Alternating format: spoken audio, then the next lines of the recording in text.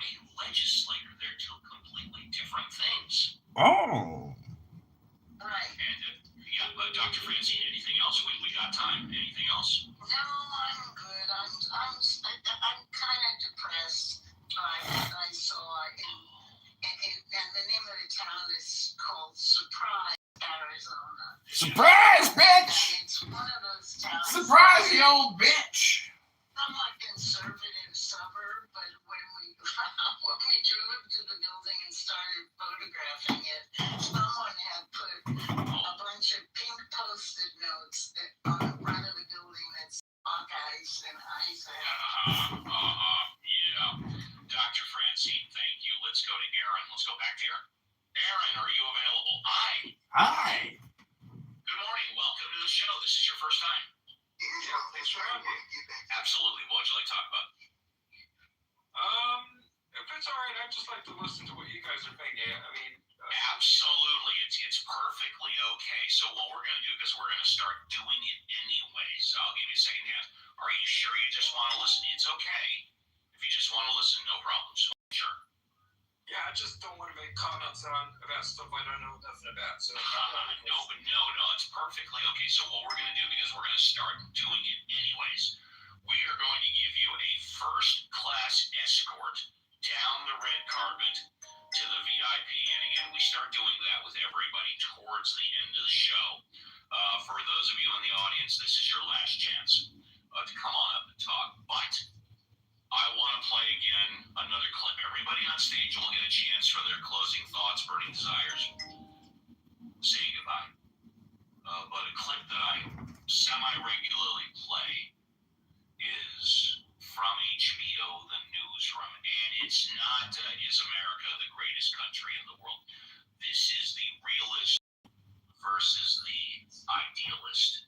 And it talks about the American public and how diversified and how polarized they are, and whether or not we are smart or stupid. Check it out. There's nothing that's more important in a democracy than a well-informed electorate. I just want to make sure you know you're still on the side of the door. If there's no information or much less wrong information, it can lead to calamitous decisions and clobber any attempts at vigorous debate. That's why I produce the news. We're all grateful to you. You're spinning out of control. No, I'm not. And you know that, right? I'd rather do a good show for 100 people than a bad one for 1 million, if that's what you're saying. What is it you're talking to me about right now? I've come here to produce a news broadcast that more clear. It's not all the same to me, you punk. I've come here to take your IQ and your talent and put it to some patriotic fucking use. And where does it... Many times since the Civil War. The Civil War. Yes, people choose the news they want now, but we People can't get overcome the that. facts they want now. What you just described is impossible. Only if you think an overwhelming majority of Americans are preternaturally stupid. I do. I don't. And if you let me, I can prove it. You know what you left out of your sermon? That America is the only country on the planet that since its birth has said over and over and over that we can do better. It's part of our DNA. People will want the news if you give it to them with integrity. Not everybody, not even a lot of people. 5%. And 5% more of anything is what makes the difference in this country. So we can do better. Hey, Bruce, I'm your Christopher And Montesanto, ladies and gentlemen, let's get a boys and gabagool. girls, Let's nieces get a and gabagool. nephews, is my Let's message get a gabagool. to all of you. We can do Better. better. Now, how you choose to do better is up to you. Oh. I know how I can do better. How? I'm going to keep doing this show. Ooh. By the way, going on Clubhouse 5 years. Wow. Since March. Oh no, I'm sorry. I've got 6 weeks. April 1. I'm going to keep doing the show. Keep doing it, Steve. I'm going to keep offering a platform where you, the people, can come up and talk about anything you want. You the people, except for John Kitover. Definitely not John. And I'm going to hopefully I've only had to block one person opinions a ton of both sides times. the coin. And we're going to keep doing this. And A freedom fighter. opinion, my radar, we are going to continue to become more and more Liberal. popular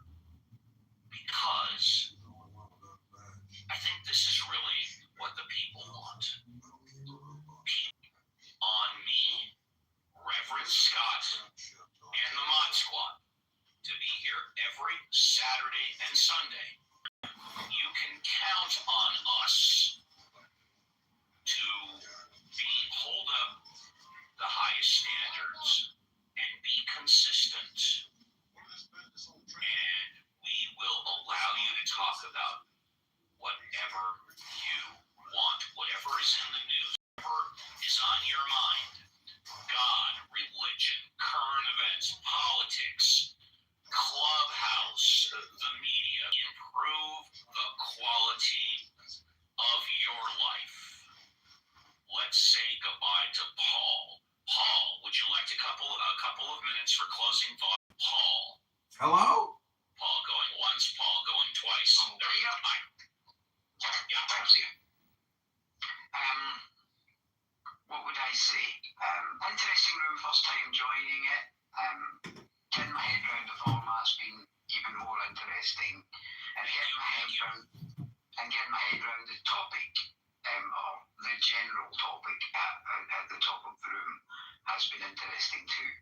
As the only, perhaps not, as a non-US citizen, I found it very interesting to listen to your last clip.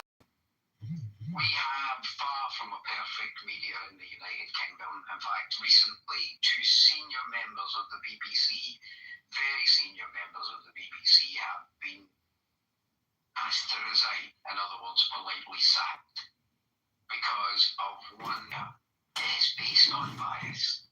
And when you look at that and you listen to it, and you find yourself looking at how various religions are responsible at various times for heinous crimes. But speaking as a person who is religious and is, in fact, studying for the priesthood, I would say that just as you can't necessarily tar all atheists with the same brush, same thing with religion. You can't say all religions are bad because blah, blah, blah. So that's my position. Jackson.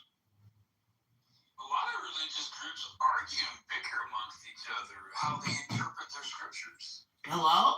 They're hilarious. True, but the previous meetings that I've been at are completely different.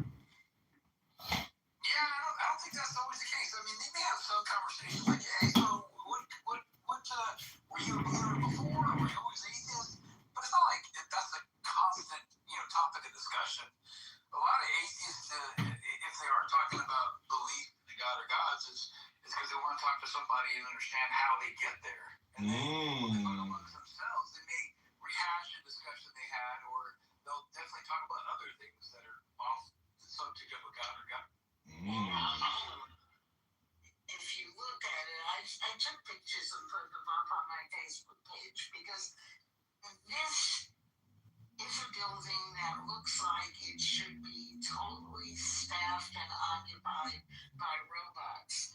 It has loading docks in the back.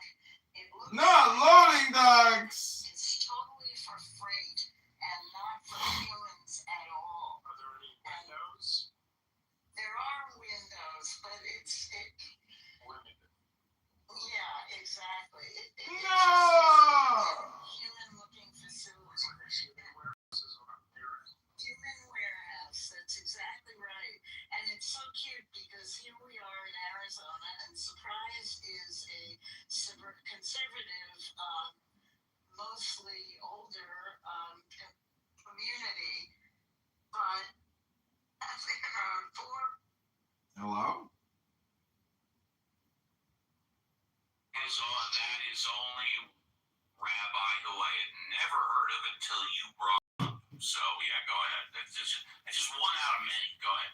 The only purpose of the goy is to work and till and serve so that you can Hello? and eat. And now that's the experts telling me about your religion. Goys. No, it's not the experts. That is not true. It is one out of thousands. Well, it is the leading expert. It is a I didn't know that. He really is. But let's get Here's the thing I'd like you to tell me, Steve. Where is the line between you and he? Are you and he the same, or are you and he disagree on this? And where is that line? I told you when you brought it up, I completely disagreed with it. I told you Is that. he not a Jew and you are? Well, I believe he's a If Jew. you and he are the same. No, we're not the same. No, it's not true. Okay, well, he's a Jew. His religion is Judaism, and your religion is what? Judaism, yes. Okay, so that sounds like same to me. So Are you saying that all Jews are exactly the same? Is that what you're really saying? what I'm saying, if you're going to separate from him, I'd like to know how you do it. Because I'm not him. I'm not him. Okay. Hello? So the religion. That's how I separate from him. I'm not him. So Hello? who decides what the religion means? Who is Uncle Steve? You decide, or he decides. For me, I decide. Okay. I'm the final. I'm the Ben. I'm the final decision maker when it comes to my life. Don't you agree? I mean, I have a choice. Maybe so. You said that. Maybe you said that many times. How would I know if I'm part of your religion or not? If I Do don't you know not believe I am the final decision maker of my life? Oh, maybe I do, but more particularly, you seem to be the final decision maker of what it means to be Jewish. So I just was asking if I. No. Well, then you've got it all wrong, pal. I am not the final. No. Let me get this out. I am not the final decision maker in what it means to be Jewish. I'm the final decision maker. Would you agree that the rabbi is? I'm going to give you 60 seconds. Well, it seems that the rabbi is an expert. And I have him on record saying experts are important. They tell us what we know, right? So we refer to the experts to understand what it means, what Judaism means. Here's a rabbi. He is giving the expert. He has given a description of what Judaism means, and now you're rejecting that expert opinion. So I just want to know where are you coherent here? It seems to me the only coherent answer is that you simply agree with him by virtue of sharing his religion. And this is why I would prefer that you just say goodbye to your religion, Steve. It's not a big deal. You already don't believe it. Why don't you just say goodbye to it? Thank you, Benjamin. I appreciate that. Oh, I thought he was finished. I thought he was finished. My humble apologies. Sometime. You know what? It speaks for itself. I don't. Marshall, pleasure to have you with the green butthole on the show again. Would you like to say goodbye? Yeah, I'll mention one thing. The Mortal Republic, written by Ed Watts, who Scott is a friend of, says the very last thing that failed the Roman Republic, and we're a republic, so we should look to other republics for examples. The thing that failed the Roman Republic was not always greed, it wasn't always power, it wasn't always venality. It was good people saw the problems and did nothing. Regardless of whether they didn't think they were effective or they think they couldn't do anything, the bottom line was no one got off their behind to save their own country. As a consequence, the country dissipated.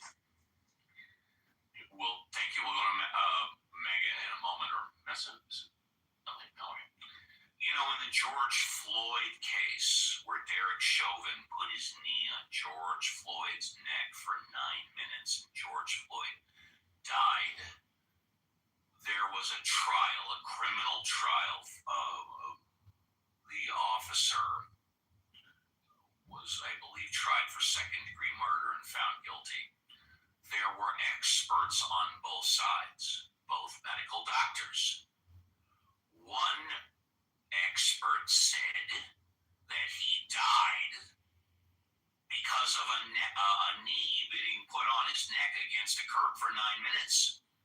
The other expert said, nope, that didn't kill him. It was a fentanyl overdose. Well, both experts can't be right. One has to be right, and one has to be wrong. Who decided in that particular case? It was the jury. In my case, whether or not I should leave my religion, which I have belonged to for over 65 years, just because one expert comes out and says something completely idiotic and stupid, that the Goyim are here to serve the Jews, when I don't know how many other thousands of experts would disagree with him.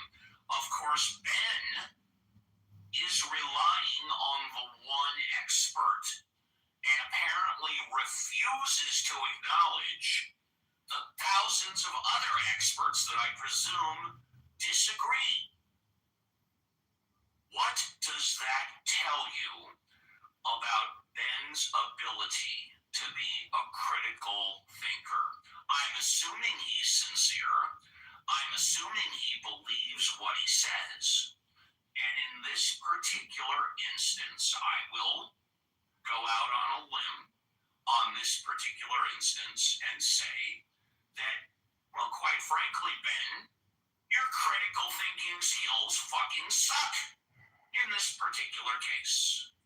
It's almost like you brought up, Ben, yesterday, the 7 CEOs of tobacco. And I told you, my understanding is they literally had they performed 100 studies on whether or not tobacco causes cancer. 99 of the studies from experts says yes, it does.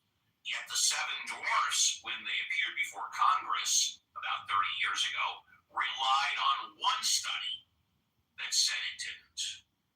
So you're going to rely on one rabbi and completely ignore the thousands of other rabbis?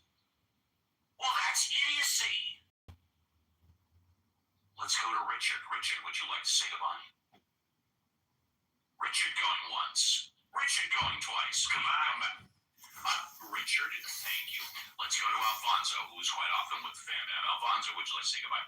Bye. Alfonso going once. There we go. Alfonso. Hi, would you like to say goodbye? A fixation, for me, well, it is entertainment, but not educational, because you end up entertaining a fixation in the attacking of people. Or the persecution of people or a group based on the Google definition. Yeah, there is that. There is a fixation and an insistence in. It's not hatred, because I think what Pro said was relevant. I think what Pro said was not only relevant, it was spot on. Yeah. Yeah, that he brings something to the table, but I think when you've spent 50 hours with him, it becomes repetitive and not productive anymore. And it's just, it gets to a point where, for me, I want to move on, I want to learn, I don't want to just be criticized. And so if people say, don't do it perfectly, I think when you attack someone's identity, like you being Jewish or something, atheist or not, it is a personal attack. It is an aggression, right? Even if you say it, in a quiet, calm, passive-aggressive manner, it is an aggression. It's and some of us have a lot of tolerance for that. But, when I moderate a room, that is really not welcome, because I want people to share ideas, and once they've shared and they've put their thoughts through, if they haven't been taken in as something that they feel is something they want to change or they want to deal with, I think it gets to a point where you have to just move on and let it slide and get into a more productive conversation. And that's, I think, what I try to avoid. And the reason Benjamin won't last more than 10, 20 minutes in my rooms, because it is a fixation, an unhealthy fixation, at least for the health of the room and the environment that I create in my rooms. Hello? With that said, I haven't been running many rooms lately, and I probably won't be running many rooms in the future because I have a lot going on in real life, and I am enjoying IRL much more than Clubhouse. Good for you. I'll still Good be for you. around. I'll be in. Yeah, I'll still be coming in at 6. Yeah, I'll be back. So, You're always gonna it's be carnival back. celebrations here in La Paz. That's so okay. it's quite loud. And I like You're the doing market, what you're so- supposed to do, and then you're treating us like an FM radio talk show in the background. You good for now? Lurking? I have That's music room I do with my friends. I have been listening. No, I love being here. We burst out of the gate today with a really high energy, and then a steady pounding pace helped us win the race. Great Sunday yet again.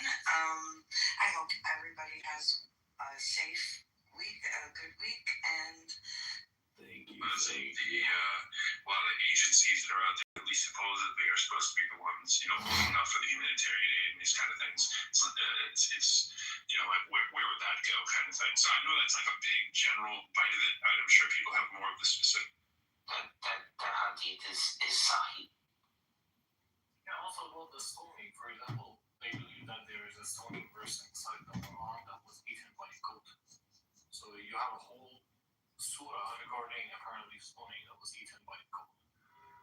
So I mean, there's this is something which the Dawah groups they will talk about. I mean, to be frankly honest, like we can. I think it's exactly opposite. It sounds like it's too late. That's right. I left already, so.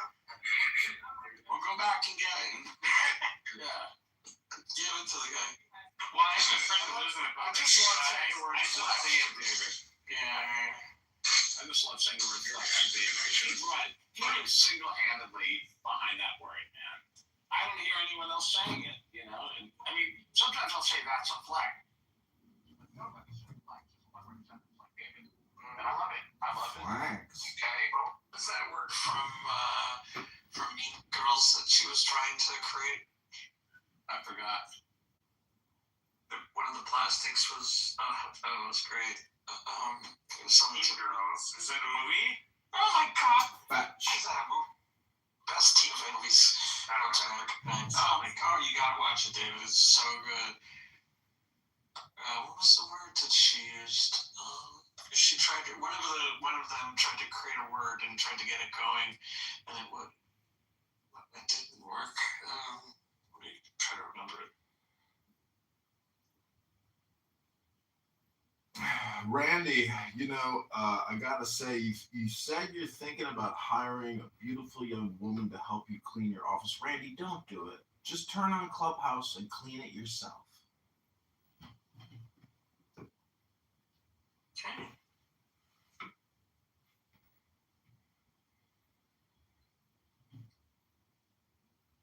Because cleaning offices is not a job.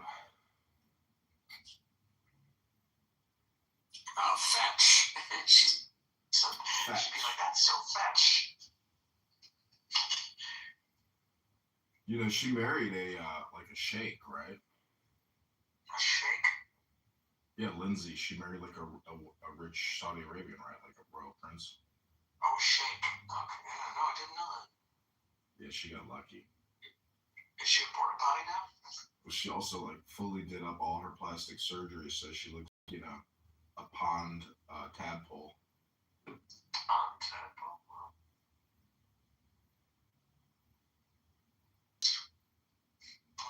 Fetch. Flax. Mood. Hello, Mood. What kind of mood are you in today? I'm excellent. Excellent. Thank you, brother. What's about you? Oh, is this the Palestinian terrorist storing his explosives still in Jerusalem? Hello, Mood. We have raided your family's house in Old Jerusalem. We have your explosives from your Nablus bombing. You are a terrorist. You son of a bitch. You son of a bitch. You are a fucking terrorist, you son of a bitch. We know all about you living in Norway with your two sons in the military. We know everything about you, you son of a bitch. You killed those innocent people, you son of a bitch, you. You old dirty Palestinian terrorist bastard. You son of a bitch. אתה משוגע. Betecha. Wait, are you trying to say Meshuggah? Betecha, Habibi. Betecha. Betecha. עשיקים הבטיח, אדום הבטיח. I used to sell בטיח in תחנה מרכזית, my friend. What is that, like a drink or something? You, are you drinking nitroglycerin laced with TNT? Oh. Fuck. This is, why you speak that, And already I introduced myself as a peace fighter. Anti-terrorist. What fighter? Where you came from? You are a fucking stupid. Okay, whoa. No Kazarian language in this room, dude. No. We don't trend. Behave yourself, please. Respect yourself at least. Thank you for that. Could you mind when here, guys? Oh, that's right. Oh, brother, take it easy. No, we know all about your mood. Stuff, okay? We know all about your mood. Your terrorist attack in Nablus and the people you killed. You all Palestinian terrorist bastard. We know what we are doing. I already explained to you that I make it that seem like a message to Meir Kahane. Oh, hello, Meir Kahane. Hello, boom, boom, boom. I am not a terrorist, my friend. I think he died. He was not died. He was killed. I know. He has to go to hell. He died. No, we don't have a concept of hell. Personally, I know him, my friend. I know him. We don't have a concept of hell. Brother, listen, Elnor. We'll take contact with that, all right? I am not looking for words from my mind. I do see him. I do, Are you in hell? Is it okay if we let God take care of that stuff? We'll deal. So if you pick up a gun and point it at us, we're going to come take it from you. We're not going to do it gently. If you're peaceful, you can stay where you are. Okay? Peaceful, man, Eleanor. Come on, you know me. Eleanor? That's a good one. You know what is my name? I am Mr. X. I don't know what that is. Mr. X. No, Mr. X. That was his old name. We were friends together. I create you with Hanukkah. Okay, good. Okay, come on, man. Who you doing? Sorry, man. Come on. No, I am here to be, honest, To be honest, we try to make, to coexist.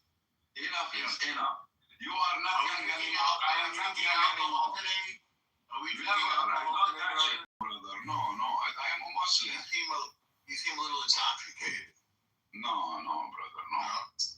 I don't know, but the atmosphere, I get fucked, kicked out, a few, maybe before half hour from another room.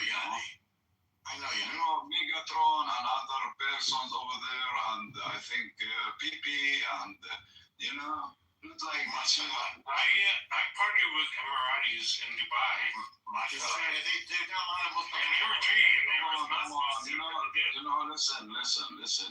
Well, like, you know nothing about anything. Listen to me careful. No, he was in the UAE. He was in the UAE. Yes, yeah. There's a lot of alcoholism in the Muslim community. Don't worry, you can find alcohol everywhere, my friend. Well, that's our point. Yeah, this is not a big deal. Mood. So how many people did you kill in your terrorist attack in Nablus when you detonated your explosive, you old Palestinian terrorist bastard?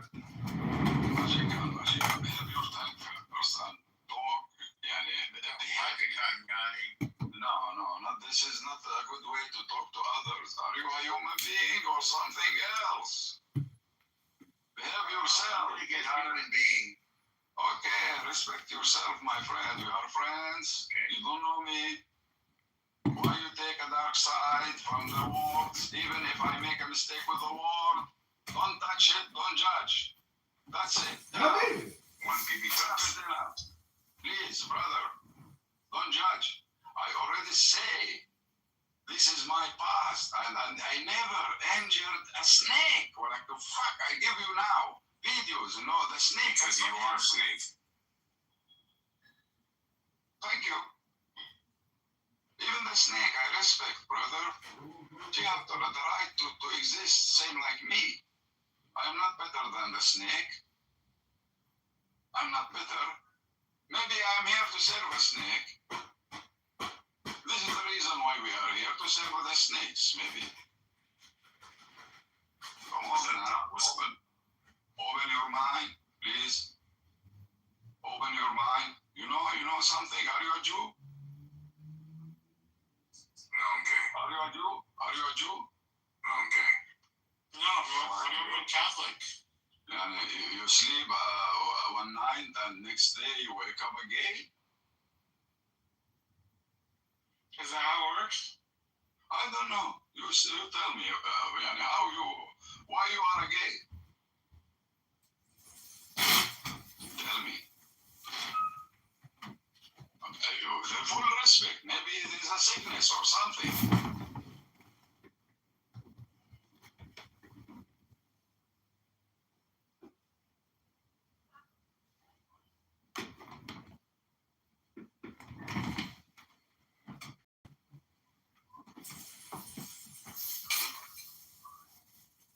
So what? Apologize for what you did and all the innocent people you killed, you bastard.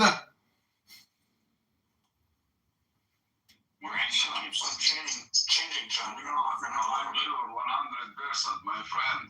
Listen, it is you are not a friend even. Are you reptilian or something? Habibi Betecha, you are a schmuck, you know you're stupid, you just admit your problem and then you apologize and you go make amends and you humble yourself on Yom Kippur. Can you tell me which planet you came from? I am from Uranus, next to Saturn and Neptune. You know what is my real name, my friend?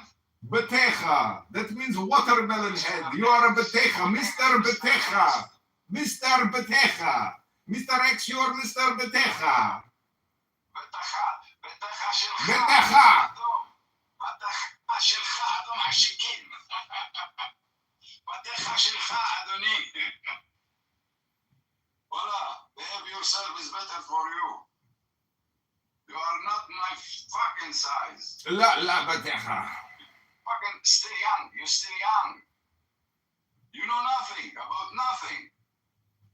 I have experience for all. I know you bastard. When I hear a bastard, you still have explosive materials. I have called the IDF in Jerusalem to go to your auntie's house to get the explosives. You are still storing in Jerusalem in the old city, you bastard.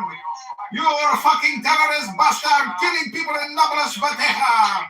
I have sent the military to your auntie's house to get the explosives. Betecha. Betecha. La. אתה לא בן אדם. אתה לא גבר.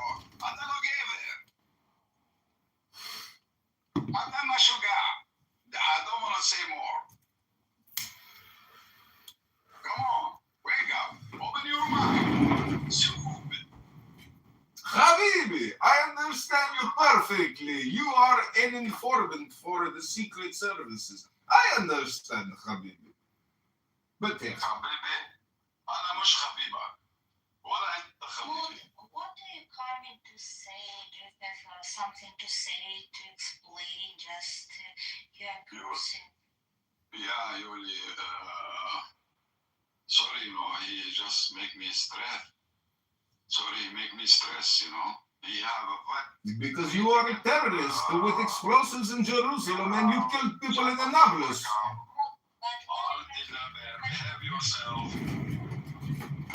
We are here to coexist, to to try to find a way to say enough is enough, easy, no more killing, no more bloodshed, enough is enough. Clarify, what are you talking about? Because I have no idea what are you talking about, and if you can clarify, it will be help to your point. He is tired of exploding devices and killing people. He wants to retire from the terrorist business. He is so tired of working to kill people. He come here now and he talk about the peace. Okay, sorry, Betecha. Go ahead, complete your plane. Land your plane, you terrorist bastard.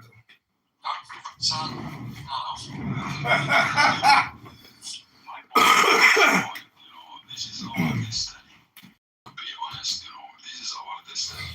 Not only my destiny, your destiny and my destiny. To love one place. To belong. Am I true, Jacob? You mean Annapolis, right? Neapolis. Yeah, we were talking about New Nablus. City. New City. You said it was the name of a snake. I said no, the Romans created it. Nothing to do with the snake. No, It's a Roman name. It comes from Neapolis and then it turned into Nablus. It has nothing to do I'm with the telling snake. you, brother, this story, I heard it from Rabbi. I don't know which rabbi told you this, but it's not true. Sadaka, his name Rabbi Sadaka. So, it's not true. It's not true. You Google it. I understand, but it's not true. It's not true. This is The name. we have many historical stories in name. You know nothing about It's not- historical Nablus. I know, it's not. All It's people not. know Nablus is It's not, hold on, brother. It's not an Arabic name. It's a Roman name, means new city, Neapolis, and then it was turned into Nablus. It has nothing to do with snakes or with teeth or with anything. Whoever told you this? Hold on. Listen, sweetie, all good. It's not Just I'm not sort saying of like you're just inaccurate, and I understand that you were told this by some random rabbi. It's okay. There are many rabbis in the entire world. Not everybody is saying, you know what, you want to take like 2 minutes and Google it and see that the origin of the word is from Neapolis, New City, by the Romans. It has nothing to do with this story about the snake. What I tell, this is maybe a free tale coming from generation to generation. This is what No, it's not. I did. It's a new story. it could be a tale, but it has no relationship to the actual We are child. This is my childhood. We hear it. See, somebody asked me about Nablus. What is the meaning of Nablus? I told them. He told me something else. He told me No, something. I didn't ask you what the meaning was. I just said I had been to Nablus. I said, did you know? We were just talking about the snake, like Yosef's tomb. Somebody else asked me in another room, maybe. Somebody else asked me. Sorry about that, Jacob. Yeah, correct. I've been to Yosef's tomb. Part of the problem is that you guys fill your head with stories and with fake information, and this is why you get upset and you believe in things that are not correct. And I think it's time that you kind of re-educate yourself with actual history, so you would know exactly what happened, what followed what, who's responsible for what. Making up like narrative, it's cute, but you can only tell it to yourself. It's not something that you can actually will hold water. Daniel, you finished? Yes, we think. Sweetie. I like it. Okay, brother. Anyway, Daniel, when you visit Nablus, you will change your mind if you are a real Jew. About what? How can I change my mind about history? Like, it doesn't make any sense. I will change my mind, and I will get amnesia. The Jewish people understand what I am going to say. I'm Jewish. Only the son of Ibrahim, who have metaphysics things. Only we. The others, they don't have it. We have sensitives. Others, they don't have it. You can look at me, Daniel. No, and what? We can see or feel. We have a very fucking sensitive feeling. Listen to me, please. Even though maybe I am a fucking Jew, real Jew, but I lost my way. I became a Muslim. This is another story that you tell yourself, and I heard you already. That you, no, I already heard you. you say that you are the real Jews and that we are Khazar Jews. And basically, this is the problem. You play coexistence. Hold on. No. You play coexistence. But yes, I heard you. Yes. No. Never. Mahmoud, you did say 2 days ago or yesterday, you called If them you say Khazar that to Jews. me, if you ignore me, what can I say to you, Mr. Daniel? So yes, You ignore my existence. Hold If you on. use your Did you say or did you not say that you are the real Jews and we are Khazari Jews? Did you say or not? Listen. Oh, you are lying now. Listen carefully. This is disappointing from you. At that time, listen, Daniel. Like I thought you were like honest, wrong, but honest. But now I see Who are you? You know the liar only the I coward. heard you say Khazar Jews yesterday too. I am not even a coward. I am a coward today in this room. Why are you lying? Dude, we all heard you say it. Admit it, ever. You just said it. You said it a half hour ago. Politely, you said it a half hour ago. We thought you were saying what Scott said. What I said? You said you Khazarians. Yes, you told us a few times that we are Khazari Jews and you are the real Jews. I heard you say No, I didn't hear that you were the. You ignore my existence. Brother, please listen to me, Daniel. It doesn't matter if I know or not even know. Did you say that we are Khazari Jews, yes or no?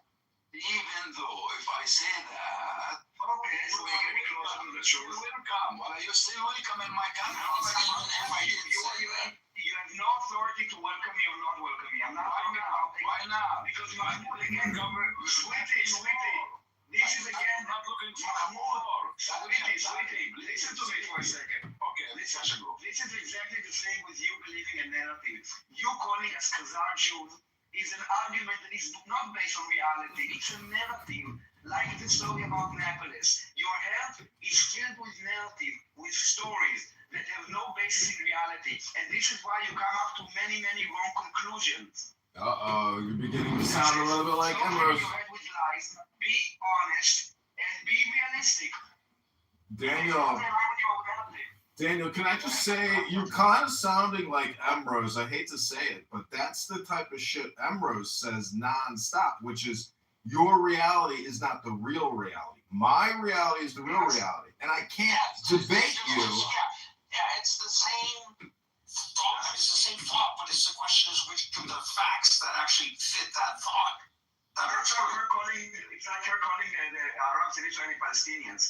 It's a minority of Arabs in Israel that identify as Palestinian. The majority of them call them Arabs, but for the narrative, they call them Palestinians. And again, you are just lying to yourself because reality, slowly, you are kind of shifting away from reality. And you are, the pro-Palestine movement is now living in an alternate reality of facts because for you, the narrative is way more important than reality.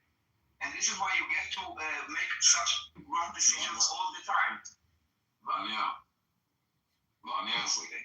Yes. okay, sweetie.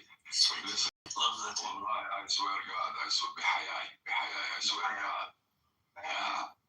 أنا إزرائي. Listen to me careful. No matter.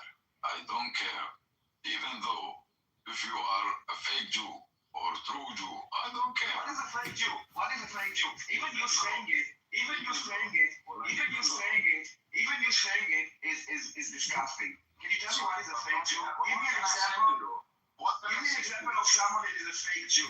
Why would anyone be a fake Jew? You believe that DHI is a fake Jew. 5 million, 7 million.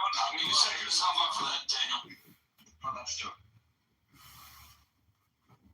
Daniel, Yes. to be honest, I already live I grew up in Tel Aviv, brother. Me too. My business is In Yafo or in Tel Aviv you grew up? both. Yeah, for Tel Aviv, Lasagna, No, I've been all over, even in Gaza. I've been in Gaza several times. But I go through areas, brother. I go through areas before. We don't have the same borders between. It is the same, almost the same. We can drive the car before. No, we didn't always have borders. It started with the violence, yes. This is, I am an eyewitness, brother. I don't put words from somebody told me or No, but the fake Jew is something that you said. It's not based on reality. The Khazar Jews is something that you said. It's not based on reality. The Naboth story about the snake is a story that you said. It's not based on reality. It's not from your experience. It's things that you were told. And those things that you were told and you repeat them are not helping your cause. Because if you want to help your cause, you need to be realistic. Otherwise, it will never be resolved. Even if it's not aligned with, even if it's not good for you, you need to be. Sweetie. No. Oh, we miss a big chance, brother. It's a shithole. I wish one day we live in peace and then invite you. I own a You house. guys, one thing you need to work on is a trash collection. Daniel, I'm serious. Yakov, haven't you heard of Clubhouse? I'm a garbage collector here on Clownhouse. I collect trash here and put it in a landfill, for people to go and possibly bring a little garbage out.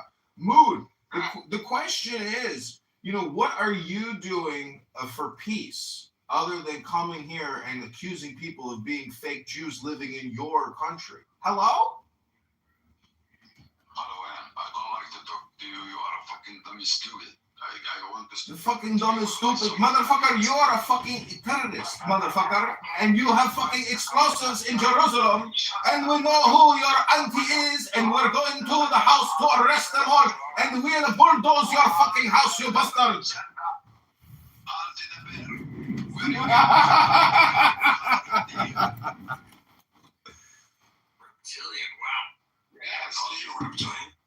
this is a reptilian, 100%. Like the snake with the tooth? Yes, exactly. Or, the goat. This is a goat. Wait, what's the goat have to do? What's the goat doing Oh, now? fucking bastard, the goats. You have to pick Fucking them. bastards. Be careful. They hate us, brother. I don't hate you, I hate your stupidity. I hate your ignorance. I hate your law. You are the reptile. You project onto me, you bastard. He's a reptilian. Let me see what is your picture. That's all. Oh, fuck you. Gay. You are a gay. Okay, remove, please. Yeah. Okay, brother. We are sorry, Danny. Sweetie. Hey, did you just call me gay, you motherfucker? I am not a gay. I'm a happy man, and you are the reptile. You accuse me of being a reptile. Let Yulia get in here, magician. I wanted to clarify why you use the word gay like something bad. What's bad in gays? I never been a gay to tell you the bad and the good. I don't know. But you What judge gays. No, I don't judge. I respect everybody. This is, When you try to offend someone. he say about himself, he say, I'm a gay. Oh, it's okay. I reply to him. Normal, no? Everything you say is a negative. You come on the Clubhouse and you make a negative statement to people over and over and over again. Why? Why, Habibi? Why do you come here and do this to yourself and to other people and make them feel bad? Why do you do this? Is it because your self-confidence and self-esteem is so low? Who are you? Hello?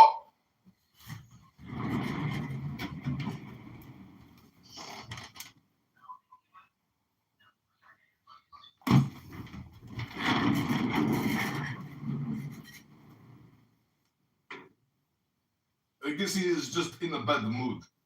Most of these former terrorists are not happy people, and he is just in a bad mood to come here and make fun of the gays and then make fun of the fake Jews. You are a bastard. Let's come to the point. I still don't understand what you wanted to say. You pronounce a lot of words, but you don't come into the point. What you want to tell? What you want from us? What you want us to do?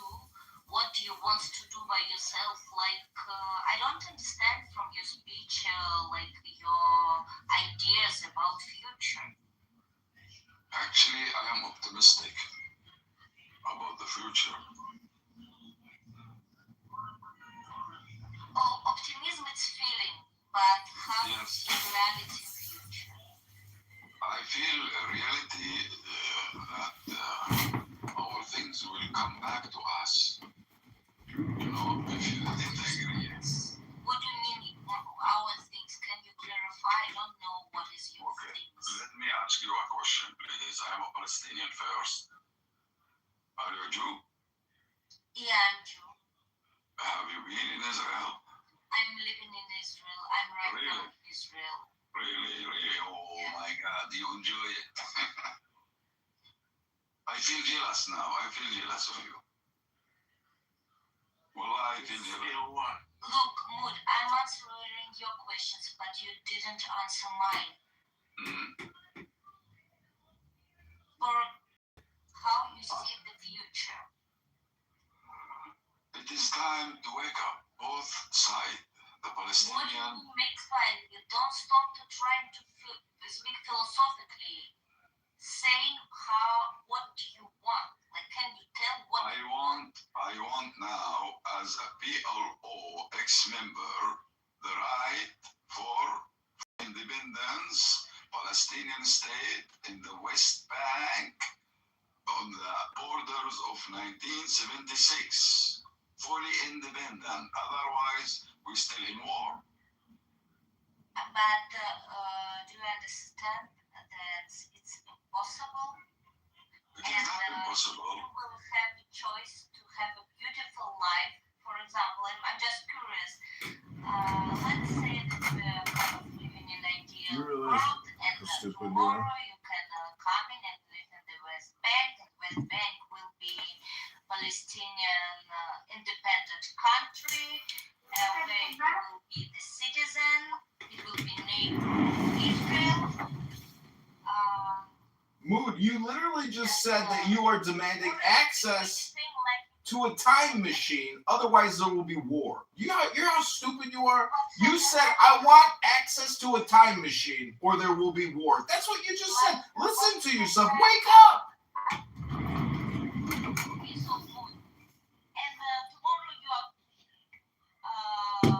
living in prosperity, and you want a new country, Palestine, and the borders, where is it now? Pretty safe border, not that one which you want. Will you be agree on it? Listen to me. First, I still have my ID. I have my Israeli ID. identity. יש לי תעדות זהות. יש לי. Also, I have a Palestinian passport. Honestly, I was willing to not or say it wasn't a genocide up until the Salvation. That's what sealed the deal for me personally, right? Yeah, but you have to define the word genocide, because genocide implies totality. And there's no totality here. It does imply totality. What is it then? What is genocide? Read the definition, it literally says in whole or in parts. It says what? In whole or In whole or in in parts. parts? Oh, so there's a part of genocide, not a whole genocide. Got it. Okay. Ah! Hey, watch your fucking mouth. Hey, watch your mouth.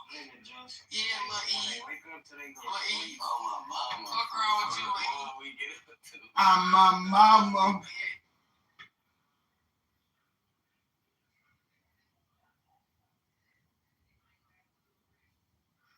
Humanization aspects. There's many characteristics of it, regardless if it meets the legal definition, that reminds people who are Jewish, especially of the suffering of our great grandparents.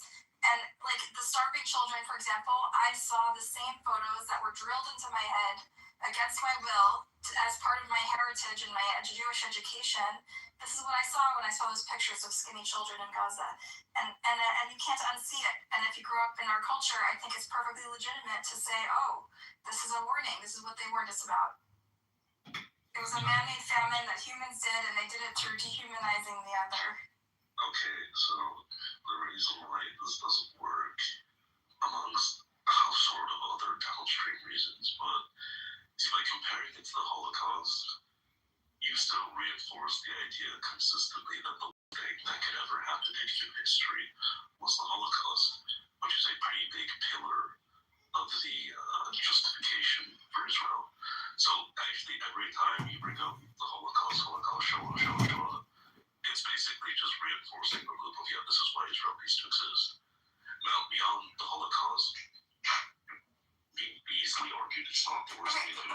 Sure. Just to start off, like the Shoah, my point was that it is invoked by both sides, the pro-Israel Jews and the lefty Jews, and both of them invoke the memories for their own convenient purposes. And I'm saying it's stupid to do so because you basically, if you're a lefty Jew, if you're a pro-Zionist Jew, it's genius. If you're an anti-Zionist Jew, yeah, that's silly because you're basically reinforcing the idea that yeah, this is the worst thing ever in human history.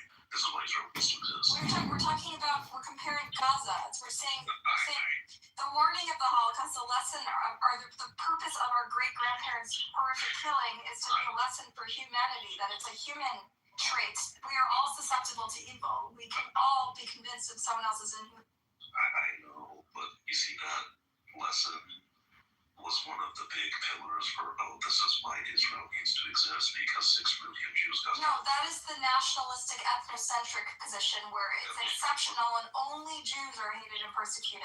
The other lesson that progressive and liberal Jews take from it is that we're all capable of becoming Nazis under the right circumstances. I hate to break it to you.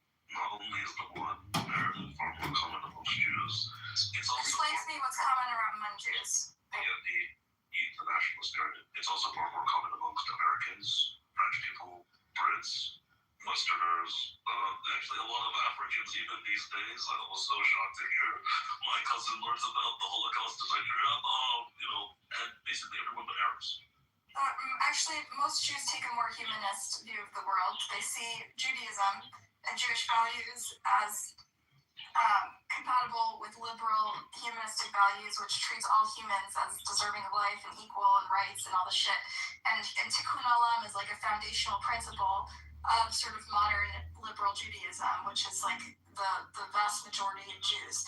And so this is why, as we discussed yesterday, there's sort of a crisis of faith for liberal Zionists because they're realizing their humanistic values and their civil liberties values are fundamentally in conflict with their Zionist nationalistic values. They're not compatible. And this is something that Jewish people as a whole are grappling with. If you came yesterday, you'd hear in real time Jews debating this shit yesterday because they are in a crisis, in a spiritual crisis. They don't know what it means to be Jewish We just anymore. identified the brain We rot. learned about the Holocaust, we learned about the Rwanda genocide, we learned about the Armenian genocide. They talk about all the She's a genocides. chatterbox. This is something every child should This know. is actually And like. suddenly when our people do a genocide, they're like, no, it's something else. I love that she's actually talking to this guy though, because I find this guy to be like incredibly annoying, and hearing him oppose her is so delightful. Because this is when I really like Clubhouse, is when there's people, there's people that I don't like, both of them I don't like, and it's like watching your enemies fight each other is what I'm saying. That is truly, what's that German term? Before you were making generalizations about Jews and how they belong. I was actually talking about people in the West and the globe as a whole. Yeah, people in the globe as a whole view the Holocaust. Nah, there's a lot of young women like this. Young Jewish women. I've witnessed young Jewish women getting arrested at Free Palestine movements on Shabbos, and they say, don't do this, you're gonna ruin your Shabbos. And they're laughing, and they're like, I don't care. And I'm like, don't do it. What's going on in Gaza or anything else to the Holocaust? You are basically reinforcing the feedback loop of, yeah, this is why Israel needs to exist. I think you fundamentally don't understand the dichotomy that I'm making. Please read the articles so you understand the two streams of thoughts. You're basically taking a binary. Yeah, but Grace, don't take it personal because she's basically a hostess, meaning like she's doing and she's being political. So, let her be aspirational. That's what Almarmo says. In order to be informative, instructive to us how to live.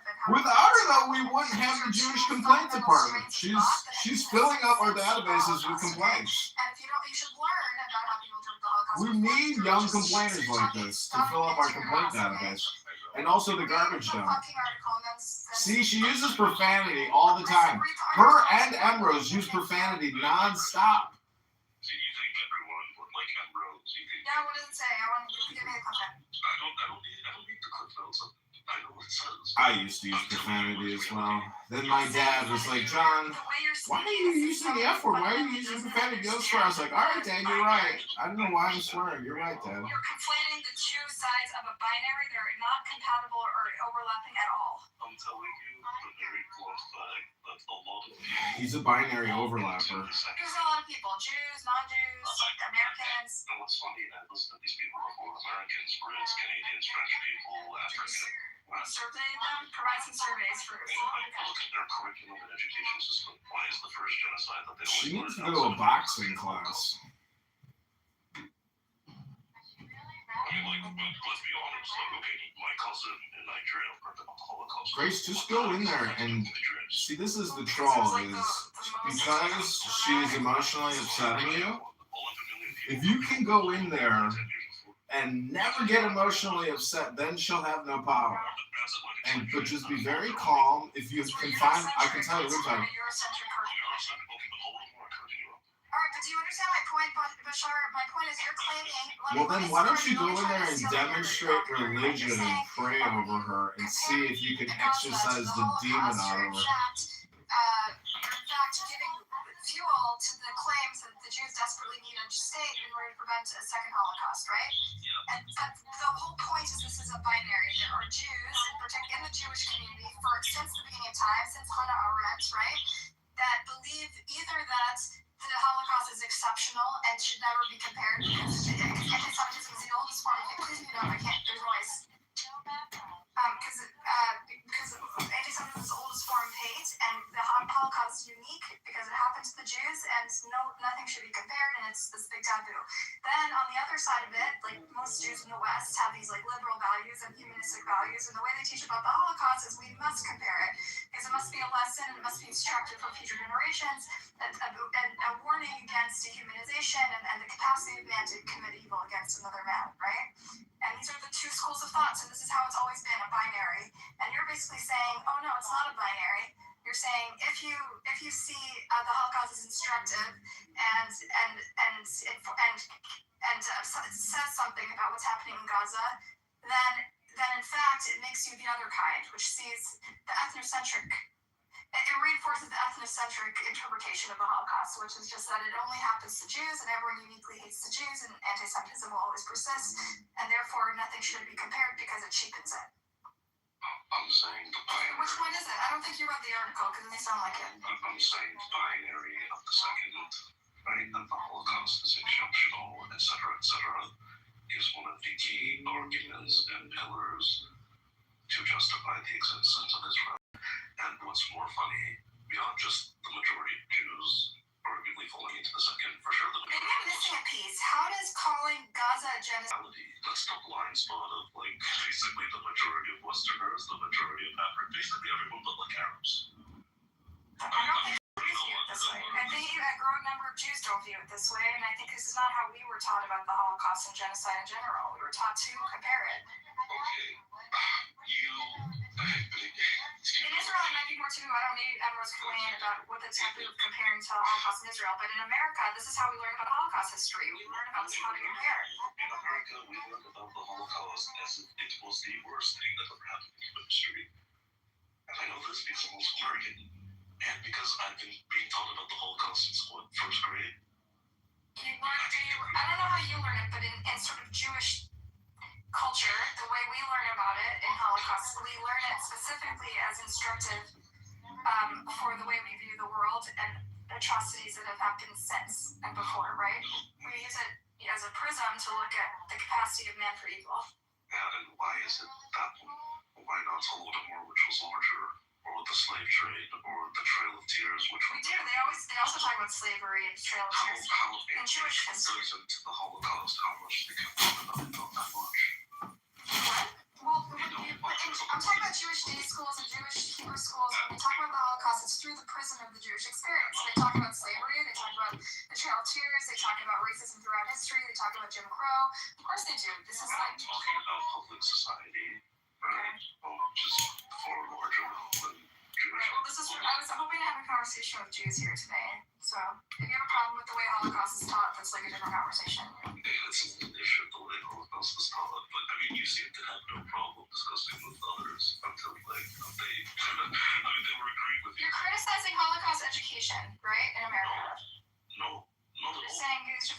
other atrocities, Mayor? I don't know. That's not what I'm saying at all. Okay. You're making me like you've done like 5 straw men, even though my point has been very simple. Israel justifies itself because of the belief that the Holocaust is the worst thing that ever happened in human history. Most people believe in this. So when you compare what's going on in Gaza to the Holocaust, yeah, you're basically reinforcing, including most anti-Zionists, by the way. Yeah, you're reinforcing that idea in people's head. Okay, thank you for sharing.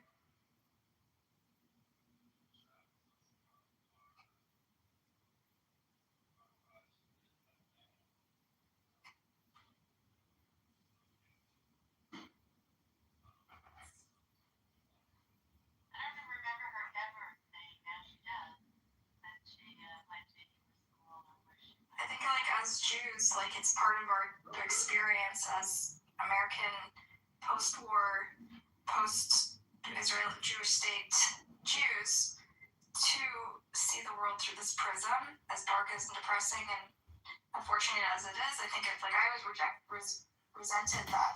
I had to grow up with like images of skinny bodies piled up or whatever, and skinny children, and then something like this happens, and it becomes suddenly relevant, you know? Hello? Well, there's what people should do. There's what they do. Interesting what people do. This is what people do. I don't understand what your point is. Super crazy. Everyone in the ideal world should care even when one single person gets killed. The reality is most people don't.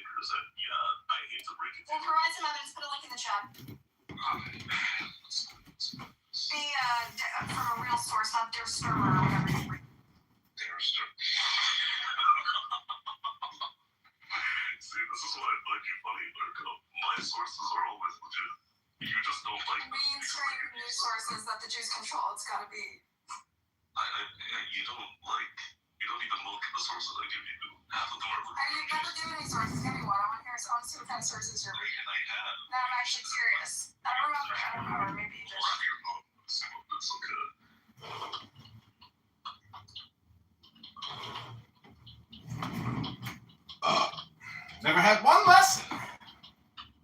Hey, Buttercup, Yes. can you tell us more about the Shoah? I don't think the Shoah with that. The Shoah is the Holocaust in Hebrew. It's about basically in Jewish culture, there's two schools of thought. One is that the Shoah, well, first of all, in this particular conflict, the people on both sides, the right and the left, the pro-Israel camp and the critical of Israel's camp, both have invoked the Shoah conveniently for their own political purposes, right?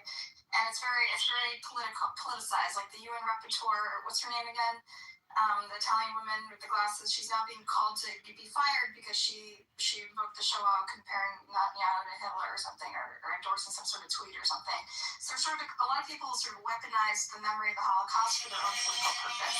And it raises the question that's been in the Jewish community for many, many years, which is that how the Jewish community thinks that you should never compare things to the Shoah. It's a unique atrocity in history. It was, 6 million people died, et cetera. And also it's emblematic of this larger theme of anti-Semitism, which is a unique type of history in history, and so it's like taboo comparing it to the Shoah. And another school of thought is that you should, in fact, and many people there, and many people there, they learn about Holocaust in Jewish history in the context of we must compare things to the Shoah. It's destructive, it's a warning, and the capacity of men to hurt other men, to dehumanize other men, and commit atrocities. And so I just wanted to raise this question about when it's okay to invoke the Shoah, how people it's politicized on both sides, and We like listening to you as much as you like listening to yourself. Thank you. I'm being sarcastic. I asked her a specific question, Sugar. You just got here. But I really like how you said that, Sugar. It was very succinct, like you thought about your sentence beforehand, so it actually had a beginning, middle, and an end, and it didn't sort of meander for like 10 minutes saying absolutely nothing. Well done. Anyway, I hope Reuters is reliable enough for you. But yeah, this literally talks about a rebranding image, strategy of the Israeli government in America. I have like 60 other sources, but I think this one should be pretty clear enough. To get my flowers. Baptizer talks like he's trying to sell poison candy to a baby. Well, because You know? people think I am. It's one thing to say Israel cares about its branding, it's another to say that it controls the media's I interest. say that I said that it did that. Effectively, you said it was Israeli officials made a concerted effort to make everyone obsessed with fucking Israel, which is a huge burden to diaspora. I don't know if to keep you on burden. But whether it's a burden. You think I get paid, Jim? I don't think you get paid for this. Jews is irrelevant, but yes, Israel does make a concerted effort to brand its image, which involves, yes, making it and its priorities number one in foreign nations, especially like America. I mean, this is really like common sense. Pepe, I just want to warn you, we're talking about the Shoah. I know a lot of people, if you say anything that stereotypes Jews or promotes any sort of conspiracy theories about Jews, no matter how valid you think it is, you're going down because that's what caused the Shoah. Oh, come on. I mean, I never give you shit when we're in the same room and I'm about holy shit. She doesn't say things that are like astronomically offensive. This is just like a PSA, not just for Pepe. Sorry for singling you out. Anyone who promotes an anti-Semitic conspiracy theory, there's no warnings, okay? We're talking about the Shoah. Really delicate issue. I came to over and have my way with you. How about You're so disgusting, dude. yeah, I'm talking to fucking you, Buttercup. Whoa. Only I can do it. I can only say these things, so you need to stop that. Buttercup, I knew you gave me a mod badge, like, No, Solana takes life too seriously. No, god damn. Final warning, sugar. I just want to sugar you up, Buttercup. Alright, you're going down. Hey, no. You're lucky I don't kick you out. I kick you out for that, okay? So I'm not going to treat Jews differently. I'm actually being sincere, but whatever. Better one. I'm sorry, I gotta punish you.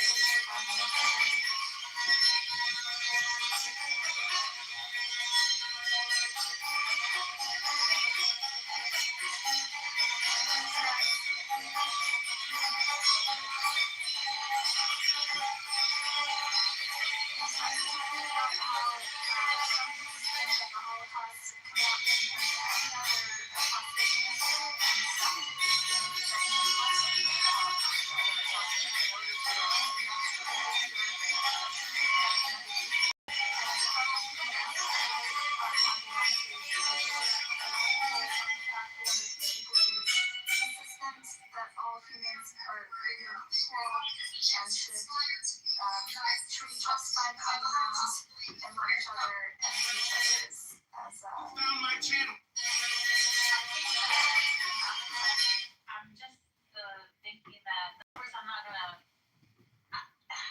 saying what, Jewish people should think concerning that, but I would think that it would be better because it's like, for example, people say, oh, going to that event, it was hell. Now, okay, it wasn't really hell. Hell is much worse than that, but to demonstrate how awful something is, they utilize that, and I think that is like an important and actually effective thing to do. Does that make sense, Buttercup, what I'm trying to say? Yeah, I understand both sides, to be honest. Like, I do think it's kind of grim and cynical when people exploit it for political objectives. Like, you know how these, like, Camera and UN Watch, they're exploiting sort of the memory of the Holocaust and sort of people's sensitivity around it to, like, go after the UN rapporteur woman who, and, like, people will, on both sides, will sort of invoke the Holocaust, what's convenient for them, and then, like, clutch their pearls when the other side invokes the Holocaust, right? Like, the pro-Israel people will be like, October 7 is the worst catastrophe massacre of Jews since the Holocaust. There's no reason to do that except to poke people's trauma buttons and to make them feel the war is justified, right? To drum up support from the war. Like, Israel is sort of built in the shadow of the Holocaust. It's very, very heavy over the national narrative.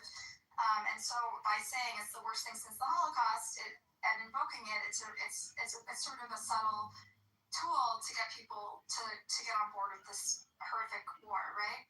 And similarly, on the other side, when I say, tell my parents, look at these pictures of starving children, how doesn't it remind you of those horrific pictures you drummed into our brains since childhood of starving kids in concentration camps, starving people in concentration camps?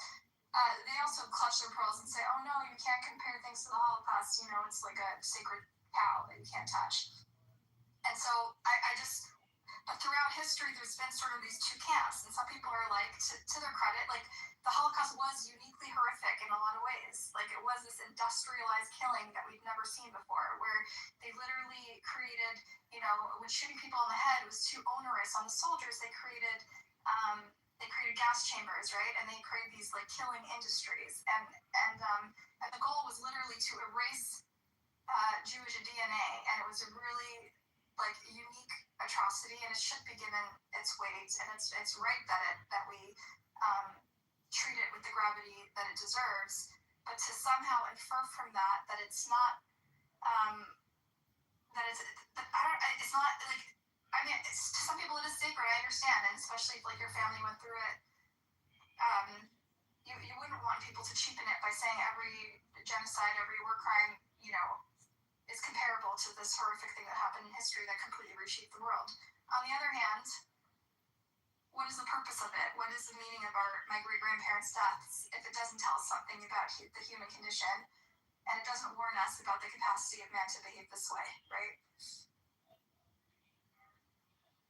Well, if we look at anything else in history, is there anything that we say like it is off limits to compare to this historically? And if so, that might be like an indication of the position one should take. You can't compare it to other crimes against humanity. Can you think of anything like that to try to personalize it? Because I'm sure there's Native Americans, you see the Trail of Tears and the literal successful annihilation of Native American culture as an atrocity without comparison throughout history, right? Similarly, slavery, there's not many crimes worse than the 200 years of slavery, black slavery in America, right? Each of these crimes stand on their own, but also tell us something about human condition. I think comparing like the indigenous people being eradicated, I don't think Native Americans would have a problem with that. I think there's similarities, but you did use a good one when you said slavery. That seems to be very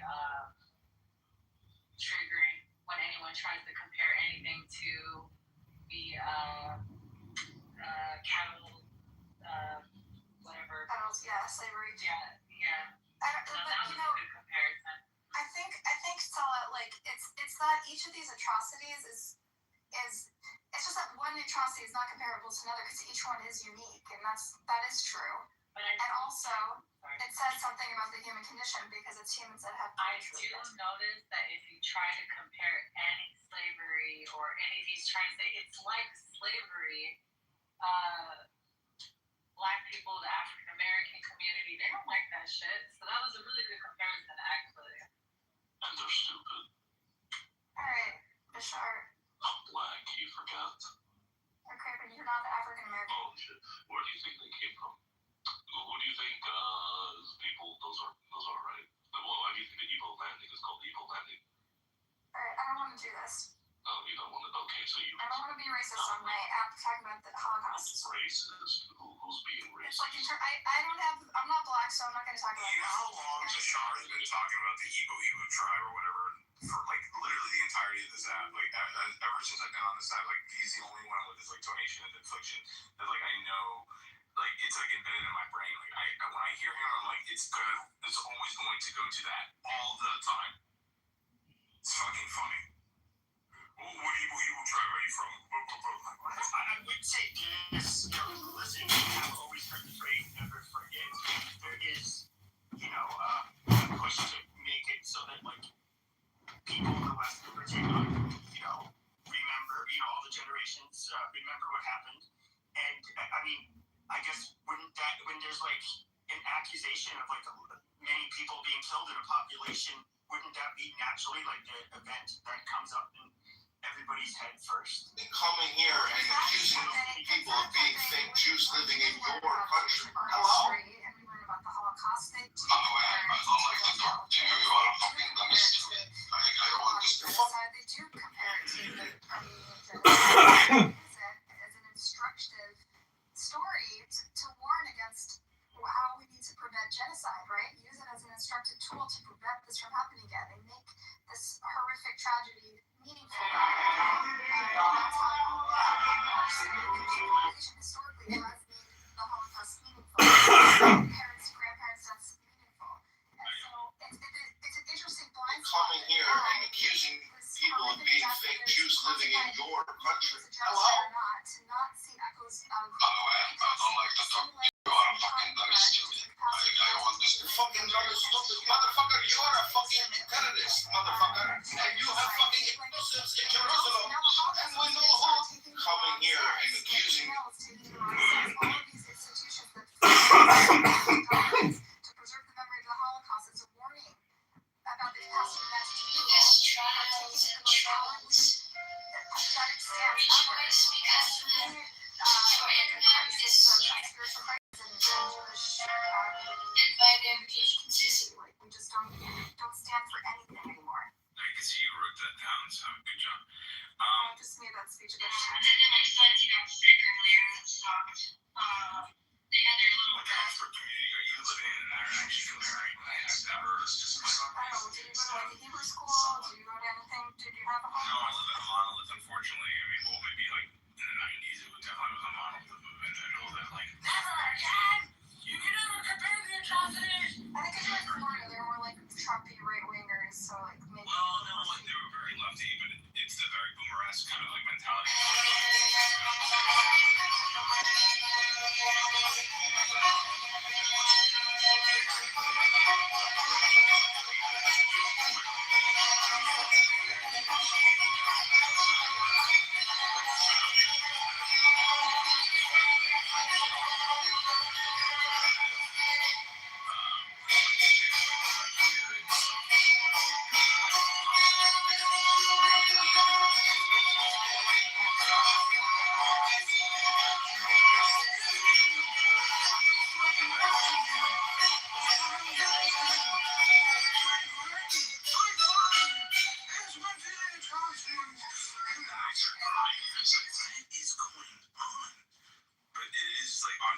Coming here and accusing people of being fake Jews living in your country. Hello? I didn't. It made you By the way, I don't like to talk to you. You are a fucking dumbest stupid. shocked and clutch their pearls and be really upset. But I posted on social media an image of my great-grandparents who were killed, shot by the Nazis, and then with all the men in their town, and then a month later, all the women are shot, right? And like, I posted a picture and said, I honor their memory by opposing oppression,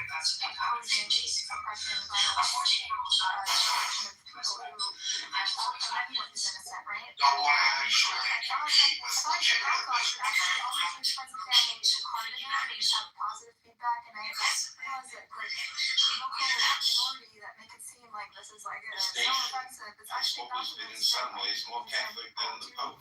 understand that our value system Us, the is to slave, take these the very tragedies king of of the the past woman. and use it as a Become a lesson, prey as for a all this, perspective, right? Well, unfortunately, there's a lot of self-abuse trauma, and they are. This message is to What is the it animal called? received from them because yes, and It's fake fake. You have induced trauma. is stronger But it was- for them. It's so Probably weird. Jersey and That's what it is stuff. like here. Oh, Buttercup. I mean, Fake. I have had even their grandchildren, like literally will be on stage, and I remember when we would have some type of memorial to the Holocaust. What do you want to tell the Democrats? Grandchildren of those that have I'm passed. gonna. They've never even intersected with, their. Hey, pineapple on pizza isn't that bad. Let's go back to John Kitover TV tonight. We're unlocking relaxation for the most part. Tagline, take one.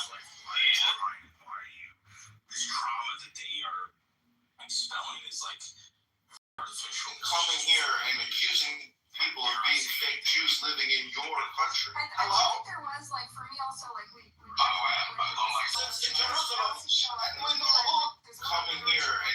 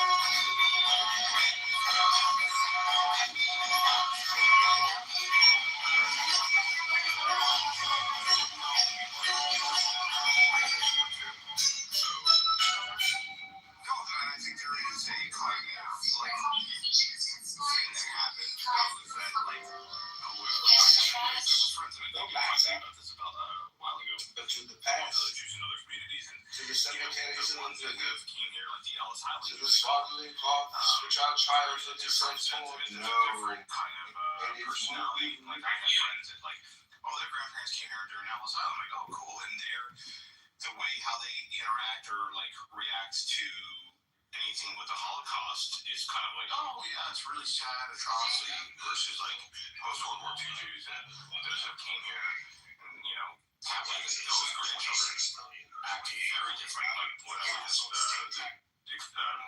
was just explaining about earlier. Kids are just crying on stage. I'm like, what the fuck's happening? I mean, some of it is like pressure, like you're pressured to cry, and like otherwise you're not like they're like, why don't I feel anything? That when I see these pictures of these like violent bodies, why don't I feel anything? And like a lot of people try to interrogate that and try to force themselves to feel it. It's the way they sort of drill into which is fine. Like it is something that's part of our history and it did shape us and it did shape us for many generations. But like this Holocaust education is it's just about like making people cry, but then like when you see the relevance of it, then then just like it's hypocritical, it's contradictory. I don't know. I think that if someone's trying to make a comparison to slavery, the slavery that was invoked in America, and it's not analogous, that's when people get really upset. But if it were actually analogous, I don't think that they would get upset, and I think that's what triggers people. It's like you're comparing something that is not as atrocious, and that's what triggers them. Like that was way more atrocious. Yes, it's an atrocity, but to compare it to that, like, do you think that if it was an actual, like, let's say for example, in another country, they performed chattel, that's what it's called, chattel slavery, like almost to a T, and they were like they're conducting slavery that was just like how was conducted in America. I don't think that they would get upset. I think it's just that we try to make that analogy sometimes, and it's like a million miles apart. That makes it trigger, not a million miles apart, but it's just doesn't do it justice. That's a great point. That's a really good point, Stella. And in fact, people are more offended when I invoke the Shoah, which is a very specific genocide, than when I invoke genocide in general, right? Because like Jews do acknowledge that other genocides have happened, but when I say something like, when I make a comparison like the children of the Holocaust have committed a Holocaust, they get very offended by that. They're all different, right? Was it really 6 million? Hey, sugar. Is Holocaust a title of an event that occurred, or does it mean like specifically something that could be attributed to other events? It's usually associated with the Holocaust, the Jewish Holocaust. So there were like 3 million Poles or something that died, but they don't consider that a Holocaust, or even like I don't even know. They might be considered a genocide, but not a Holocaust. I don't know. The Holocaust is supposed to be a unique event. It's a unique name to memorialize the 6 million that died. And it wasn't used before the Holocaust. It means like burnt offering or something, literally.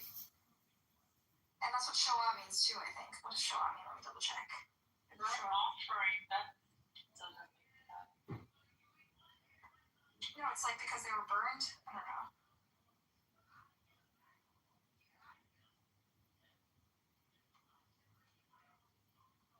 Okay, I'm going to the library to research this right now. I'll just tell you what they say on the internet. This is what we do on Sunday. Holocaust and Shoah were from the Greek word, derived from the Greek. Okay, Greek origin. It means thing wholly burns or sacrificed by fire. The biblical context is a translation of the Hebrew word olah, which refers to burnt offering sacrifice to God that was completely consumed by fire with nothing left over. I guess because the Jews were burned in ovens, right? It invokes the memory of the burning of bodies in the crematoria and open pits during the final solution. The Hebrew word Shoah means catastrophe, devastation, or utter destruction. I prefer cheese pizza. Come on, sugar. Come on, don't make light. This is a serious conversation. You're basically like giving license to the anti-Semites to come up here and deny the Holocaust. But these people are like, the English is their second language, and half of them are like mentally ill. Why do you even communicate with them?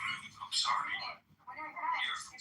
These are Americans. The vast majority of people that you tend to go into arguments with are English is not their first language. The worst, most virulent anti-Semites on this app are Christian supremacists from America. Okay, it's Pepe. It's they're all mentally ill. They all they're perfectly sane, and they've come to a conclusion that the Holocaust is overstated and that Jews are fundamentally evil and cause their own Holocaust. They believe this shit. Perfectly sane should be used loosely there.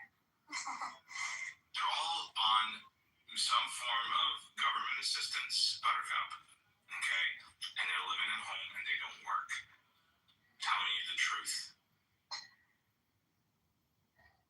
Maybe 2020, 2021, and kind of 2022, there was some substance of individuals that provided. There's a funny story you'll like, sugar. I remember right when Trump got elected, I was hanging out. There's like a lot of Jews who are like liberal, except when it comes to Israel, and so they voted for Trump even though they're liberals, right? And like this guy that my friend's boyfriend. That's Florida. Yeah, well, yeah, I guess in some parts of Florida. So this guy was basically telling me how he has 2 kids and he got them all up for Israeli citizenship when they're babies in case the Nazis come back. And then at the time Trump is getting elected, where literally he is in bed courting Nazis as part of his campaign. And I'm just like, what do you think the fucking Nazis look like? Like, it's just some like weird, like white supremacists in our country. He's empowering them, he's legitimizing them, and then suddenly liberals are fucking terrified because they realize the sort of authoritarian fascist direction we're going in, and the right-wing Jews are like, yay, we're so happy. Like, the people who used to be paranoid about the Nazis showing up and get their kids Israeli citizenship from birth are the same people who are now celebrating a president that courts and welcomes Nazis into his administration and into his ear. Speaking of the Holocaust. I've seen it in the entirety of living my whole life in Florida. There's a lot of very confused individuals here. No one understands what up or down is anymore. Like, it's just so loose-ended. And like, I mean, like my father is a great example. Like, trailing him through his own eyes and like walking through because he's so boisterous and very vocal. Like, my dad has always been a Republican, but he hates Trump. He absolutely despises Trump. So therefore he became a Democrat. Though he speaks and espouses as if he's a Republican still, right? He's very, hard individual, but he hates Trump so much that he's quote unquote a Democrat. So he'll navigate in conversation with other boomers, like out and about at the diners and stuff, like at the local bagel place. And the signaling is so confusing because you have Democrats that come from New York and all of a sudden are the staunch Republicans, but have some very liberal views, whereas my dad is now a liberal who has very conservative views. It's like, it's the most diametrically opposed perspectives, and it's like very confusing. So like when you sit there and they're like arguing about things, they don't know what they're arguing about. They're just either like parroting things that comes from within the party that they now quote unquote support, but yet again internally, intrinsically, they feel quite the opposite. So like, and I listen to them. Like, I don't intervene. I think all of this is all dumb. But from like a bird's eye view, when I like listen to like, just go to the diner, like come to South Florida, you'll like hear these people at the local diner. Like, I'm telling you, it is a funny experience. You just go to listen to these like Joey Buttafuoco fucking New Yorkers, and you're going like, wait, you're Jewish? What the fuck's happening? And I listen to my dad talk his shit, and I'm like, what the fuck are you talking about? All these guys are absolutely fucking positively retarded. Yeah, we're all retarded. We all got off the deep end. It makes no sense. So like, that's why I once again, to digress, all this stuff is so stupid to me, and that's why I make fun of it, and that's why I troll. It's so dumb. Yeah, it does. It was a joke to us. Holocaust education was a joke to us because it was so ridiculous. They were showing us these piles of bodies when we live in America, and our life is so privileged, and we have so much access to opportunity, and we've achieved so much status. It's really ridiculous. Right? Everyone knows privilege. Everyone lives in the suburbs, and we're sitting here talking about piles of dead bodies and great black and white pictures. And now, suddenly, we're seeing pictures, piles of bodies, and skinny children. And all of a sudden, the Holocaust memorial organizations are telling us to look away and close our eyes. And it's the opposite of what they're doing in their heads. It's for those that live here, that once again, my experience is not just yours, obviously, but like, to take yours in consideration too. But here, what I think it is that they have been, how can I say that? They have not escaped. It's become a habit to only look at our own atrocities, the own issues that we've had internally, and they can't see anything outside of that. And if they do, they try to compare it. It's like, well, either they're shunned or they're kind of like, well, it's not really important to my relevance and to like what I saw. Something especially corny about like sort of and like funny almost, like amusing, like caricaturistic about the American Jewish psyche and pathology of being obsessed with the Holocaust, and it's the basis of so much like hilarious like literature and art and movies, right? Of our sort of American Jewish post-war pathology of like fixating on the Holocaust and seeing ghosts of Hitler everywhere, right? And then that's why it's so ironic, right? That suddenly it becomes a sacred cow when it has to do with when we are the ones who are dehumanizing or falling into the same human trap of dehumanizing the other. And yet again, you got like Jewish influencers that, that they're making fun of themselves. They're just masking themselves. You're talking about like the pro-Israel influencer ecosystem? No, well, there's a kind of a duality that I see. You can use general terms, they, them, who? Be specific. Well, there's quite a bit. There's a lot of local influencers here in Florida that are like super Jewish, but they don't partake into the ethos of like the hard right kind of thing. They kind of like joke on it, and they want to be as relevant as someone who's like who's also like who questions like Sneeko and all that. They kind of virtue signal to people like him, and they want to be part of that ethos. So have you not noticed like it's all the alt-right white supremacists are all diverse. They're all diverse, right? Like Kenny Ko, Sneeko. And it's important. Are you kidding me? You absolutely should understand. These are right-wing. No, these are all black, Arab, Hispanic. It's the most goofiest thing to see. No, it's not Arab. I know them. That's what I'm What are trying you to saying about them? What are they? How are they involved? These are white, like white supremacist activists. Like these are even Nick Fuentes. He's like half Hispanic, right? Okay, how does that tie to the Holocaust narrative? I'm trying to explain that the people that the Jewish influencers, especially here, the ones that try to vibe, they tend to gravitate to those individuals, and they'll end up setting up themselves with those people, like on a podcast, talking about Jewish issues and whatnot, and clowning on themselves and clowning on other people. Whereas like the hard right strays away from those individuals, and they become this very dictatorial, like individuals that are on. I gotta send you a whole bunch of clips. I'll send you clips and maybe you'll understand. I don't think you'll really care anyway, but whatever. Hey Bob, what's up? Are you Jew?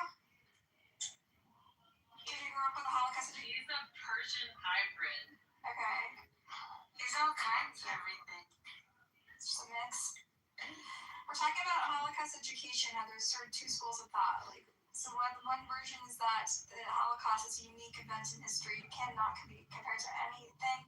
And the other is that it must be compared. It's instructive. And many of us, when we learn about the Holocaust growing up, especially in the West, we also learn about Armenian genocide, Rwanda genocide, and we see it as an instructive event in history that is a warning about the capacity of man to do evil and to humanize the other.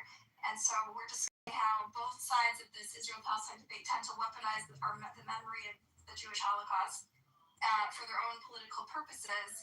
And so we're trying to... I think are you asking me to opine on whether or not it's unique or it should be instructive? It's okay to compare anything to the Holocaust.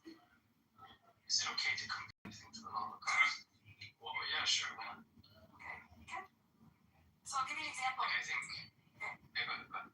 If people say Netanyahu is Hitler, is that okay? No, I would make those comparisons. But, like, I would understand why someone makes them. Is it okay to say the October 7th massacre was a Holocaust? Or compare, or just invoke the Holocaust, No. say, oh, it's the first atrocity since the Holocaust, the largest one since the Holocaust. Is it okay to make a comparative statement like that? When Hamas went in and killed, like, some thousand Jews. Yeah. Like, is it okay to say it's the largest massacre since the Holocaust? It's not okay to say that? Because it's Do just... you mean okay as in, like, socially acceptable, or okay as in do you think it's true or reasonable? Is it useful? Useful. And useful to who? Because some people say, like, the invoking of the Holocaust was a way to sort of push Israelis' trauma buttons and generate support for the war, right? It's not that it arguably could be one of the worst. No, I think it's... I think it's the second I one. think it's very ham-fisted to compare it to the Holocaust. Yeah, I think the big frame is it's the worst massacre since the Holocaust. The worst massacre since the Holocaust of Jews. I think I would compare it if we now to specifically be about Jews. So we talk about what kind of other event is comparable to. Maybe 9/11 is something that. Yeah, that actually is a much better apt comparison. I think it's hyperbole. I think it's hyperbole or an unfair or a false equivalence to compare the Holocaust to October 2nd. Is that the question? No. Okay, so we're viewing. There's two ways Jews since the Holocaust, and thinkers and philosophers have fallen into two camps. Either the Holocaust was an exceptional tragedy in history, you can never compare, and it represents something unique, because anti-Semitism is the worst kind of hate, and it's unique compared to all other types of hatred, and we need to put it on a pedestal, and it has to be the sacred cow that we never compare, right? Other Jews say we must compare. It's instructive because it warns us about the capacity of man for evil and to dehumanize each other, right? And so these are the two schools of thought. And with Israel-Palestine, both sides have sort of weaponized the memory of the Holocaust for their own political agenda. And so what we're exploring now is when it's acceptable and useful and instructive to invoke the Holocaust, and when it's offensive. I still go to too soon. Too soon for what? For the Holocaust? To compare to the Holocaust? No, that's kind of like it's like bro, you can't compare the impact in which the incident that has happened. It's like, but it's too soon. That's what happens. It's like, well, okay, well, on the alternate, on the coin itself, it's like, well, if you can't compare the intensity, well, then is it too soon or too late?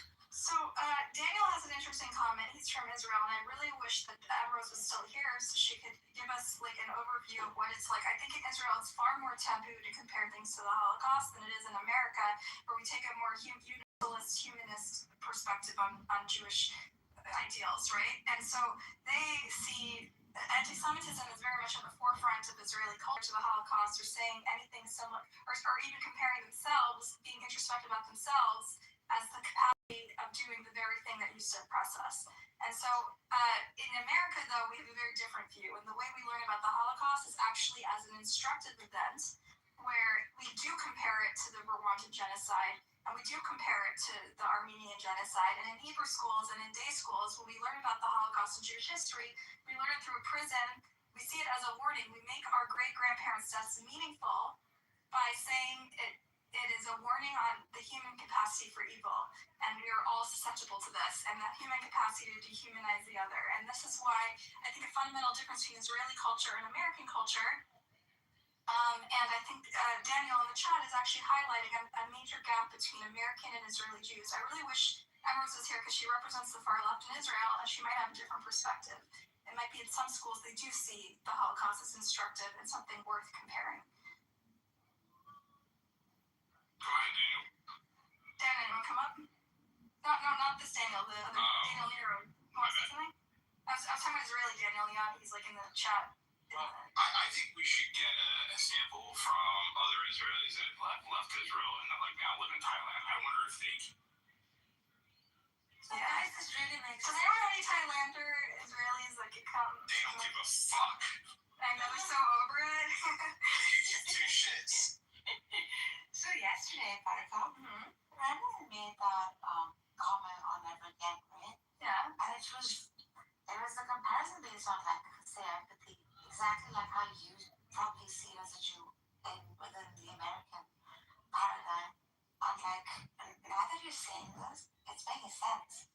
Because I made a comparison that Emerald did get and immediately jumped at it out of like justified sensitivity, right? Yeah. And she said, no, we don't do that. We just don't do all she's saying is we just don't compare it to anything. Yeah. The question was, I don't know, someone asked this like absurd hypothetical, like, what do you think is happening in the mind of like Palestinians, right? When he's going through atrocities. Yeah. What do you think is happening in the Palestinians? Yeah, so I made a poetic comparison saying that he's probably thinking never again. Like if I went to Palestinian and be like, let's stop this and let's rebuild. That could be.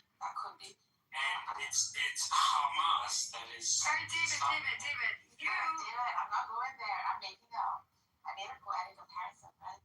And I said, a child is perhaps thinking, never again do I want my children perhaps to see such atrocity. A mother is thinking, never again do I want.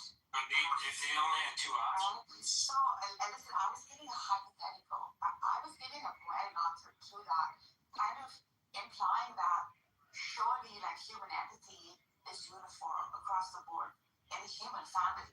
And that is the message I was trying to sort of convey, right? As a humanitarian. Yeah, I think it was a little ambiguous. Into the facts, it was a little ambiguous. Was a bit absurd, I think. With all due respect, we've seen the humanitarian side of Hamas. Right, David, you're missing the convo. You're not understanding the context. Keep up. Let me explain to you. I'm going to say it. I said it like times. I'm going to say it again. Today, we're talking about two schools of thoughts in the community.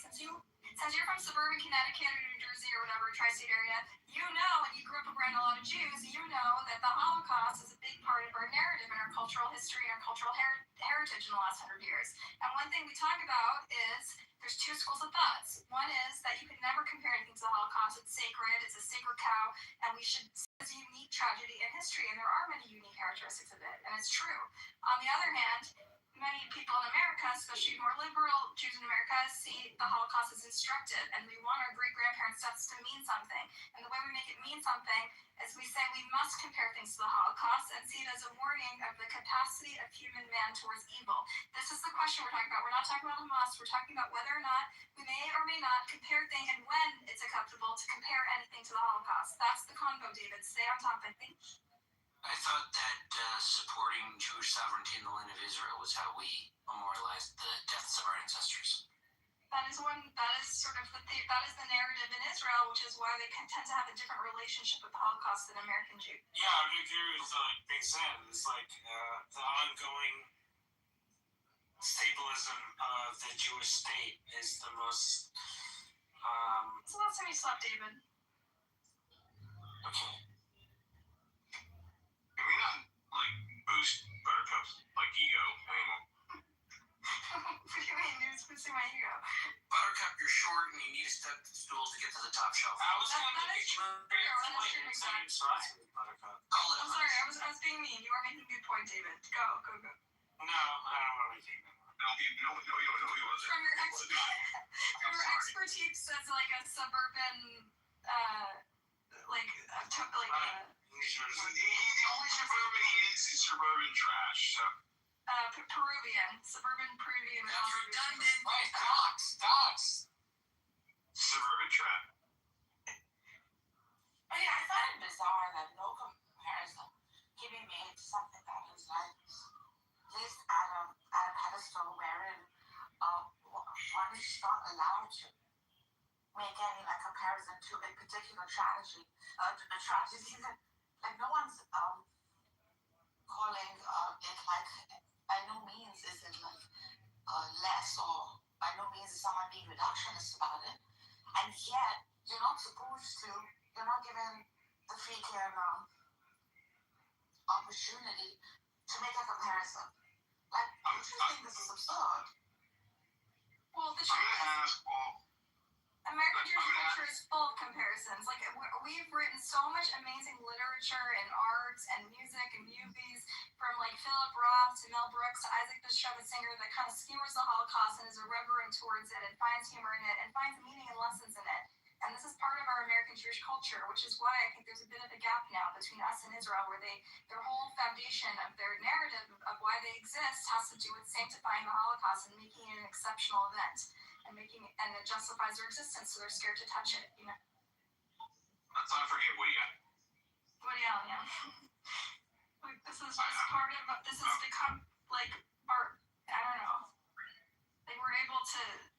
I'm gonna tell you. I'll tell you that the opinions that I do admire are those that are all my Jewish male friends that are all married to Latinas. So I'm gonna get back to you on that and see what they think.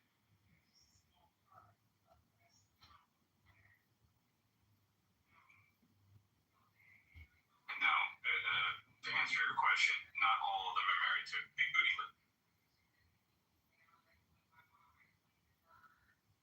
So everyone can check out the chat if you want an example of like Israeli attitudes towards the Shoah and whether or not there are lessons for us and how we process it and make it meaningful.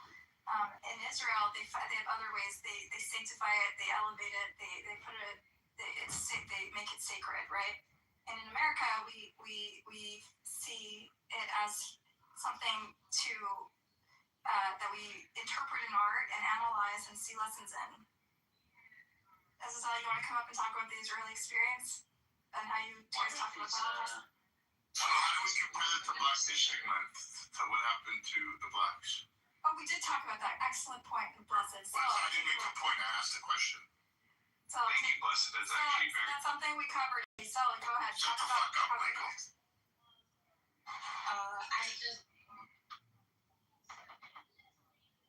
He said, why don't we compare it to Black History Month? Like, why? I think somebody's mic's really low. Yeah, if your mic's not. What's the point of that? How are we going to it's like we should have like a remembrance where we teach the Holocaust, or? Okay, so the question is, I'm going to say this again for the 100th time. There's two schools in Jewish thought and Jewish philosophy and Jewish community of how to talk about the Holocaust. On the one hand, people say you should never talk about it. It's a unique event in history. It's sacred, and it is unique in a lot of ways. And therefore, you should never compare other atrocities in the world to the Holocaust. And other people say, and especially don't weaponize it for political purposes like people do all the time.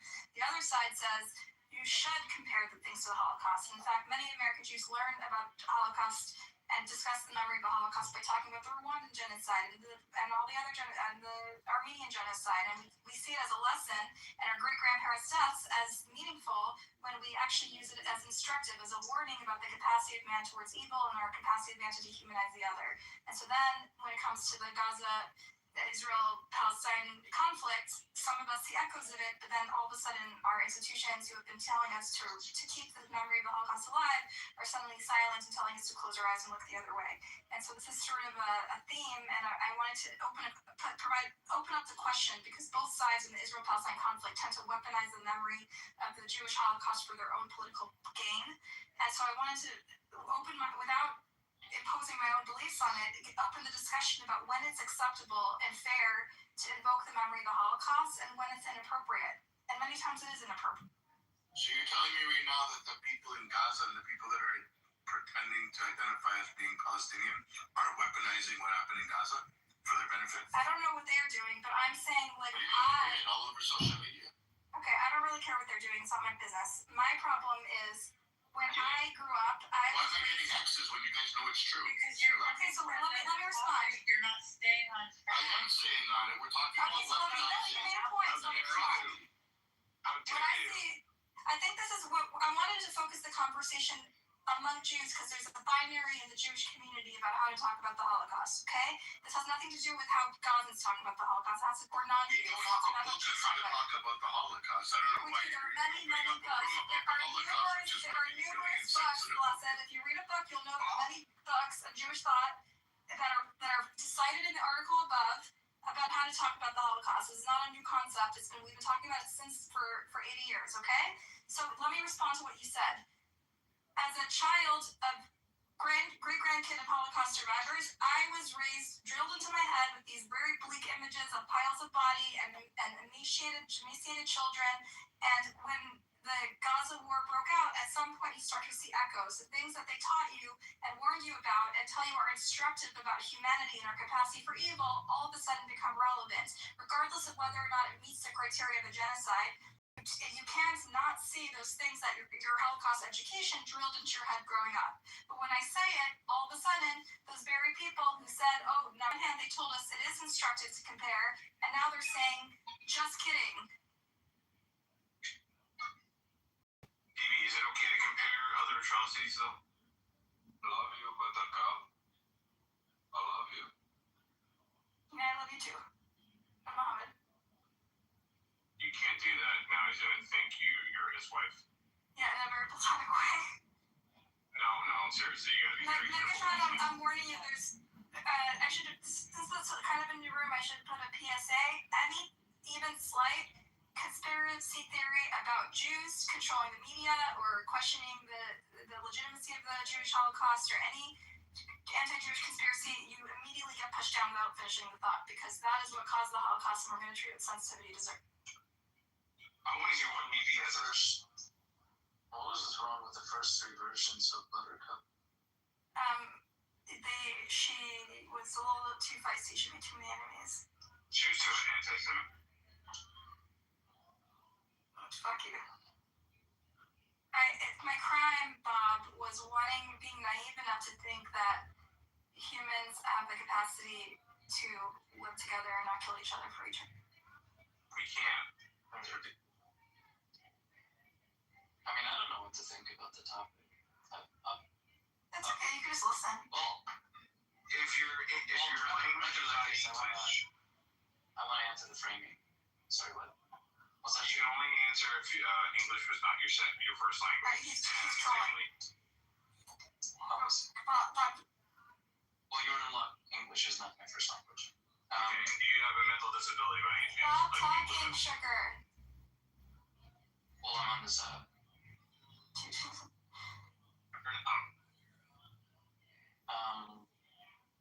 Okay, you have the stage. Oh, thank you. Appreciate it. I think it's weird to say that it should never be talked about. So I guess I'm part of the second school, where it's like you should talk about it.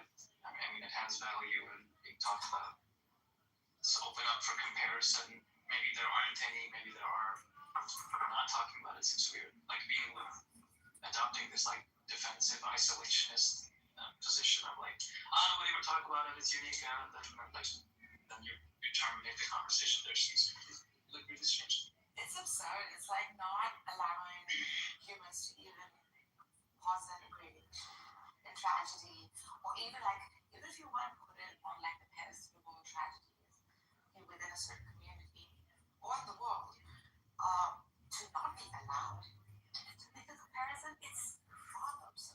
Do they actually mean don't talk about it at all, or don't compare it to anything else at all? I think it's what you described, that you know how the way you described African Americans being offended when people compare things to slavery. I think it's something similar to that. It's a similar sensitivity where it is a unique atrocity in history, and people think that you should respect it and not cheapen it by saying, "Oh, a lesser tragedy is the same as the Jewish Holocaust, which was really, really shocking to the world and changed, irreparably changed us as humans, right?" Then it's more like saying like Christ who died for us on the cross, and XYZ who died out of like self-sacrificing themselves for the greater me, not sure it's the same. Really, don't compare Christ to the other levels, right? Something like that. Terrible example, but I get it. See, so you see how it's very cheese. It's how light it is.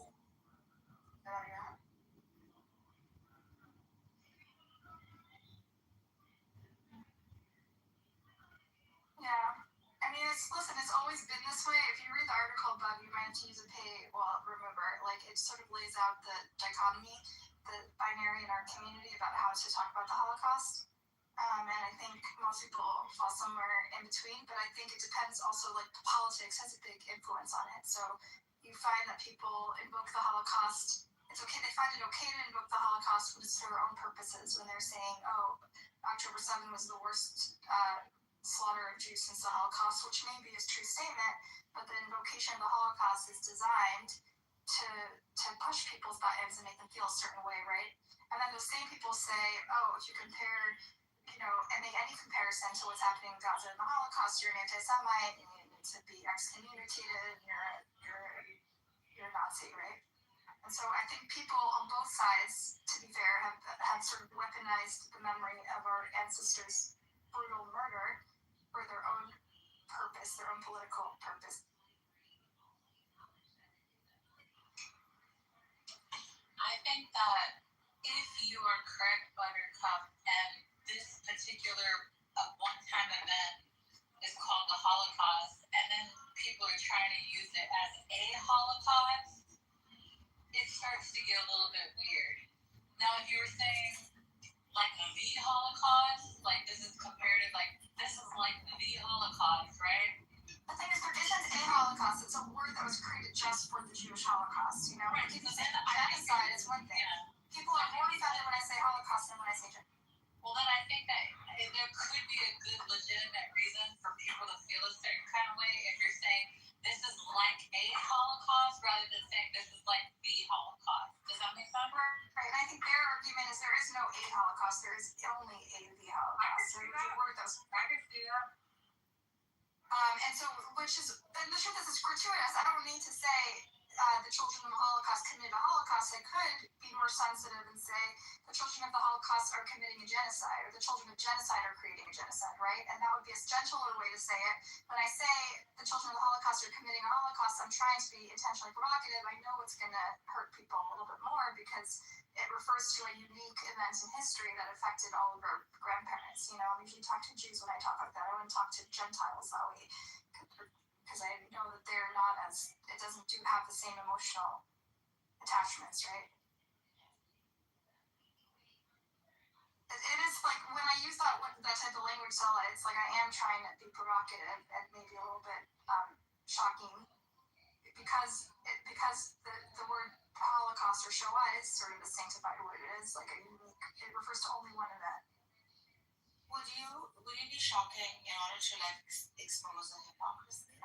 That's what I'm doing, yeah, because I personally am deeply pained by what's happening. I think that what's happening in Gaza has sort of undermined everything that we thought we stood for as Jews and sort of pulled the rug out from under us about our values and what it meant to be a Jew and what it meant to make our great-grandparents' deaths meaningful. And so, I'm trying to be provocative and shocking when I talk to my family and friends this way because I am deeply pained by what's happening. It's shattered my sense of self.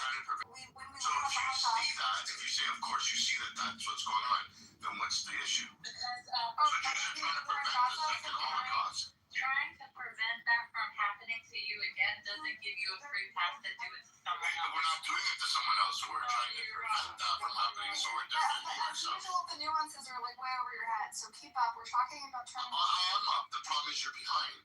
And the world sees your guys' bullshit. If you guys think that you're winning the narrative and the propaganda war, you think because... I'll tell you why. So you see an Instagram post and you think because it has 400,000 likes that you're winning and the world agrees with you. But if you actually go into the comments, you'll see that everybody's against you. The pro-Pali movement. People are against the fucking movement. They just... You spend a lot of money on fucking putting up posts, but if you ask people and families and regular civilians, they're sick and tired of the lies. They see right through it. Thank you for sharing, BB. Mr. Bibi. I don't think we should engage with him. Why not? Nobody asked you to think for everybody. Please, Bibi. Yes. We cannot compare. We know exactly what happened in Quartzo. We know exactly. We cannot compare it with any other massacre. What happened? No, I'm not. With all due respect, sir, I'm not. I'm saying that the Jews or Israel's trying to prevent that from happening again. Let him finish his statement. Don't interrupt when two adults are talking. You interrupted. There's no engaging with them. No, let him finish and then respond. We understood from the deep of our heart, from the taste of suffering we got it from the occupation, what happened to us as a Palestinian. We know exactly what is the meaning to stand in queue in a fucking chamber. To get in the chamber, to jump in the chamber. This is so fucking Just listen to me. We exactly know. This is why. Fea, look up Fea in Spanish, what it means. That's exactly what you are, Fea. This one is The Holocaust of the Jewish people. We pay a very high price for that massacre. You got what I mean? We still pay the price. You got what I mean? You paid the price for the massacre you caused? Is that what you're saying? No, the Holocaust. They're paying for the Holocaust. Let him speak, Buttercup. You don't understand. Someone else speak with him. For the Holocaust. Why is he paying the price for the Holocaust? Because this is what happened in Palestine. The result. We get rid of the Nazi regime not because they are Christians or Who got rid of the Nazi regime? they are bullshit. Who got rid of the Nazi regime? They are a Nazi. Who got rid of the Nazi regime? You It's did. a nightmare for the human being. Who got rid of the Nazi regime? My friend. My friend, who got rid of the Nazi I regime? feel sorry. Still feel sorry about you. I feel sorry about you. I know. Who got rid of the Because I Nazi am your regime? destiny. You know why? I feel sorry about you because I am your destiny. You got what I mean? No, I Even don't if you really understand. There's a communication breakdown. So Even who got rid of the Nazi regime? You just said you did. Your people did. the war, stand world. together. The world All or the wars? Stand together to get out with this nightmare. Yeah. Nazi regime, not because they are Christian, not because they are Orthodox or Jewish or whatever. And we pay a price. When you came, the first immigrant. You think that? Hold on. So you think Jews have started coming to Israel after the Holocaust? Of course, we live together. Okay, so how can you make it schedule? Before the Holocaust, There was no Jews in Israel before the Holocaust, is what you're telling me. Please. What European Jews? He just said no Jews. Holocaust. What are you talking about? What are you talking about? You're saying that there was no Jews in Israel before the Holocaust? That's all he's talking about. You're intentionally being attentive to. No, I'm not. Who else heard what he just said?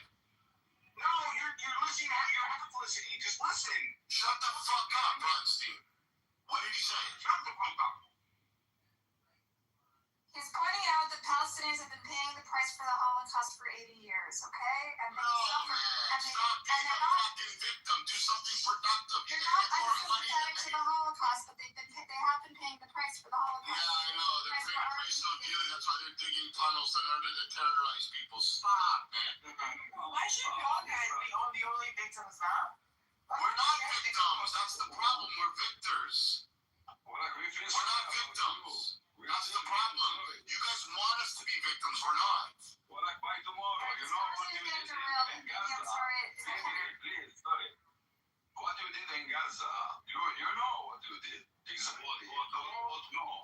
We saw it, you know, on videotape, live, what you did. It's different than 1948. Not much Guys, people wait your turn. It's a serious. Yeah, so you're telling me, okay, hold on. Listen, the problem is, tomorrow, if you make people are going to yell at me, but if you make a vote tomorrow, then Gaza. Mood, let me ask you a question. Come on, man. Let me ask you a question, Mood. Without being interrupted. Same like Hold on, Mood, can I ask you a question, Mood? With all due respect, sir. So you're saying the world, and I don't want to be interrupted. So the world seeing, who's right here? Oh. So you're saying the world's seen it through video and Instagram and Facebook and all that, right? Correct. Hello? Mood. You watch the videos. Hold on. Mood. So did the world also see the Nutella stores, the restaurants that were still open during the whole time that the world was seeing these fake videos come out? Did the world see that these restaurants that were still open inside Gaza, that there's still buildings still standing inside Gaza? Or did they only see the part that the world wanted, that the propagandists wanted you to see? Like the rubble, destruction, and fake fucking tears. Like, come on, man. How does a fucking whole room of people still not understand what's going on here? 70,000 people, that's way too many. Absolutely, I agree with that. But 70,000 out of 2 million people in 2 years? You don't think that's precision striking? Alright. What's the matter with that? Well, why can't I speak when I have something to say? Why do you want to shut me down? But I'm asking Mood. He's saying that the world's seen it. Did the world see the restaurants? Mood. Did they see the restaurants that were open? Why aren't you answering? Okay, you're taking it out of Well, I'm not taking anything out of context. He said the world's seeing what happened in Gaza. Don't derail, but it's boring. Baby, you're yelling. Can you take a Xanax and bro? He's gonna go in the audience until he calms down. Can we get back on the topic? Yeah, so to recap the topic, I don't know if you just treat it, sanctify it, make it like a gold, like a something that can never be compared. Right. Yeah, I agree that we shouldn't compare. Really? And because I think there is like events in history who have different. When I say that doesn't need to be compared, that doesn't mean that the other crimes are small or anything, right? But I think that the Holocaust is like specific event in the history that actually, and I think most of academic agree on that is like was serial killing and stuff like that, and it's very unique. So when we starting comparing that with other crimes that happened, like let's say in World War II, the genocide of the Serbs in Croatia, that killed around 500,000 people in camps, it's also different than the Holocaust that happened to the Jews, right? But can't we say every genocide is unique and not compare the two? Say they're like apples to apples is one thing, but to just say, well, to make it meaningful and say we learn from this about the capacity of humans to become evil or to dehumanize the other, then makes actually the tragedy more meaningful for a lot of us who are descended from Holocaust survivors, right? Yeah, I agree that we shouldn't forget that and we should learn about that and that never should happen again, right? And then if we have education about Holocaust, we will prevent genocide, other massacres, war crimes, I agree with that. But if you're comparing something that is not parallel with the Holocaust and making the same, how to say it in English, I don't think that's fair, right? So that's why I'm saying, like, for example, I think when we're comparing some massacre and genocide, that need to be precise, right? We can't say that every war crime is a genocide. In the same way, I think that we can't say that every genocide is like a Holocaust. So I don't believe that Holocaust, and by the way, that word was used like even before the World War II, with a little bit different meaning after 45 or something, starting to be very uniquely to the Jewish suffering. I didn't know that. Yeah, so point I'm making is that, like, for example, for me, the Holocaust and the Armenian genocide are totally two different things because the motivation was different, the execution was different, the hatred was different. So I think this is like uniquely Nazi ideology that was affected to Jews, right? You can make argument that, like I said, many Serbs died, many Slavs died, Gypsies, homosexuals, but the level on the hate Nazis to the Jews, they were like, I don't want to offend anybody, but they were saying they're not human, right? And you have the second tier that were Slavs and so on, so right? So again, they have like very detailed plan on how to do that, industrialize that. We didn't see, for example, in Armenian genocide or in Ukraine, when they have different motives what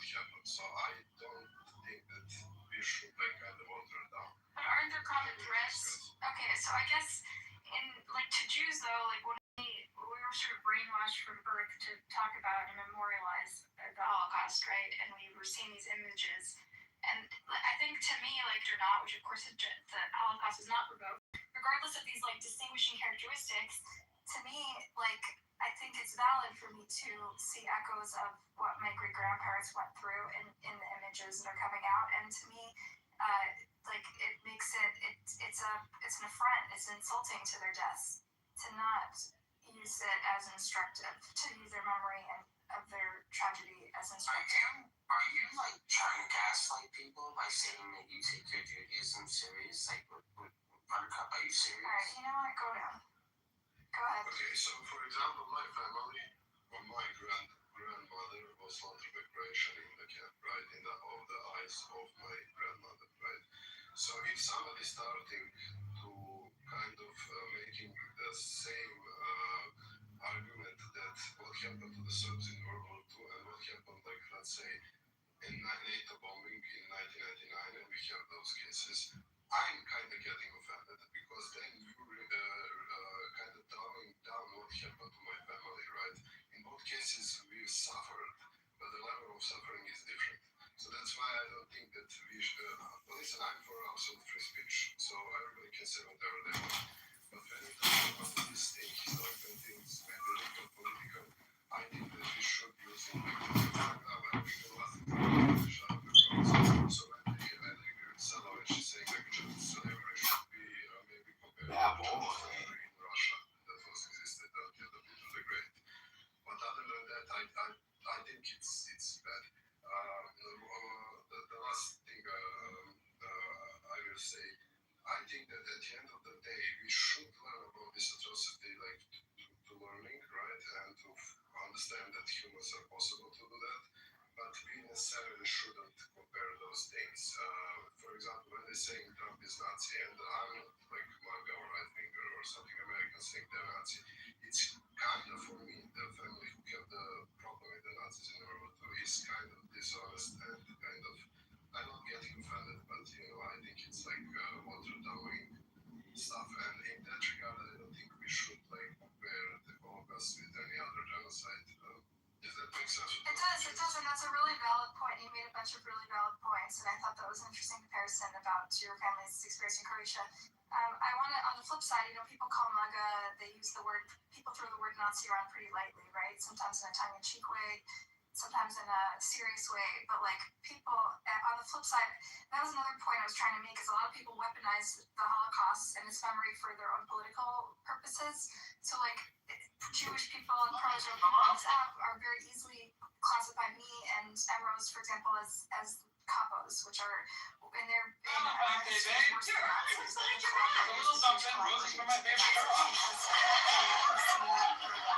Perceive the war in Gaza as genocide, right? And they see that as like a traitorous position. Sure, you have idiots all around. But the point I'm making is that there is a similarity, and when this war started, I actually said that in case Nazis in wars, like in the Serbian mindset, there was that drama of the World War II, an excuse for atrocity that we did, right? There was a fear that they will do the same, right? So it's nothing like unique on what you're saying, that a lot of countries, because of previous traumas, using that language and trying to justify something that is wrong, and I'm rambling now, but I understand. I agree that it cheapens it. Like, I also hear people say the word, like, a lot of lefty Israelis use the word Judeo-Nazis, citing this guy, a really smart guy, an earlier Zionist who died, Leibovich, right? He coined the term Judeo-Nazis to criticize his own government's sort of, like, slide into Jewish supremacy and fascism, which he said resembled what they, the previous generation had experienced, right? And that is, like, an internal criticism in Israeli society that, like, the left in Israel has sort of adopted, but when I hear it, I'm just like, what the fuck? Like, why would you call people Nazis? It just flags the conversation. It's not apt, it's dishonest, it cheapens the evil that the Nazis did. Yeah, exactly. I agree with that, and that's why. Like, I don't like when they call me a capo, but I also don't think we should call them Judeo-Nazis, you know what I mean? Like, yeah. I mean, like in the American or Western discourse, we are in the stage that we throw in some words very like Nazis, racist, a lot of right-wingers will call Kamala Harris communist or Bernie Sanders because maybe don't understand what communism is or was, right, and stuff like that. So in that discussion, and I'm kind of against that. Again, I'm saying I'm for absolute free speech, so everybody can say. But if you're talking about intellectual level, academic level, I think we should like kind of be careful what labels we use. And that was really helpful. I think I went on to Stella's point about like comparing things to slavery, American, black slavery in America, or to your point about comparing things, different genocides to each other. I think I'm curious to hear from other people about their cultural experiences and lived experiences about like ancestral trauma that your family gets offended by when there's comparisons are made, and if you find that it cheapens it, or if it's not an apt comparison, it makes you it triggers an emotional reaction.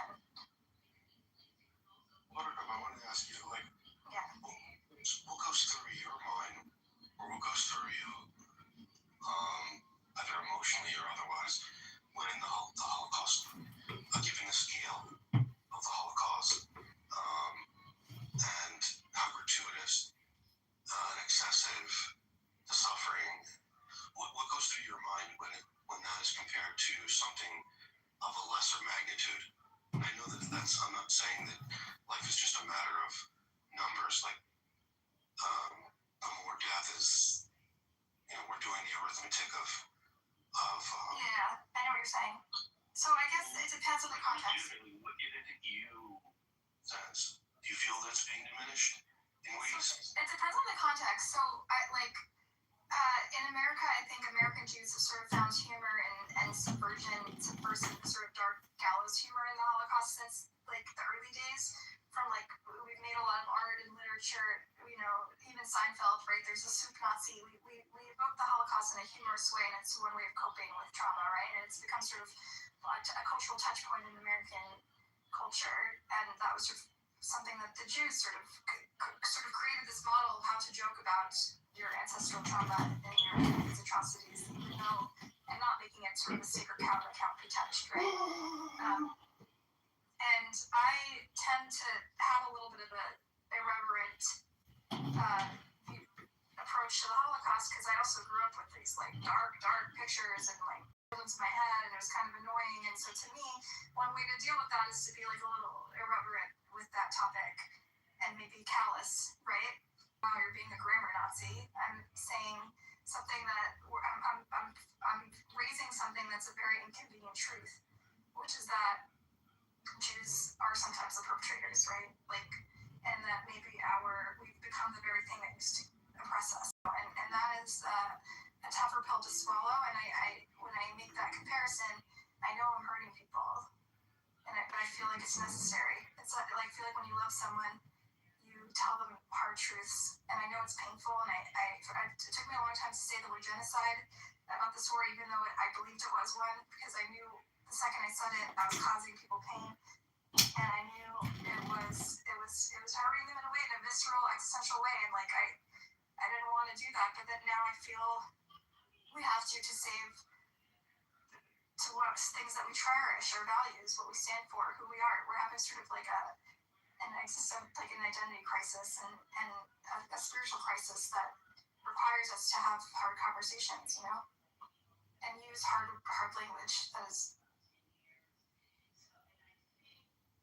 Yeah. So you would say that things like the magnitude of suffering, the magnitude of death. No, I would never say it's apples to apples, okay? I always acknowledge that the Holocaust was not provoked, and the Gaza, what I consider to be genocide, was provoked, right? And I also, as a journalist, I always put this qualifying language, what I consider to be genocide, right? Like, the courts haven't decided, but I consider to be genocide, that way it gives me cover, right?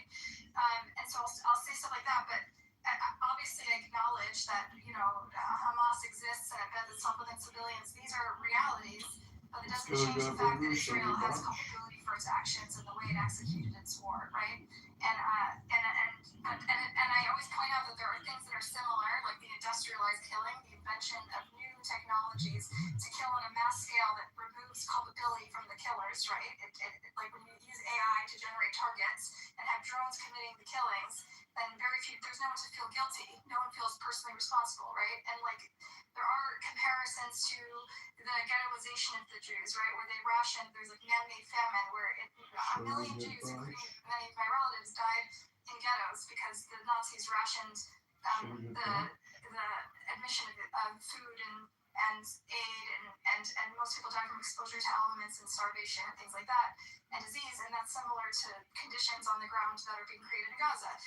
I'm not saying it's an apples to apples identical to the Holocaust, but I'm saying there's common strains that if you're a Jewish person whose great grandparents died and like you were raised with Holocaust, the typical Jewish American narrative about the Holocaust and Jewish history, you should see these warning signs. These red flags should pop up to you, and pointing them out is not anti-Semitic. It's not a betrayal of our values. In fact, it's an expression of our values.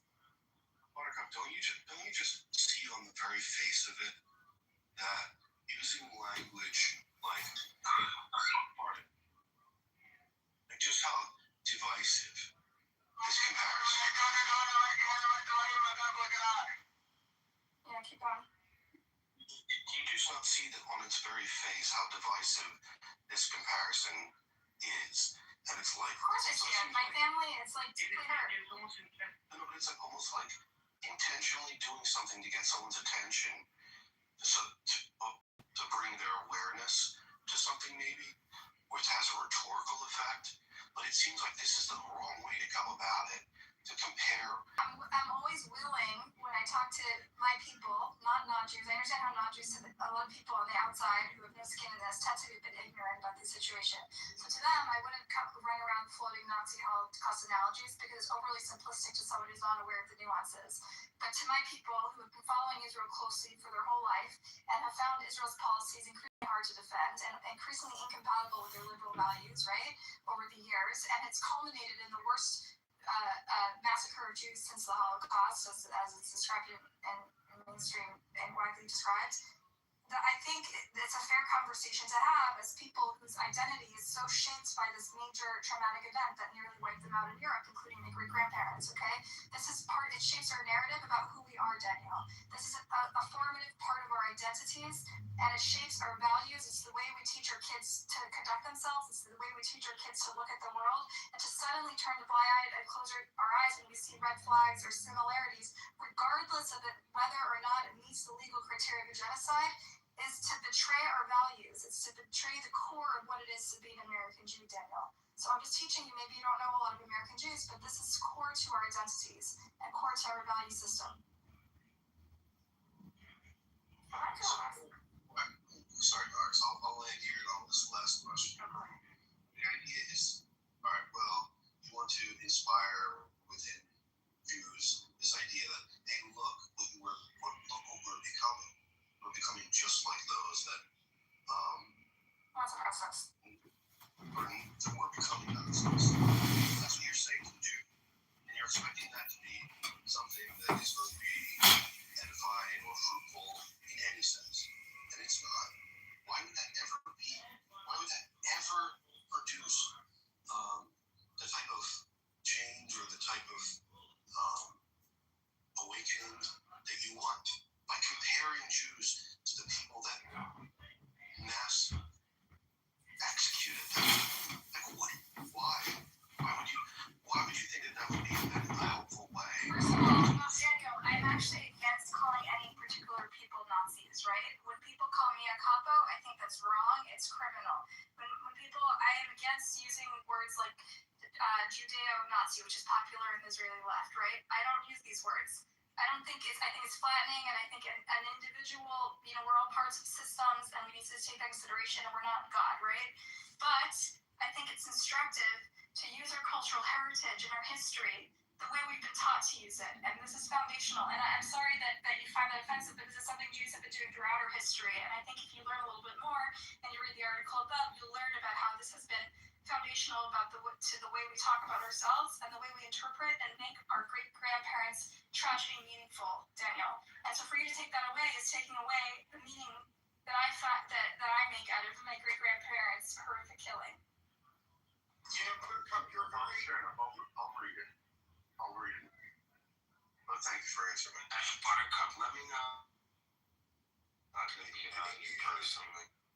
I think you should pass on Buttercup. You're very, very thoughtful, but I think you should put the Reconquista in a larger context. And I'll be very succinct here, Buttercup, but as soon as the Muslims succeed in taking over Israel, they'll go on to reconquer Spain and Christian areas. It doesn't end with Israel, Buttercup. This is not the convo. You're going down. Okay. This is a narrow convo.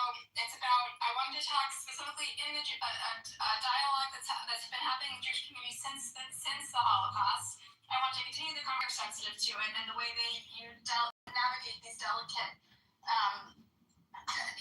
sensibilities around talking and comparing to their families to traumas. Okay, that's the conversation. I don't really care to vilify any particular group right now. Have you spoken about, did Leibovich come up or not? Yeah, I did. I mentioned it, but I think you should talk more. I wanted actually to ask you earlier because I was talking about how in America, how we learn about Holocaust education, and we see it specifically as something that we should, as instructive, that we should compare to subsequent. We learn it in the context of the Rwandan genocide and the Armenian genocide, and this is part of our culture. This part of, for many of us, is part of our Holocaust education.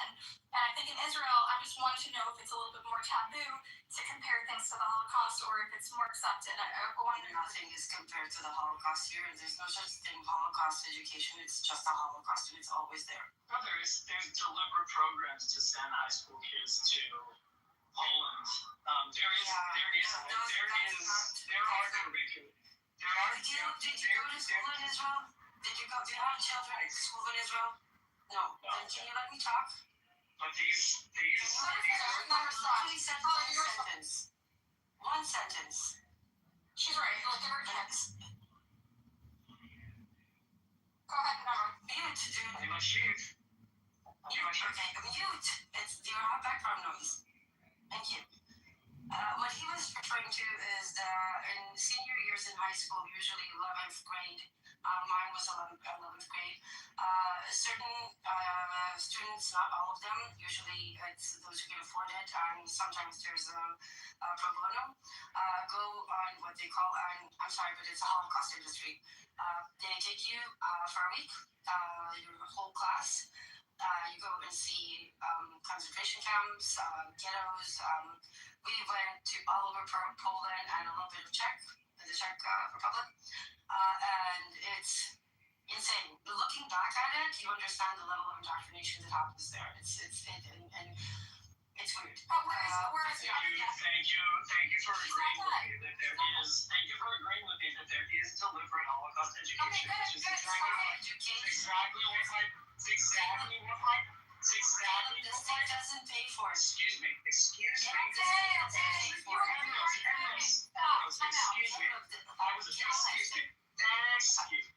I was making a modest point. You said that there's no Holocaust education. I disagree. There are Holocaust education programs all around the country, including the one that you mentioned. So don't lie. So if you waited long enough, you hear her make the point. Now someone. First of all, the state doesn't fund it. Fucking liar. I didn't say the state funded it. You if you have no capacity to actually listen, seriously, you are really difficult to have a conversation with. If you're aware of the highway, this is not how you convince people. This is not how you convince people. You are unbearable. Okay. It's not about your politics. It's not your politics. It's your approach. Unbearable. You're being petty. Okay, never sentences. Okay, Member, I have a question about your home. Shut up, dude. Alright, you're going down. Sorry. So, Emerose, I think the dichotomy I wanted to point out is that in America, in a lot of liberal Jewish education programs, we talk about it as instructive, as this is something that can happen to anyone, and it's Independence Day. They link it all together intentionally, right? So from kindergarten, from the secondary in the public education system, you are exposed to the Holocaust, and a lot before that. And there's a perpetuation. But I'm sorry, I'm going to be honest, and this is my point of view. Most people probably will lose their shit when I say this. The Zionist propaganda exploits the Holocaust all the time. All the time. And it's a disgrace. Intensity that they perpetuate what happened to us, what did to us is intentional. It's designed to maintain this like victimhood and persecution, existential fear and vengeance. It's not a mistake. And yes, the Holocaust is being exploited. And there's nothing more dishonorable, despicable, and demonic than using the Holocaust as an excuse to commit another. And there's actually no word for Holocaust education. Where does this stash belong to that legendary crystal meth cookie? Is he trusting glass with cash? Surprisingly cozy, like 1,000 tiny expensive pillows. Security, which would thought it'd be stretched out on the mouth of iPhones. Where does this stash belong to that legendary crystal meth cookie? Is he trusting glass more than cash? Surprisingly cozy, like 1,000 tiny expensive pillows. Security, which would thought it'd be stretched out on the mouth of iPhones. Where does this stash belong to that legendary crystal meth cookie? Is he trusting glass more than cash? Surprisingly cozy, like 1,000 tiny expensive pillows. Security, which would thought it's just part of your everyday life. You don't need education. thought it'd be stretched out on a mountain of iPhones. Where does this stash? Yeah, and I think that is a. That was a point I made earlier. Try to fix it right in the forehead. You see the tape gets Exploit the memory of the Holocaust for political purposes all the time. And there is a way to talk about the Holocaust that is instructive and informative and useful, and there are ways that are less useful. One of the reasons I do what I do is because maybe if somebody did it, then some of our families would still be alive. If somebody did it for them, it's probably like complete nonsense that wouldn't have any impact. But yeah. Okay.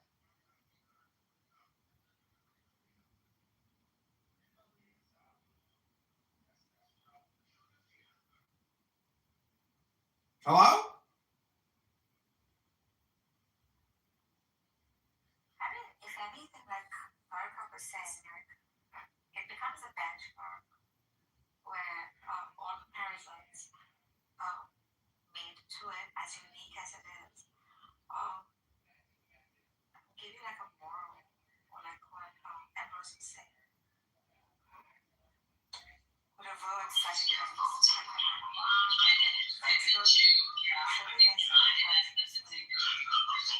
The reductionist approach, and then there's a hyperbolic approach, right? Where both would not do justice to a particular bizarre, because the common denominator would be human-centric, would be the loss of like lives on a large scale, systemic oppression, racism, etc. So these become like benchmarks by which we could sort of like compare to some extent, if not everything, tragedy to something that is like a bigger tragic event. Again, I'm finding it rather bizarre to like isolate a certain event and say nothing can be compared to it. There is other comparison. Like we did point out for Black people, chattel slavery is a similar thing that people cheaply casually compare to the very offensive. Wow. But I did want to say, to Daniel's point, like when I talk to my fellow Jews or to my family members and I invoke the Holocaust, I'm doing it deliberately, intentionally to be provocative. I do always qualify it because I know what they're thinking. I know exactly what's going through their mind. Oh, but we didn't start the war. Oh, but they embed themselves in civilian populations. Oh, but XYZ, Hamas. So I always say it's not apples to apples. But that means you're equating it to what's happening in Gaza. Yes. When I talk to my family about what's happening in Gaza, I do try to qualify it. I use That's a personal equation. It's not. Are you interrupting me, David, or do you need to go down for timeout? So when I talk to my family about it, I'm just simply invoking my own family history that's also their family history in like a personal, intimate way that is like among friends, and we don't have to worry about what the anti-Semites are going to say or whatever, you know. And I think it's important because we have this shared history, and it's important, and I'm intentionally using provocative language, but I do always use qualified language too and say, well, it's not apples to apples, and XYZ is different. There are these commonalities, and this is what they raised us. This is our culture. This is what they raised us to look out for. And to suddenly close our eyes and develop this like blind spot is it's a betrayal of our culture, of that education. presentation that you gave. You know, David, can I respond to Rose really quick? I just want to, it's going to be really quick. Yeah, go for it. My time. So, Rose, when you said propaganda or something, right? So, through the years, well, let's just use a 2,000 year, or actually, 2,000 year mark. Since Rome, Jews have been thrown out of this country, that country. This constant sort of disdain or blaming things on this particular group. Then things get up again, and then they bring up these things from the past. They get exiled again and pushed away and pushed away. And then let's just skip to the Black Plague against the Ashkenazis. They start killing Jews immediately. Okay, can you make your point? We all know this history. You're not educating us. Because they're hand, but no. But this, the thing with Melrose is that he's not actually remembering all these steps. Of course she is. This is foundational to our narrative about ourselves. What are you talking about? That got to the point where they were being systematically killed. What is a joke about holidays? Because it's you guys don't want to have conversation. You guys just want to hear us. You're not. Make your points. Like you have to give her 10 seconds my to point. That's just who we are. What are you fucking saying? He's disregarding it and pointing out and saying, "Oh, well, it's אתם יודעים מה אנחנו מתלונן, sorry, you guys don't want to hear objections. I'll just listen. Just hold on. את יודעת מה אנחנו ניצולי שואה במחנות ריכוז? There's a saying in Hebrew called new. New means gets to the point. So you see, I chose a buttercup, a joke in Hebrew that I will not repeat in English because this is like a joke that every sixth grader in Israel knows. It's all What does it mean? I'm not gonna say. It's a really vile holiday if people don't, because it's none of your business. But the thing is that the way that I think it's very different than the way we look at it. Like very, very, very different. You bring onto the stage people that are stupid. I'm trying to say something. You bring onto the stage people that are stupid and long-winded, and it's a terrible combination because these stupid people take hours and hours, and it gets boring as hell. I know that's we're rushing him. I don't think I have 2 PhDs for the record. But I did want to say something. And please don't join the debate. There's a relevancy to the Holocaust, and not just because it's a Jewish Holocaust, because after that, things change. Honestly stretched out on the mountain life. Where does this actual that has made crystal meth because he trusted We've gone God? too far as a species. Like we need to have boundaries. The genocide, Geneva Convention, the genocide definition. Coming here and accusing people of being fake Jews living in your The country. Geneva Convention was written because of World War II. By the way, I don't like to talk to you. You are a fucking dummy. Fucking dummy, stupid motherfucker. You are a fucking terrorist, motherfucker. And you have fucking explosives in Jerusalem. The fact is that I'm sorry,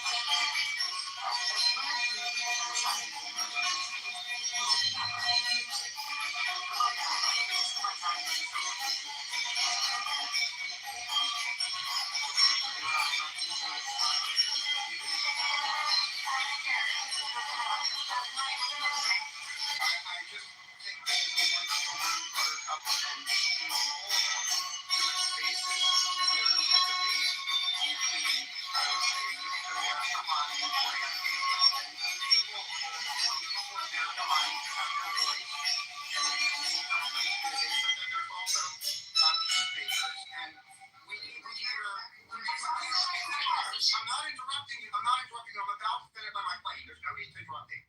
I come to your space, Buttercup, because I want the smartest and most succinct supporters of America Hani here. And I want the smartest and most succinct peaceniks. And I want to hear an honest, open debate. And I implore you to kick the retards off the stage because they make the room boring. And I'm done speaking. But thank you for the feedback. I think I'm really sorry. So when we talk about Mayor here, we kind of talk about it in a tongue-in-cheek way to represent like sort of the Zionists, and then we talk about the lefties. Some people call them the Nukhba left. Like we we just use it in a tongue-in-cheek way. He doesn't actually mean Kahana supporters, right? Ryan used me like a pro-Israel propagandist. Well, when I refer to Kahani supporters, and I live in a community with many supporters of Mayor Kahani, You do? Yeah, I do. Kahani? But yeah, please let me finish, Buttercup. You know I'm your biggest fan on Clubhouse. I live in a community, many supporters of Mayor Kahani who have their children read They Must Go as their first book. I'm about to land my plane. Please let me finish. I'm about to land my plane. I also live among woke, leftist, self-hating Jews that want all Jews to leave Israel and give it to Palestinians. So I live among both communities, and I love hearing the two communities debate. And that's the reason I come in your room. And I implore you, Buttercup, kick the retards out of the room and invite smart people on stage. And I'm fucking done speaking. Thank you, Ryan. I'll take it to Can I just point something out? It's really weird that he wants out. half self-hating Jew and you all are and like acting like this is your country. You don't live here. You don't. This involves you in many different ways, but you don't live here. So respectfully, comment.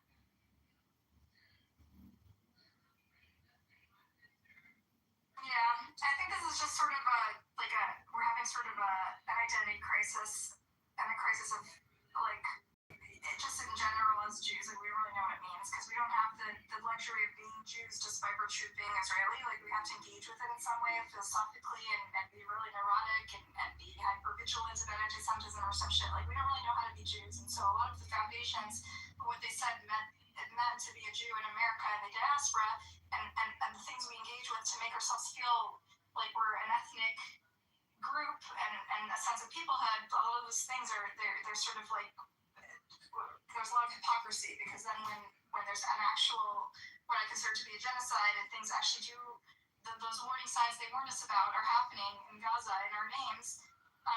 They're telling us to close our eyes, and the Holocaust museums and the ADL and the institutions are saying, no, this is something else, and we can't, and we must never compare, you know?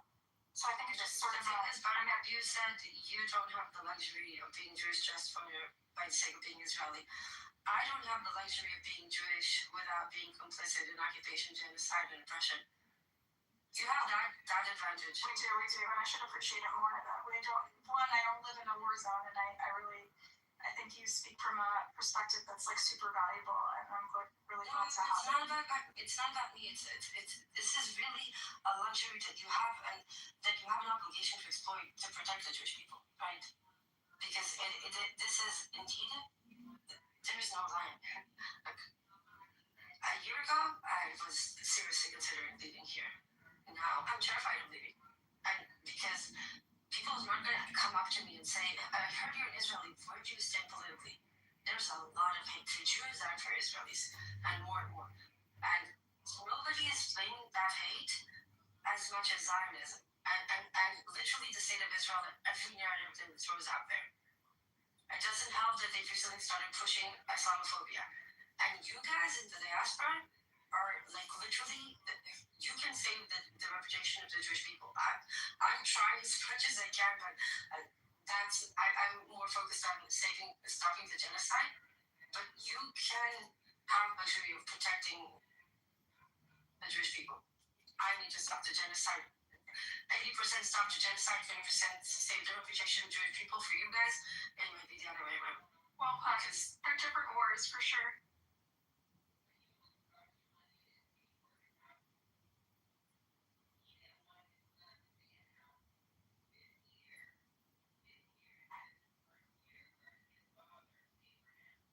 So I don't know if we can deliver on a Kahani supporter, and what did he say? What do you call us? A lefty, self-hating Jew. I don't know if we can find one of those. Lefty, self-hating Jew. But we can try. We'll try to represent all the sides. Just to be clear, I'm not a lefty. I'm proud anti-Semite. Yeah. And I'm not a self-hating Jew. Did you just snort? Yeah, he called me. I love the typecasting over here. Hey, shapeshifter, how are you? We're having a conversation about when it's okay to compare things to the Holocaust or weaponize the Holocaust and when it's not okay. Okay, so we've heard the slur, we've heard the just know. Sir, we've heard the burp. All we need to hear is the bark. Oh no. I'm just waiting for the other shoe to drop. Those are really cute, by the way. Did you read the, Daniel, did you read the article? I'm about to start, actually. I have to do just something. Let me know when Do you you know that there an article that came out by Amos Goldberg and Daniel Blackman, I think it's like end of 2024, and the opening line was, it might not be Auschwitz, but it's crime of the same family, that crime of genocide. Sorry, Gaza might not look like Auschwitz, but it's a crime of the same family, the family of genocide. And they go on to explain it, but... Can you post in the chat? Or I can look for sure, it. I can find it. It was in Ahmed, Amos Goldberg.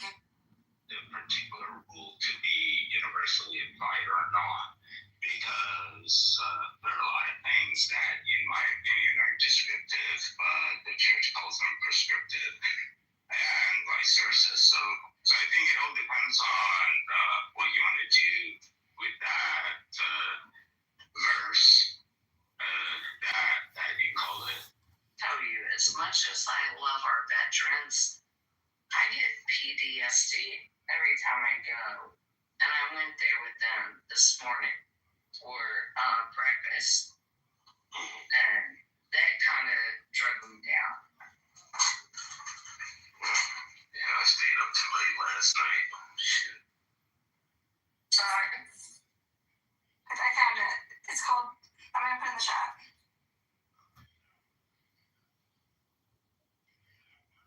And that's the real, like, no two genocides look the same. That's not the point, you know? You can acknowledge that no two genocides look the same and acknowledge that there's different factors and still see the Holocaust as instructive and useful to prevent and rewarding. And then Igor did a great job, I believe, by positing that. Like, he showed the uniqueness of it. At the same time, like, he showed how reductionist one can be. Yeah. I think he posted really well. And that's why I wanted to hear more from him, because like his people experienced genocide too. Igor, can you come back up? Because I think we're talking about Hello? Your opinion was really good. I wanted to zoom out and compare it to other Hello? people experience it and their sensitivities about the comparison. Hello? I see the death of your relatives as useful for or how do you make it meaningful? I don't know. I'm curious to what extent people are willing. My position, that's why I was against all the crimes that we did in the 90s, right?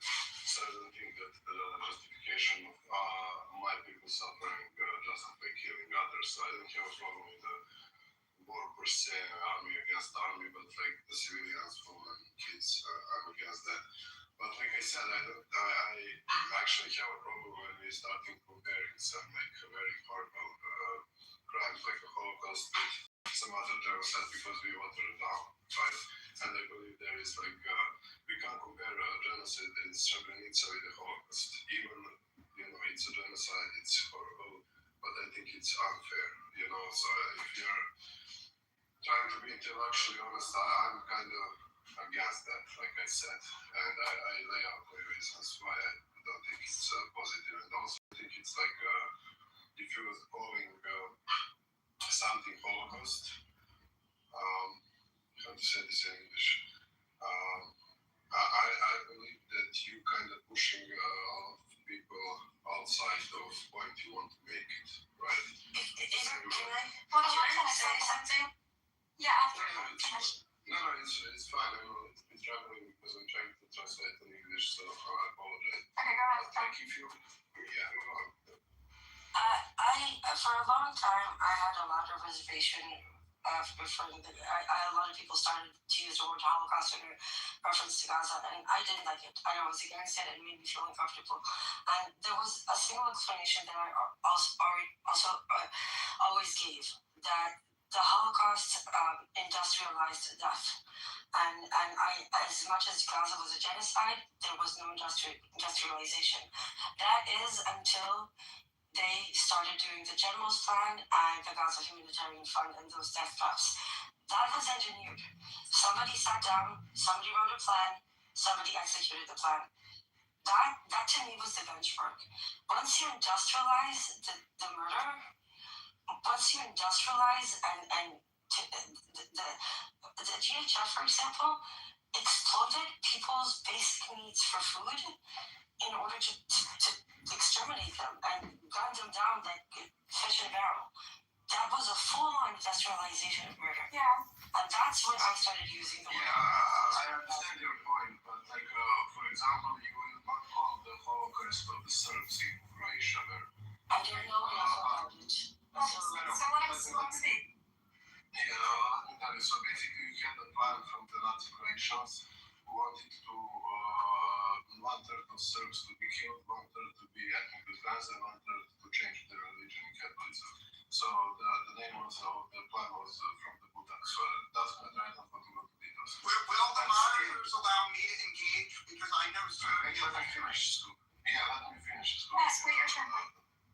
Yeah, so point I'm making, like after World War II, we collectively agreed that Holocaust is a Jewish suffering, right? And I think should be left. I don't mind that we can like go in different things like genocide, I think whatever the legal term we want to use it, right? But I think it's like reductive, like who's it, Nargis said, right? That we're using like a broad brush on every crime. And what you described happened in other genocide, right? But we still don't have that hate that Nazi had toward the Jews, right? Okay. That's why I'm making the distinction. Okay, sorry. So I want to make a point. So I think Emrose and I are coming from Israelis and Jews.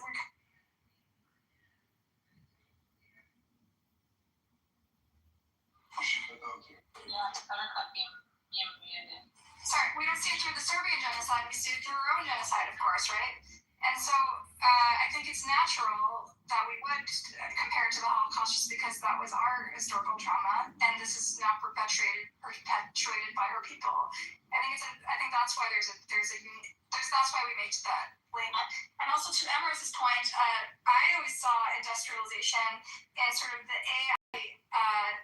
AI munition system. They created new technologies, just like the Nazis created the concentration camps, and then they said, what can we do so they don't have to see the death, right? They can just push a button. And this is similar, this is even more hands-off when they're using an AI-generated targets and like drones, so there's literally no fingerprints and no one feels culpability for the mass deaths that are happening. To me, I see that sort of invention of new AI technologies and machines to do the killing is another form of industrialization, an industrialized killing that detaches the killer from the It seems that, making like we see atrocities and comparing them to the Holocaust doesn't seem to be problematic. The problem, I think, that becomes really insensitive is when we say like a Holocaust, this is a Holocaust, rather than comparing it to the Holocaust. That's where I think there's a level of insensitivity that is happening unawaredly. Am I saying that word correctly? And I'm now aware of it. Like this is very educational for me to note the difference, right? There is a true difference. Like saying, insert whatever atrocity is a Holocaust, you're really kind of negating the actual Holocaust by dropping the Holocaust. Like saying, this is like the Holocaust in these ways, but instead you're saying a Holocaust, which is like really in a kind of way making what should be the title of an event minimizing it. Like it brings it down. It's not singular. It's a singular event, and now you're making it like just it's dilutes it. Totally makes sense. Yeah. Wait, I want to hear from Igor. Yeah, go ahead. So would you like to say that all slavery is the same, right? That is the distinction that I'm making, right? So that's a question for you. Would you say that every slavery, even they have I made that point earlier, Igor. No, I understand, but if we're making the point that we can call everything Holocaust, that I disagree, then could we call like all slavery, Arab slavery, slavery, slavery in Ottoman Empire, Roman Empire, slavery, chattel slavery, is all the same amount, or we can make distinctions. That is my angle. I'm coming from my perspective. Of course we should make distinctions. No two slaveries are the same, but that doesn't mean we can't talk generally, broadly about slavery and what and try to prevent, because we must talk broadly about it as a theme and understand the common threads, right? In order to oppose it. Like there's a difference between saying like, you know, I was at work or like I was in this event and they treated me like a slave, right? That could be so offensive. But if we're saying like in the slave trade when they did ... they're doing ... there's a less we can distinguish the okay, so we're talking about, let's say human trafficking. Let's say Jeffrey Epstein. Right. Would you compare that to slavery because he's trafficking? So and like if you say you know the people that you know were human trafficked were like you know the slaves in America, right? Like that could probably be offensive. But if you say something like, for example, this isn't the way it was, but it's a quick example. People were bought and sold like they were in the slave trade. They were bought and sold also. Like to make it like distinct comparison is one thing, but about the experiences. Yeah, like for example, I use something a comparison often, right, to show that brutalized people do brutal things, and I talk about how the abolitionists were asked, "Do you condone the slave rebellion? Like the slaves turn on their slave masters and killed a whole bunch of people. Do you condone that?" I'm like, no, like we don't condone that, but we told you this would happen. We told you this would happen. In other examples, hold a second, to show that like, listen, when you brutalize people, we're not saying that we condone something, but we're saying that this is an inevitability of what happens to brutalized people at some point. That they also can return brutality for brutality. Right. I think that's a good point in a way. I understand the point you're trying to make, and I think that's something that me and Emrose were making too when we were trying to say to Igor, like what we see, like when we point out a specific aspect of the war, which we say reminds us of the way the Holocaust unfolded, because we as Jews are very versed in the Holocaust, and it's so much a part of our narrative and the way, the prism through which we see the world. And so she took one of the aspects of the war and saw industrialized killing. I saw another aspect of the war and recognized industrialized killing. And the reason I recognize it is because the Holocaust is so shaped our psyche and the way we see the world. I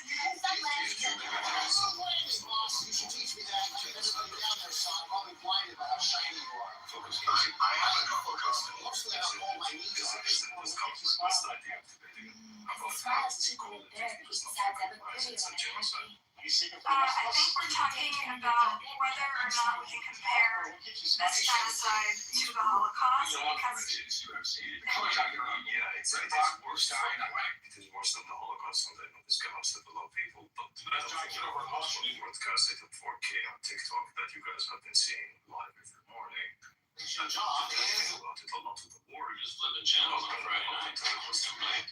Excellent. Now we'd like to invite John Kitover to say a few words. TV and phones. So it is worse. Why? Because you say the only evening clap that you're shitty genocidal supporters. Yes. You're looking at it and you did not do shit about it. So that's right. Who did not say shit about it cannot fucking tell people what to say about it.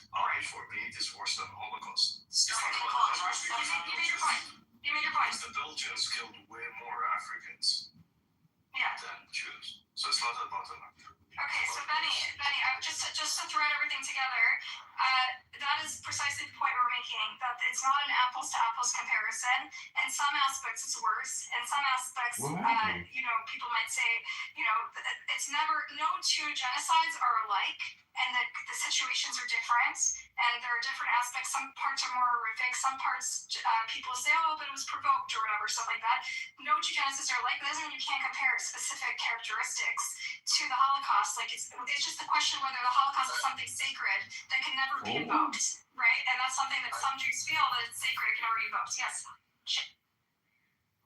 I gotta push back on it's worse. I had a more nuanced thing to say, but I just really reject the notion that it's worse. It's one characteristic that's worse, right? Yeah, I just think that attempting to tiptoe to the areas that are worse is so unproductive. I don't care what you feel about it. I want to show Yeah, relax. I am very relaxed. So, no, just relax. So, if Hitler... Let's do one at a time. What's the next? One at a time, please. Very, very confused thinking. Starting to talk about what is worse is very confused and unproductive for What's making you mad? No, don't tell the fucking Palestinians what to think. Focus on yourself. Just relax, man. No, I'm not gonna fucking... No, dude, let's relax. You can talk about you guys as Jewish, what you think. Shane, hold on. Shane, can I say? I'd like to finish my point. Just a second. We're gonna let him finish his point. Shane is gonna land. He's gonna land. I'd like to finish my point. Everybody relax. What is clearly happening is Netanyahu is trying to silently erase the Palestinians. And so we need to recognize his techniques for what they are. Okay? We need to condemn those techniques because he's, to some degree, getting away with it. If we sit here making parallels to Hitler that use completely different techniques, we've lost the plot and we'll lose people around us. We need to be smarter about it. Okay, are you done? I will answer. No, I will answer actually. So what this guy is trying to tell you that we need to wait for Netanyahu to discuss changes. Why? Because Hitler, if you did not stop him, he would not do it. So Netanyahu was letting a crime over inside of Israel, kill Arab Israelis, whatever you want to call them, every day between 2 to 3 people being killed. Yeah, that's not enough. So he's preparing it, but by what's his name, shit, wait up for the gas chambers, then you can start. No, it is worse for Palestinians. It's way worse than the Holocaust. And you can't say, hey, I don't like it, but don't fucking tell me about things with it. Because for a mother that lost her kid outside of Gaza, it's way worse than the 6 million Jews who were killed. Just like the 1 million others that were killed, just a second, I didn't. Just like the 1 million others that you lost her kid. Just for this time over 6 million. So keep your fucking eyes for yourself. Palestinians. Respect I hope you relax. Respect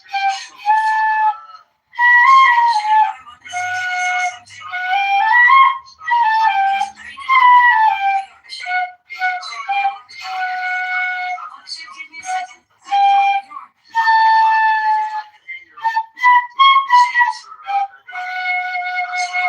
I think, Shane, I want to explain something.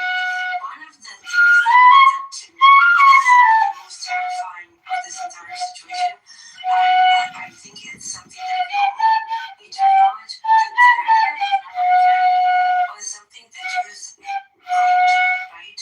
Because the Holocaust wasn't exactly a run. It was very hard to know what was happening. And the Nazis even had like a motto of concentration shops. So it all European journalists, they were just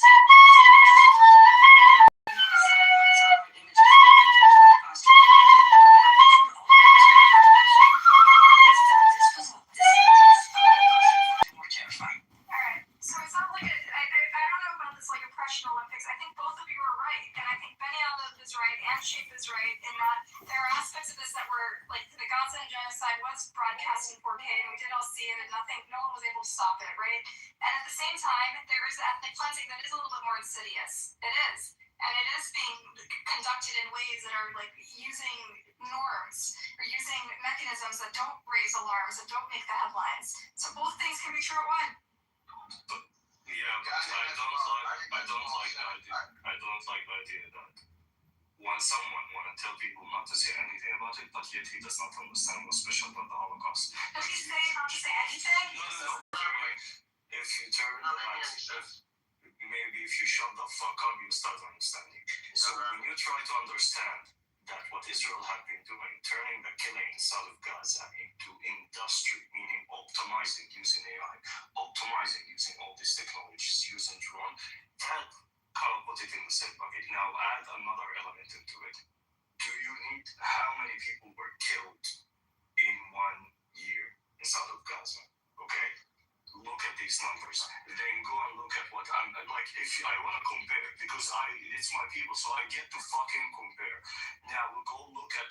Did the people know about it? Did the people here wake up every fucking morning, look into their TikTok or into their YouTube or into their X account, and they saw Palestinian being burned alive? Burned alive. Yes, we all did that on 4K. What did the community do? Nothing. The community that's supposed to came up with these rules that to prevent the genocide. So it is worse. Why? Because it happened after you knew about it, that it could happen, and you swear that it will not happen. قصة أختك. لك انت بتحترم حالك يعني Stop cursing, guys. We all know the Arabic. عن جد عيب شو عليك, man. I'm not gonna curse him because I was raised with better standards. I respect the upbringing that I've gone through. And you know, if his parents were listening to him, they would be ashamed of him. Yes, So anyway, what he said was didn't really make a lot of sense. He's just holding on to his point, using his fixed mindset. And to say that nobody did anything about the crimes that were committed by Israel is not true. You can make an argument and say, well, the Arab countries should have done X and they should have done Y and they should have done Z. Those are fair arguments. The word justified it. What are you talking about? I'm talking, and if you listen, you understand. To say that nobody did anything. It's just not true. No, it's just not a fucking example. Who tried to stop it and did stop it? No, so shut the fuck up. If no one stopped it and you all watched. Okay, so you want. Well, what do you mean? Like what? Who's asking? Who's asking? Who's asking? Name an action. No, action from who? From the US or from the Arab countries? Would you like to see the US? Military embargo. Military embargo from the US. Arab countries cutting sanction and they forcing Israel into letting food and aid into, right? Not kind of sitting with them in. There are 100 ways.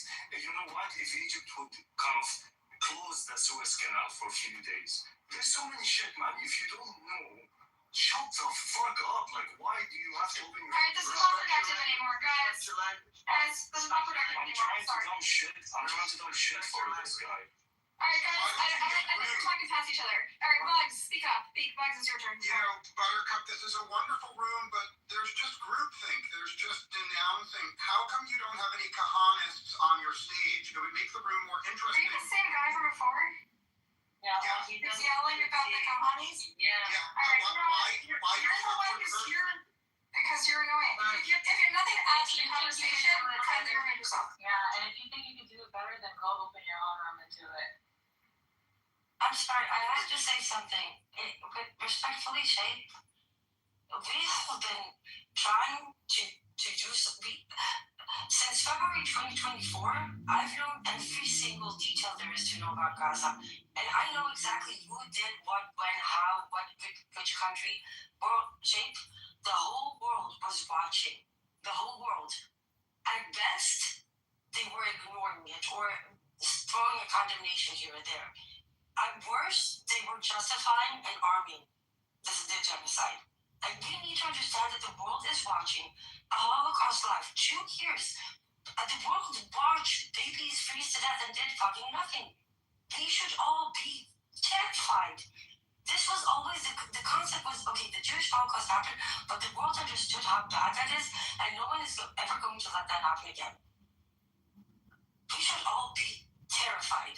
Terrified. If it happened to the Palestinians, Question anyone gives for you, Raza Mutarka.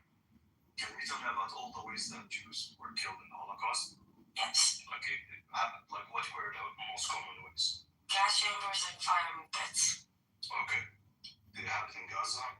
Literally, Gaza, the genocide in Gaza was the first genocide that humans were killed in every way. They were killed when they tried to get aid. They were drowned. They were burned twice. They were bombed in hospitals. All them about the quadcopters. I'm sorry, they injured. They literally tried everything in the book about how to kill Palestinians. Every way was they tried. People died when they were trying to get food. Do you realize People that drowned. But no. This Lebanese knows better. Go ahead. They're using footage from Gaza in commercials for the military industry. Do you understand how fucking sinister that? Imagine, like, what if there are, like, points in time that you remember? I remember when we started hearing about the drones, like the quadcopters that could throw bombs and shoot at people. So it's, okay, people, you're going too far. Like, let's not go overboard. This is not like a B-grade disaster Hollywood movie.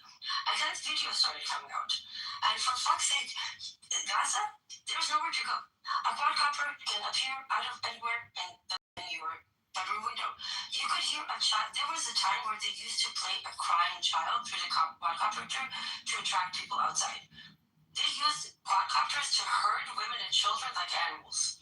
For 2.5 years, these people are living in a fucking dystopian movie. So, yeah, there were no gas chambers, but the whole world is watching a dystopian movie happen, the Hunger Games in real life, and doing nothing shape.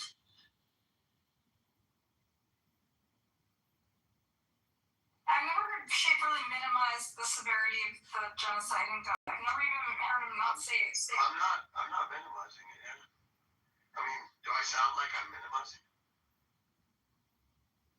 I think that you guys are getting hung up on whether or not it's fair to do a comparison. No, he said it's not productive. He doesn't know shit if he... It's a fair point, though. If you're trying to make a point, if you're trying to get an outcome, I don't know why is this going to get you your outcome? Listen, as someone who's Jewish family, when I say the word Holocaust, they get very provoked. Maybe Hold on, just a second. I get it. I get it, and that's why I use the word, but it is hurtful, and it does bring out... Shaking every Jew, where you anti-Zionist or Zionist, want to shake your core, right? Because all this is happening in your name. If this is happening in my name, let's say ISIS is now committing genocide, and that it is on me to come out and speak. And they should use literally every vocabulary in the book to shake all these Muslims to wake up and say, no, stop it. So, no, I want to say it is worse. And if anyone want to tell him, he need to listen to the facts that why it is worse. Because it was streamed on 4K. Because they tried literally every way of killing Palestinians. That is a really good point. I think there is room for all the people who condemn the genocide want to end. Listen, anyone who condemns the genocide wants to end, there is room for different approaches to move hearts and minds, okay? And there's always going to be a spectrum of approaches, and all of those approaches can be defended and criticized, okay? Here's Benny's logical flaw that he doesn't understand. Okay?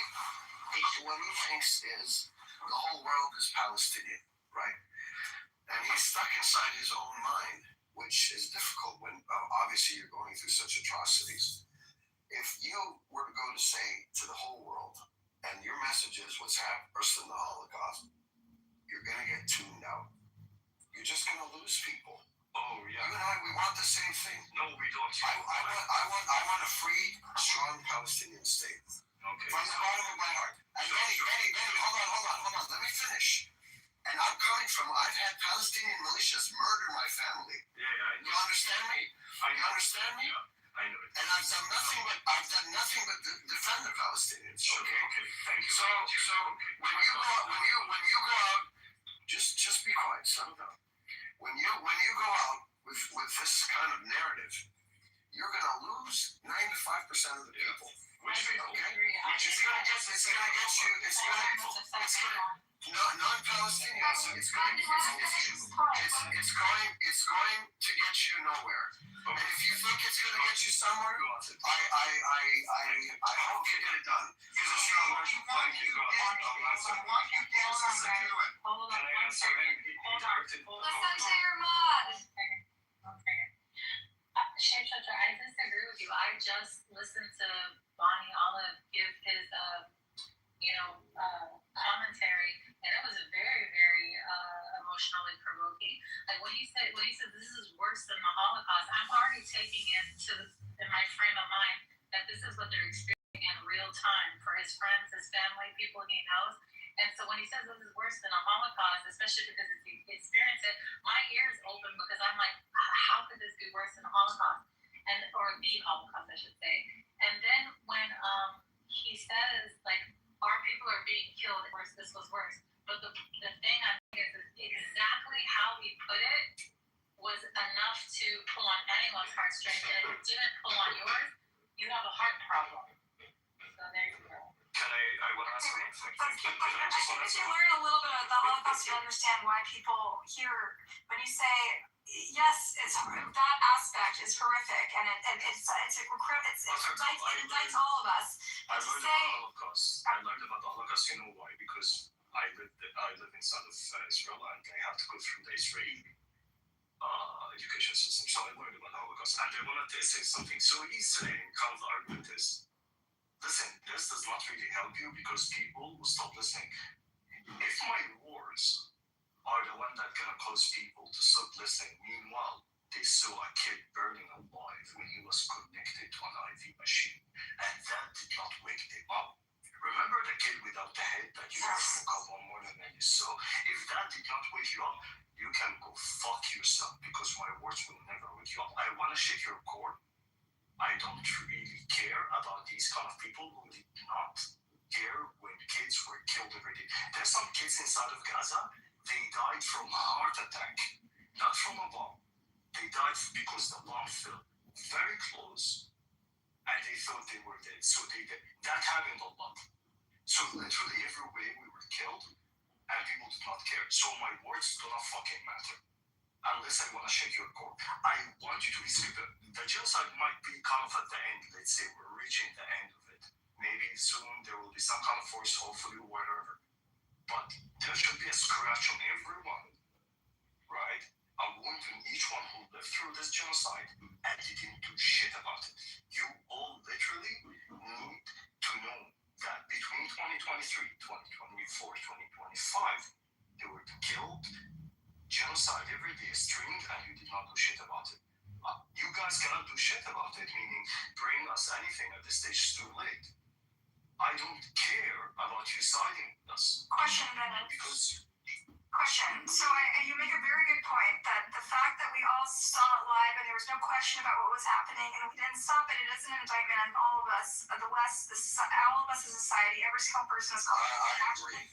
I'm not doing that. However, when you say what happened in Gaza is worse than the Holocaust, you wouldn't say wholesale because since you learned about the Holocaust, you know about the rooms and rooms of children's shoes and ratings and all this shit, right?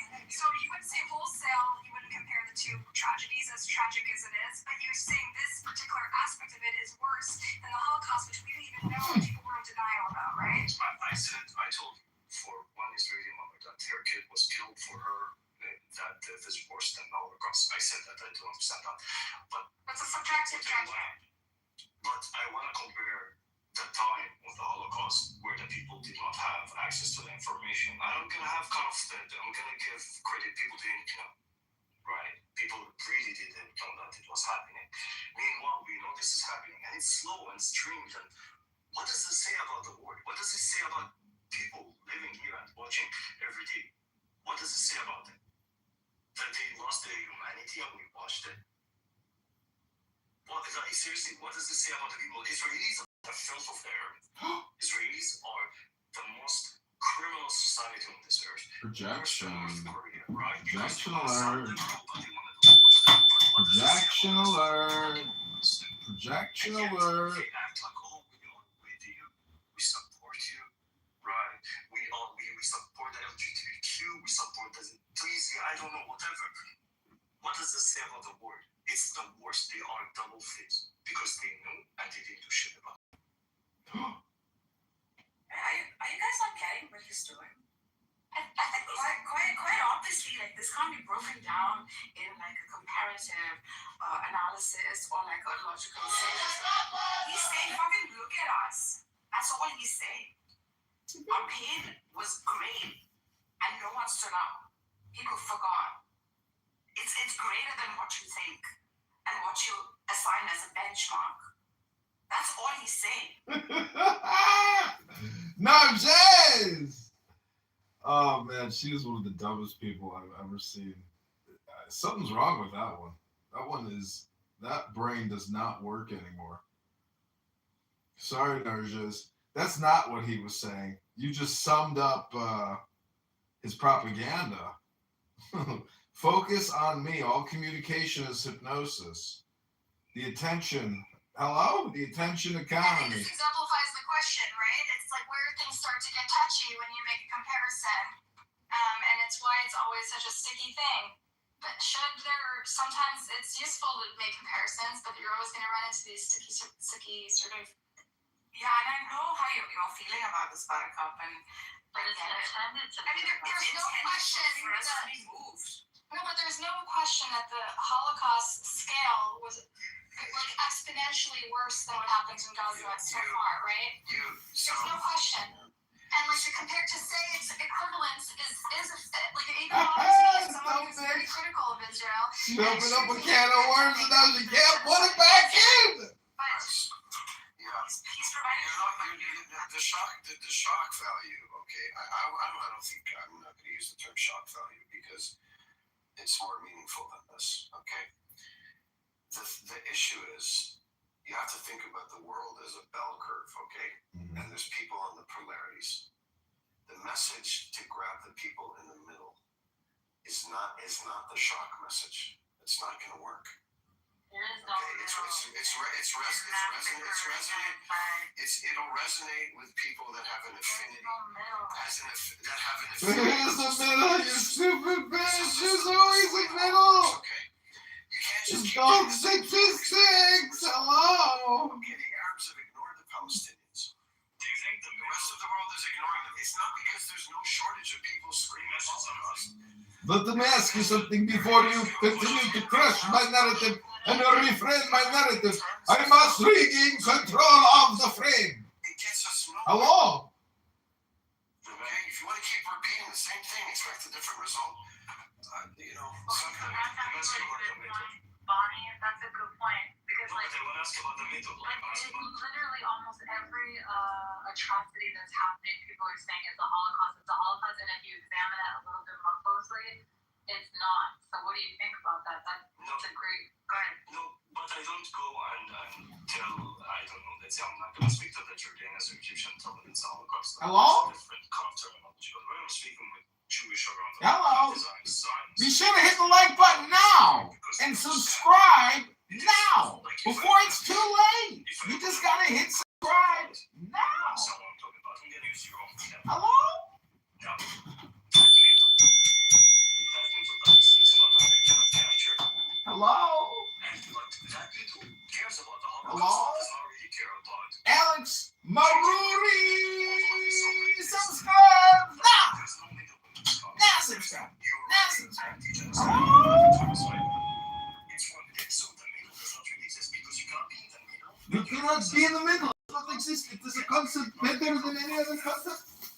So if you were there, you're technically an Israeli pro-genocide. And that you cannot capture. I don't want to capture you. I want to force you to stop it. I want to put sanctions on you. I want to sanction you the fuck out until you cannot do the genocide anymore. That's what I want to do to you. Me too. Me too. Me three. Yes. To be clear, if Israel sanctioned, everybody who lives there is going to suffer. That includes us.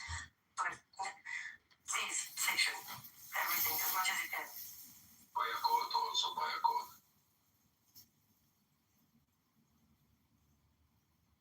Buy a coat here and all the settlers, we buy a coat them, we kick them out from the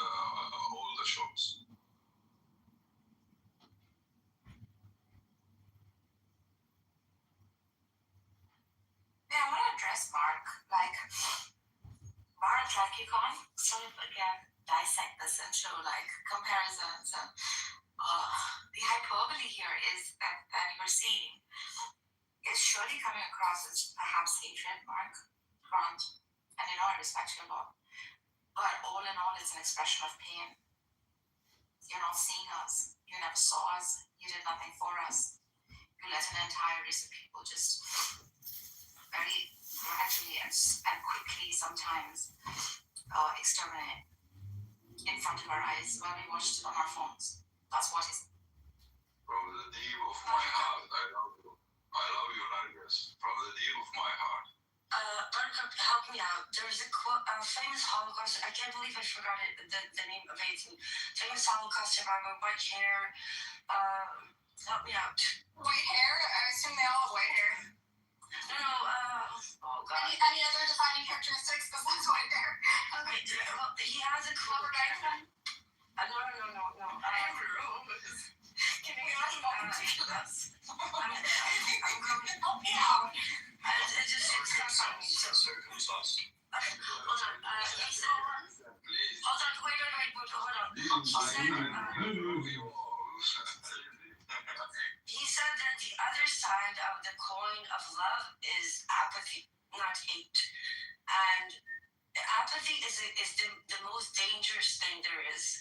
And this is why you provoke, you use, and yes, it's specifically, and I use it specifically with Jews and Israelis, because there needs to be a response, because otherwise it's normalized. People are very good at compartmentalizing and creating cognitive dissonance. We've seen it throughout the occupation. We cannot allow them to solidify the cognitive dissonance. They will not get to say that they didn't know it. No, they will know. They will know that either they do something or they don't. I have a pushback to that thought. So, to be, go ahead, mister, go ahead, Fadal Habib. Go ahead, please. Some of the language and the ideas, we know that all human beings are action and less words in terms of helping and stopping Israel from murdering Palestinians. We know this. We know to do this, we need. The problem with the language that becomes extreme, which we've heard lots of, is it's polarizing. Well, to say, all Israelis are X, okay? Yeah. And try and get strength in numbers by saying what's happening is worse than the Holocaust. The average person listening to this, you're not going to get people on side with this language. And I'm not saying it's right. I'm just saying it's the way. Can I say it? Not really that average person. Just saying, someone answered that average person. It's waiting for my words and the images that are coming out, the videos that are coming out did not move them. So I think his words requesting that the victim be a little bit polite when he speaks. They're requesting the victim be polite. Well, do you want to be rude? I'm reminded of a text message I wrote Hello? recently to Kitover. I'm messaging my sister before I Hello? Panicking. Hello? Trying to remind my family that if we don't acknowledge what's happening in Gaza as the horror that it really is, that's not a form of loving Israel. Like, when you love people, you tell them the hard truth. In fact, putting our heads in the sand and denying what's happening is the opposite of love. It's enabling. Do you right? believe in abortion? And what's going to happen is when the full truth comes out, the dust settles. It's Do you going to believe be in that forced much more horrific, vaccination? that much more traumatic. And so I'm always sending these Ooh, girl. being like, we have to confront the truth. It's not love to put our heads in the sand and lie to ourselves. And I was just kind of fucked up actually. And eventually my family, I see my sister wrote me back, have I ever said anything in favor of the war? Have I ever said anything endorsing Netanyahu? Have I ever said anything to that effect? Why are you sending me this? And it was basically my cue to fuck off and stop being so sanctimonious. Yeah, and I think to Sheikh Shakar's point, that's kind of what happens. And I was speaking from my Hello? heart. I was saying, look at what we were having. Hello? Educated,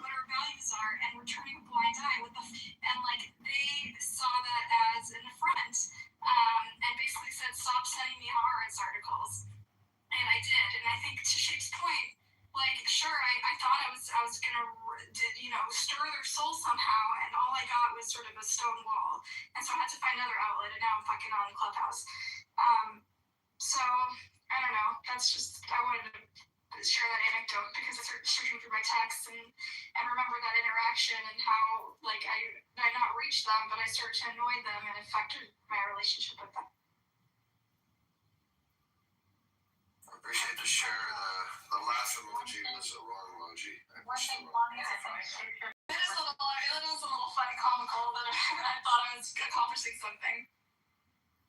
I think shapeshifters complaint wasn't necessary. In a year, 5 years, 10 years, everybody will know exactly what happened. They have to ask themselves, what happened? What did I do? And when they try to say, I didn't know, they didn't tell me, it's the media, you'll tell me to tell you. And you will have, and then they will have to do their own soul searching. Because you did tell them. And they didn't listen. And that's what you did. And that will push them to save themselves and make sure they understand what happens. And not to repeat it again. And why it was so horrible. That's why it's important. And the safest way to describe evil is for good people to do nothing. You did something. What did you do? You came on Clubhouse and talked for fucking 6 hours. But if everybody held that evil by a step, we might actually hold it back. But most people are least and egotistical and narcissistic. But you are not. And that's the most important thing. Thank you. It is so validating talking to Israelis. There was another earlier interaction I had during the height of the genocide where I reached out to this guy, Ori Goldberg, an Israeli political scientist who often comments very beautifully and poetically about the experience of living in a society that's sort of disintegrating into this moral abyss, and everyone around him is genocidal, and sort of what that experience is like. He sort of documents the decay of his society. And so I wrote him a letter because I felt so crazy that I'm living in this reality that nobody recognized on Twitter. And he wrote me back the most beautiful thing ever. I don't know if you guys want me to read it. I had the same experience with Oli. He always checks on me. He is in a very advanced cancer situation. Hopefully he'll get out of it. But and he's a wonderful, wonderful person. You should read it. So I reached out and I said, I just want to pop in and say your Twitter feed makes me cry every day. I'm glad your surgery went okay. I'm sick of what's going on in the States. And he said, thank you. And I said, at least in Israel, thank you for conveying a very beautiful truth. At least for Israeli Jews, it's not blasphemy to criticize Netanyahu. And he goes, well, the criticism is often a cover for supporting his main policy, genocide. So I don't know which is worse. And then I wrote, I don't get it. We Ashkenazim are raised on emaciated children and ghettos and prisoners behind barbed wire, seared into our minds. And my family against our Lithuanian neighbors who turned a blind eye has somehow lasted for 4 generations. And yet, so when we look at the same images from Gaza, they don't see what I see. I feel like I'm causing pain to the people I love just for stating the obvious. My family consumes the news through Hasbara influencers, and who am I to rip away their comfort blanket when the truth is so much to bear? I tell myself I'm doing them a favor by speaking my mind because it will be worse when the smoke clears and the genocide charges start rolling out, and they find out that the children of the Holocaust have caused another Holocaust, and they realize that they've been tying themselves into knots trying to justify it.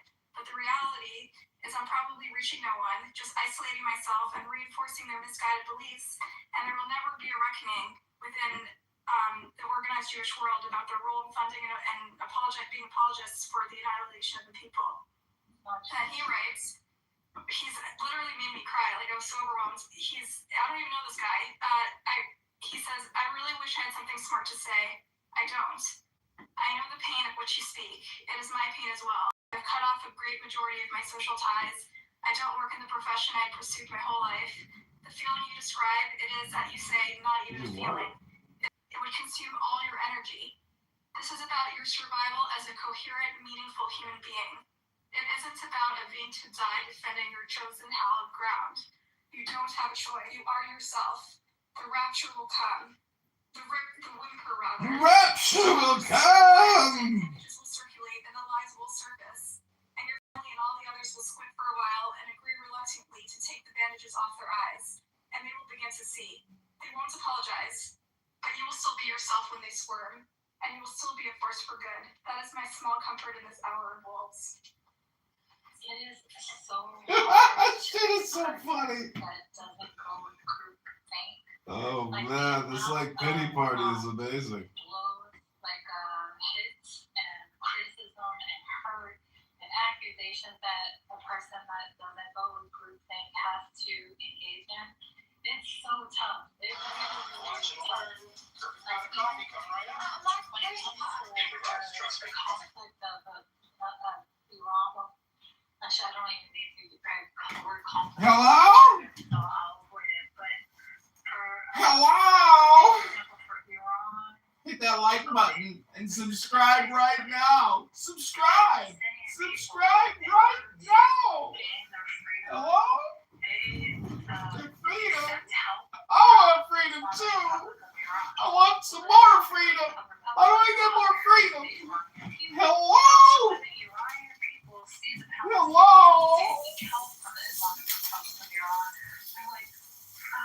You scum, you pieces of shit, we hate you, and they say all this, they just throw up all this vile commentary. Now, on the flip side, the Iranian people, all they want is their freedom, just like the Palestinian. And guess whose help that they're reaching out for? Israeli. So what do the pro-Palestinians do? You fucking scum, you da da. And here we are, the people that are stuck in the middle who have reasons outside the group thing to understand, like, both these people are their freedom and they're utilizing any method of mechanism to see it. And instead of attacking the oppressed people of each group, right? Instead of attacking the oppressed people that are Palestinian, instead of attacking the Iranian people that want to be free. Bonnie, could you mute it? It kind of throws me off when I hear a little bit of background. I'm sorry, I'm ADHD. We don't stand with the people because we're narrow-minded and we go with groupthink and we go with whatever narrative that we're being fed. So you have these people and they hate each other on either side. This is amazing to me. My life is freaking amazing. For 2 years, I was trying to convince Iranians and other people that 30,000 children have been killed. Now I'm on the other end trying to convince pro-Palis that over 30,000 people in Iran have been killed. So, can I ask you something? Why do you need to convince the pro-Palestinians community? The pro-Palestinians, because here's the thing. Can they do something? No. Yeah. Oh, they're useless. No, they're useless. I know you think that because you haven't seen fruit. No. I seen them in action. I think the pro-Palestinian community is not really... Okay, so I do understand what you're saying, but I want to do some correction. And I wasn't done, and now I forgot the rest of it. It's okay. It was going to be really good, but I don't remember. I believe it was going to be good. Thank you. It was going to be epic, and you ruined it. Yeah. There's something I wrong was with just preparing to like. You know, they keep on throwing. Palestinians did not really get help from Iran. The one who got help from Iran was Hamas. So even if you look at the Palestinian in Palestine, you're not going to find one Iranian hospital. Like they did not build. All that money was coming from to Iran, to Hamas, and mostly Qatar. So there's kind of an image that being sold to the Iranians who are being oppressed inside of Iran. We are in deep shit because we're standing with the Palestinians. No, sorry, you're not in deep shit because you're standing with the Palestinians. No, you're just oppressing them. You're in deep shit because you're corrupt and you have all this kind of shit. So it's not Iranians are not really getting help from Iran. The help is getting... Donnie, you're missing what I'm saying. These are the propaganda narrative that each side is given and then they believe to hate other people. Like, I can't tell you how many times we had Zionist Persians come into a room and just say the most violent thing. Okay, and now you need to go into the room of pro-Palis and see what the hell they say towards the Iranians. I know what they're saying, but they don't matter. What doesn't matter are the people that are suffering on both sides. That's what doesn't matter. No, the one who matter are the people who are suffering. Well, that's what I'm saying. When people have these different propagandas, they make the oppressed not matter and they stand against the oppressed. So right now, like in Amir's room, when he doesn't listen to the Iranian people and them saying, we're crack, there's a guy here. And he like thinks that everything is just a lie, that the Iranian people are, it's just Mossad propaganda, all this stuff. And, Is he Iranian? No, he's not. He's a pro-Palestinian. Okay, is he Amir? What about Amir? Amir Prince? No, Amir. Okay, so always run 24/7 for Palestine. Okay. So here's the thing. If you're not Palestinian, if you're not Iranian, you don't really matter. Let me explain why. At the end of the day, those pro-Palestinian community, once they are infected, by the way, I really don't care, by the way, about October 7 woken up the pro-Palestinian community. If that community was asleep and they need to see blood to wake up, then they can fuck themselves.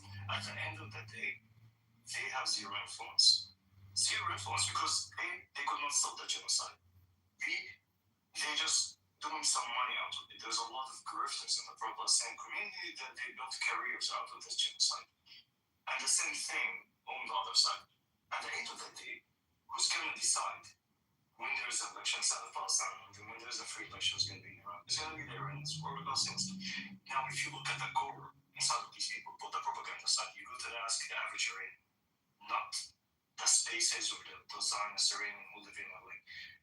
That's the average Iranian. Who's anti-IRGC? He's anti-IRGC, but he just want to go with his day and he just want to put food on the table. So, like, people are dying in South Palestine. He tell you, like, are you supporting that? He's not going to be. The same thing with you catch someone in the West Bank and you tell him about Iran, he's going to curse the IRGC because the IRGC are oppressing the people in South Gaza using their Hamas, right? So, at the end of the day, the pro-X, pro-Y, pro-whatever, they don't really matter.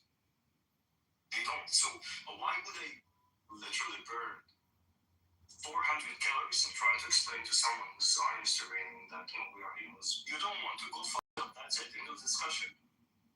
You came with the conclusion that the enemy of my enemy is my friend. Okay, great. I cannot change that. That means that you don't have any moral. So I know this on this. Why are you attacking a pro-Palestinian community? I'm trying to understand that. Because the new trend in the pro-Palestinian community, they're pro-Hamas, they're not pro-Palestine.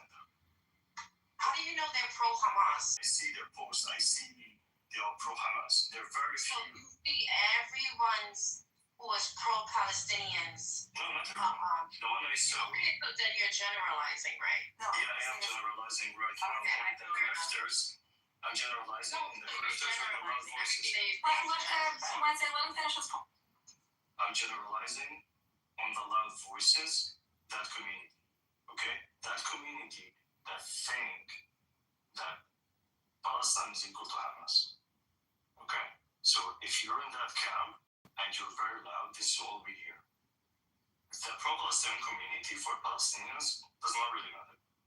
It's not, with all due respect. Can I say something? Before you do, I just want to point out the irony is this is more so amongst like the Western pro-Palestinian communities that are, a lot of whom are not Palestinian or not even Arab, right? You actually know Palestinian, especially on the ground. Yeah, I've had the same experience. I hate him also. Yeah, it's not like a video game. Is it also true for the diaspora of like the Iranians, right? All this is happening in the diaspora. This is what we're saying. These taking sides, the friend of my friend, enemy of my enemy, is like so black and white. It's like soccer. No, yeah. Real Madrid, you support Barcelona, and let's say who's going to play tonight. And the people, exactly, the people themselves are being forgotten. What are the people? For God's sake. Oh, so a big problem. You guys are aware of tribalism. So tribalism. Make your point really quick, or you're not gonna. Alright, I'll just leave. Go fuck yourself. Bye. Tune in.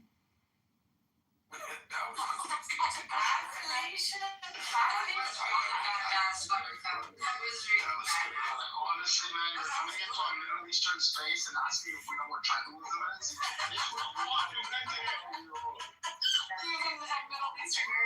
That's pretty funny. Well, that was so good. That was so quick.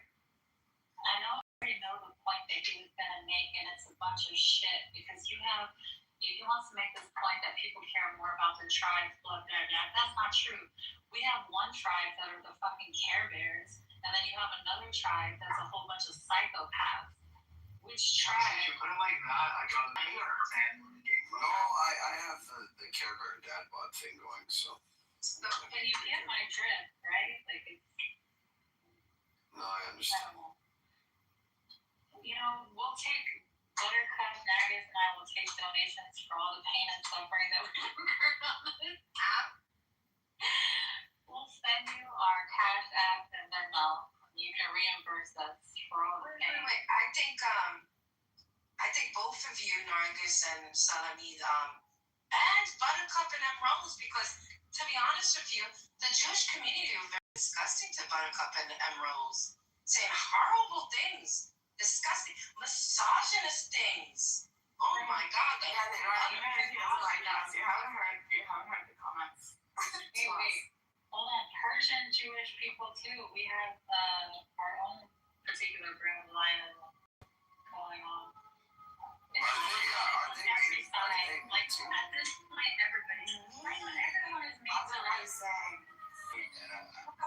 They are a bunch of vicious, insecure fucks. Hey, what's up,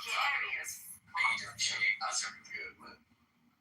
We got some hair on there. Hate happening, you missed it. Yeah, like they'll say things like, how's your dad, Sayla? Oh, bitch, I will fuck you up.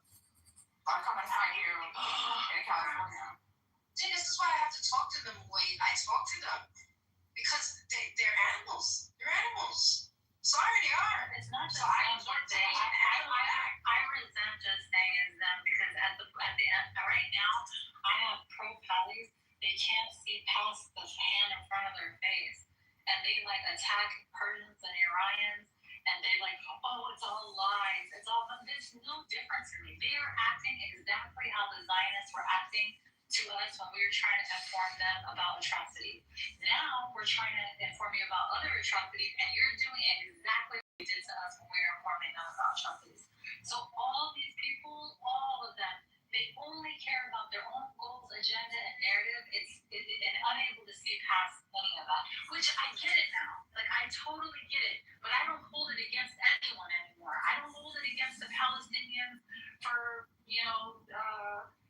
trying to work with the Islamic Republic, and I don't hold it against the Iranians for trying to work with the Israelis because this whole world seems to be evil to me. And like, what are you gonna do? At this point, Once you still understand that this whole world is evil, you're ready to become an Austin. That is correct, baby. That is correct. Evangelizing, guys, it's gross.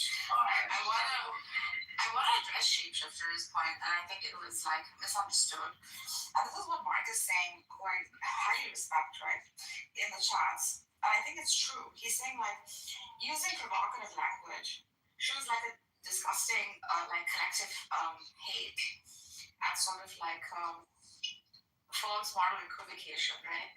So I understand what Mark and Shape are saying. They're saying like this doesn't help the narrative of the oppressed to sort of push through. Because all an onlooker's hearing is hate. This is worse than the Holocaust. This is worse than this and that. Like Barney quite like effectively put forth, right? So I also want you guys to sort of be objective and see the other side of the picture too. I appreciate that, Nargis, and you said it much better than I did. The thing I will admit, as I'm kind of thinking through Benny's point, I think there is a place for this jarring language, and it can be effective. It's probably more situational than it is the norm. But the points he brought up in terms of when and how to use it, I think if you're situational with it, it can be effective. I'm not telling anybody how to feel.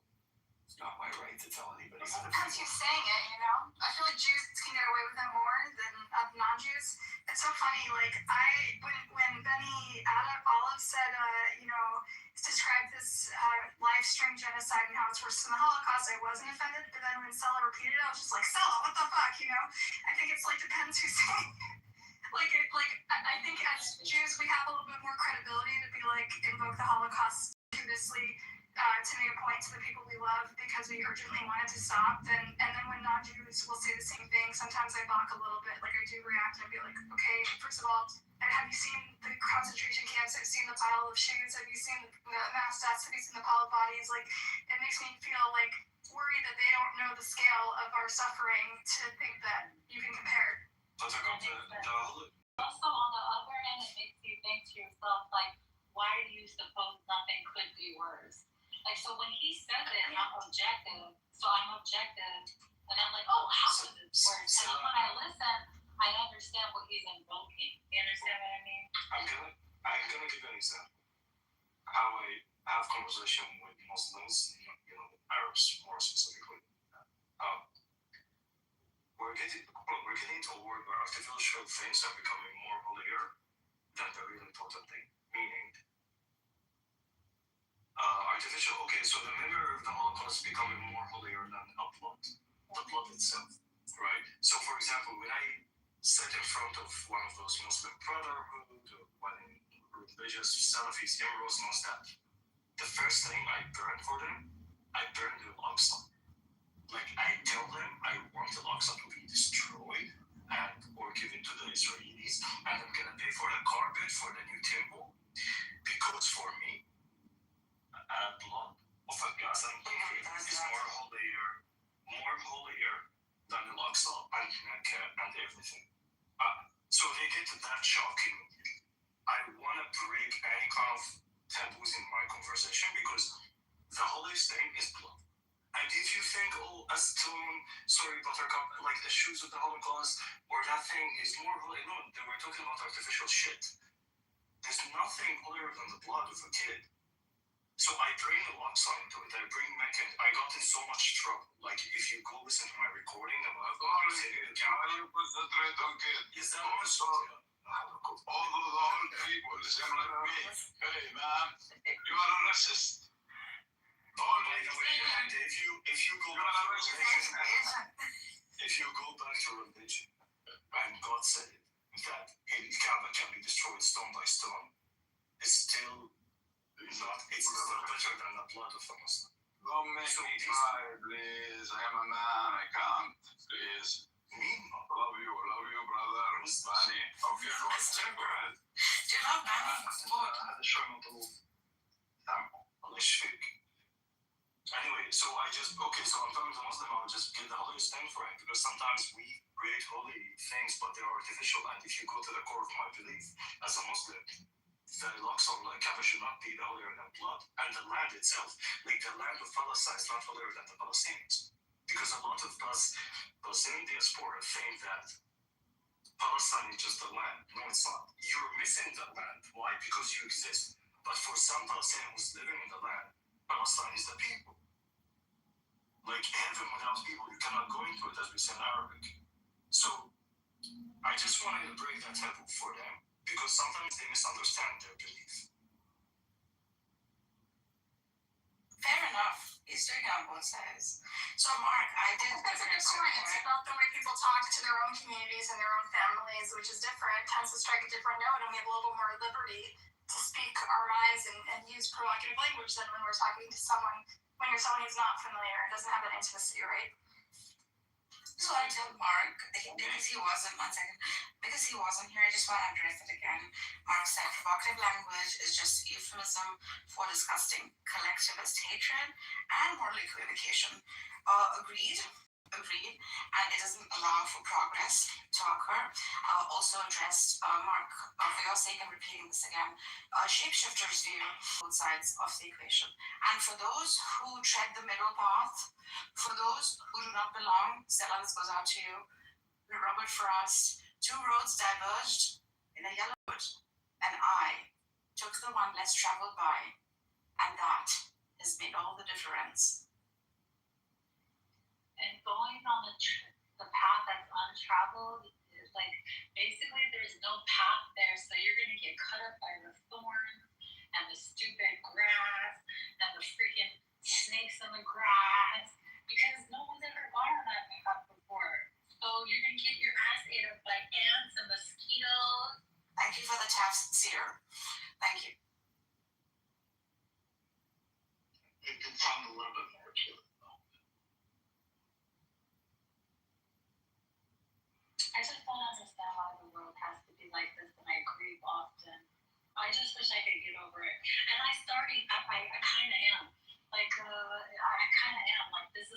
world is. Like, the world of politics is a dirty game, and people shake hands with devils, and there's nothing I can do to change it. That's how I'm starting to feel. I don't know if that's like a grim. I'm starting to think like people have to navigate. Like, Yeah, this world is run by the devil. Like, we know this. It is the evil who is willing to, commit atrocities, who's willing to bend the rules, who's willing to cheat. That's who wins. Like, that's just the reality. I'm starting to actually understand the ritual sin, to be honest.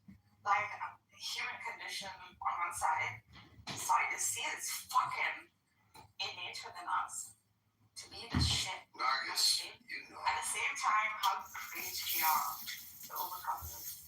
Go ahead. Nargis, you need evil to understand good. That's like your jam. This. I want to do this, but... No, actually, that's true. Like, me, even though I was an atheist for like almost a decade and a half, I never had a problem with the problem of evil. Because how are you to understand good without evil? How do you know what's light without dark? How do you know what's cold without hot?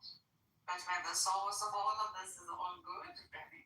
Okay, here's what we learned from the Jews at least learned from the Holocaust, that we are all evil, capable of evil, and we're all capable of good, okay? No one's inherently evil, contrary to Benny Goy's beliefs.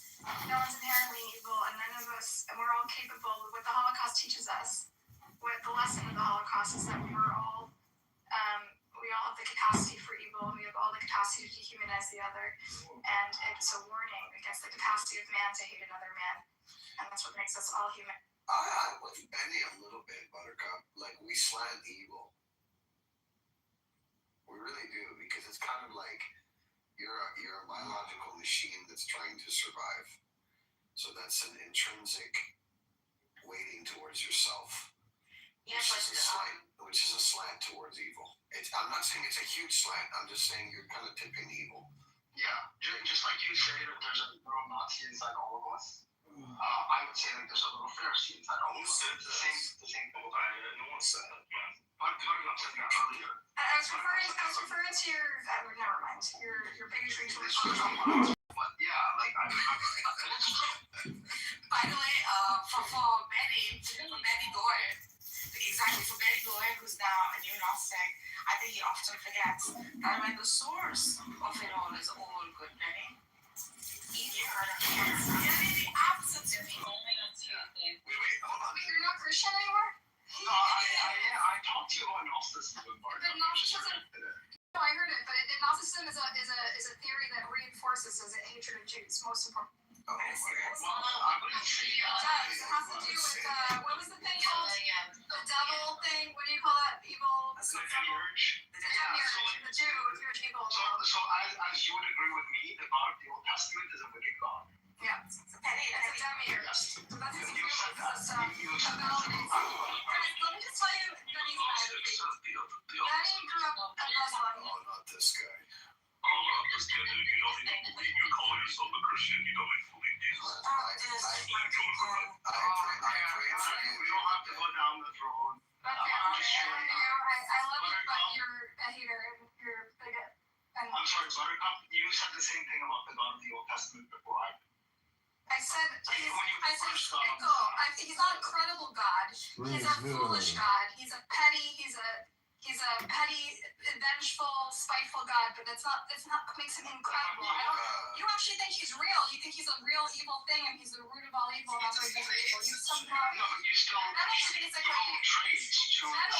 up pretty secular, like Muslim, Syrian, and then became an atheist, and then went on some spiritual journey. And of all the religions in the world and all the strains of Christianity in the world, he settled on the one that is the most hateful, the most violent. Wait, hold on a second. Yeah, Benny Mabadishu, aka Benny Goy right now. Yeah, Benny Mabadishu. Look, can you clarify?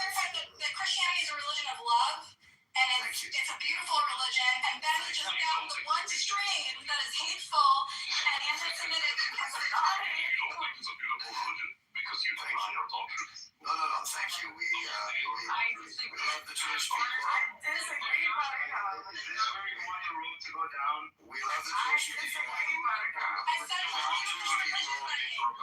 We love the Muslims. We love the Muslims. We're all the people of the book. People of the book, dude, you're using Muslim terms to Yes. Or with Christ and so forth. But once we're not with Christ, we Bro, don't make me turn the other cheek on your ass. no one else turning Oh, that's not Alright, guys, we're gonna have to end this now. Guys, Don't make me turn the other cheek on your ass. time out. There's one ground rule. Time out. There's one ground rule. This is a really sensitive topic. We're talking about the Holocaust, so we're not going back down any rabbit holes. So if we can't not talk about religion, then I'm going to move all the Christian fundamentalists down. Why not the other fundamentalists? Because they're not shoving their religion in people's faces. Well, actually, I was trying to avoid Naked teases with that. I know, sorry, I brought it up. you tell us what our religion says daily, then we get mad when we correct you. It's kind of insane. Sorry, look, yes, go ahead. I'd like to introduce you to a new kind of fundamentalism that Nargis and I created, and hopefully we can infect you. And so Nargis and I have a plan that we're going to confiscate all the leaders of the world and force them to take to this island. In a closed environment Take them. Hiding mushrooms, shit. Psilocybin. We're going to have them take psilocybin. Taco is kind of not happening at some point. I feel like someone's done that already. I feel like there are people that have tried to create cults around psilocybin. No, leaders of the world. The leaders, like. Oh, yeah. Someone has tried to do that. His name is Jeff Bezos. Oh my God. You're nice. So what's wrong with mentioning? That's not even anti-Semitic. No, but I just At least you might think it is. Everyone is anti-Semitic, but we don't need the ghost of Jeffrey Epstein sticking in the You just compared our plan to the Epstein Island, and I don't appreciate that at all. Like, you totally missed the assignment. Well, taking the world leaders and drugging them, it kind of sounds familiar. It's not drugs. It's natural. It's not medicine. It's Yeah, so I don't know, cyanide, but that. Non-medicine. Good Lord, use the right term. That's how we moved out And of then we'll these Christian. unleash them back into the world again. The hateful dude. What's it? Yeah, I mean, The guy that basically sounds like I have this weird annotation in my voice. You want to back up the stage? She didn't even say anything. That's what I think. Can we just get well? He actually didn't say anything. I got him up. It's deeper. Come on, you can go deeper than that. That's my first practice. Give me a break. Go relearn your catechism. Go relearn He was going easily. Well, at least Christian guy denies Jesus. Why did that get in the room? Keep them up so I can perfect the accent. You should perfect your faith, then you can live for the rest of us. You should perfect your faith. Alright, does anyone want to You talk kind of sound like an AI that's half asleep. And you kind of sound like the devil LARPing around. Nargis and I observed that the other day as well. That he sounds kind of AI-ish. Or not AI, but like he's talking into one of those voice warpers. Yeah, like, you know, on YouTube when they dub over videos, you know, like on YouTube, they're like, oh, fuck, another AI generated YouTube video. Like, it would be the perfect background where you're like watching a movie about Gilgamesh and shit. Or like The Age of the Giants. I mean, he has the perfect voice. Yeah, why don't you think about doing voiceovers? Yeah, like a National Geographic. Here we see a rabbit. The rabbit is You walking should be around. getting paid right And now. the rabbit met another wolf, and the wolf was bad. Baptizer, have you really considered doing voiceover work? I do. For to learn. Yes, I help children learn catechism. No, I haven't like getting paid for being a voiceover for. Yeah, I help children learn catechism. That's I not do it right. all. It's Independent Muslim? No, I don't. Yeah. I guess so. Oh, is that on Twitter? Yeah. I want to see him talk to this guy. I want to see what happens. It feels like. Well, what does he believe? He wasn't very smart. Well, what does independent Muslim believe? That women are psychological terrorists. You haven't been punished in the face. I beg your pardon, Salon? Wait a minute. Yeah, blood's falling from me. Did you know that? No, but I believe it. That way it's not. Don't slouch. Minimal disrespect, sir, honestly. Where I grew up, you learn to go on notice. About getting told. So be told. Why? Anyway. What do they do to heretics? Right. What have you brought me? Sorry. Begging your pardon. I didn't realize you wished to carry my face. Yeah, you come with an empty hand. You're careful. Smart. It's great friends. This guy. I know that. From the standing stars, he understands the women. You should be feeling before you want to go. You come from my head. No.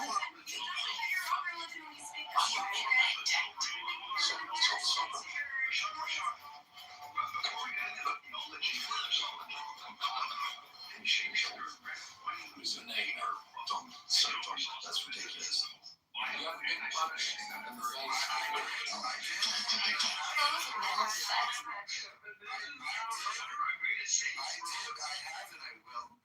By the way, guys, this is not a Christian group.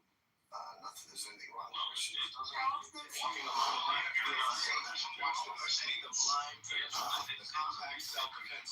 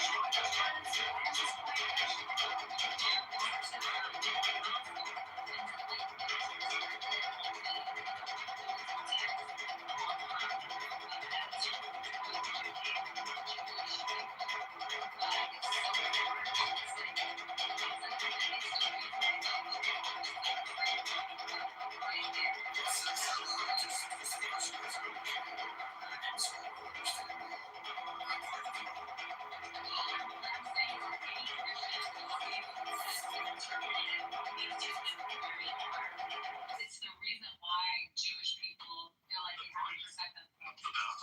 She just called both of you guys Kitover's. We don't want that. We don't have to for example, we follow church. Exactly. And it's Yeah, no, that's not correct. It's called because church fathers believe don't believe today. not affirm. Name makes sense. Women were allowed to wear pants in the church. Listen, we can engage with this another time. You guys like to hijack every room with this stuff. You're the one who brought it up. I know, and I regret it. We're gonna move forward now. Move on. So let's bring up any other topic. Let's talk about the Holocaust. Was it really 6 million? All right, you're going down. Oh, come on. There's a joke. I'm sorry. I'm sorry. You need to go 5 minutes. I actually heard him scream on the way down. He was like, "Oh no!"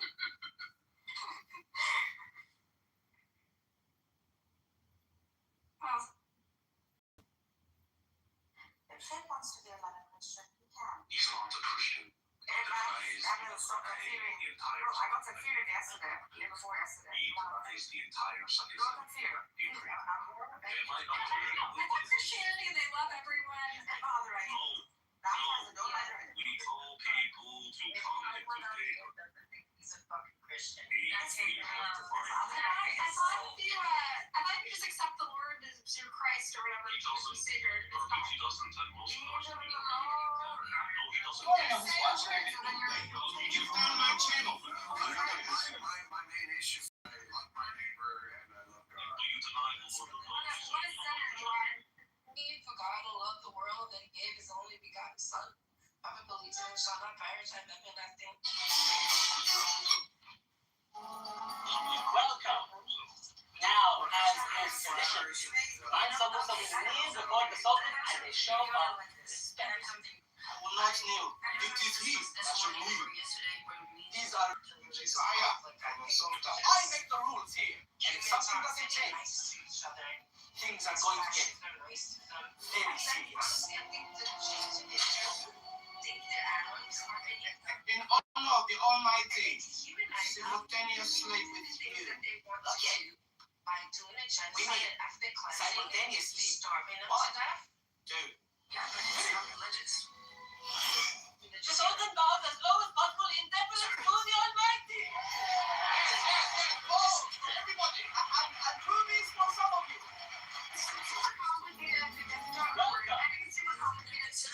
The point is that it's not religious, but I think this is more People get really confused on this app for Emeralds when you say that like people are constantly You sound serious. very John Yeah. religion or ethnicity or and like so I think it just confuses people and muddies it a little bit, especially when people don't know what the fuck a Jew is. You know what I mean?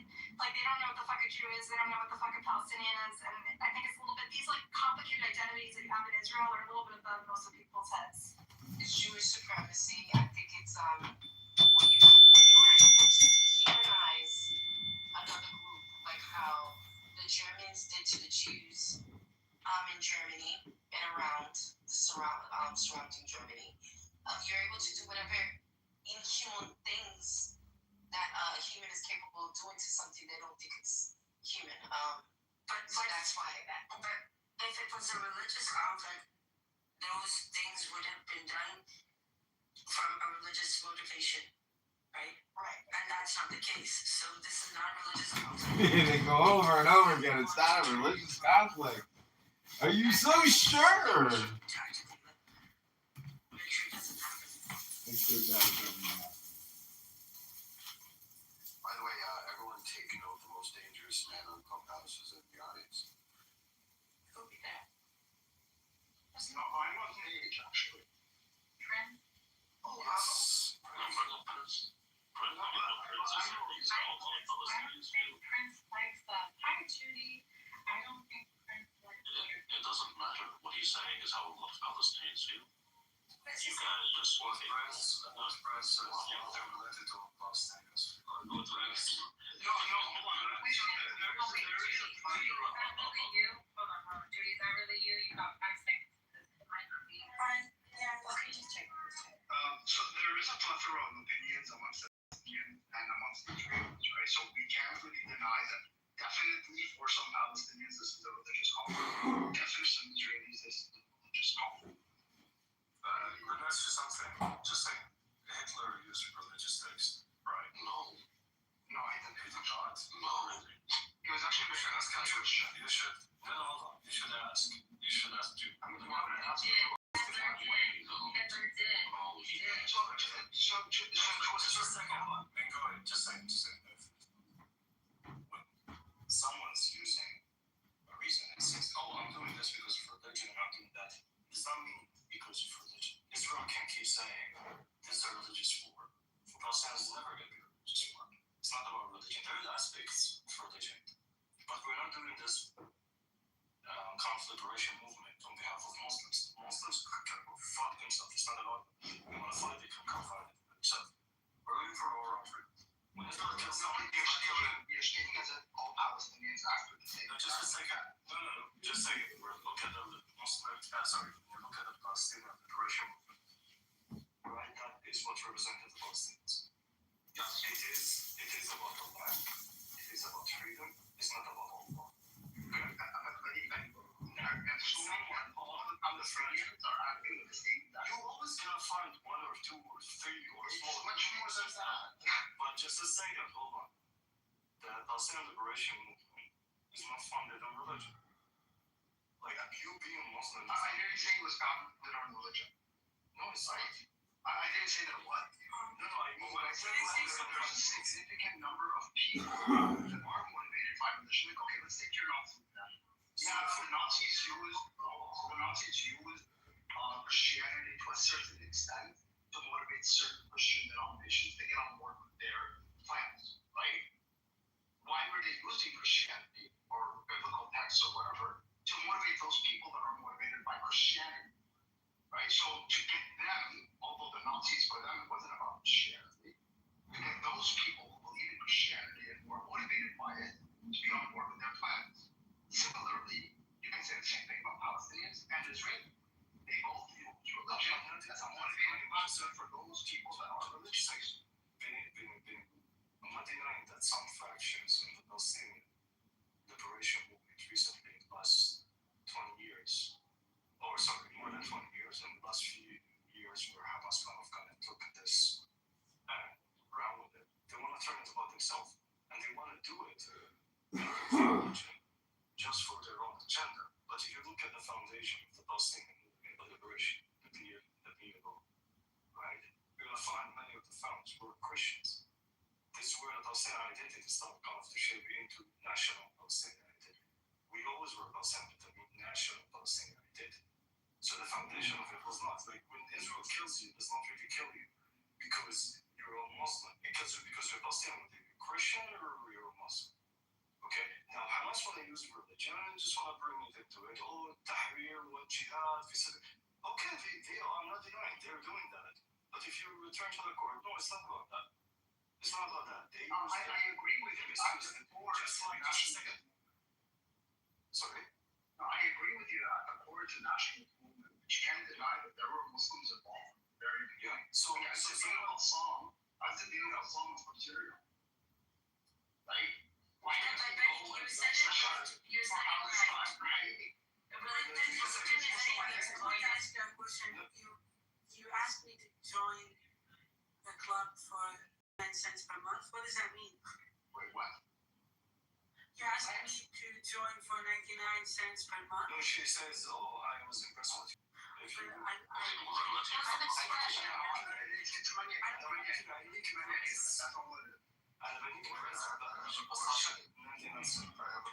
don't care to even whatever he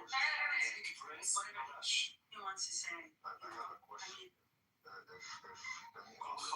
If you care about Palestinians so why did you poison them with drugs? Why did I poison them with drugs? Why did you sell your community drugs? I didn't sell drugs.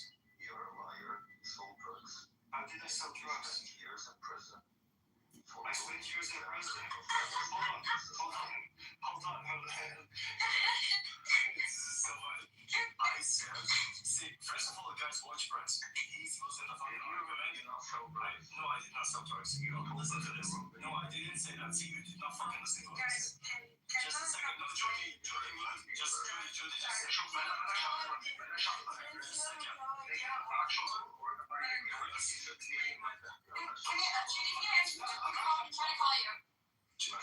a second. Just a second. Prince is losing the fucking argument and is trying to turn it into personal. No, I never wondered. No, you asked about was it? I did not sell drugs. I went to jail, okay? But I did not go for drugs. For selling flowers? No, for hurting people. Oh, so you hurt your people? Yes. And you're here pretending that you're an advocate of your people? Yes, I am an advocate. I was in a bad Were you a thief? No, not a thief. Why did you hurt people? I hurt people because they were fucking assholes and they deserve it. Now I can fucking hurt you. They were fucking assholes and they deserved it. Yeah, I don't think this is. I don't give a fuck what you think of that.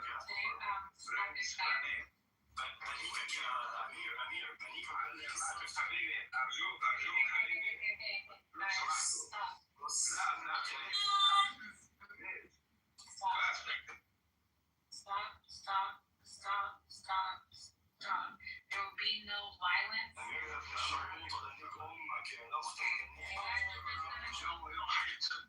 Go take a trip, okay? Yeah. Okay, now Just let it go. Let's do it time. Stop it.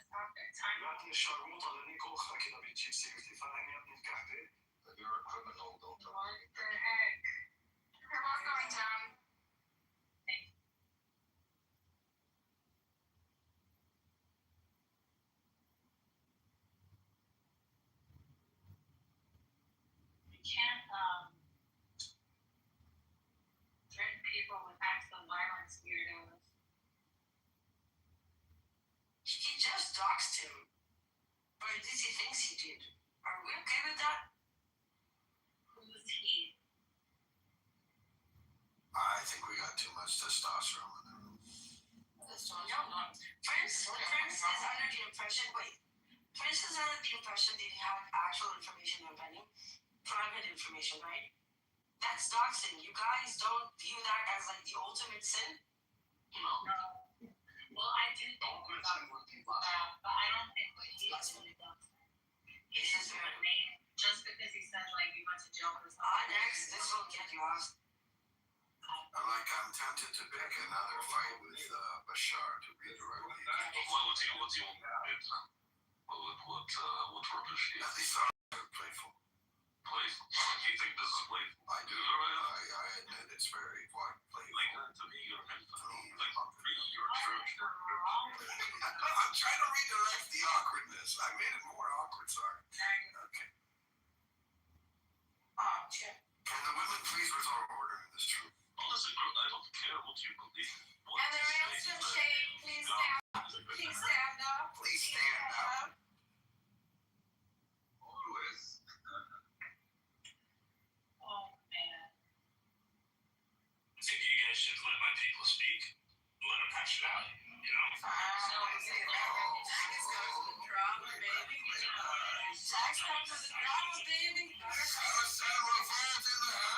So many things are guaranteed in this life: death, taxes, and silence of Palestinians. I don't know what hold on, Marcella. I don't know what the boundaries are here, but if somebody faces that kind of a statement that throws in just face he gets, at the very least to have a mic back. Wait, Emrose, are we talking about Yeah, this was attempted. Wait, let me ask the question first then. No, some people need to have people. Oh my goodness. Oh my god. Just let me ask the fucking question. I don't care about you. You're not interested in He did threaten Judy with death yesterday, okay? The Prince did. Okay, but he said, you're dead, white girl. Prince just came up and said all of his criminal debts is spent time in jail for selling drugs. Listen, And then people was wrong because Ben cursed him back. I don't know what the rules are here, but here, even if it's Prince thinks he did some doxing, even though he didn't, that's still a red line. And the very least that he should have a mic to explain this. I mean, this is really, really awful. He said he didn't go to jail. He explained himself, and yesterday, to be fair, then he did accuse him, did put on blast his whole history with the PA and how and they're both coming after each other. And yesterday, Prince did threaten my friend Judy with harm. So I think one more warning, Prince. I know you're going to threaten me and run around talking shit, but you're going to lose again if you keep talking shit. Was there any context to that? You've also been sending me threatening messages, so I kind of just don't want him in this room anymore. Where is he? Prince Leon, why are you even coming in here if you have something against me? I'm just gonna block this fucker. Some people have the right to speak, that's all I'm saying. You blocked them. We should both be able to get there. Jack, go ahead. Actually, that's not fair. Jack was speaking. Everyone. Yeah, I'm just saying, I think they both should get their truths out. They both, if you want to consider it doxing, I don't know, Benny seems like he's Palestinian guy. He said Prince's real name. Another guy, Prince said that guy with the president, who knows what's fucking true. They kind of both down. I don't like the cursing at each other. Let's just talk it out, guys. Not a big deal. Like, Benny Allen is not innocent in this. It's a big deal. Any person go on. I'm talking. I'm not a fan of the cursing. I got friends, they think it's wrong what Prince did. I'm just personalizing it. But Benny Allen does cost a lot. That's a lot. Like, the whole act is just horrendous. Like to use that like You dox me. see the future where Prince and Benny Olive are best friends. I'm sure. I agree. I'm trying to sort it out, man. Just a second. Hold on. Just a second. We go, Benny. Nice to meet you, brother. Nice to meet you. I can speak to you all with respect, as long as you treat me with respect. If you try to be a bully, I'm the biggest fucking bully. If you try, as a Jewish Zionist, you try to talk to me and think I'm dumb and read from Hasbara, I'm gonna fuck you up. So talking with respect, you get respect back. This motherfucker, Salafi, trying to come up to employ sure right now. Can we get a peace treaty between you and Iran? Come on, don't cuss.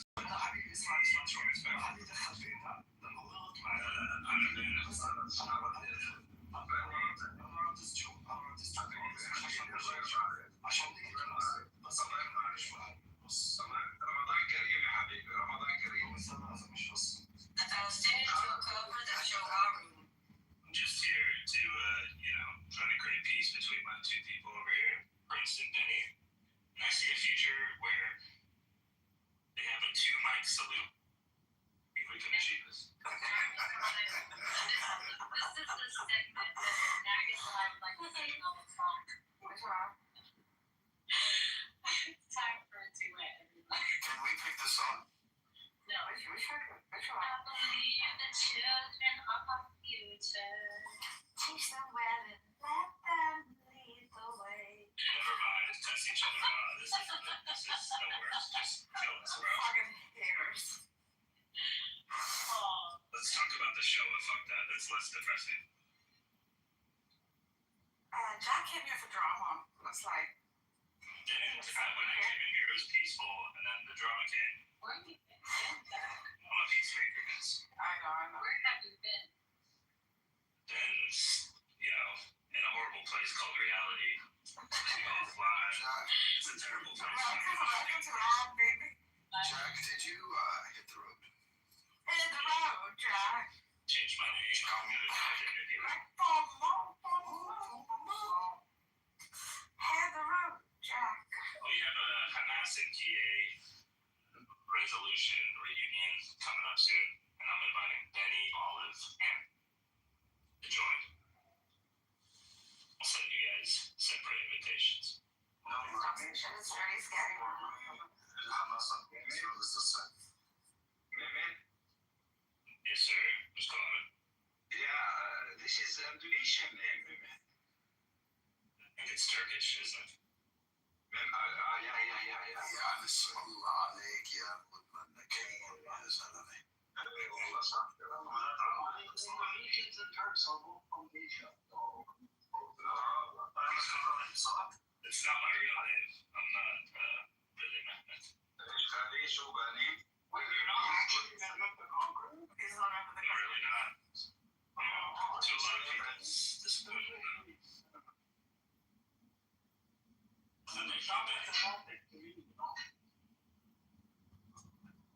Sorry, what You're gonna take money. Anyway. That was a joke.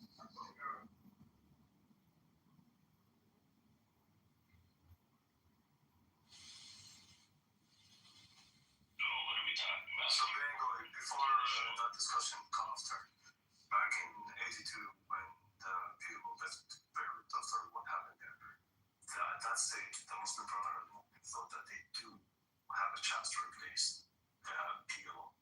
And this kind of then took them a few years, they founded Hamas, and it was Mujahid Islami, then they founded Hamas. The whole idea of Hamas just to replace the PLO. But if you think about it right now and you see what kind of Palestinian cause reached to kind of the bottom, but even Hamas saying we want to go back to the people. Right?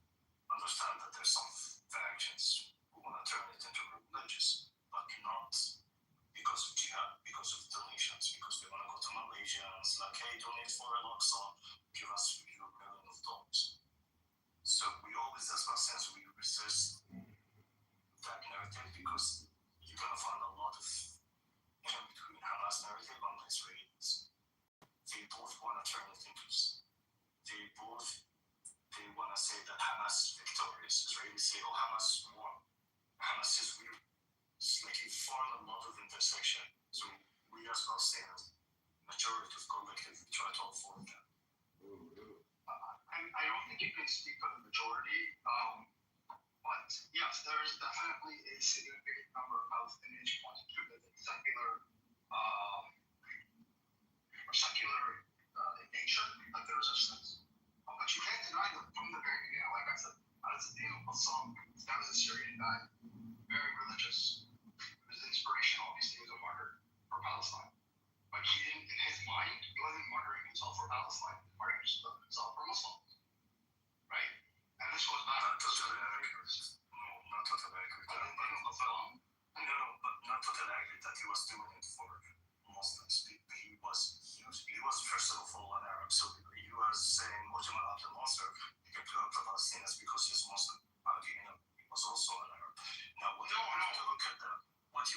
to look at what the Palestinians' official representative are saying. I agree with you. Listen, I agree with you that the majority in the beginning, right, up until the 80s, was primarily secular in nature, right? I don't disagree with you on that. But there have always been a group of people who were more motivated by Islam as opposed to Palestinian. We have many Palestinians, right? Hello? There is a significant proportion of Palestinians that are motivated by Muslims. Listen, man, I get that. Like, listen. They're not mutually exclusive. They're not mutually exclusive. It's a redundant equivalence. It's redundant He's equivalent. saying he's dying for his land. In a way, he's abiding by religious principles or standing against oppression or resisting Hello? against oppression. So they would sort of go hand in hand. Yeah, but I think someone was Syrian. Was he Muslim? Oh, I see. No, Jamal Abdel Nasser was Egyptian too. Jamal Abdel Nasser, yes, that's what he was fighting, yes. Why He was fighting that. Because his ideology was explicitly pan-Arabism and secular in nature. That's his professed ideology. Okay. So what I was trying to say, it is an Arab conflict. It's not a Palestinian conflict, right? So he wants to push his own identity. Just a second. One of the things that Palestinians have to go through, and actually one of the main reasons for the conflict between Palestinians and neighboring Arab countries, is define this conflict. Who speaks on behalf of Palestinians? Right? Like Jamal Abdel Nasser want to control the narrative, and Ben Hussein want to control the narrative, then we'll have but the Palestinians, whether you like it or not, whatever you kind of stand on, that's how you say, the Palestinians want it, and they saw in this kind of conflict, they want to represent themselves. Okay? They reached to that with the people. There were so many mistakes, there were so many things, but they reached to that with the people. And then there were some, which I agree with you, there's some groups from within that are originated with the Muslim Brotherhood, right? And later, for example, Jihad Islami, or sponsored by Iran, they want to turn this, they want to destroy the people as an organization. They have been working actively on destroying. I agree. Listen, we agree on the facts thing. Like the only thing that I'm trying to make clear is that there are a significant proportion of people on both sides, on the Israeli side and on the Palestinian side, and including like the larger Arab side, that are motivated by Islam. Allah is not a joke, and the UN is not a joke. This is what we're gonna play. These are the rules that the big guys put, and we have to play with it because this theater is different. The Israelis have this, because they're on the right side, they keep cherry picking. Now we're gonna play the ancestor band us, and then later what you're gonna find is, but we go by international law, we can do this. Us as Palestinians, by international law, there's nothing saying, this land belongs to the Jews. This is a joke, it's a fairy tale. It's a fairy tale from 2,000 years ago. If you bring it to a course like I used to live here 2,000 years ago, now I have.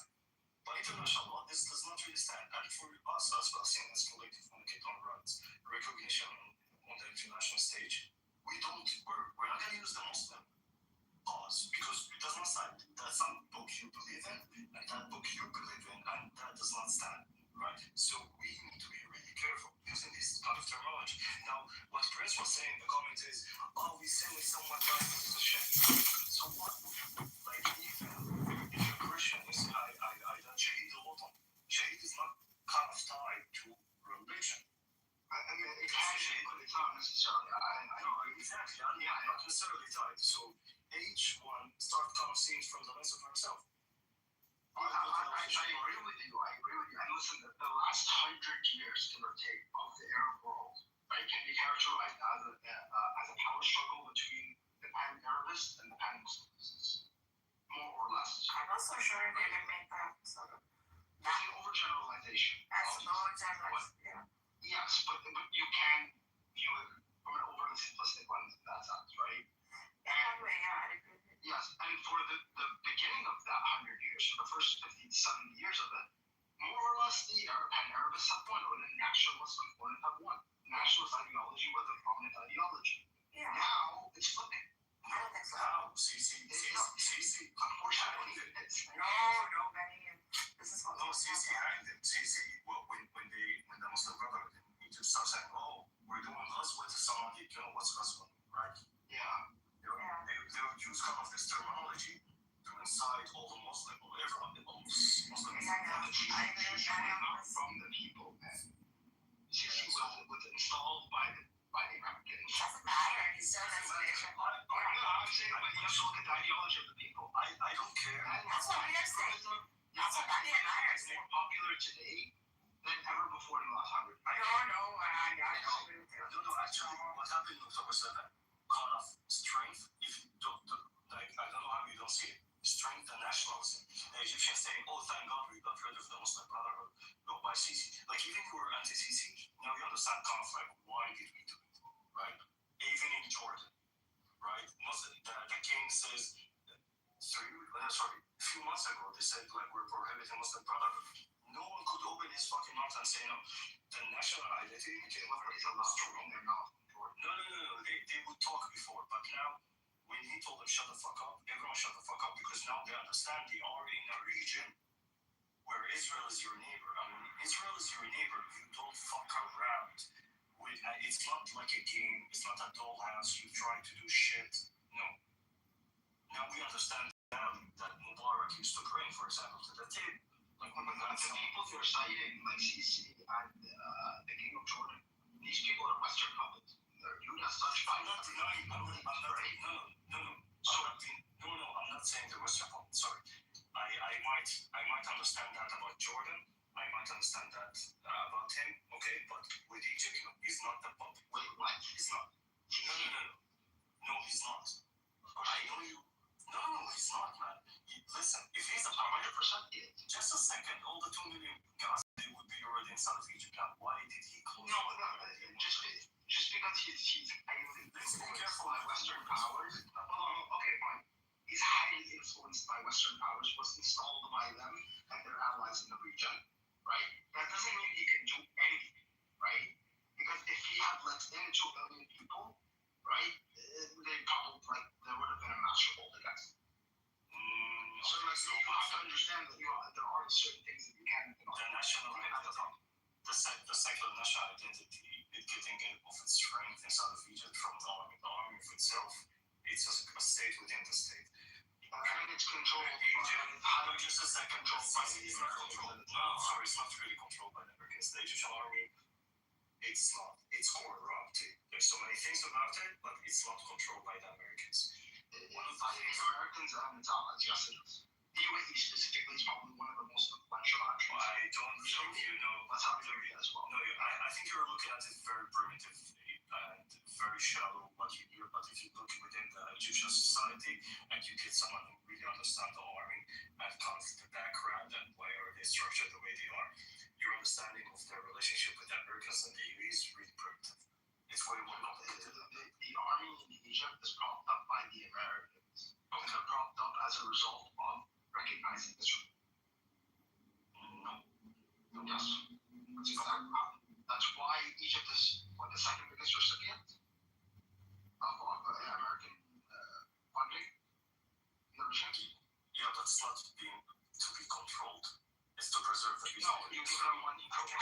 No, just a second. You give them money for one sake to keep the peace and calm between Israel and Egypt. Yes, this is a form of control. Because if you did not control them in that sense, then they would pose a threat to Israel. Why the Egyptian army is staffing the attacks from outside of Sinai? I agree with you, brother. Why the Egyptian army so full alert inside of Sinai right now? Because, there are several reasons why they... What are they preparing for? What do you think they're going to invade Israel? No, they're not going to invade Israel, but they know that Israel... Just a second. What happened in Syria in 24 hours after the regime fell, and what Israel did of eliminating the whole Syrian army, that sends a message to Egypt too. Don't think Egypt was sitting and watching. It's like, oh, interesting. They did that to Syria. That will never happen to us. No, man. It's never happened again, right? No. Listen, when every country around Israel, neighboring country, saw what happened to Syrian army, within less than 24 hours, every army took notes. Even the Egyptian army, which is the only threat, not to invade Israel. They don't want to invade Israel. But they know that Israel is capable and they have a plan to do that in Sinai. Yeah, sure. So And the Israelis are talking. But that doesn't mean that Egypt's not being controlled by America and the UN. I'm just going to give you advice. Do not use this kind of very simplistic way of describing the world. Just being controlled by them. Very general. Okay, Egypt is highly in its military. It's by America and the UAE that's harder. Yes, that's why I say highly influenced. It's to the extent where a high degree of influence but to no control. They waged a propaganda campaign against them, which did not function, right? The inner apparatus was the States. The Americans none of the Listen. the Egyptians elected him. Just a second. After what he did, do you know what happened a week before they threw him? You know what kind of how did he change the constitution? He literally changed the constitution that his opinion cannot be changed. And that's the message to the world. And he gave him an ultimatum to come back from the army, which was effectively controlling the nation, which controlled the economy of the nation. Is the Turkish army was controlled?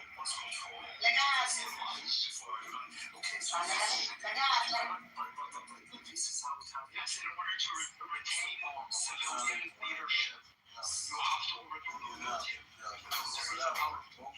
Otherwise, you're effectively a dictator. What I'm trying to tell you is, the influence comes from within. You don't need the Americans to get the army to do a coup. Well, who supported that? No, man. They are okay with it. Okay? They were okay with it. You don't think the Americans supported that to take out Morsi? Listen. They were okay with it. But was it the Americans who told them to do that? That's bullshit, man. No. The Egyptian army does not like the images of coming. Listen. It's not about them what to do. It's actually that America have intelligence agency in Egypt and controlling the narrative like they planning to. So they are the ones who have put in this new regime. It's all about destabilizing all local regions close to Israel. That's the main plan. And so if you read news, now Iran is on the next hit list. It's all about that. Doesn't mean America tells Egypt, hey guys, you need to do this, and they will listen. No, they have intelligence agency running the country under the table. That's it. They cannot change the regime if the army does not want to change the regime. Like they cannot. The Egyptian army was anti-Muslim Brotherhood. They saw that the Muslim Brotherhood were trying to change the fabric of their constitution in a way that cannot be unchanged. The Muslim Brotherhood is a very stupid, amateur movement.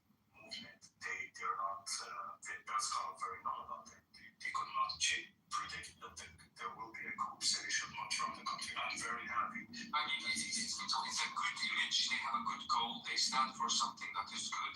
But they were. We can both agree that they were not so organized. What do they stand for? They went and they turned it into a religious war.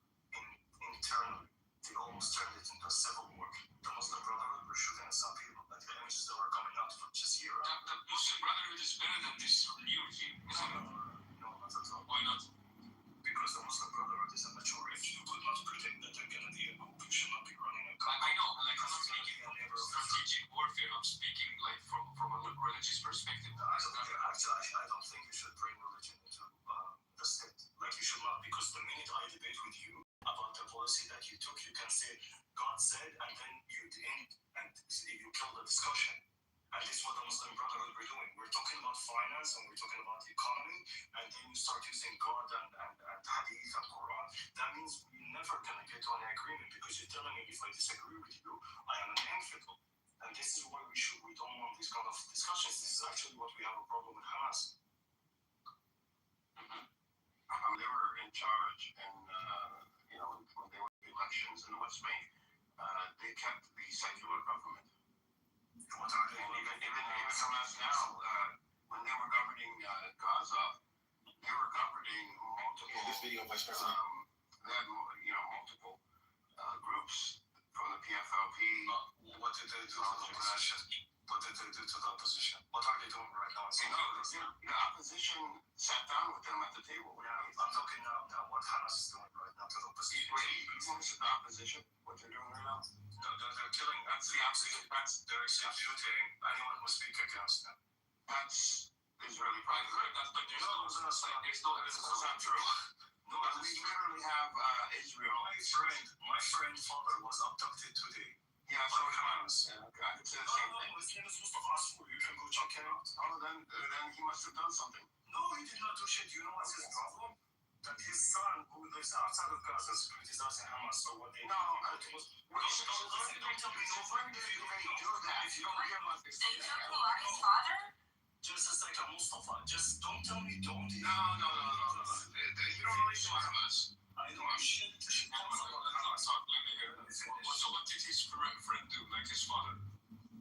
What does his father have? Just a second, Mustafa Asfour, you tweets and recent posts of Hamas. You're talking about Hamas on their collapse. And because they could not get to Mustafa, they went and they abducted his father. And another one today on Facebook. I'm just going to bring it and leave it in the copy. Okay, so they got his father because of his son. That's my choice. Yeah, they did that. Just a second. They called someone's mother, right? And they threatened her, if you don't shut your son from posting against us, I'm gonna kill one of the kids. They did. There's so many people speak up against Hamas. It doesn't sound logical. Why would Hamas even care about a random tweet? Like there's millions of tweets against Hamas. What do you talking about? They do care. No, they don't care, man. Go look in the comments now. It's posted by Bro, there's millions of tweets against us. They execute people, they shoot them in the knees. No, they don't. They do.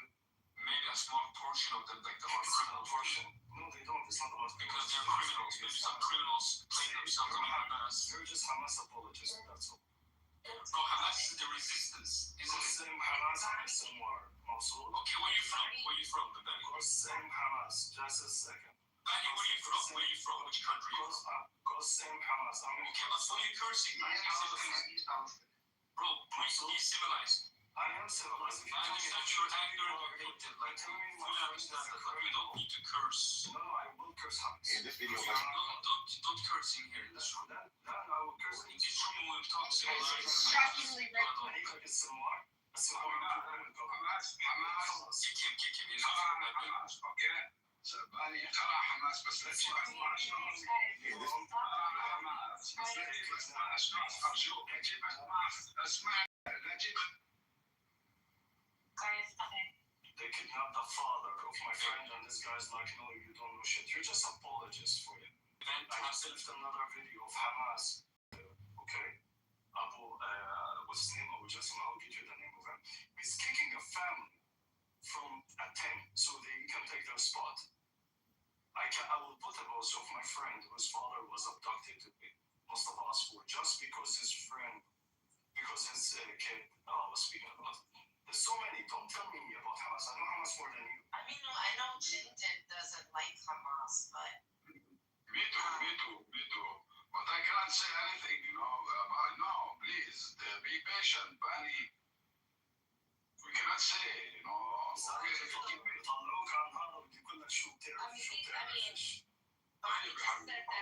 Palestinians are.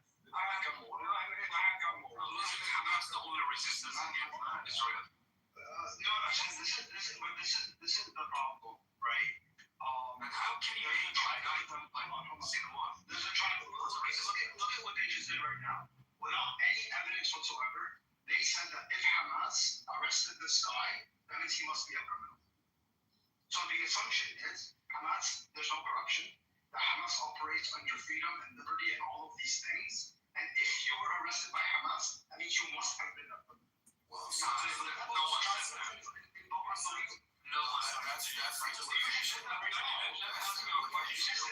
now. This point because you finally hate the comments, but I want to see your point down. Do you like Israel? Here's the thing. Do you like Israel? Yes or no? Okay, let's stop the okay, he's a Palestinian 48 that hates hates Israel. Us. He hates Israel. Yeah, bro. What the fuck discussion here? Like, you came late to the fucking party. I just left in the comment my friend whose father was abducted. It's We're going to be running a 24-hour broadcast, which means as soon as we are done here today, as in a posted graphic outline, we are going to run a poll on your I literally know shit that you will never I swear to God, they are going to be caught. Can I just ask? One by one. Everyone, a woman with any crime, anybody being killed or raped or storing things, he will be committed. He will be caught. No, he won't. That's the thing. If these people attain power, they will be in power. Nobody will hold them accountable. It's the same thing for Syria right now. We have to contend with Jabhat al-Nusra taking over, right? Right? Because once you take power, that's it. I can stop. Buddy, who would you like to I write? don't think there's anyone else. I don't want to give you a solution. Who's anyone else? Just a second. Hold on. There's going to be an election. Hamas will be convicted by the Palestinian law. But right now, the discussion was, I'm telling you about something, and you made something holy. You cannot criticize No one is saying Hamas is holy. You just No one is saying that. What I'm saying is they are a resisting group. Maybe they're not resistant. Hamas is not a resistant group. I don't see what's wrong there, I guess. No. Just a second. A drug dealer shooting at idea. Like, that's the same thing. Like, the drug dealer shoots at the police. Does not mean he's resisting. It can't be he's a resistant. It can still be resistant in a drug dealer. No. That doesn't make him a good person. It's like this guy is...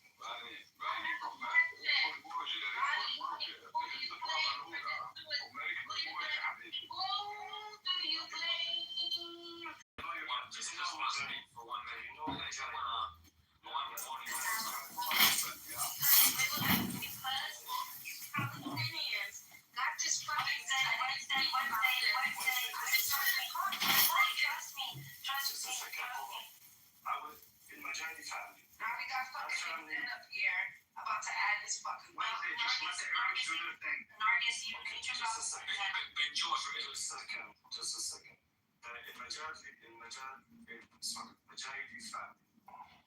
Israel asked them, they sent them a message to their Mukhtar, I don't know how to describe that, family. And they asked him that they want him to collaborate, to collaborate with them and kind of create a militia because they're very large now. The Mukhtar refused to do that. They dropped a bomb, they killed 102 from that family. 102, 1D. Damn. Just a second. Week after, they had Hamas wanted to evacuate from their tent because they want to take the land fight with Hamas. Hamas went and they executed 9 of their people. Hamas called all traitors. People who lost 102 a week before. So the label traitor by Hamas is very easy. It's just like water. They started at anything.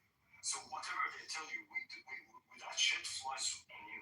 It does not fly to us. We know exactly what Hamas do. We know when they call someone traitor, it has nothing to do with it. Who killed Muhammad al-Daif? When Muhammad al-Daif is hiding in the Mosque communities, and 300 people were killed with innocent civilians. Wednesday. I did try to say something. No. You need to read the room, honey. You need to read the room. This is a moment. You need to wait, Wednesday. Maybe Hamas isn't good, but there's one good thing they do. There is When Muhammad al-Daif was killed, who told Israel about Muhammad al-Daif that he was hiding between civilians in mosque communities? It was a Hamas member. Intelligence agencies, right? No, it was Hamas member who told them. Who was it? Why don't they talk that there are traitors in between them? Why do they always like it's not anyone who killed? Hamas was full of traitors. Yeah, no one's rejecting that, but the thing is, like maybe they have done the bad things, but at the same time, we know they are standing their ground. They're not standing their ground. Abu Marzouk said the following. Abu Marzouk said 3 months ago, when they were debating with him on Al Jazeera, guys, the arms that we hold, we are the only one who can secure the settlements. You cannot take it from us. Our arms is the only way to secure the fucking settlement. That's Abu Marzouk. Imagine again, the head of Hamas, one of the leaders of Hamas, said our weapons will be used to secure the Israeli settlement. Don't take it from us. Hamas weapons is not against Israel. What's left out of it is to use against the fucking Palestinians. Yeah, maybe. The thing is, in such chaotic environments. Huh? Dude, I'm not going to continue debate with him because he does not fucking know the ABCs I'm coming here to debate. I can't talking شوي. أنا يعني ثبته شيء. ليش ما بتسب؟ لأنك مش فاهم إيش وبتحكي. أنا مش فاهم بتسب إذا واحد مش يعني أحسن ما أنا مثبت يا أكون صريح معك حبيبي بني يعني شوية وشوي. حتى سب فيك حتى تسبب. زلمة والله What is this guy here, man? Keep this guy like he's not supposed to be here. This guy is not supposed to be here. خطفوه ولا خطفوه خطفوه واحد كثير بخطفوا فدائي اللي كان محبوس استغفر الله. قاعدين تكفروا وما بعرف شو. Guys, can you help me? I'm gonna kick this Benny out because he's being really rude and cursing. I'm saying. Where are you from? Are you Palestinian? Yeah, I'm Palestinian, yes. Oh my God, can I say something? Y'all had a small talk. Talk up to now, right? Okay, go ahead, Wednesday. Thank you. Bonnie, I have a question. Like, I understand. No, just keep it. Don't ask me questions. No, I want to speak to it. I understand your anger. I understand you dislike Hamas. But in my opinion, oh my God, in my opinion, this disagreement with other Palestinians, with other Arabs, should have been done in a private room because what they're going to say to Zionists, in my opinion, they're going to say that the genocide, the supposed genocide, was of the Palestinians. Great question. Great question. Let me answer. No, you're not supposed to answer me. طلعوا بعدين بتقولوا لي ليه بتسب دينه يعني عنيكم هذا يسكتوا. Someone kick this guy out. This guy is a drug dealer.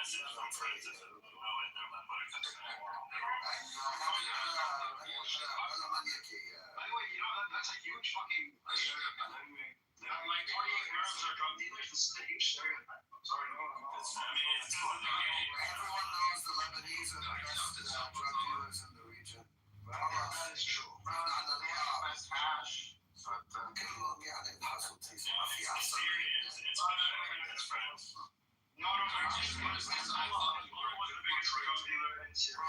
Bro, we have the best drugs. Number one, we have tabbouleh, and whoever's not addicted to it, there's something fucking wrong with you. And then we have hash. Is best, bro. Thank you.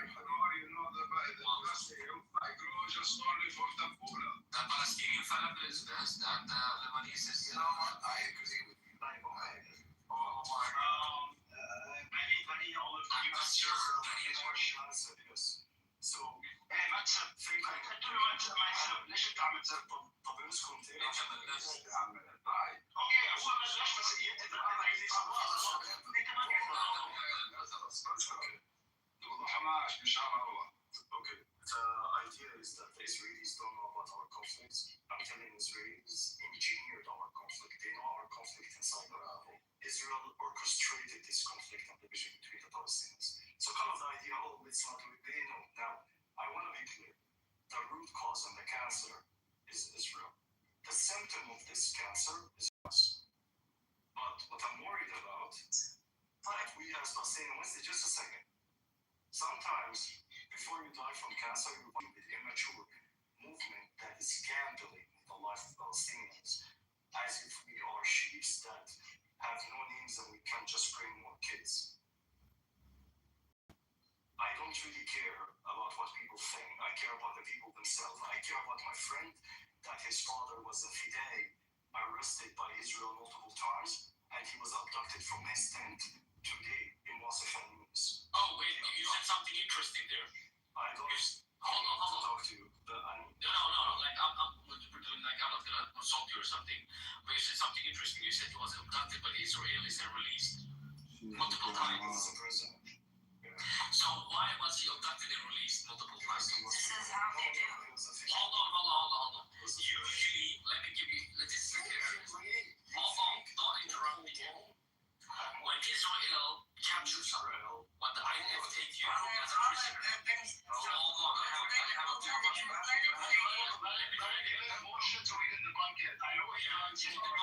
thank you. Usually, when the Israeli government or military take you and take you to custody, they have always good reasons. They don't just release you easily. Hold on, let me finish. They don't just release you easily. They don't release you easily unless you give them information. If they have taken you multiple times, it means you have revealed information that's crucial for against Hamas. So maybe that could be the reason Hamas abducted you. Do you agree with me? If you want to use that logic, the vast majority of Hamas members are Muslim, including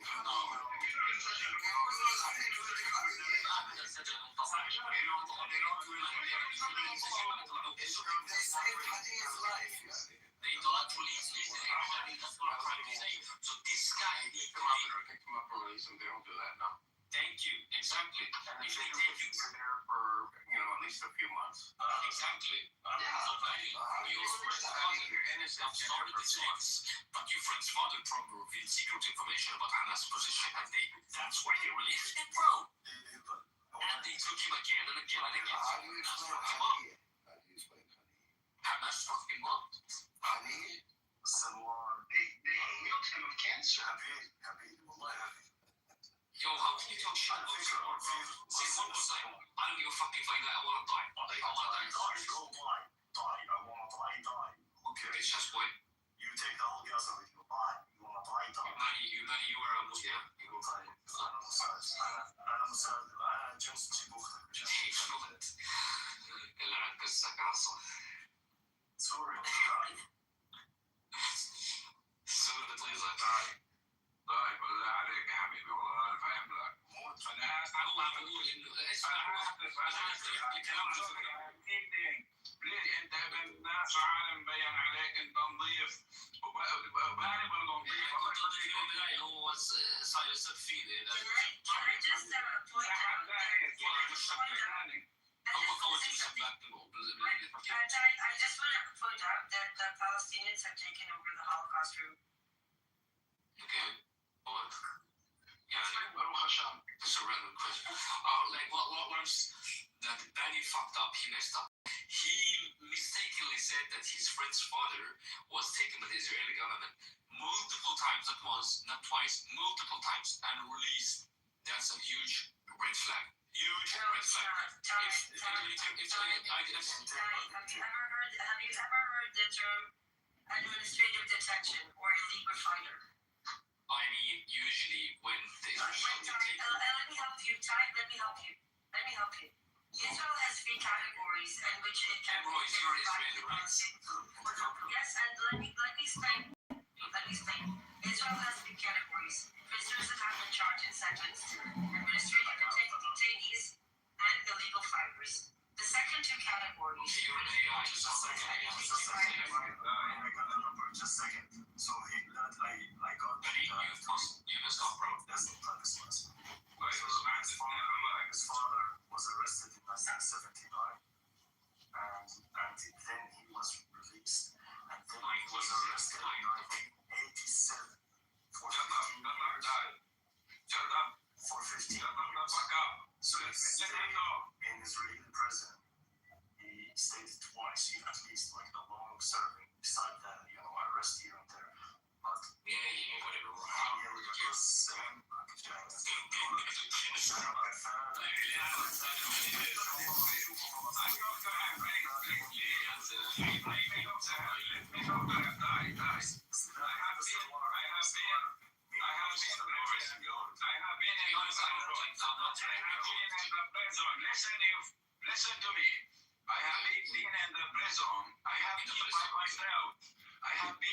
Amazon, and I get sent and I released. I stay 1 year, and they release me. Listen. And after that, they keep on me in the custody. This is something very terrible. They put me, and the others, they thought I am a fucking corporator.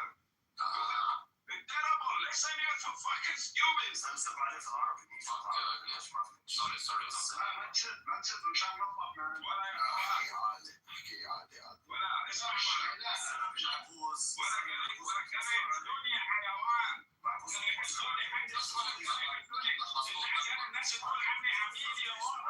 وانا اشرب من الشرف يا واطي. لو ما تفتح اسمع كلامي.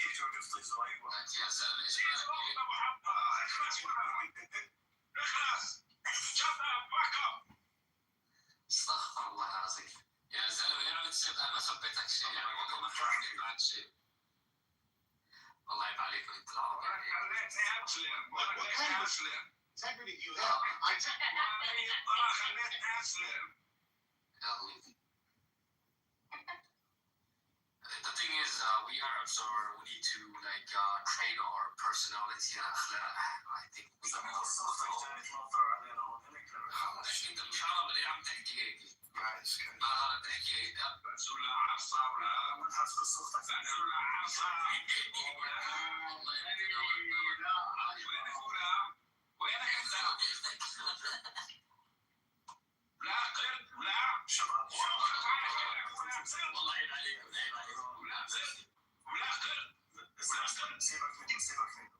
الله يعيب عليكم. ثقفوا شوية. Sometimes when we speak to people, we need to understand. Like you're talking to someone who's, up there. He exists. He has a brain. So we're not with 3 lines to understand the guy in front of you is just coming to you. And that guy's got us. I'm not here to troll actually. You're the one who started it. I spoke to you 100% professionally. Without saying anything. You were the one who was doing everything. You were defending Hamas when I told you. So what? It's my opinion. No, just a You cannot curse someone just because it doesn't share your opinion. What is this? I was saying they abducted a father of my friend, and you immediately jumped into the film. Yeah, but then you're not justify you cursing at me. What is this? What kind of integrity do you have? On top of it, the gentleman with... I have been wanted to the brothers who became to the Hamas before they became Hamas. I have been wanted in my city, Nablus, or in my city. I have been wanted. They want to kill me. Why? Why? Because they believe that ولاد قحبة هم ولاد قحبة والله ولاد قحبة شاب صغير كنا عمره 15 16 سنة ولاد الشرموطة بدهم يقتلوني لأني كنت أروح على المدرسة. اسمع لي. ولا تسمع يا واطي اسمع. طلعت تقول واطي يا زلمه شو معناتها يا زلمه؟ لانك ما بتصدقني وما بتحترمني. ما الان ما عم بصدقك عم بسالك اسئله وليه عم علي شوي انت يا بنيه غلطت علي حبيبي غلط. لا ما حكيت عليك ولا كلمه انا كنت عم حكيت غلط انا والله ما حكيت عليك ولا كلمه انت سمعت غلط. Okay, I have been wanted at that time because at that time in Arabic I don't know how to translate it. They believe in the brotherhood. They don't believe in resistance. And always we have a very high discussion together. Everywhere in the school, they don't go out. They don't believe in resistance at that time. So that we have conflict. We go out from the schools and we resist in the everywhere. We make clothes or other stuff, and they keep on in the school and they press the teacher to give them lectures. You get what I mean? And we get angry. One day we go inside and we make trouble with them, and then they get the help from outside the school. You get what I mean? And they get our asses. المشكلة بديش أفتح موضوع في مواضيع ثانية بس يعني مواضيع الاقتصاد اللي بيعملوها حماس في مراكز المساعدة في أشياء تعرفوهاش الواحد وش عرفنا تخويت يعني كل واحد يزن حده كل واحد يزن حده وينزل في واحد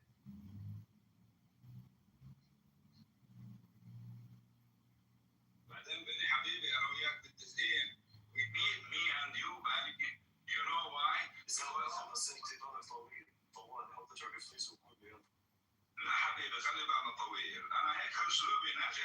I success in my life. This is my style, you know. I didn't sit beside opposite. I don't like to sit opposite you, even though we don't agree. Even though we don't agree, I like to sit a little bit beside you. And then That's good thinking. you got what I mean? Yeah. Yeah. That's it. So yeah, there's a lot of traumatic events that happened, but I mean, the most fundamental in civilized discussions is that you shut the fuck up, that's right. You know, I'm standing in the إذا الجوال عطوا عين مطر علينا مش فاهم مطيس You know nothing. You know nothing. You know Can nothing. you guys start a new room? I just feel like it's Absolutely. exhausted. Before you get anybody, I love you all. I love you all. I love you, Benny. I love you, everybody. Someone requested to talk. You want to say something? Yeah, I was gonna say right in the room, Benny, I respect what you have to say, other than I'll say, because people on the internet are used to a certain narrative of voices and opinions, and then when someone hooks you and insults you for having an honest opinion about what you experience, the way you feel around the experience, about certain leaders and how they have, you know, like harm your community and people around you. And I think it's really good for you to speak up against it. Wow. Thanks for sharing. I gotta go, guys. I'm closing the room. I think it's awesome. Bye. Thank you.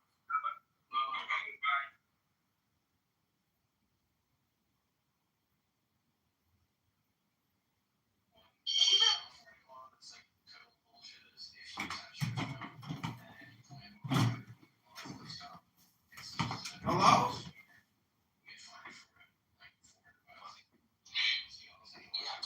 Yeah, definitely. It should make sense. It makes perfect sense because the pederasty was like a thing. He was obsessed with the Romans. Who said that? The boy in the new angle. Where do you get that? What do you mean it's a new angle? It's always been there. It's the yeah. Like if you think about it, like pederasty was a thing back in the Jewish Roman era, right? During the time of Jesus. So pederasty is really the sexual immorality. It's not homosexuality. Why associate that with Aisha? Like, why is that? Because the reason why I say that she's a boy is because one, she never got pregnant, never produced a child. To me, that would be the ultimate reason to have a young bride, would be to produce children. You get what I mean? She never even produced a child. The Coptic slave produced a child in a shorter amount of time than Aisha was around. So it just must produce children. This is your example. All women necessarily produce children because they can. This is completely like taking out the angle where perhaps there are some women who cannot produce children. Are women that don't get their period? Like young boys? In fact, historically, like historically, young boys. Historically, young boys don't get their period. I mean, you know why this coming across is like really flawed as an argument? Why? It's because perhaps you as a Christian, this would be the reputation. You're justifying, I don't know, the priest or whatever, child. Hey, listen, you want to do whataboutism? That's fine. This is probably what, like, your as a reputation is what you have. You want to do whataboutism to me? That's perfectly fine. It doesn't cover up the fact that this is historically in their corpus and in their writings. That either Aisha is a young boy or a young girl. So I'm going to think that he wasn't stupid enough, because I think it's more common for older men to like younger boys versus most younger girls. And it goes on in Pakistan, it goes on in these areas very frequently. I think those boys are respected.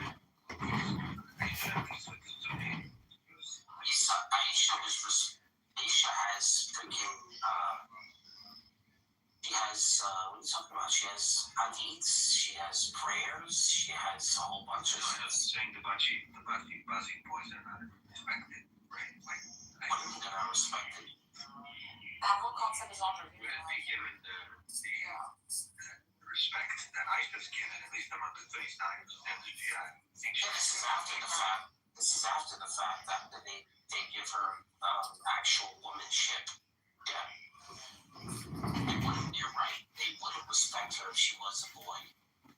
They would if she was a girl. I think that's very training and academic work, because there is quite an extensive work that I must have told you this a million times. Joshua Bill has done his 361 pieces. I've read most of it. Where she's freaking between the ages of like 19 and 22 based on the work that he's done, right? This was his PhD thesis, the age of Aisha. So I mean, you might want to run this through some kind of I never put an age. Honestly, I never said an age throughout this whole entire conversation. I mean, he acknowledges as a woman, so this is what I'm trying to say. So you might want to kind of run this argument through some academic work, or if you have already. I mean, any view is obviously respected within academia, even if it may not be accepted. Academia, they have no. There's no academia that gives me a historical Kaaba. You actually think I'm gonna get an honest answer out of academia in Islam about Muhammad having a boy as a child bride? No, I'm not. I'm not gonna get an honest answer out of the Kaaba, let alone who he married.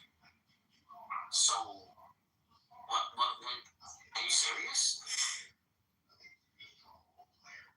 Give me an academia where the Kaaba was at the Kaaba during the time of the Kaaba was supposed to be at the Kaaba. Okay, yeah, you can make an argument for that. Yeah, you can make an argument for that. You can make an argument for Petra. Like, these are all respective, like, viewpoints within academia, right? That Kaaba was not, that's not what the Quran refers to. It refers to the Petra, the temple, etc. Like, these are all views within academics. They grow olives in Petra. I mean, not in Petra, in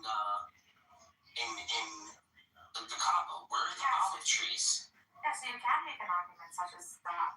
But to say that she was a boy, I'm not so sure, like, that could be a stretch. What about the Al-Zut? What about those? Should I just look at those as like, what? As like, what? Just lies?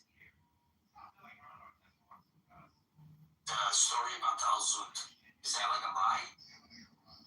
Because there's a high, like, there's like a really good chain. It's in Bukhari. It's been recorded. Or should I take the Zut sort of claim? Yeah, he's not about. The all holds part. What are you talking about? Correct. Can I add to the Elsa thing? Yeah, it's not that. I don't know. With Elsa, the author or the writer of those hadiths, they were seen with the companion of Allah and Abu Bakr during their time on multiple occasions. So from Islamic authors and studied guide people, they said that would bring it to a level of Sahih Bukhari. Let's be fair here. I'm trying to be as fair as possible. I really am. I'm trying to be as fair as possible here, saying that, you know what? It wasn't a girl. But we should stop making these accusations. He's, a P or whatever. He just had a bit of a fetish. An older man fetish. According to Sunnis, whilst it talks about it in Bukhari as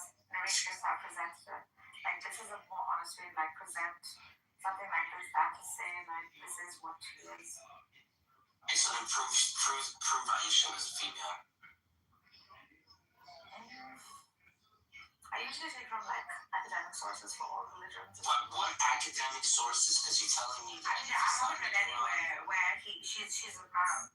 She's a boy. He's a boy. So this is the thing, right? If it's not in the, so you're saying if it's not in the Quran, we shouldn't take it serious. But what sources are you gonna tell me? Because you know I've read it. My metric is the academics. If it's not in the Quran, why is it like compositive? If that's gonna be like your. Because they keep bringing it up. Yeah, that's their problem. Like. They keep bringing it up, so I'm like, you know what? It's a mystery. I think that they're under conjecture. I mean, they're under conjecture when it comes to a lot of things in religion. So yeah, you can make that argument. If it's not there, yeah. I mean, the Shias don't even think she's worthy of even having existed. I mean, she existed. This was a political move. Yeah. So I'm going to give you the reasons why I think she was a boy. You want me to give you the reasons? Yeah. Supposedly she was at war. Or leading battle. This would make sense, right? She was left behind, right? She was left behind in a caravan or a thing. She was just left behind. So everyone knows that, especially in Arabia, with the way they women, she probably would have never made it home. She was a woman. She would have never been left out if that was a woman.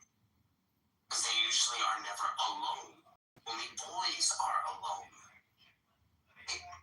Another reason why I think with the thing with the battle is the fact that they tried to emphasize that she was either strong, not a girly girl sort of person. That she was probably like a tomboy type, right? Yeah, which call like studs. Sort of girl left behind in battle.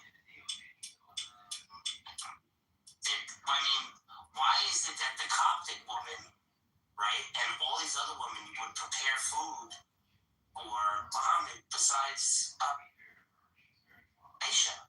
When was Aisha ever recorded making food for the Prophet? She's aristocracy. You what? She's aristocracy. She doesn't cook. She doesn't cook. That's not the wives at the same time, remember? Makes sense. Sounds like a young boy that's never cooked a meal in his life. Am I a young boy?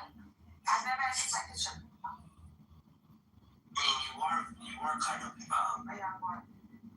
No, you are kind of like dudes. You're like one of the guys, man. You made rice. I made rice. I mean, I'm not saying you're not girly. I'm saying you're not girly. I'm just saying. No, it's a virgin. I've never spoke to you or talked to you like a sexual woman thing. Or Nargis, you've always been a homie. Okay, man, probably like I show some homies. Yeah. No. See, you can't compare yourself to Aisha. Oh my god, absolutely not. I'm not doing it. And I would never. Let's try to be careful with words here. You know my feelings, whatever. My thing is that Aisha's a boy. There's no way. There's no way he's not. There's no way Aisha's not. Because then prove that she was a female. When did she get her period? What year? Because guess what? There's stories and narrations of them waiting for her to get her period. They were waiting. There's narrations of this. Now, why would you wait for a malnourished 9-year-old girl that, listen, when you're malnourished, especially at a young age, you'll never, like, getting your period sometimes is so temperamental, even with women of today, and they're not malnourished. Like, it just seems that they say, like, oh yeah, look, oh yeah, her ass is bleeding, she got a period. No. It's ridiculous. Even guys' asshole can bleed. Yeah, you have to prove to me that Aisha is a female, first and foremost. You have to give me more than her just playing dolls. Like, it has to be You lose credibility on this something. argument because you're also not able to completely got it right. Like, oh, please reflect this is I'm getting blamed for Islamophobia either way, so I might as well get stupid arguments with it anyway, so I'm going full fledged. Is she, is it safe to say, like, she's like, the most polarizing figure in Islam, given the fact that, like, she's the reason for the split, Sunni Shia, essentially? She sounds like Carol and Westwick and fighting with Amir al-Mu'mineen of her time. And nobody fights the Amir or the Caliph of the time, right?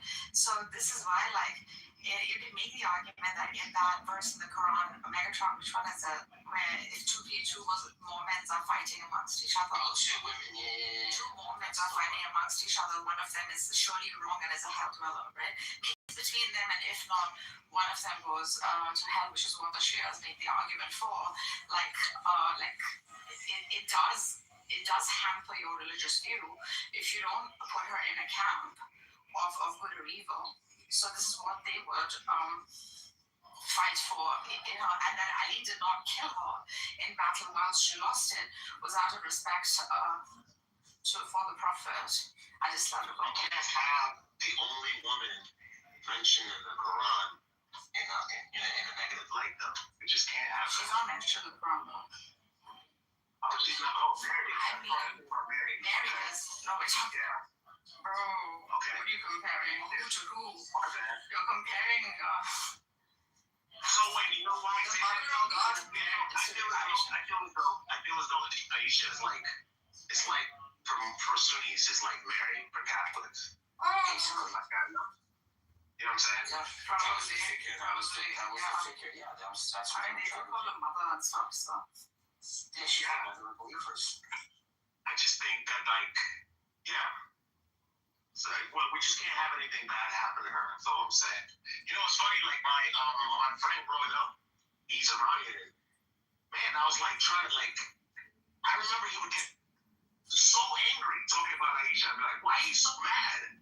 You know, like, this is, like, a level of anger that makes me boiling right now. As an Iranian. you know, You're talking about a filthy first. I can't understand how, like, I get the, what is that called? The something of embarrassment? Yes. Criterion of embarrassment. The criteria of embarrassment. I understand the criteria of embarrassment. Interesting you say that, because I think Aisha wanted to be a caliphate, like Imam Ali, but then she would have to reveal that she is a guy. Yeah. Not going down that road.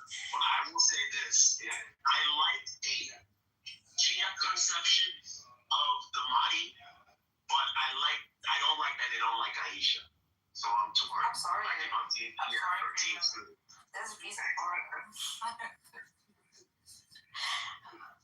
If you've read Joshua, if you read Little's dissertation, you wrote a dissertation on this topic of Aisha, and there's what he conclusion he came to was that there isn't enough historical evidence to even know her age.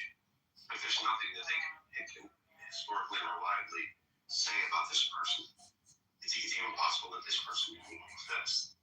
That's what I'm saying. Yeah. It could be, you know, Yeah. But there are no children,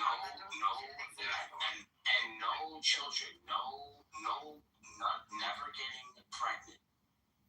Okay. And I understand what you're saying, like, you know, maybe, you know, certain women have difficulty getting pregnant.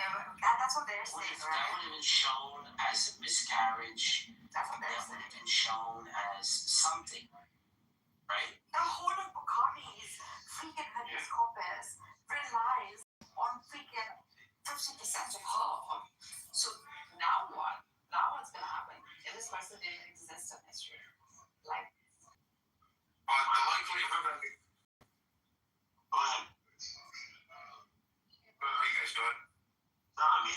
interesting. It's really interesting. I never really thought about her. You know, like, because there's only one talking point for people who are outside of Islam, but actually she's really an important person. Even if there's mystery. Yeah. Well, even within Shia. Yeah, exactly. So like non-existence would be like absurd as a concept if you take like both prophecies, right? Now, Joshua Neville is not obviously setting this in stone, but he's also saying things like her age. Daniel, I don't know if you read the part where he speculates the age being between like 19 and 22 or something like that, based on the sister's age, Sarah. He does give an explanation. Well, then, wait a second. I think some people are going to be a little bit low.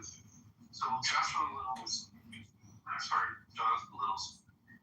he says that if we want to really look at it, he doesn't commit to any age at all. He just says, look, there's enough evidence for us to take these claims, and he doesn't trust. What he doesn't trust, Bukhari, a testament of six marriage and 9 consummation. So, I mean, you could say that he didn't say that she was defective. You know, that's a little. Yeah, you can't say absolutely. The other thing I get is Aisha, pretty young, besides, the Mary Jane and all the other stuff. She's pretty younger in her age for the most part. And, a lot of people say that she had a lot of periods during that time. There's a Sahih Bukhari verse about the semen being washed off. And then there's also a verse about Muhammad visiting all his wives in one night. He used to put the hammer down, as they say. So there should have been a chance that she should have got pregnant. Unless it's a guy.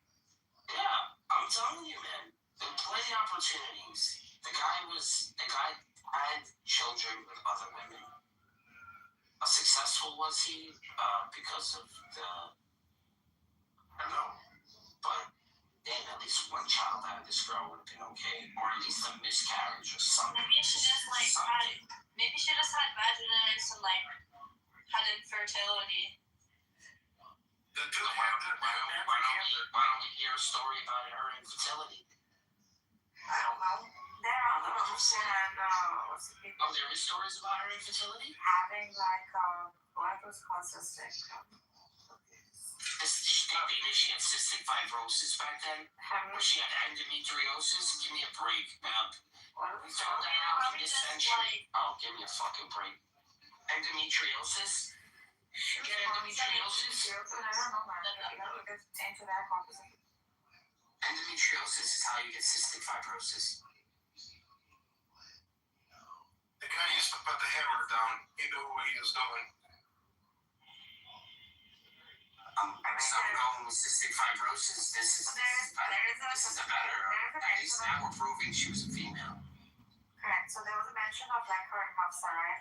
The verse that talks about the two of them, the two wives, just fornicating and making fun of her for the honey drink. So. Is this in the Quran? Yeah. Oh, it doesn't mention the name, so it talks about just look it up. Two. Gotta give you the verse now. 66, 1 through 5. My man. Dude, I'm not verse 66, 1 through 5. Yeah, so I want to read something just one time.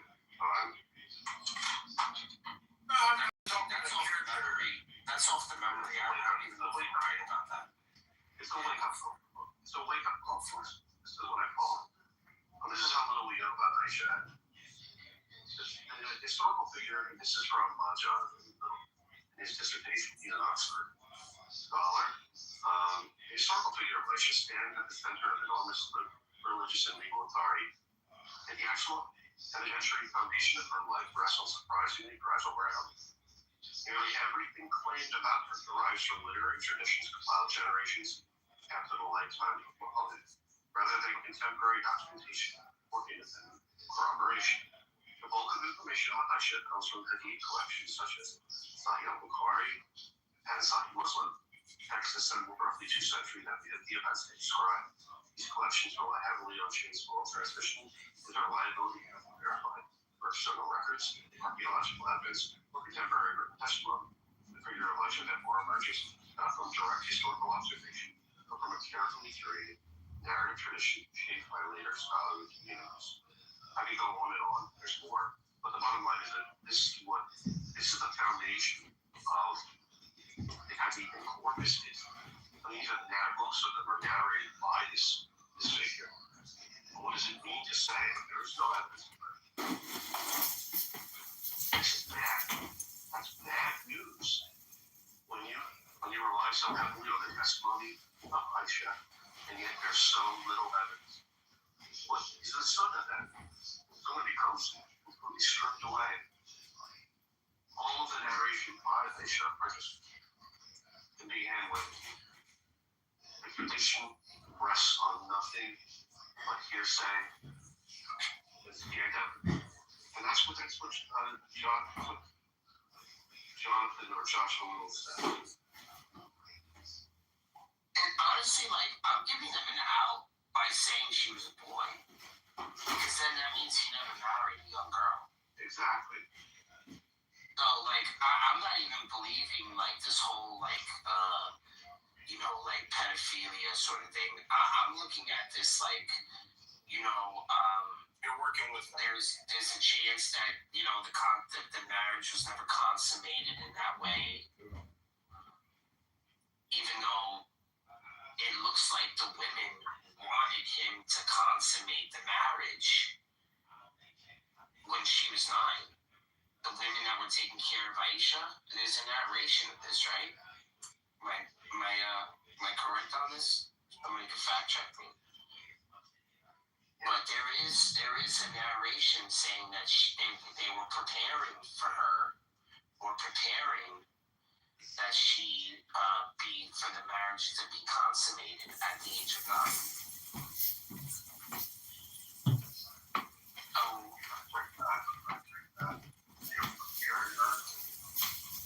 Yeah, you'll see.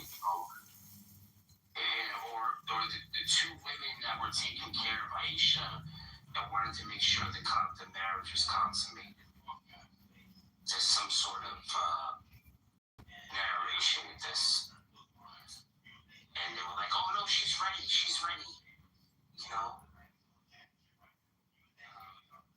I just don't think that this person was a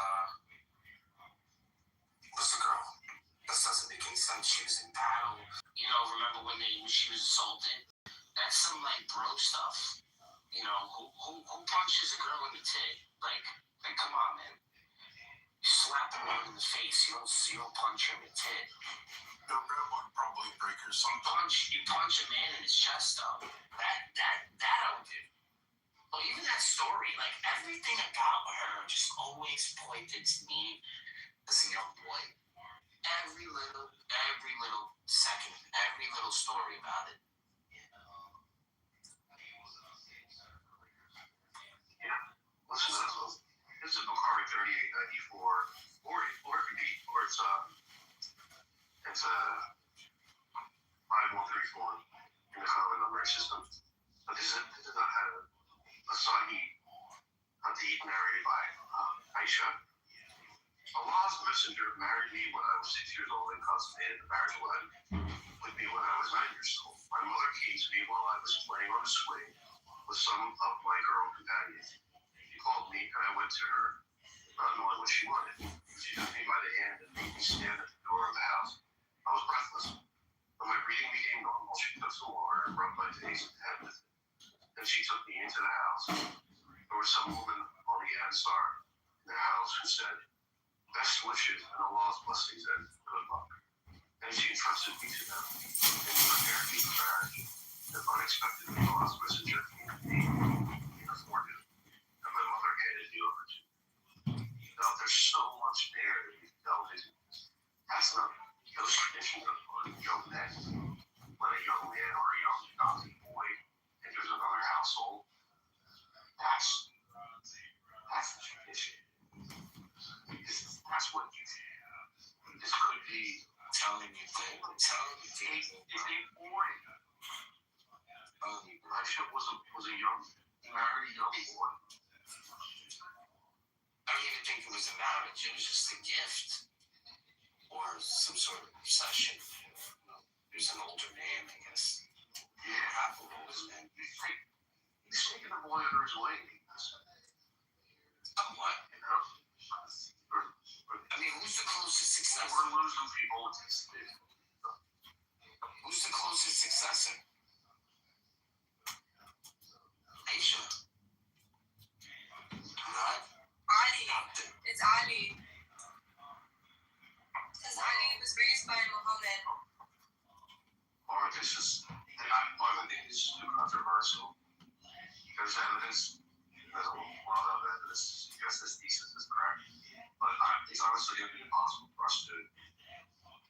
How are we ever going to present this? I mean, this is controversial as you can get. I'm sorry.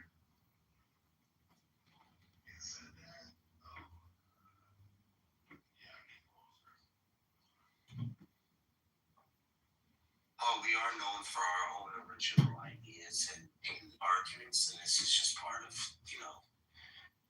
the full thesis that we have here. Not going with the social norms, with the demonic, burning of Qurans.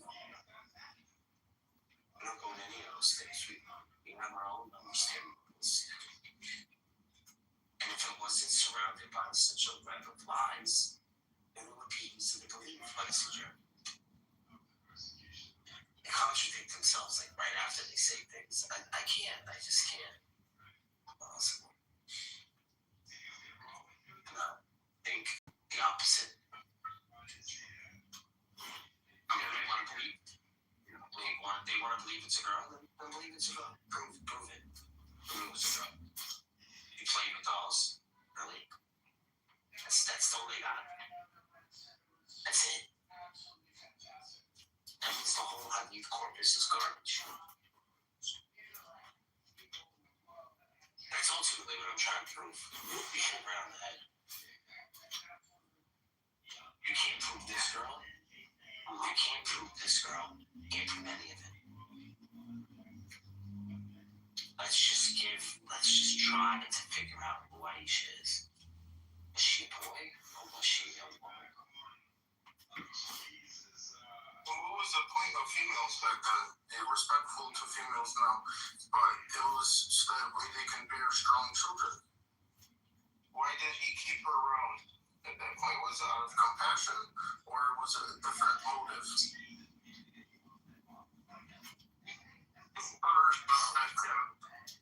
How old did Aisha live to? How old was she when she died?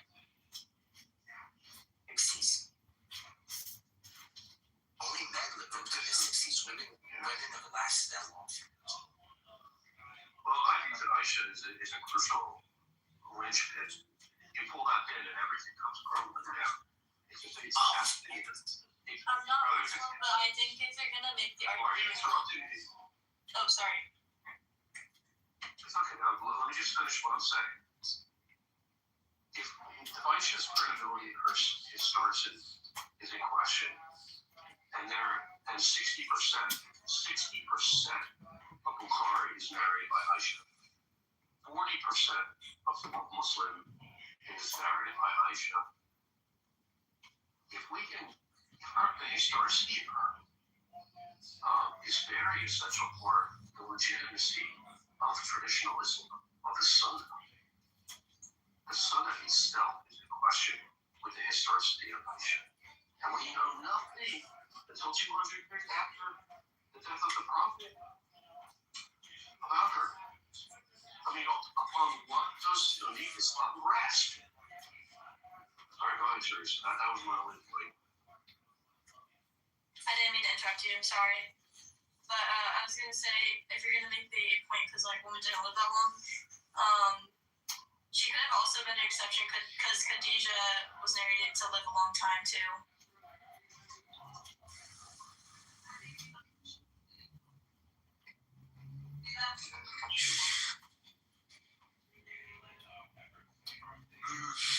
About that. Fish on the lifespan. 5 years. Yeah, see what I mean? 65 years old. But I feel like at that point, if you want to make like a better point, then I think that doesn't really work. I think the best bet is just to like to kind of take Islam by its roots and destroy it from there, instead of like the Hadith, kind of destroy it from the Quran.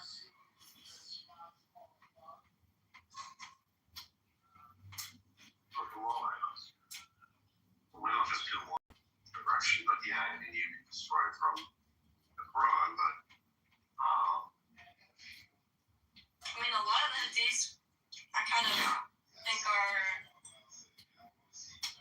I mean, I don't even think Islam by itself being bad morals should just be like common sense. Like, if he's a good prophet or whatever, then why does he have such bad morals? You could just make the morality argument.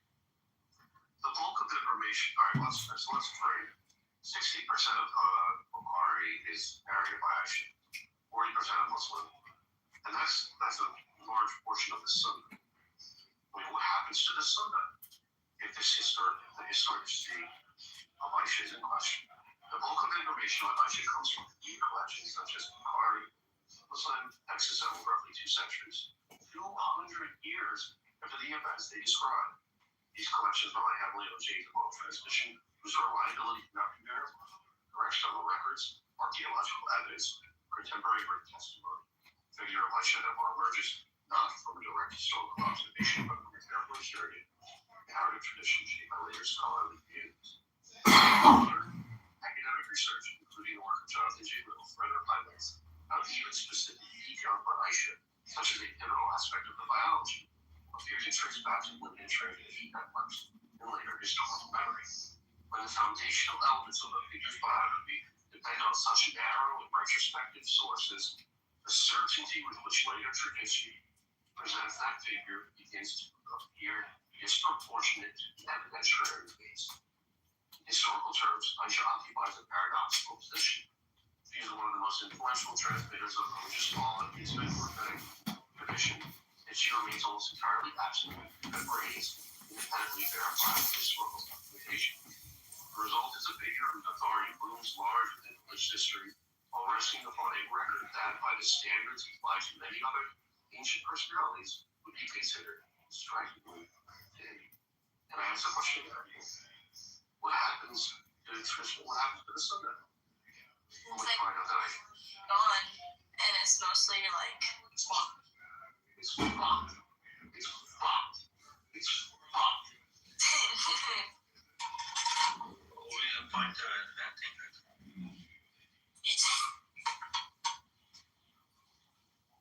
Daniel, based on like what would be the point if you could attribute it to somebody that actually existed? What are you asking me? What would be the point of inventing a character when they could just as easily have attributed whatever they want to attribute to somebody that actually existed? Look, I have no idea. I mean, I don't understand what that. Like, why would they make it up? The reason they made it up is because they based a lot of the law on her. So people that said that they had a testimony from her, there was a lot of clout. There was a lot of the gravity of her statements made hold weight, right? So if you say that Aisha said something, that's legally binding. That becomes part of Sharia. That's why they make this stuff up. Right, but it only has weight if the person actually already knew the person actually existed, right? I don't understand. Are you saying she didn't exist, or saying like to make it ground that she was actually a boy? I think you're having trouble with following. The whole point is that the historicity of Aisha is in question. And if the hadiths that are based upon her narration are in question as well, given that we don't know much of her. It may be attributed to someone that didn't exist. Or, now the question you asked is like, well, why would they do such a thing? I don't know. I mean, I'm saying, are you a Muslim? No. If I'm going to invent something, right? I want to say the hadith or whatever. I want this thing to be attributed with some strength, with some authority. But I have people that are like their own name, like whatever they call them, Sahaba. I could have chosen anybody because it's 100 years later, nobody will know, right? Why invent somebody that raises the questions exactly that you're in, or that whoever you were reading their work raises? You know what I mean? Like, I don't know, there's something doesn't work. A liar always bases something on a kernel of truth, right? So I don't know why I would attribute to an entirely made up person. Well, because she exists in oral tradition. What are you talking about? She exists with so many traditions. So I'm talking about the historicity of Aisha in contemporaneous documentation of archaeology or things like that. So she does exist in the tradition. So why did they make up that he had a wife? I don't understand what your question is. Well, at some point, this character, assuming the character did not exist, at some point it has to be invented. And the question is, what? When you have plenty of people around, and you could, attribute whatever you want to. Well, all right, why take the chance being discovered, so to speak? Well, because of the tradition of her intimacy with the prophet and her forgiveness with the prophet, which makes her testimony more poignant than the nearness to the prophet. So, why tradition existed? Just stop for a second. You have no idea what you're talking about. I don't think you understand Islam or the argument that I'm trying to make. If you want to marry a 6-year-old girl, let's say you want to marry a 6-year-old girl with one fucking 9-year-old girl, how are you going to do that? Well, you're going to fucking make up a story about a fucking Muhammad marrying a 6-year-old girl and fucking a 9-year-old girl. And that's going to make it kosher, dude. That's why they do it. That's why she's the basis of so much. Like I said, 60% of Bukhari, 40% of Muslim is based upon our narrative by Aisha, a figure with skin, historical representation. Okay, that's the reason. I understand. Why don't they just make up instead of just making up a character, why don't they just pick someone who really did exist with the prophet that everyone knows about? Oh my God. So that they would never, like, what kind of a question, like, dude.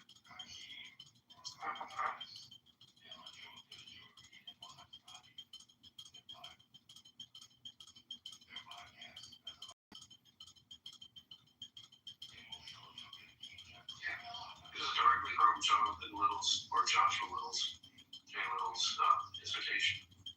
Oxford scholar. Even if you write it, they don't even know how old she is. They can't even determine her age. She's a career Muslim. They have no fucking clue. People would question the wife, the prophet, right?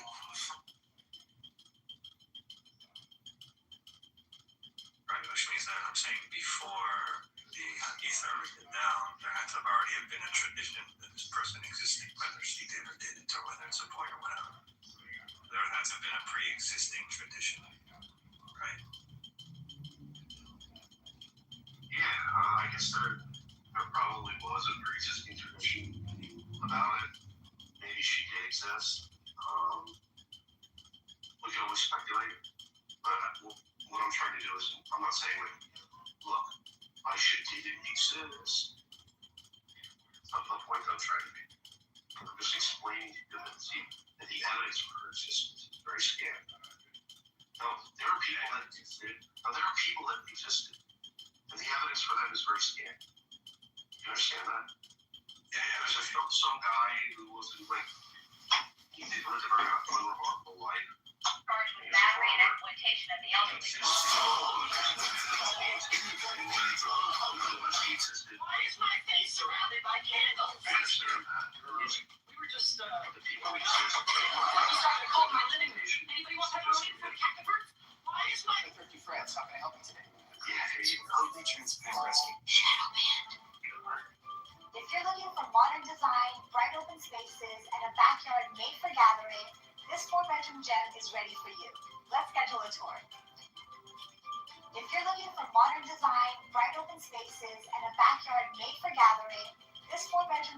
is ready for you. Let's schedule a tour.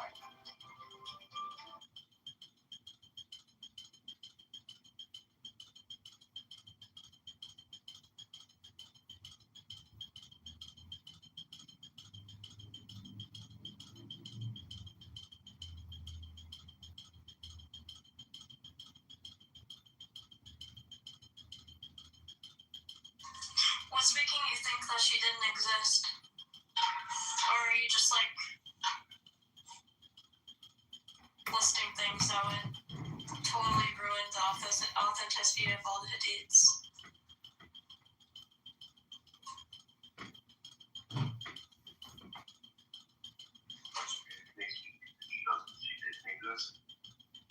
Yeah, like, are you claiming that you don't think she exists? Like, what makes you think that? Just curious. لایه‌های مختلفی داره. من یکی از مواردی که شاهزاده دیده شده گفتم چهرهایی که همسن گفتار اونا گفتمان اونا رو نسل جوان درک نمی‌کرد. من حالا نمیدونم اسم بیاریم نیاریم. من خودم پای صحبت یه سری از take a more broad approach to Aisha. But the part that's here is that Aisha was a boy.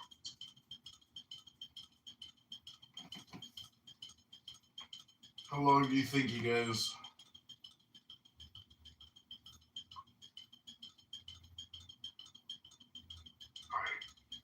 Let me ask you this, like, what is the debate really involve in the stakes? Like, whether or not you're right or wrong, you know, minus the time that you spend thinking about this, debating this, what's the outcome that you're looking for other than content? Is it giving you contentment? What are you talking about? I'm saying, I'm questioning, you know, how you spend your time using your brain. You asked for a clarification. So I'm just asking you, what's the point? Hello? You don't understand what we're even saying. Oh, I speak English. I can actually hear you and listen to what you're saying. And I'm recording it, so if I want to go back and listen to it even more, guess what? I can. What are we talking about? I don't know. You tell me. What's the topic? Aisha, apparently.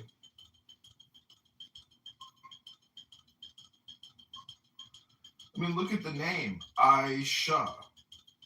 She, the eye of she. Are we sure that Aisha is not just a metaphor and not a little boy or a little girl? Hello?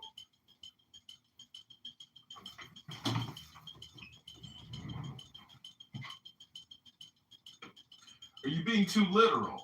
Hello?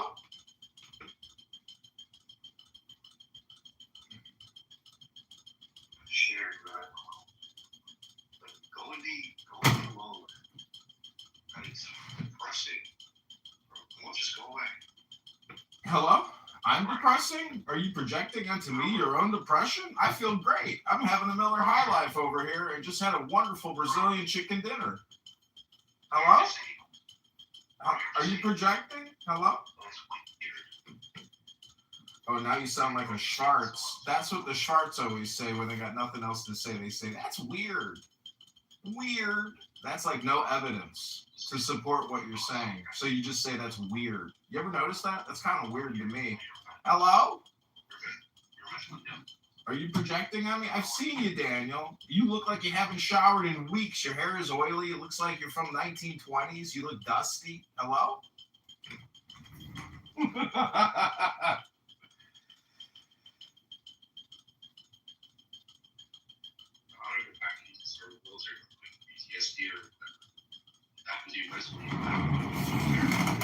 Hello? Oh, I see. Oh, I see. Okay. So it's a me problem. Okay, got it. Oh, really? I'm being a weirdo? You guys are out here 7 days a week talking about the same fucking topic, and I'm weird?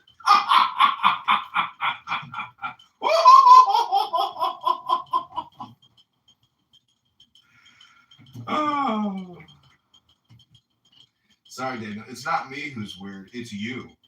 It's you who's weird. It's Megatron who's weird. You guys keep doing the same fucking thing every day. What the fuck's wrong with you? Hello? You fucking weirdo.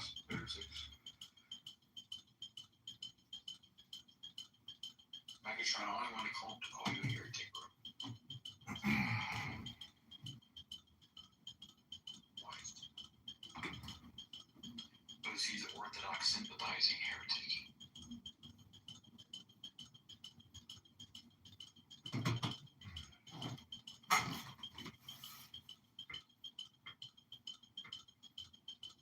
And Daniel, you're an atheist sympathizer heretic.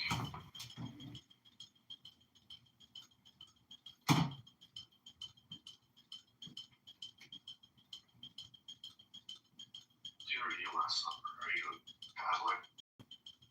Oh, yes. Present my niece as a heretical bride for your son. What is it? Some sort of aquatic slug? Was she not stuck to her feet? There is the question of the dowry. You are sure they are not green freedom. That is an installment with more to follow. If it were a thing of beauty, we could overlook such things, but it most certainly is not. My uncle Or increase in the dowry. Congratulations. Match is going to accept you. Stay in flavor long enough to get pregnant. Do you think you can manage that? Well, Charlie Young made the groom. The second son, Henry, Duke of Orleans. Much nicer look in real life than you. Oh, did you see that? Majesty, just like that, we were married. Let's go. Why not?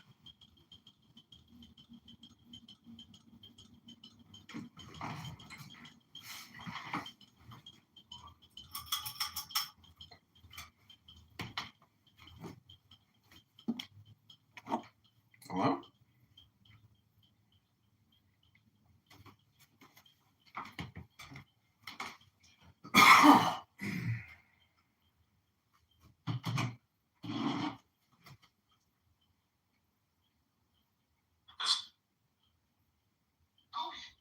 You're protected. How seen is that? China does a good job of replicating and copying us to certain degrees, right? But they're not like true innovators. They're just not.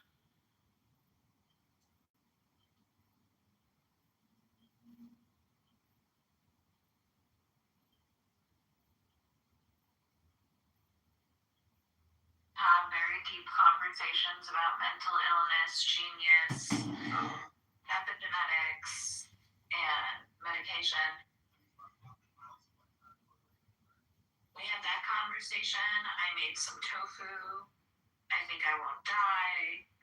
I think it was edible. I have an idea to make some more. I'd be really healthy about it. Is that all tofu edible? Well, I mean, if I cook it, it might not be.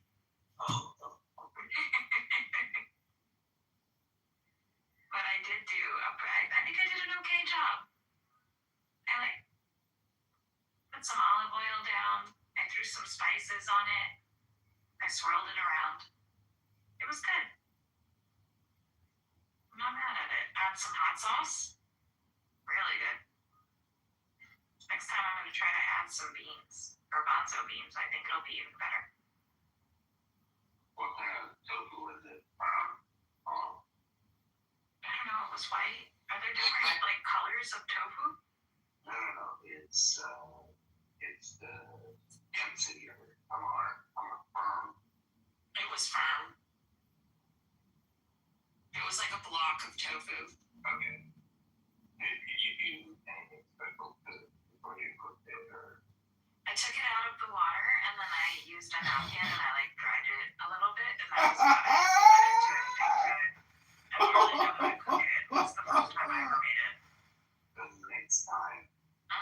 Where were you when I did this help? I was asking everybody. Go ahead. For next time. Put like a saran wrap over it and put a couple of real heavy bugs over it now. And so what it does is that it just squeezes all the water out. And then when you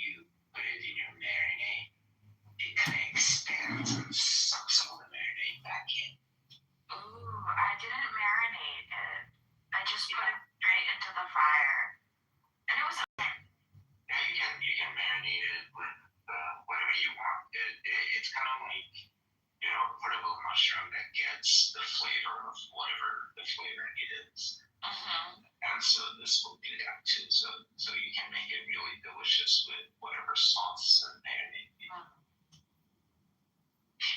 Okay then. Well, now I'm vegan and now I have like a little bit of a با امنیت زندگیشون رو بکنن، حتی اگه رأی نداشته باشن، حتی اگه رأی بدن، حتی اگه رأی مخالف بدن یا رو موافق بدن.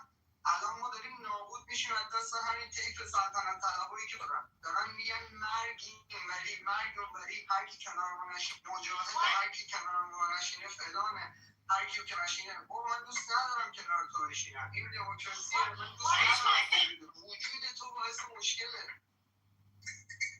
Why is my face surrounded by candles? Faster.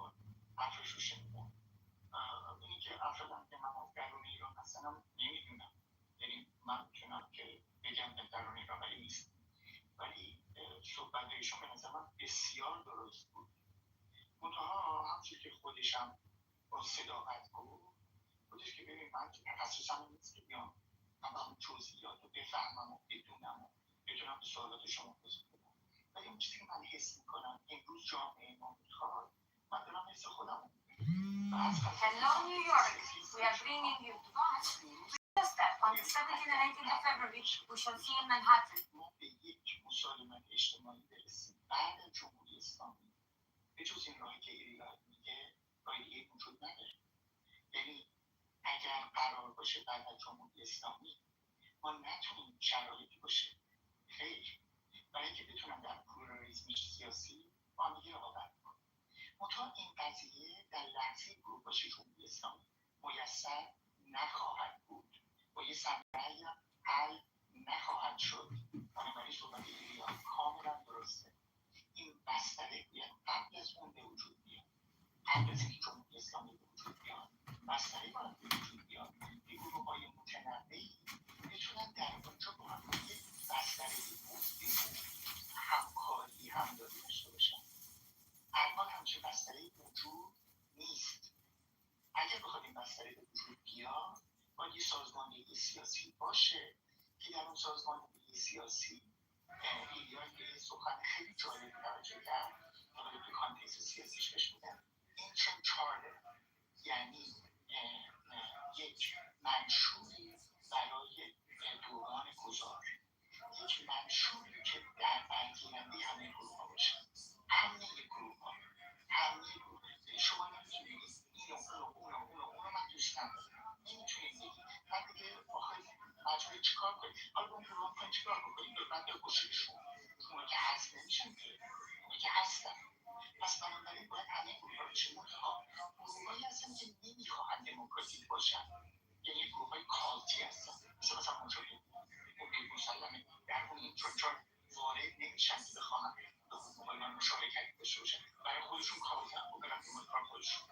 ولی برخی بسیاری از گروه ها میتونن در واقع در یک منشوری که در واقع همه شامل باشه قرار بگیرن. حالا صحبت کردیم که این منشور بشه بنویسه. اول بستره این یه دوتا آدم هم صحبت میکنن، یعنی هم صحبت خیلی جالب خانم گنجی و من خیلی کار باز توجه بودش که ببین بیان سوء تفاهم رو مطرح بکنن، یه فضایی اینجا رو دعوت میکنن که ما صحبت کنیم. کسی اینجا قدرت وجود نداره که بخوایم سهم به کسی بدیم. قدرت الان از جمهوریستان پس بنابراین این سهم کشی قدرت یک خطای شناختی به یک مسئله ذهنیه. ذهن شماست که داره این اومده سهم ببره. کدوم قدرت دست جمهوریستان؟ پس بنابراین دوست دیگه چجوری ما با همکاری هم دیگه تبدیل قدرت بشیم. اسمش از آلترناتیو. آلترناتیو فرق نیست. مثلا یک فرق آلترناتیو زندگی داشته باشه، یعنی یک مدیر، یک رهبر، میگه من رهبر این آلترناتیو. ولی آلترناتیو سیستم سیاسی ما فعلا سیستم سیاسی نداریم. مثلا باید به جای اینکه به آقای شاهزاده حمله بکنیم، به جای اینکه به گروه‌های دیگه حمله بکنیم، به جای اینکه به حمله بپردازیم، هی دیدیم که این بده اون خوبه، شاهزاده کم زیاده، این بده، فخرآور بده، یکی بده، مجاهد در واقع مغز داستانه. چگونه میشه این چارتی رو بتونه بود یه دفعه دربرگیرنده تمام گروه‌های مخالف جمهوری اسلامی میشه که تبدیل به یک قدرتی بشه. جمهوری اسلامی رو ناکام کنه و از طریق چیز منشوری که ما دست دادن، قرار دادن، نوشتن آینده میشه ولی بعد از جمهوری اسلامی. یعنی این منشوری که الان قبلش دست دادن و دارن در این مسیر همکاری و همکاری میکنن جوری باشه که در واقع مکانیزم هایش در واقع تولید بشه. سیستم سیاسی مکانیزم درست میکنه. سیستم سیاسی مکانیزم رو درست میکنه. بعد از جمهوری شما میتونید با خیلی راحت ببینید که ما روش ها مجموعه های درست کردیم که باعث آرامش و صلح جامعه ریکانسیلیشن جامعه میشه و همچنین دربرگیرنده گروه‌های مختلف سیاسی حالا با هم بیان بشینیم که یک قانون اساسی یک کانستیتوشن رو از طریق یک مجلس مؤسسان به وجود بیاریم. مجلس مؤسسان چیزی نیست که ما فشار بزنیم دیگه الان من 4 نفرم میذارم تو یه مجلس مؤسسان میذارم. مجلس مؤسسان نشون دهنده نماینده اقشار مختلف مردم. و شما اگر نتونید بستری رو به وجود بیارید، یک بستری سرکوب به وجود بیارید، مجلس مؤسسان نتونن مجلس مؤسسان ساختگیه. مجلس مؤسسان خودتون و افرادی که دوست دارید رو گذاشتید تو قانون اساسی هم خب مگه مثل جمهوری اسلامی دیگه. جمهوری اسلامی میگه که مگه جمهوری اسلامی مجلس مؤسسان تشکیل نداره. من به شما میگم در شهریور سال 1355 مجلس مؤسسان تشکیل شد و جمهوری اسلامی هم قانون اساسیش از درون مجلس مؤسسان در اومد. این خوب چی شد؟ چجوری ولایی این حرفا بود؟ بنابراین ما از امروز توجه بکنیم که چگونه این نقاط رو پر بکنیم با همکاری شاهزاده، با همکاری بقیه تا بتونیم این جریان و اون چیزی که ایلیای گفتش که مردم این دربرگیرنده این شمولگرایی رو طلب میکنن ما رو بتونیم فراهم کنیم. این وظیفه ما که در خارج از کشور این هست. اونا در درون کشور نمیتونن این کار بکنن چون سرکوب میشن.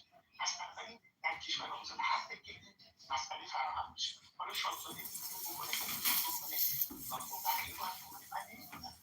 من اینجا برای شما یک راحت جادویی ندارم. ولی اون چیزی که ایلیای به نظر من برخلاف دوستان که گفتن ضد و نقیض بود، من ضد و نقیض ندیدم. تو حرفش کامل نبود ولی ضد و نقیض نبود. بنابراین من فکر میکنم که اون صحبت ایشون رو فقط اومدم تعریف بکنم که بسیار صحبت از دیدگاه من ضد و نقیض بود حرفش. حالا من از شما سوال دارم. ماشاءالله خیلی زیبا سخن میگید، معلوم هست که معلوماتتون خیلی بالاست آقای کوچ و از ما خیلی بیشتره. حالا من در پی صحبت همونطوری که ما میدونیم من یه چند تا نکته از حرفات رو گرفتم خیلی دوست دارم جواب سوال منم از اونجایی که همه رو میدونیم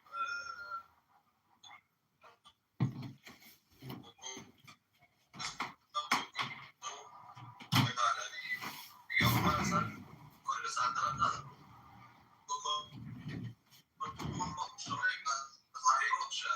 باشه چند باشه باز بارها گفته حالا اینو داشته باشیم شما مثلا میگید که ما خیلی بخوام با زبان آمیانه بخوام منظورش رو متوجه شدم بگم اینه که شما به دور میز بشینید هممون به در مورد آینده و یه قانونی و چه اتفاقی بخواد بیفته و اینو صحبت بکنیم سوال من از شما اینه رضا پهلوی با کی میخواد بشین دور میز با خانم مسیح علیرضا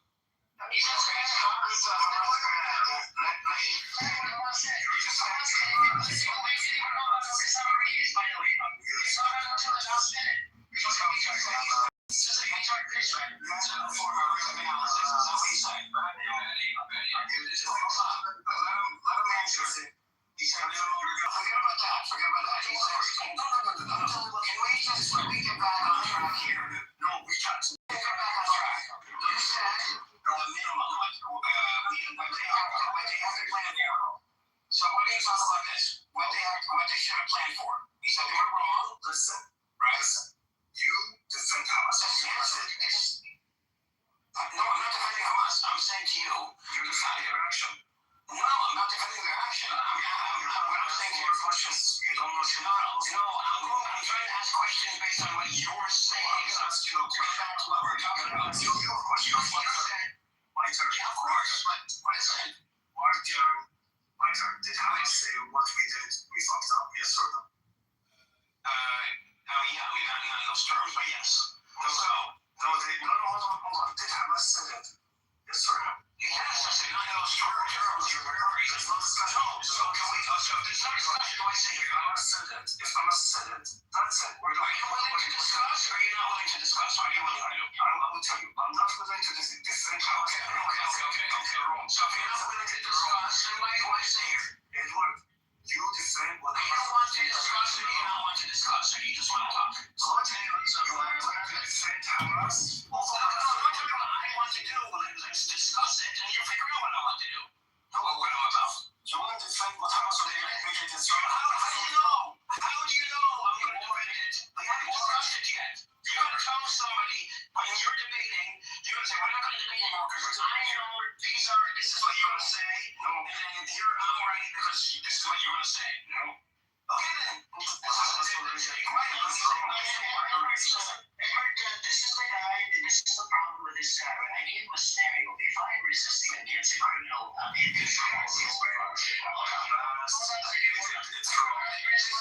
want to go back to the context again. Edward, this is the guy.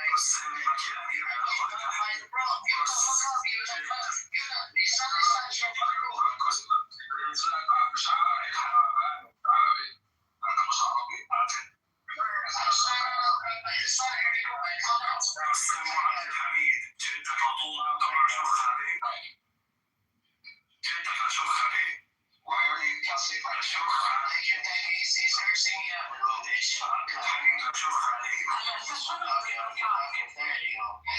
by the way, this is the same idiot. These are the fake people, right? He talks about, okay, fuck Hamas, sure. And then he wants to talk about my grandfather who dedicated his life from the age of 14 to serve the Palestinian people. And more devastating on the inside, you have your problem. Every Tuesday is, and you have to, speak and suck a stick, right? Sit in the audience like a little cunt you are. Fucking old fart. Fucking bitch. So, again, we put you off for the fucking Zionist scumbag. So, there is a minimum, here's what he said. The minimum risk that Hamas should have accounted for, and this is an argument I've heard before, the minimum risk they did account for, and what they're talking about is the risk that they did not account for, which is what? It's genocide, which is a risk, when you're doing a risk analysis, is something outside the scope of the operation. It's not something you would account for. No one accounts for genocide when they're planning an operation. It's policy. Oh, So I'm not saying we don't, okay, there are things that we did wrong, or should have done differently. That's hindsight. That's not them saying we failed. Because they did not fail. It was Israel that failed. The example that I gave, if I were talking as I understand it, right, I should know prior to resisting that this entity is going to genocide my family, right? So I should know that. And let's say if they do end up genociding my family, and I come out all of a sudden I'm crying that I've got this and that, you're going to use that against me? So that's the thing. How would you know genocide is even on the table? You wouldn't know that the genocide is because you're not under the genocidal regime. No, have they done this before? I'm not saying that. I'm saying, have they done this before? Have they genocided? Israel has responded disproportionately every single time, and the number of deaths in Gaza have increased year after year. Never been an attack as big as October 7th. So one could reasonably deduce that our attack is deciding that it's getting worse. That's what you're saying. The reality was, yes, exactly. Hello? Hello? Hello? The response will be akin to genocide.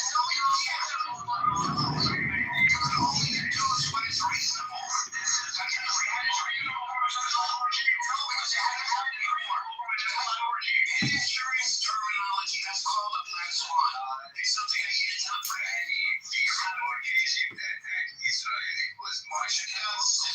No, we're not talking about Israel and Egypt. We're talking about Hamas. Many rhetoric is one that shies them away from science. Yes, of course, sure.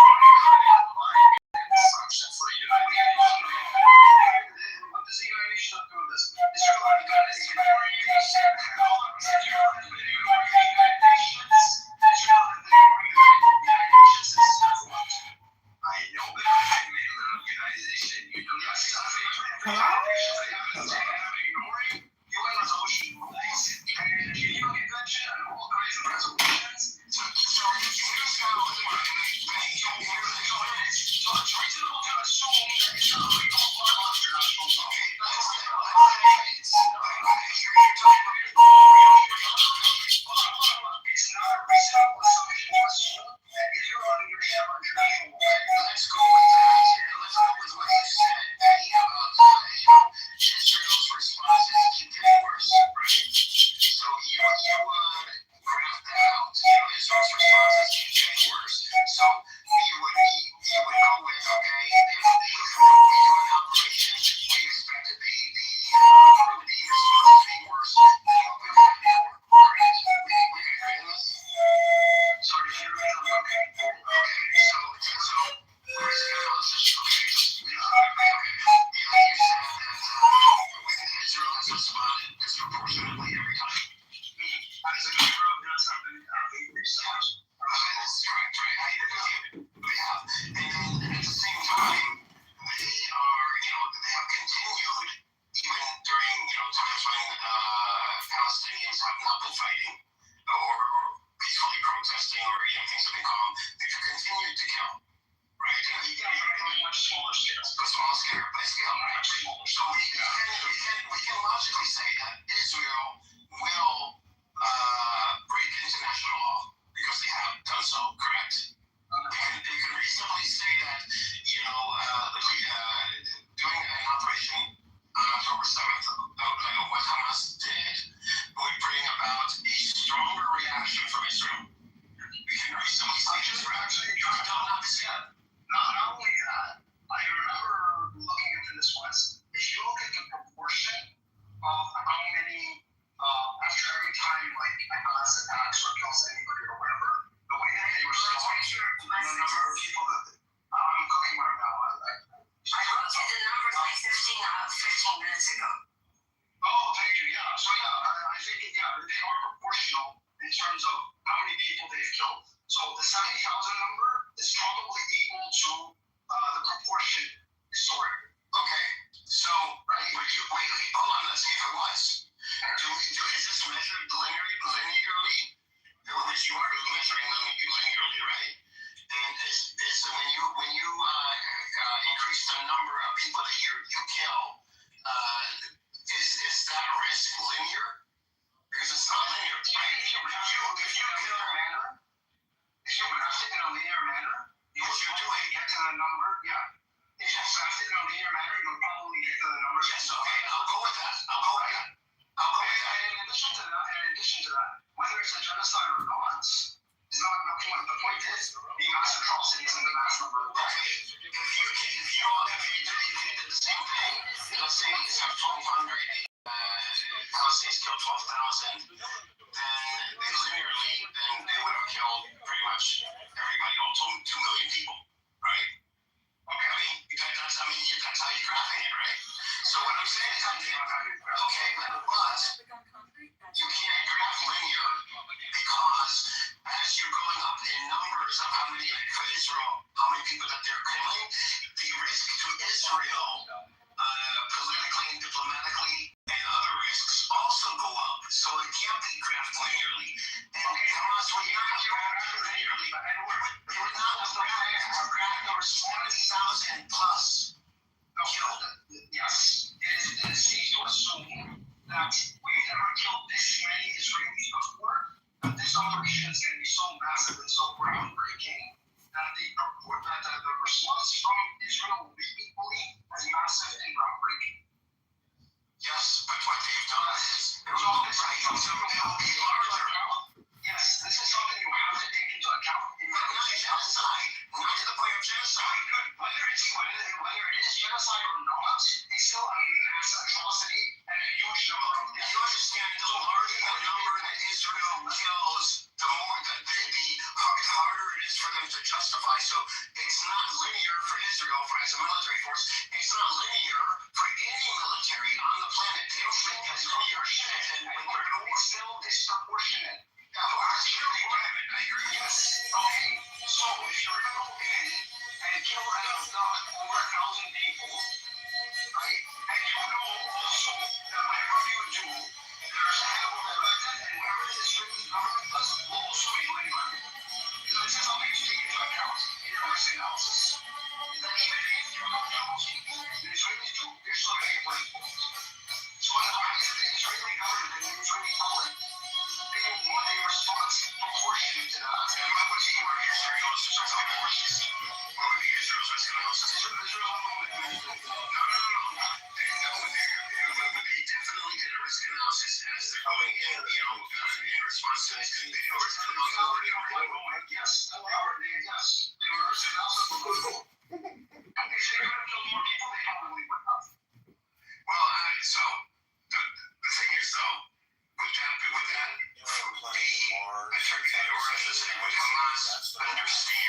Israel would go and kill 70,000 people because you can't say 70,000 is equivalent proportionally to 7,000 people. With the flick of my wrist, it's not because everybody is interested in Israel is trying to initiate a global war because in a world war, they are able to, under the cover of everybody being distracted, kill a lot of people and take a lot of land. That's a true. I mean, I'm sorry. I would already working under the assumption that Israel is willing to enable killing a lot of people and taking a lot of land. And that's when the population of Palestinians are saying to and us.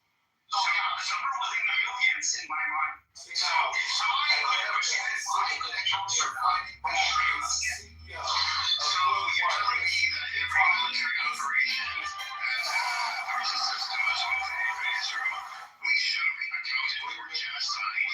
Oh wait, I want to know what that means. Are you accusing Hamas of wanting to genocide its people? What does that mean? No, I'm not saying that. I'm not saying that they want to do it. I'm saying that they should have saying that. Listen, I'm not making a value to Georgia.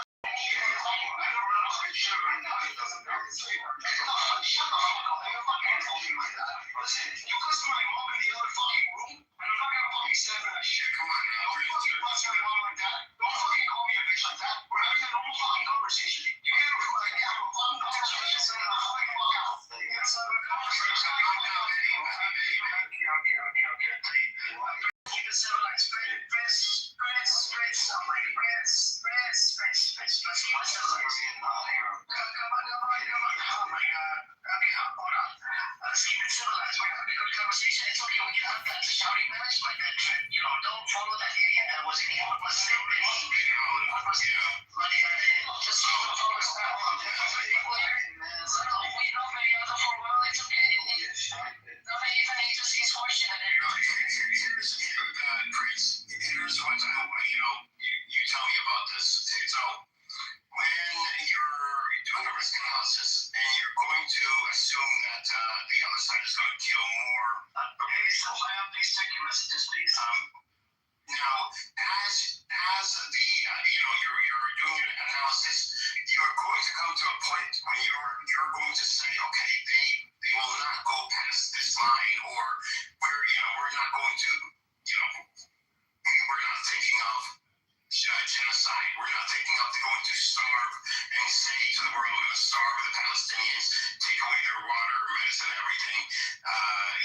Do the kinds of things that they have done, and the videos that have come out from Gaza of the IDF. I highly doubt that this was in Hamas's risk analysis. These are things that are outside of the scope of the risk analysis. A brutal response. Brutal, right? But nothing like we've seen. So anybody saying they saw this, I've known Benihana before October 7th, and he did not even foresee this. So he's full of shit, and he's on. Why did I know one talking about how Israel wants to instigate a world war in order to under that guise go in, slaughter Palestinians? Millions. I used to say millions. And take your land, the West Bank and Gaza. I used to say that. No, I did say that. Yes, I did say that. I said that several times. Yes, I have said that several times. Okay, I'll bring on the ask everyone. I used to say the same all the time. I used to do it. Look, ask him. I've been saying this for years.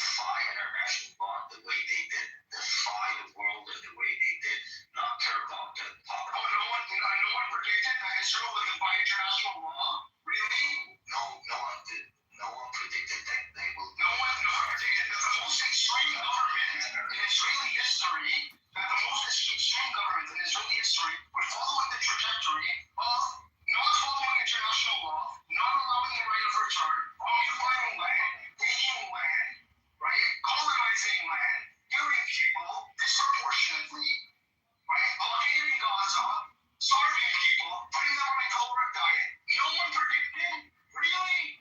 Why are you lying to yourself? I'm not. What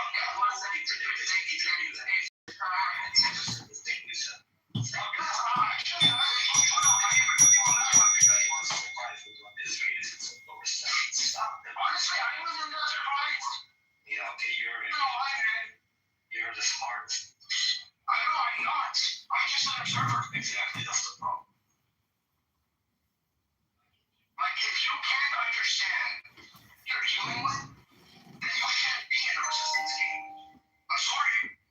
If you don't know the Israelis until now, they've occupied you for 75 years. So if you don't know what they're capable of until now, then you don't know what the hell you're doing with your life. You definitely because you don't know that these guys are willing to slap on a mass scale. You don't know that these guys don't comply with international law. Really? Yes, they did. Yes, they did. No, that's not their fault. I'm not attributing fault. You are. That's you jumping to conclusion. You're jumping to a logical conclusion. I don't deny that. However,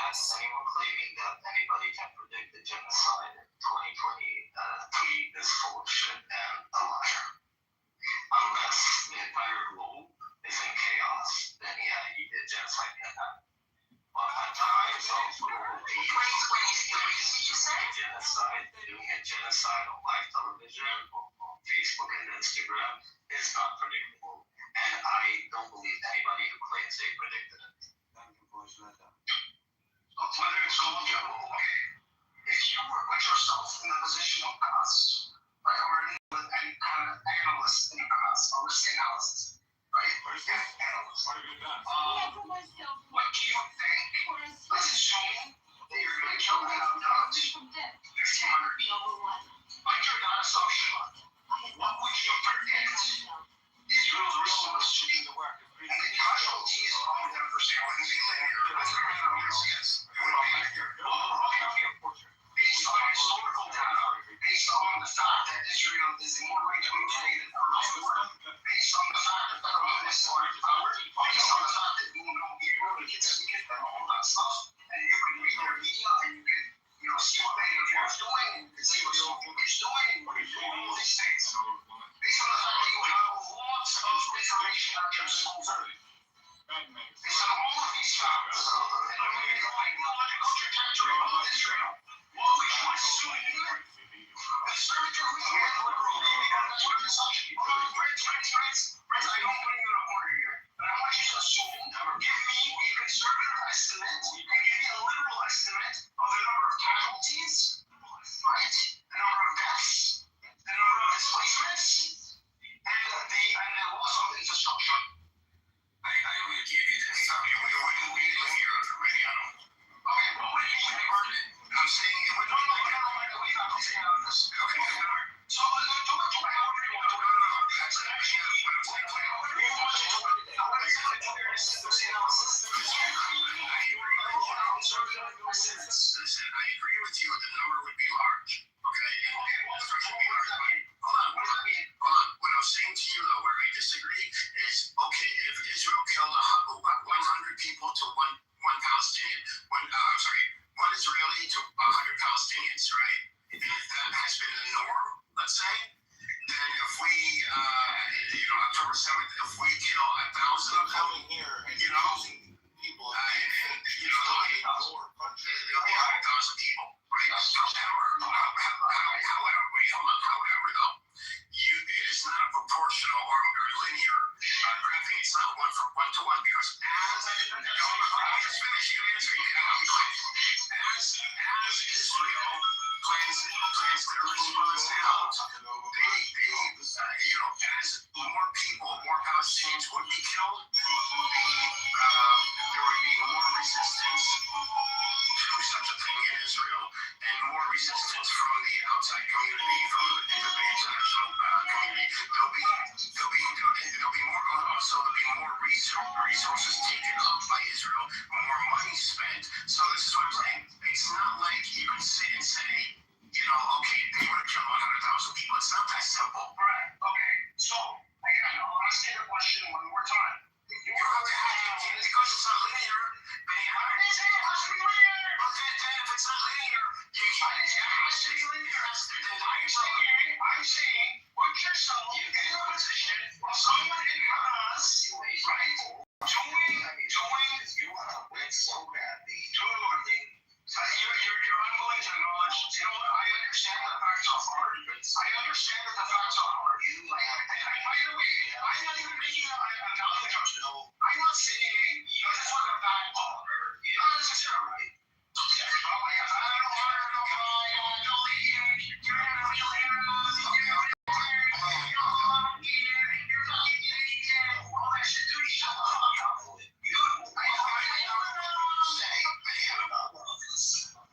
Yes, I know what I'm doing. That's not true.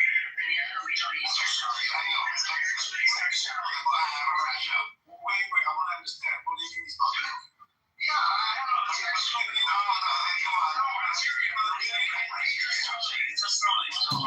serious, but he's not here. Why? Because I'm Canadian. I'm serious. Okay, guys, I'm not serious. I'm not serious. I have a question. Guys,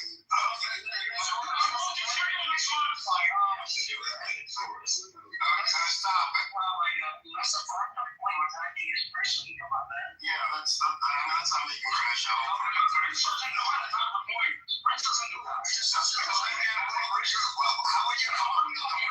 No, my problem with you is you think you are right. You think you are something. You think you don't know. You don't know shit, dude. Okay, I don't know shit. Fantastic. I don't know shit. But you know what? No one is not to know shit. I think I know what they say. You know what? He's getting annoyed because genocide, just statistics and numbers. Like, who the fuck cares about the numbers? Whether it's linear, whether it's, who cares? It's a genocide, period, and that's it.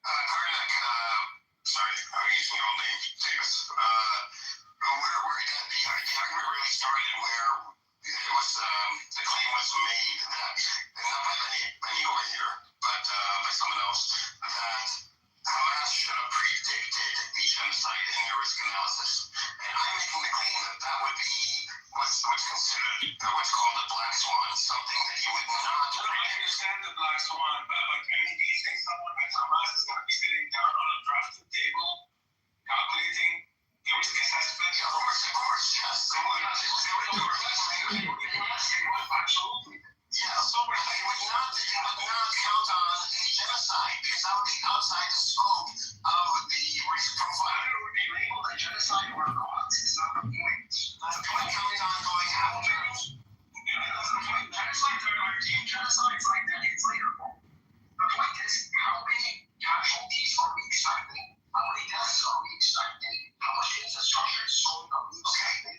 How many refugees are we expecting?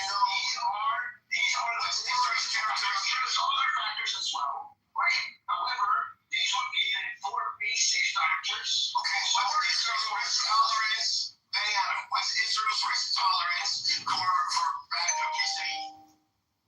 What was it before October 7th? Did you know? No. They would hide what they're doing. They don't want to When Trump wasn't around, Trump came, nothing was hidden. Even then, 2023 was killed.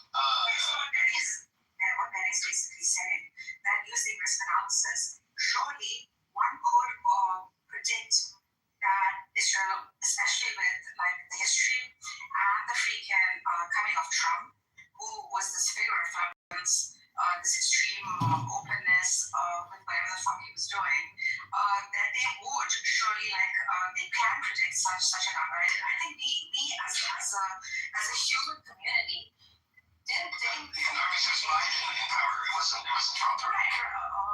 Prior to him.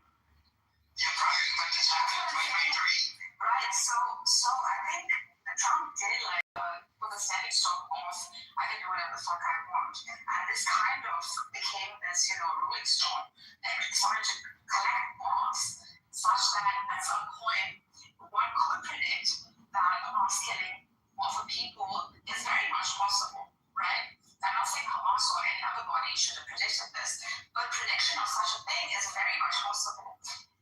We did not expect it to go through with it. Then you're contradicting. If you didn't expect it, then you wouldn't predict it. You can predict it. No. You cannot expect its reality. No, you would expect that what Hamas member would expect. I'm not going to say that. That would be You're the ones living through it. You're the worst one. But also, we know how the control that they had. They go to great lengths to have control over the media. They go to great lengths to spin things so that they don't seem as bad. Settlements are neighborhoods. Settlements. They hide these. They hide atrocities in the process. But then you go a 180 after October 7th, you do a 180 and now they're not hiding anything at all. That's not hiding a lot. No. If they were hiding, they would have allowed. I'll take your statement back. I'll say you don't know atrocities yet, but no, true. But we also would not have expected that Israel would show us so much after October 7th. So I don't believe, and I'm not trying to defend Hamas. I was simply saying that I cannot imagine Hamas or anyone in the world putting in the risk analysis if something like this were to happen, that Israel would commit a genocide. Would talk about how they are going to starve Palestinians and do it on purpose and go after and kill fucking reporters and hospital workers and destroy most of the hospitals. All of these things are.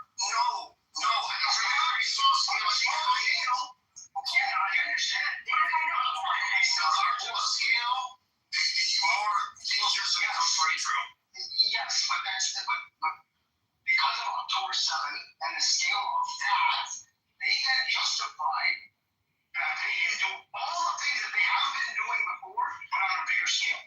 It's just like a game of poker. He's been bluffing. In the end, he's gonna go 11. Yeah, actually. So they just catered like that, like a game. Like Israel did not do a single thing, by the way, in the last 3 years. They did not do a single thing that they haven't done. They just do it on a bigger scale. I think the scary thing is that they're just getting started, by the way. It's just as I mean, like in the game of poker, you are not allowed to cheat the dealer. That's not.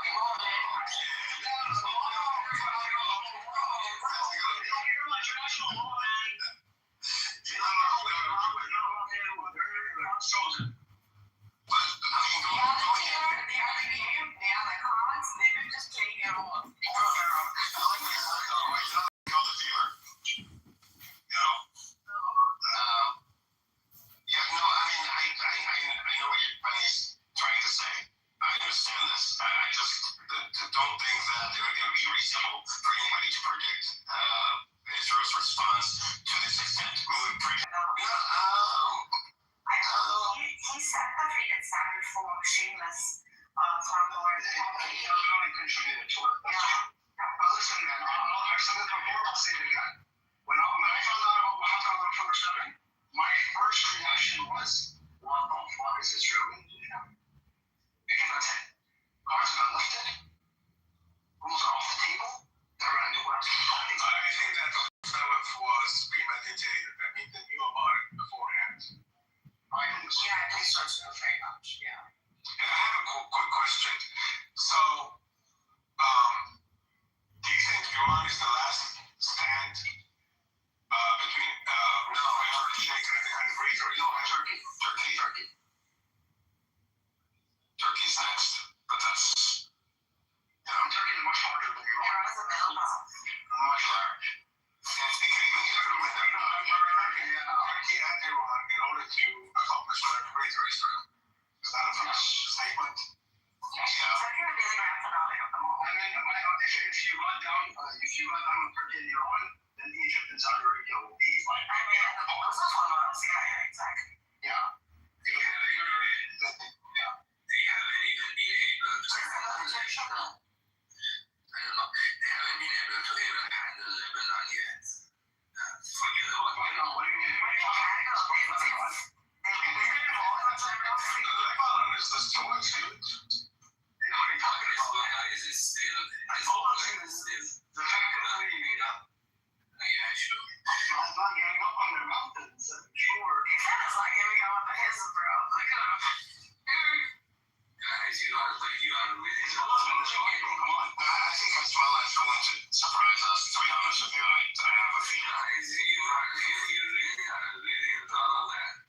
Where's risk assessment right now? Well, here's the thing, Davis. Davis, let me tell you. Here's something. I can use my name. I wanted David. Because that's my name is David. You told us already. You told us. Change it back to David. They haven't told me that. I can't. The guys won't allow me. So the problem is they have weapons that they have shown. They have huge caverns underground filled with missiles that are way more advanced than what They have WMDs as well as WMDs. This is only coming from me. I know it. That's how some of the Iranians speak. Only they know what's happening. Well, factually, no. There was an Iranian that came in here a couple of days ago. Factually, they did. I mean, everybody knows that, that Hezbollah has these weapons. I mean, we've seen videos of that, them driving trucks. Oh, there's what are you talking about? They have hundreds of thousands of missiles. Hey, Judy, if you do today, let's talk to Judy. Please no cursing. Judy, please, Prince and other people, please no cursing. Judy, welcome to come up. I do have some questions. I do have some questions for you if you come up, and I'll make sure nobody attacks you or nothing. We're just going to have this conversation back and forth. I'm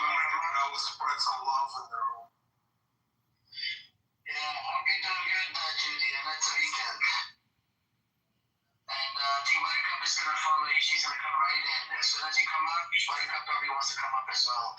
But I think I have to Buttercup down in the audience because she keeps coming and, she wants to come in the middle and try to give him the topic. So Edward, do you really think his would have some sort of Hezbollah? yeah? I don't know. I just have a feeling. I don't have any facts. What happened to all these weapons in these underground cities? Hold on, let's have this. That's the thing. Hezbollah has gone along with this narrative very, a little too easily, in my opinion. Would you like to? We're weakened. We're severely weakened, and I don't know. I don't feel like Arabs. Sorry, but you're not associated with cutting down on Nasrallah? No, Nasrallah was just a figurehead, and that's all he was at this point. No. He wasn't anything good. Nasrallah was a leader for I know. He took over, from his previous predecessor that was assassinated. Nasrallah has such a point. very long.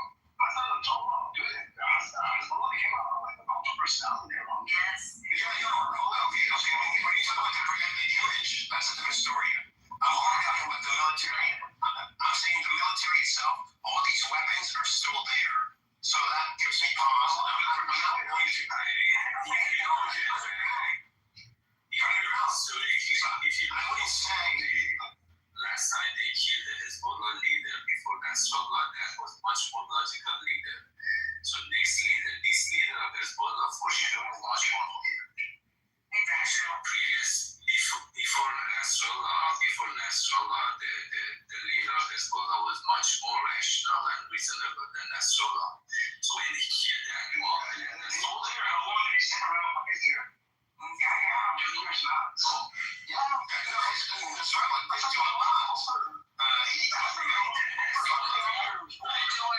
give you guys a heads up. The man in the audience, he's Iranian. He's a Russell Valley supporter. He's been course my role. So if you guys need some sort of clip, you can, punch him. He has so much clips of my rooms. I did read three in his fucking head. He got moved down one time and he's so sensitive. Some of the Iranians are very fucking sensitive.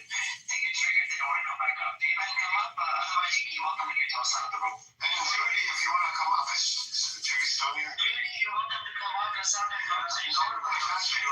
Everybody else stay quiet. Silent the room.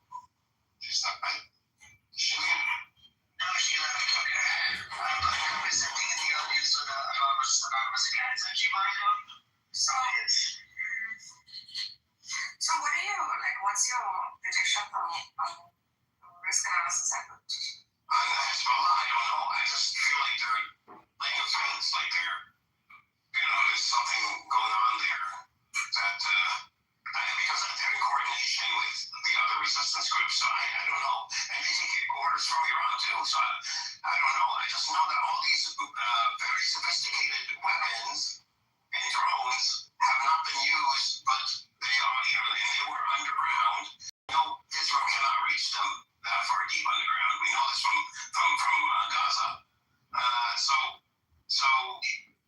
that's the big question. They have all these weapons, and what happened to all the people? How many people did Hezbollah have in Lebanon?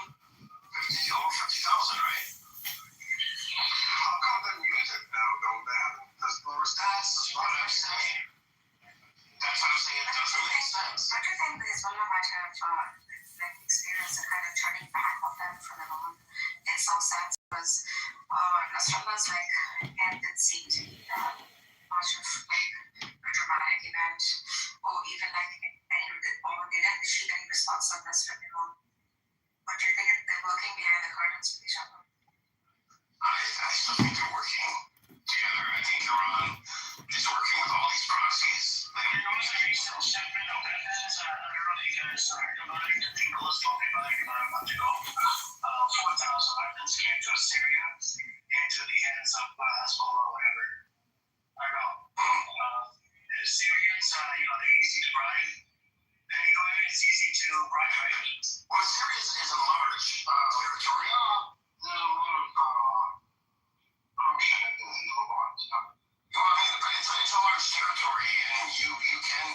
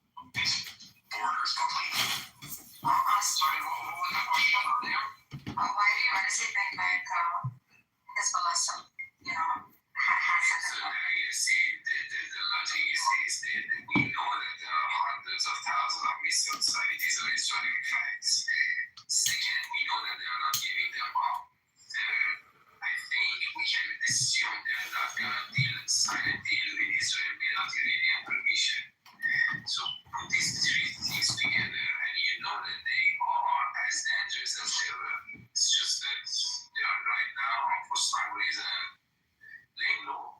There's an entire storyline with Luciana through this. They also deal with politics. They also have to consider Lebanon too. It doesn't matter if we're powerful and if they handle that. They've done it for like whatever years.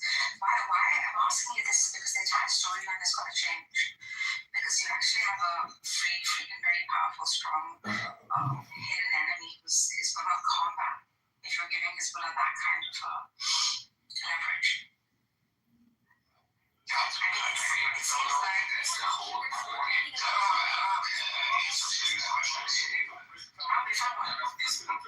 of these proxies are not anywhere. They're just laying low. Yeah, that's what I'm thinking. By the way, the Iraqi one has what do we call it? That's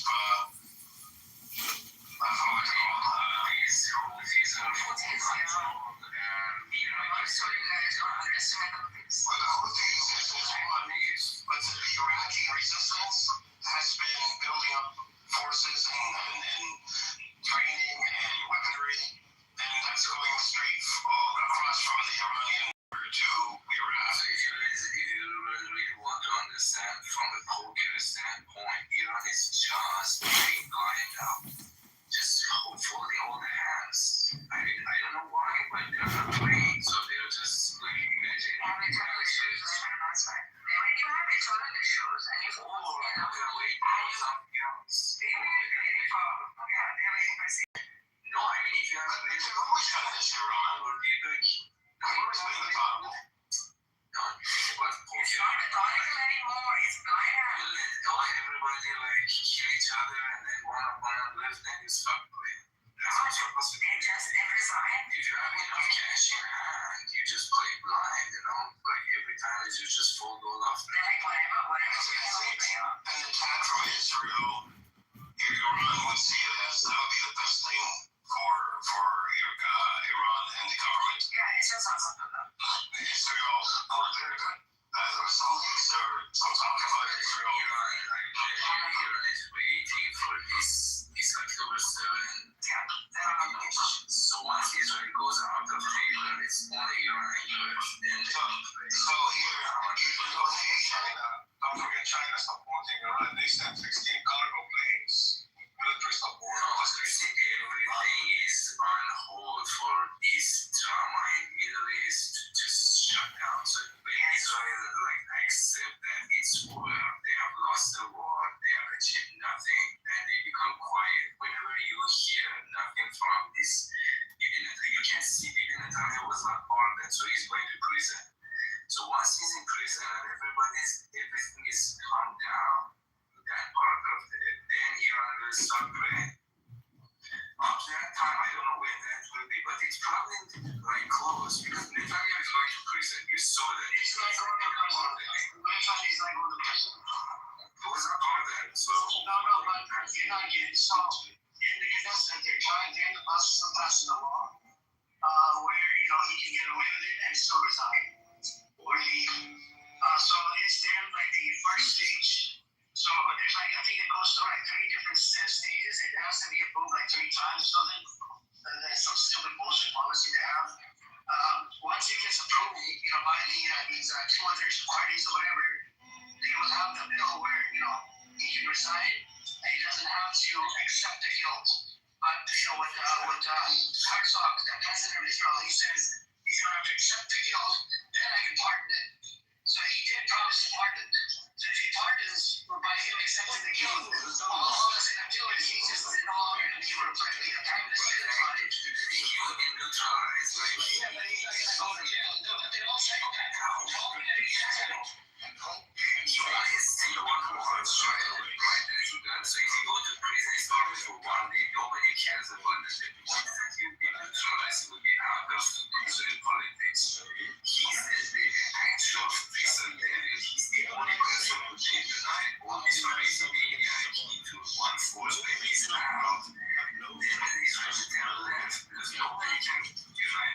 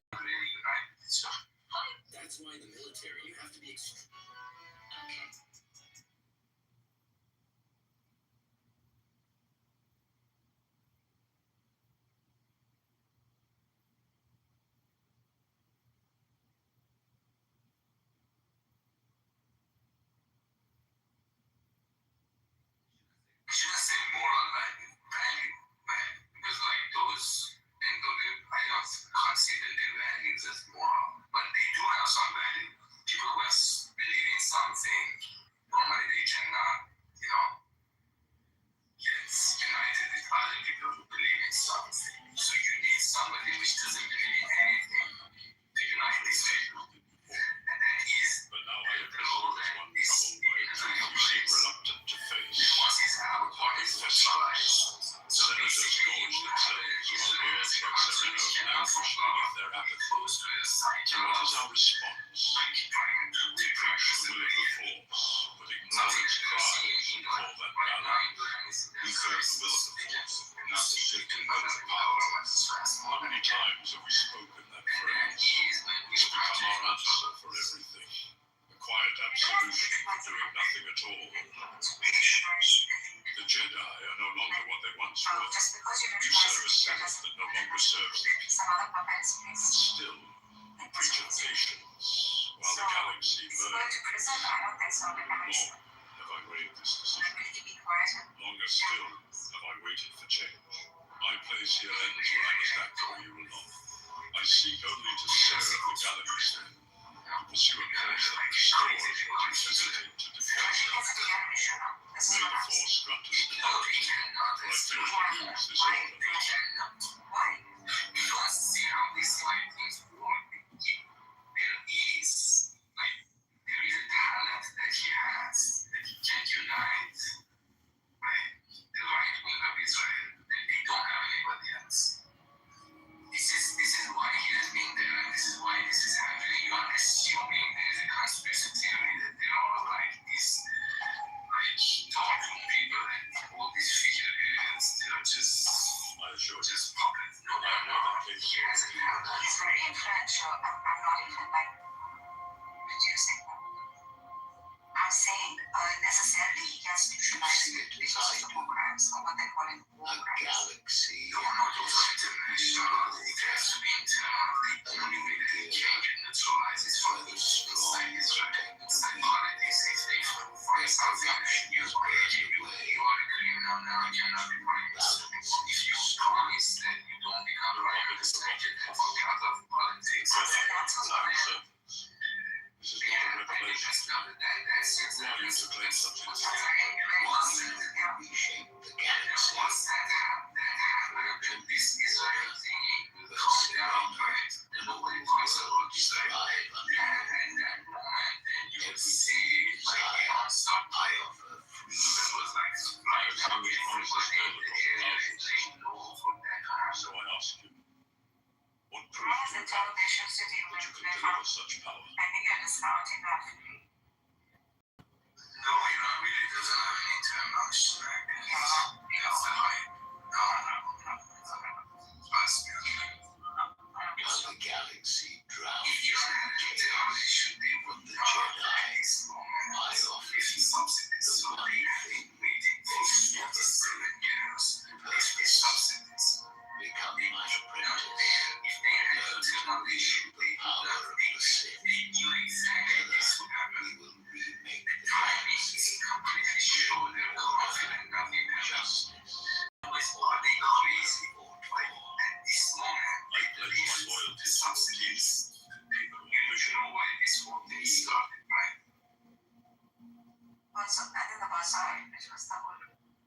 No, the Iranian government passed a law that the dollar Darth Tyrannus. from now on is $1. Nearly yours. Before that, dollar had different Power prices. demands Because decisive they wanted action. to go buy food. There are forces that see our design undone. So the government said, "Watch your dollar from Master one price." And that is the money He's for taken it upon himself to commission an army for the Republic. what it means The is throne is literally bunch uncommensurate. of like An entire army. corrupt people in Europe that were getting rich on dollar. Different using dollar and different crimes that were charged. The Jedi cannot learn of this army For before its 47 time. years they have been trying to make this happen even there. Before his Why misguided should we treat actions, them? alert the Jedi Completely sure they're prematurely. very confident they don't need to know. They can handle it.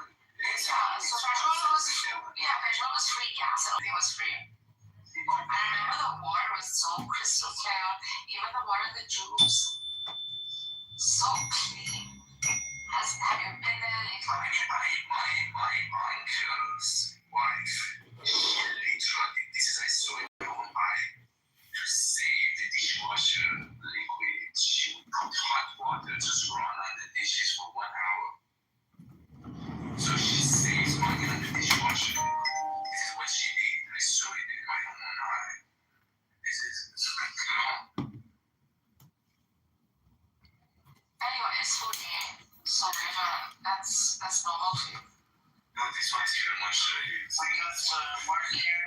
What's up, Mark? Mark, what do you think the plan is? You think Israel going to attack Iran because now Trump gave him the green light if the deal doesn't have anything on? What do you think about that? Mark? Sorry, can you ask that one more time? I missed it. I said Trump gave him a green light and if the deal doesn't happen between Iran or America, that Israel can do an attack on Iran. It will actually do it.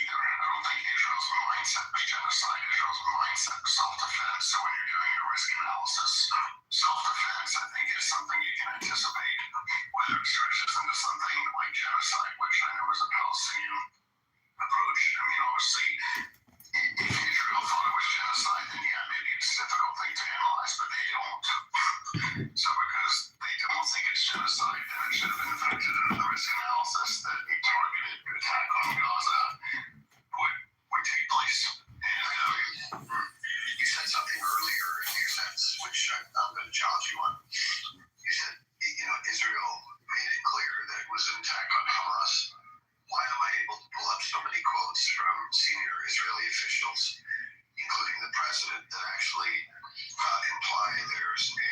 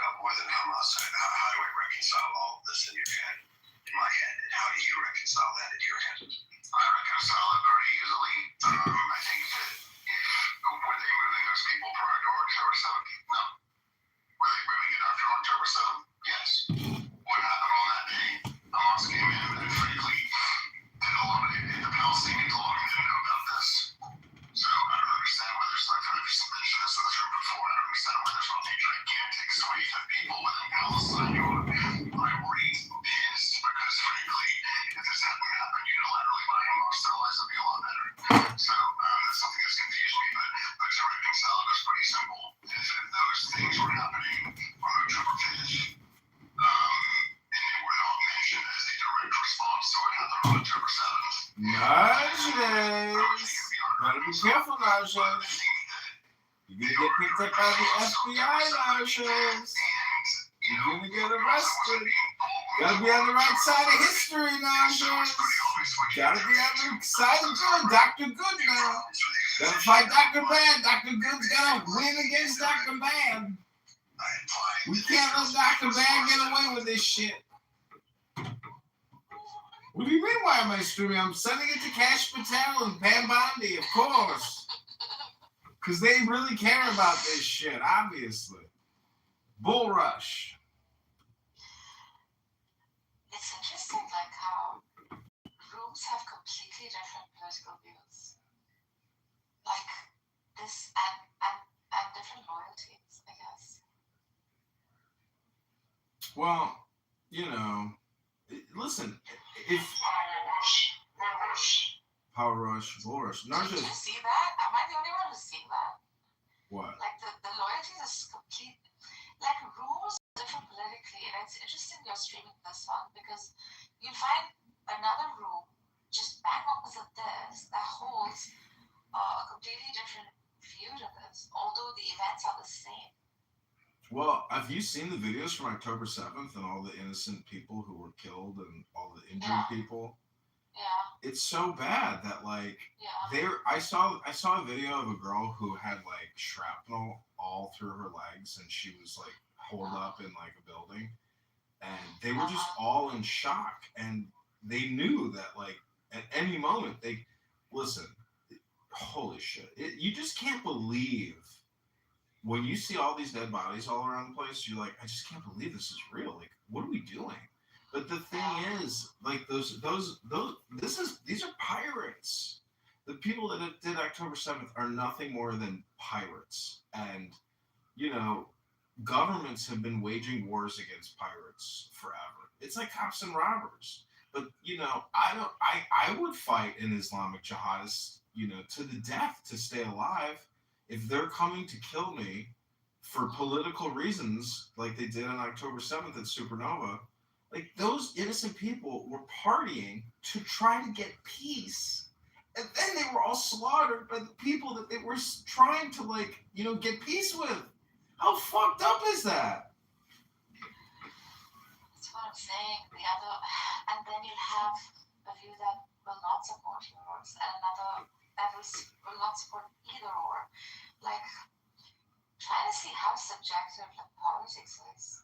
Well, I think the good thing about being an American is like we are like the big third party. We're the huge elephant. And these are just like parasites fighting each other and sucking off of us. And the truth is, like, we kind of get to say what happens. And because it doesn't matter which side of the fences you are over there, like, they're extremely aggressive. Everybody is. They you know, they're polarized. And it's just crazy. Regal, welcome to Call the FBI in Los Angeles and report Amir the terrorist. How are you doing? And Nora, welcome to the room. Nora wants to run away quickly. Yeah, thanks. Nothing but gumdrops and ice cream here. How are you? Gumdrop? Point of moderation, moderator, point of order, moderator. Yeah, moderator, point of order, moderator. I'm good. I'm about to hop in a hot bath. I wanted to read some poetry, you know, because most people, like, Narcissus, do you think you have mental health problems? Yeah, I think sometimes I spiral down, but I come up quick. Well, it's not. I have no choice. Meaning, I like. spiral down every now and then, like, just analyzing life and shit like that. And then I bounce back quick. I have no choice. I have to bounce back up. Well, I mean, I was outside in nature today in the sun and jogging and Exactly. grounding myself and like. I go for long walks and I just meet my friends. I go out. I bounce back pretty quickly. I don't like the feeling of being down at all. Yeah, I haven't felt depressed in quite a while. I mean, it's liberating to say what you think, feel what you say. And when I just hear people wasting all their time, especially the crash outs, like if you listen to Amir screaming, You know, like to me, that's like crazy. That's like actually what crazy people do is they scream and scream and scream and scream and get angry and angry and angrier and angrier. And it's like, to what end? Like, do you have any idea how, like, why are you treating your body like that? To me, that's like, unless you're doing it for performative reasons. I think a lot of stuff on Clubhouse is just performative and doesn't come from like that too is mental health issue that people have. I think the need to perform in order to be heard, or just theatrics. It's pageantry. Yeah, but you've heard me read from books like that's performative. But when people are sitting here under fake identities in unrecorded rooms, creating essentially like Jew hate content to like hate the Jews and not be specific, but do generalizations and bigotry stereotypes and not be a part of an actual peace movement, like play some drums and like let's sing a song or meditate or read something, but stop creating hornets nests that get kicked over. Like that's what they're doing. They're not building anything beautiful or peaceful. So, that's why I say like call the FBI and report Amir the terrorist in Los Angeles who runs his car rental business and have him just, arrested and locked up and put into jail for maybe 10 years to chill out. He doesn't have the right just to relax. His views. I just think like he doesn't have the right to express his views or to like pick a political side. Sure. Is that what you're saying? Sure, but I've got the right to report him to the FBI. That's my right as an American. No, it is. That's my freedom of speech. If I think. See, this is political. This is political. He wants to play politics, and I'll play politics the way I want to play politics. He can't police me by. Listen, he has kicked me from so many rooms. He won't give me freedom of speech. So I'll just record him and report him to the FBI, and I'll be done with it. Like, it's not going to stress me out. It should stress him out. And look at Judy here. Judy Actually, created. you know that like buttercups roots are not Judy, right? Like I don't know. Oh, really? I don't think so. Well, see, Darja's. Well, it doesn't matter what I think because all I want to do is record, set it, and forget it, and let other people decide. I don't want to see. This is the problem, Darja's. I don't even want to entertain questions. Do you know that? Like, I don't want to be a part of this social network. I just want to record it and let the world decide, and let lawyers decide, and let FBI analysts decide. I can't make any decisions. I'm just a citizen recording what I consider to be extremely problematic conversations because you are witnessing in real time people create nonstop hate speech. This is not nonstop peace speech and nonstop meditation or music. It's just nonstop political hate speech. That's what it is. So I've reported Amir to the Los Angeles FBI Field Department. And they're going to go investigate him and check out all his cars and run his taxes and see if he's been paying his taxes and check out his immigration. And if there's any problems, Kash Patel, our Hindu, Dindu FBI director, is going to fly to Los Angeles and just arrest Amir. And then he's going to be on Clubhouse and he's like, hold on a minute, guys. I've got a fucking door. Knock at my fucking door. He's going to go to the front door and they're going to be like, FBI, open up. Hands in the air where we can see him. And Amir's gonna be like, oh my God, that fucking John Kitover, he fucking called the FBI and they're at my fucking door. Clubhouse, save me! That's what that will be Amir's last words on Clubhouse. Will be Clubhouse members, save me. If you're part of the World Affairs Forum, and you're interested in modern day political conversations and debates. Anyways. This is my comedy and my response, Narcissus. See, the thing is, you think I'm over the top, but I'm not. I'm literally mirroring. I'm a mirror. You know me well. Like, if people want to be aggressive and psychotic with me, well, I'll be aggressive and psychotic with you, and we'll see how far it goes in the ether. Like, you can't push me around on my cell phones, but I can record you. And if you're willing to come in public space and be recorded, because they're in the audience in the Anon recording you and reporting you. It's not a John Kitover problem. That's a you problem. Hello?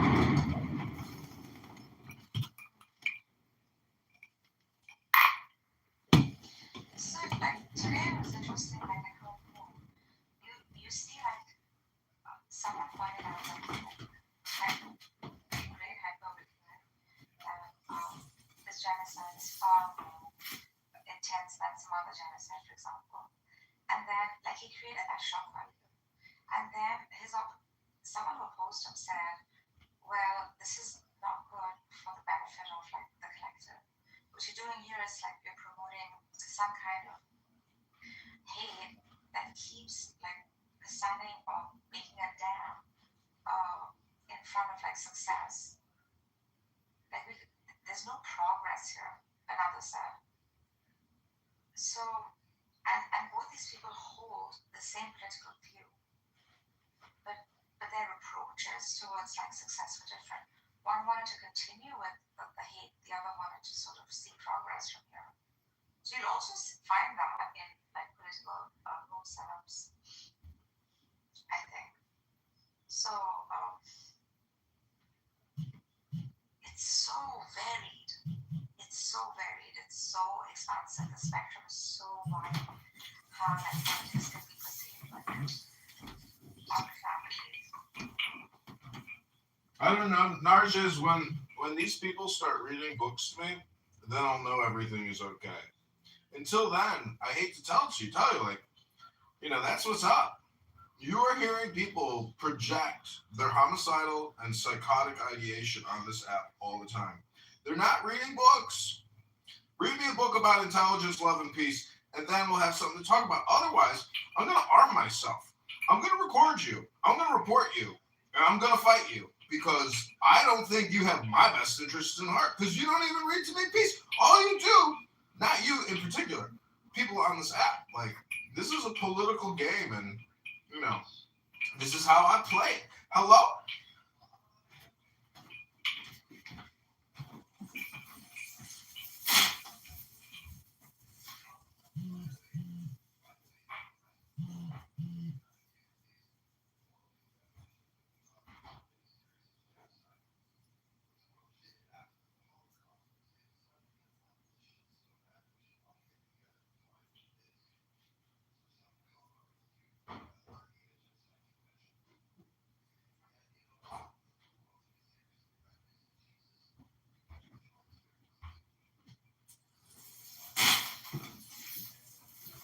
So Narges,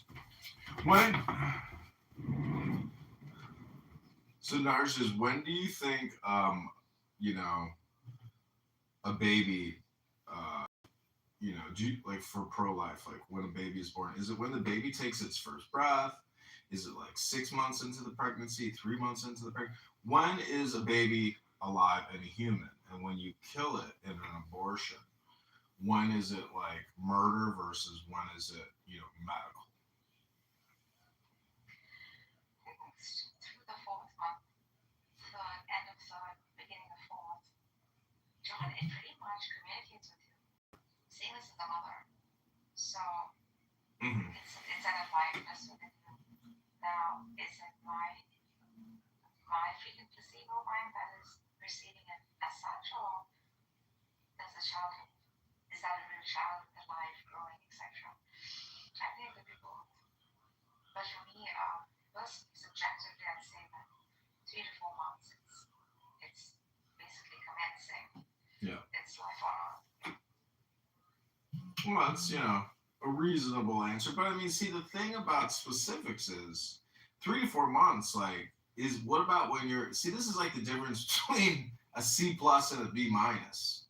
Like, if you're at 2 months and 25 days and you're almost 5 days to that 3 months, well, you're so close, Narges. So that's my point, is it's really all or nothing when it comes to deciding to decapitate, whether it's 2 months or 4 months or 6 months. There's no significant difference. So my complaint about Palestine and the war is, if you're going to scream about babies and genocide and occupation nonstop, but you're a pro-abortionist, well, then you already endorse murder and killing, but you endorse it medically. You don't endorse it politically. So my point is, Narges, is there's just a lot of stupid people on here that haven't figured out poetry and music and depoliticization by being political, by being poetic. So there's just a lot of fucking people here are trying to make it into a career, and that's what it is. But it's not really artistic enough, in my opinion, and therefore they will never succeed in what they're doing. And it's more of a mental health crisis and a lack of creativity, which is what people are suffering from here. You can call it boredom. Forgetting the variables, they're forgetting the particular variables. I think those grays too must be considered. Like nuances with it. People like to use the word Like, for nuance example, all someone the who gets time. raped, right?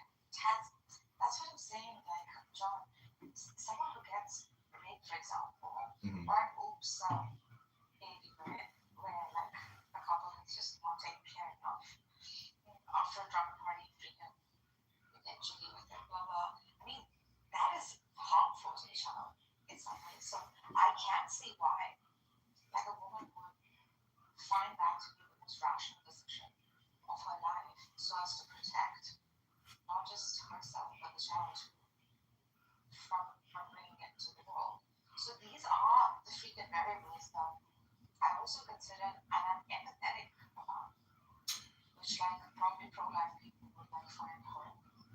Well, my point is if you are pro-abortion and you're an atheist and you're a liberal Democrat socialist, and that's the problem, because it's deicide. If it takes a whole universe to make a baby, that means every baby you kill in utero is like executing Jesus over again on the cross.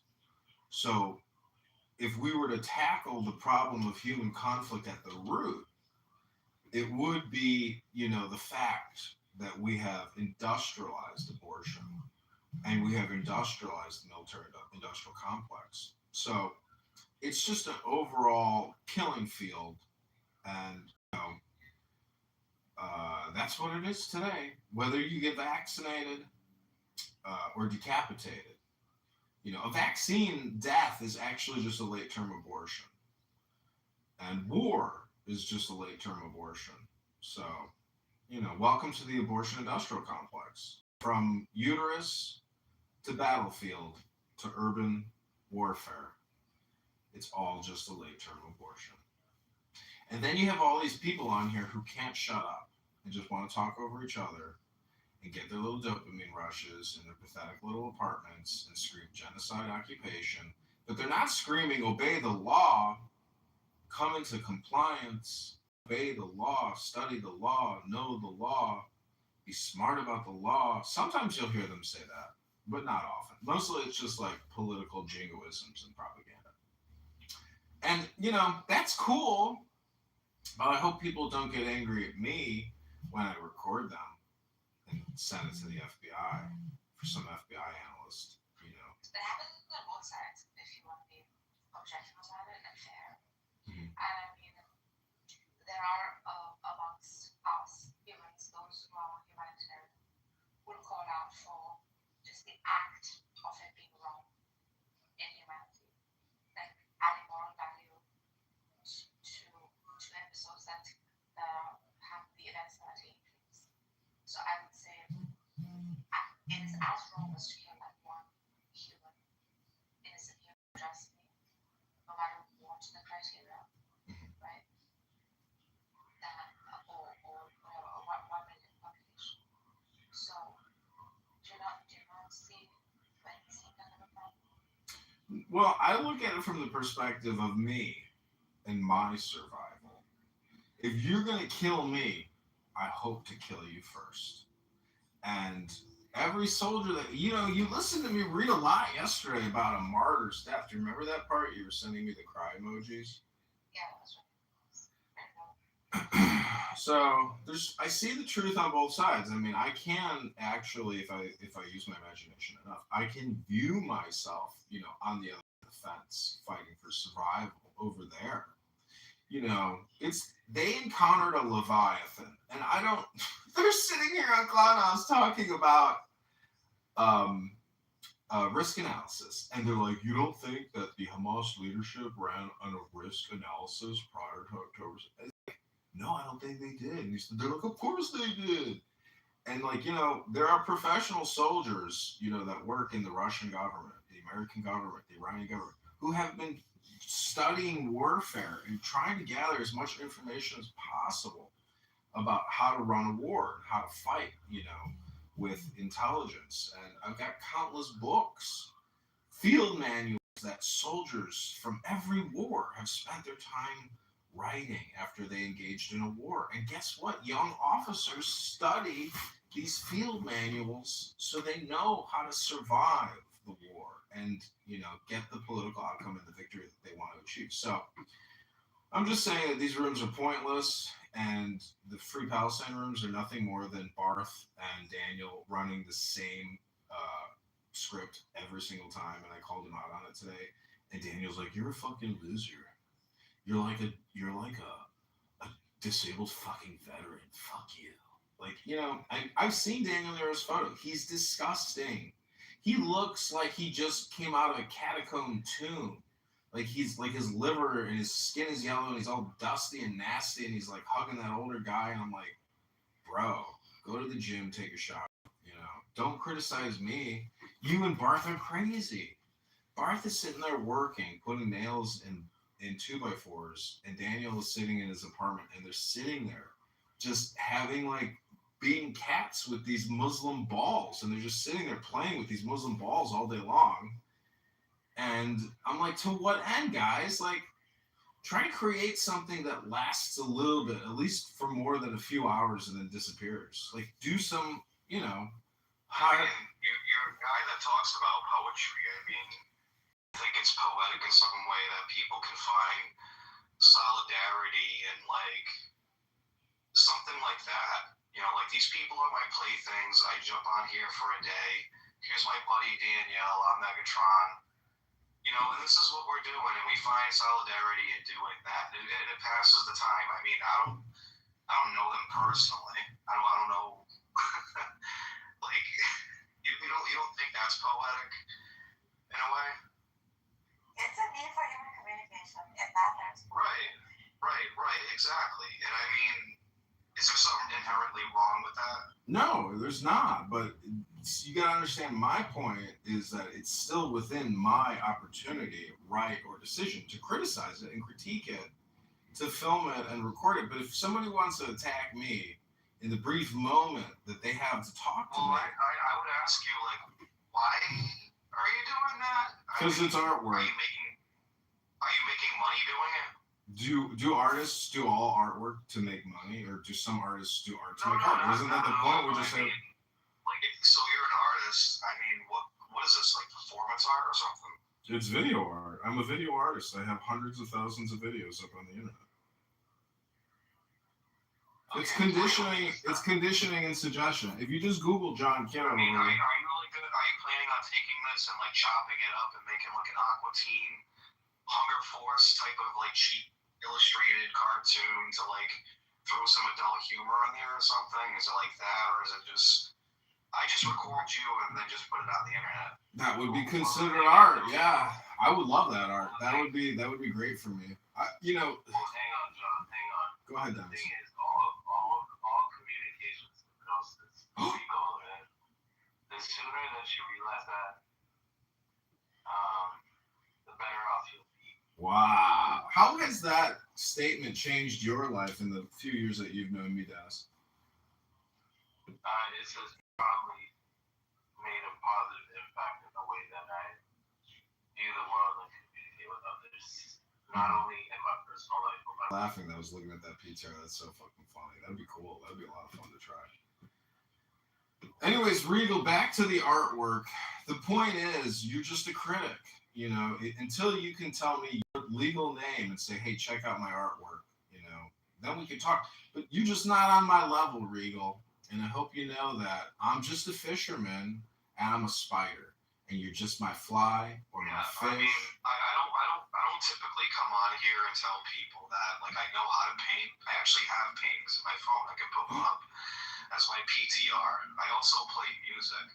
But I don't feel the need to sit there and say, well, I'm extremely distinguished between the average person here on Clubhouse because, I feel the need to compare myself to other people. But Regal, that's part of the joke.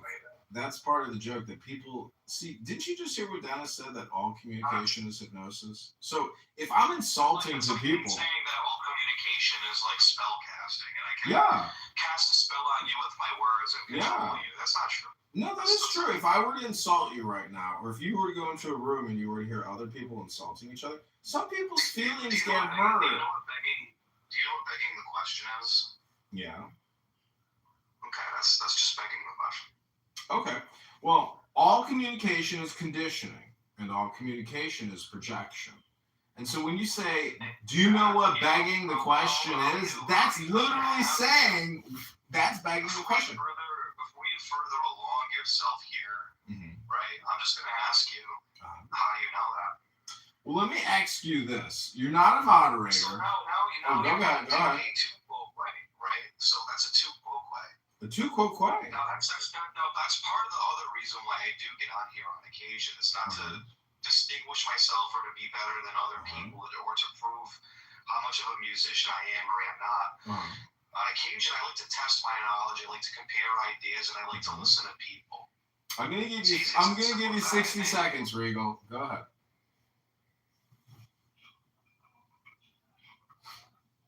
I'm back to you. Okay, I'm gonna give you 60 seconds. I hope we can go in 60-second intervals here. Narjis, Dennis, is there anything else you'd like to contribute to call the FBI in Los Angeles report Amir the terrorist? I think I have freedom of expression. That's what it's going to come back with. Like, I can criticize things that are happening around the world because I'm allowed to. I'm an American, and therefore I can. So that would be his part. So I would just like to maybe prove a point. Regal, do you suffer from any mental health issues? Is there anything behind the phone that we're dealing with that we're unaware of? I mean, if I answer your question with a question and ask you if you have any mental health issues, what are you going to say? Well, I asked you first, and so if you don't want to answer the question and you want to answer it with a question, that's entirely up to you. But again, the subject of this room. But did you notice you did that earlier? And that was very disrespectful of you. And I asked you, how do you know that? And you never explained it. So before you, again, I'm going to give you 60 seconds. Go ahead. Then I would like you to explain how it is that you know. Do you believe that those who say they know do not know, and those who know do not say, as it says in Lao Tzu? Well, we're getting to the transition point of my room creation here, and I want to thank all the participants. Honestly, man, I think that you're a very likable person.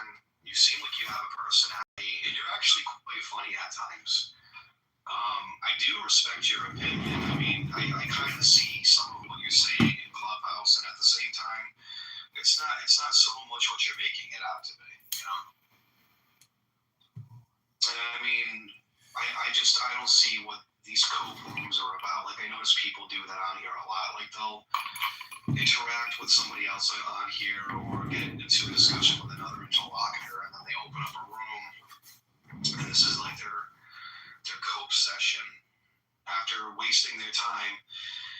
And then, it's like, well, you're sitting here criticizing everyone else on here and you're doing the same thing, but as you're sitting here doing the same thing, you're kind of like distinguishing yourself as like some sort of an artist.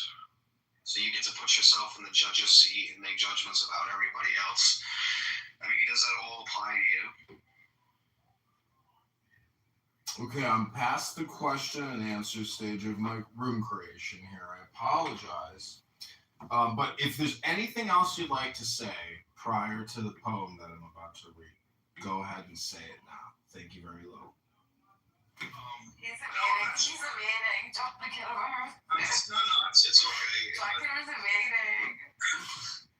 It's not evading. There are times, Narjis, there are times when I just will not entertain questions because, the truth is, I don't have to entertain every question that comes my way. And I just feel like it's very compulsive.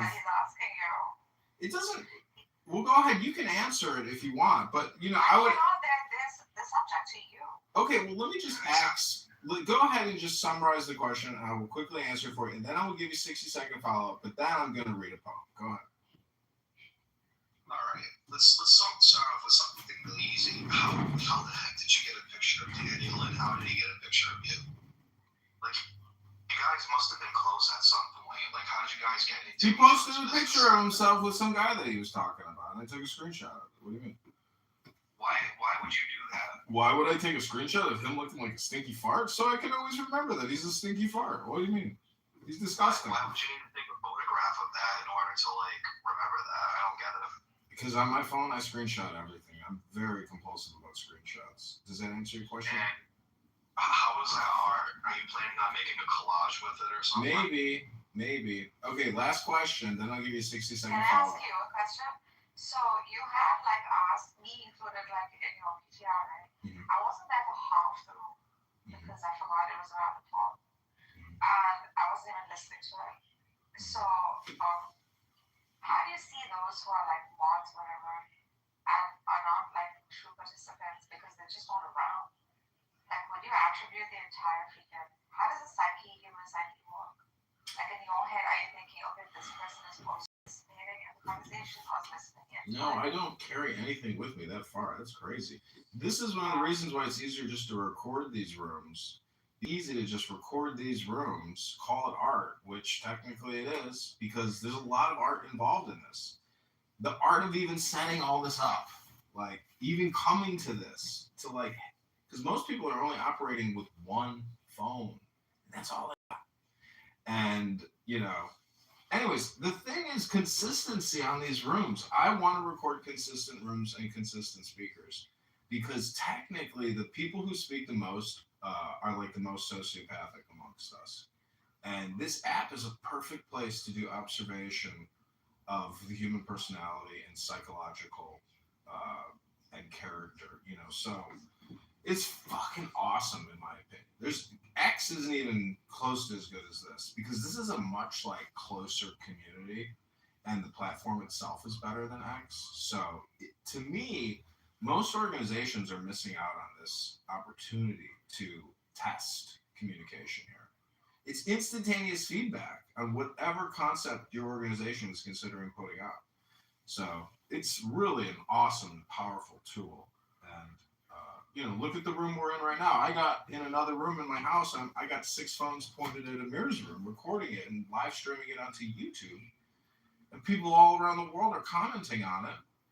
And I hope they never stop, And what's crazy to me is, like, not many people watch your videos, to be honest. That's okay. It doesn't matter. The thing is, it's all practice leading up to a big breakthrough. But the cool thing is, and which is unbelievable to me, is, like, I get notifications from YouTube saying, hey, your video has been removed because it violates our hate speech policy. And then I go and I look to see what the violation is, and then I play it, and then I appeal it. And then somebody in the Philippines watches it, and they go, yeah, this was not hate speech violation. I will make the video public again, and you do not have community guidelines, right?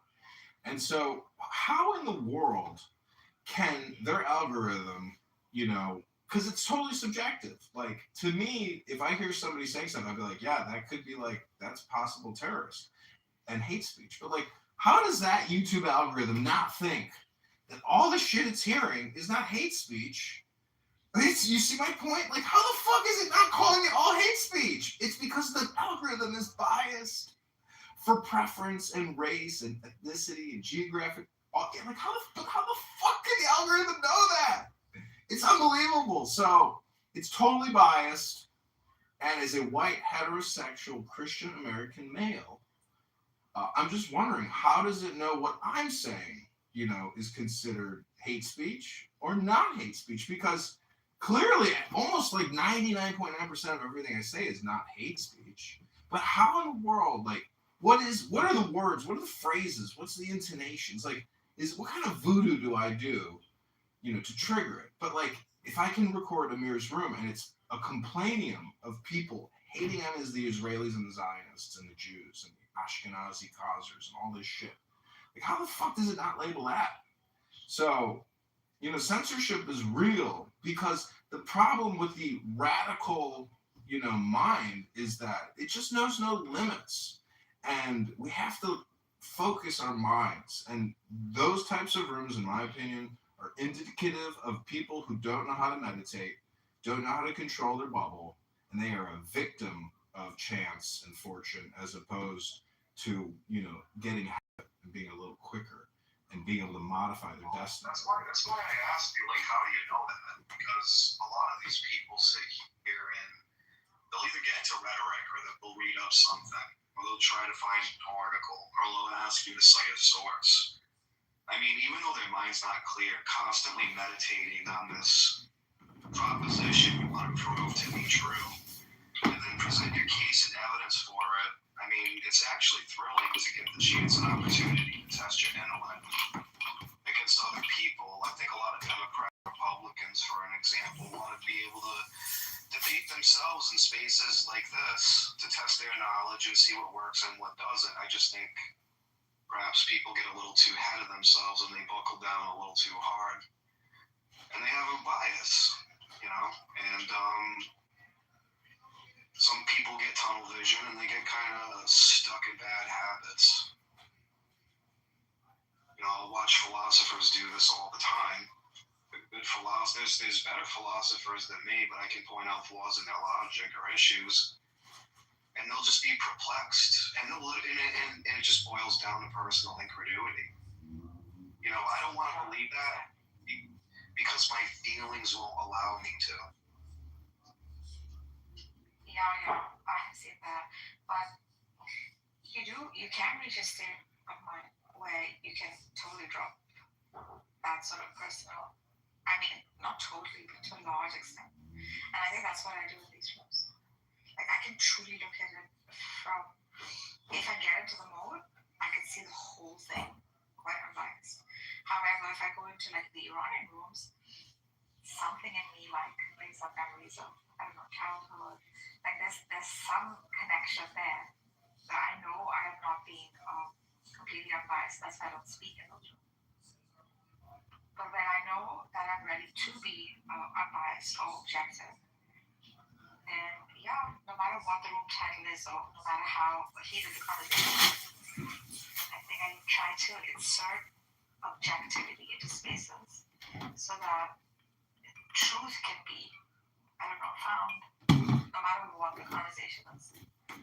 It's almost like a reflex knee-jerk reaction. So I look at the other side too. And then in some spaces I'll get like confrontation. Like, wow, you're not on our side. And that's fine. I don't have to be on your side. Well, I thought the whole point of like religion or let's say politics or anything that's like dealing with some, human, like whatever the case may be, it's like people are trying to come together and figure these things out, and that's kind of the point of it, to suspend. They're not Rico. They're not. They're coming to big guys. They're assholes. Like, it's really sick. They just hold one opinion.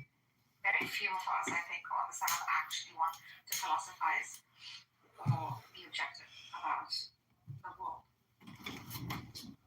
No matter what the topic is. Well, it's not just about being objective. I can agree with that. I mean, a lot of times, like, that's why I don't start with, that's why I'll just grant somebody their presuppositions and say, well, I'll grant it, fuck it, and now let's see how it aligns up with my worldview and how you account from there. And it's just okay. I have no realistic reason to take what you believe seriously. I debate more atheists out here than anything else, and they don't believe in anything. So it's like, I want a right to do this. I want rights, and you literally interdepend on the benevolence. And let's be real here, of a religious people who actually have metaphysics. I mean, you can sit there and screw it. This is why I indulge in physics with you, because they won't even take the time to. Wait, you know physics? You know physics? Give me an equation for velocity. Not physics, metaphysics. Oh, well, physics is like metaphysics, and metaphysics is like physics. No, there are things that undergird like metaphysics that are like purely conceptual that we can't even like, let's say, like test for. Well, It's just something that's assumed. well, is it the theory of gravity or is it the law of gravity? Well, we can get to the theory or the law if you're not even going to talk about what logic is first and the law of non-contradiction and identity and excluded no. Oh, okay. You have to have that first. Mm-hmm. Okay, well, ladies and gentlemen, I want to thank you all for coming to this room. This is Call the FBI in Los Angeles, a report on Yuri the car rental, a piece of shit terrorist to the FBI. We're going to now transition to the musical component of this room. Feel free to leave if it becomes too annoying. And I also, do believe that a lot of people have attention deficit disorder on this app, and they really want the dopamine bad. But you've got 2 ears and 1 mouth, and that's really because you should probably listen twice as much as you speak. If you actually do that, you'll realize the truth of the earth. And the truth of the word earth is the first 3 letters are ear. And you've got 2 of those. So it doesn't mean you got 2 earths. It means you got 2 ears to listen. And people on this app really love that dopamine. And it turns out that the more you love creating dopamine by talking endlessly, there's a very high correlation chance that you might actually be a dope. Not necessarily a dope head, but a dope. Not stupid, but a fool. Because I know nobody is stupid if you can read. And somebody on YouTube just wrote, woke Suwaj-Siki, your CEO is the mother of YouTube algorithms. Not sure what that means. Anyways, let's get to the musical portion. We're going to play the Chinese flute. And then I'm going to read a quick little poem and go hop in the hot tub with Pamela Anderson. And she's only when she was 26. Here we go.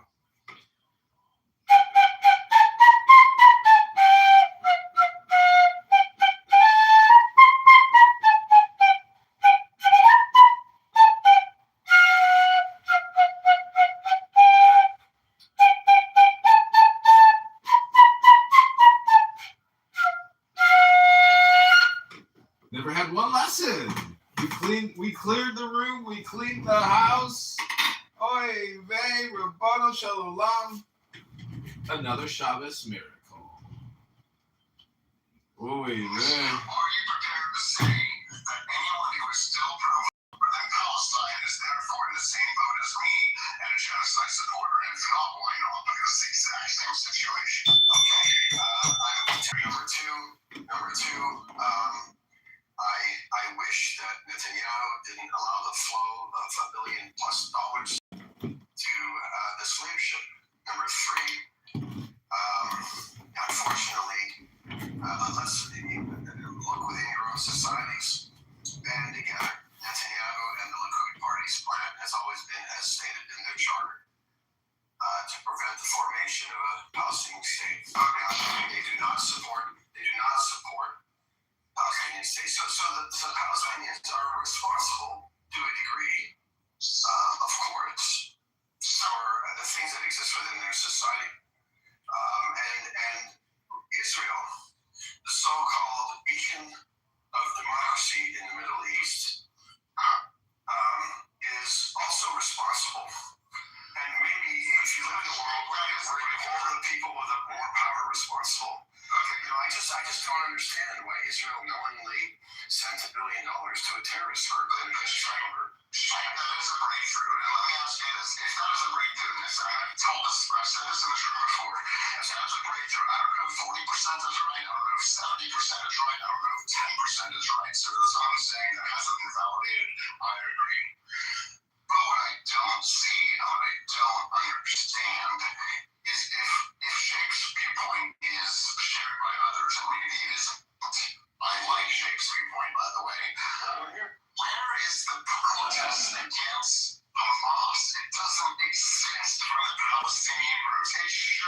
Actually, protests against Israel. I'm fine with the protests against Israel, but there needs to be a sister movement saying, by the way, these guys have made our lives complete shit as well. Let's get these guys the fuck out. It's nowhere. There have been, by the way, protests against Hamas. Two countries. Nowhere. Hold on a second. You're making a statement without doing the research. So there have been protests against Hamas in Gaza. By the way, in a place where you get potentially killed for disagreeing with Hamas. So that's one. Second is the Arabs aren't stupid, right? They know that Hamas was basically and indirectly, to some degree, directly funded by Netanyahu, right? The Palestinians. And so when you're sitting there picking up the ashes of your burnt little girl and burnt little boy, when you're sitting there picking up 1 foot of your mother and 1 arm of your father, high on your list is not, protesting Hamas.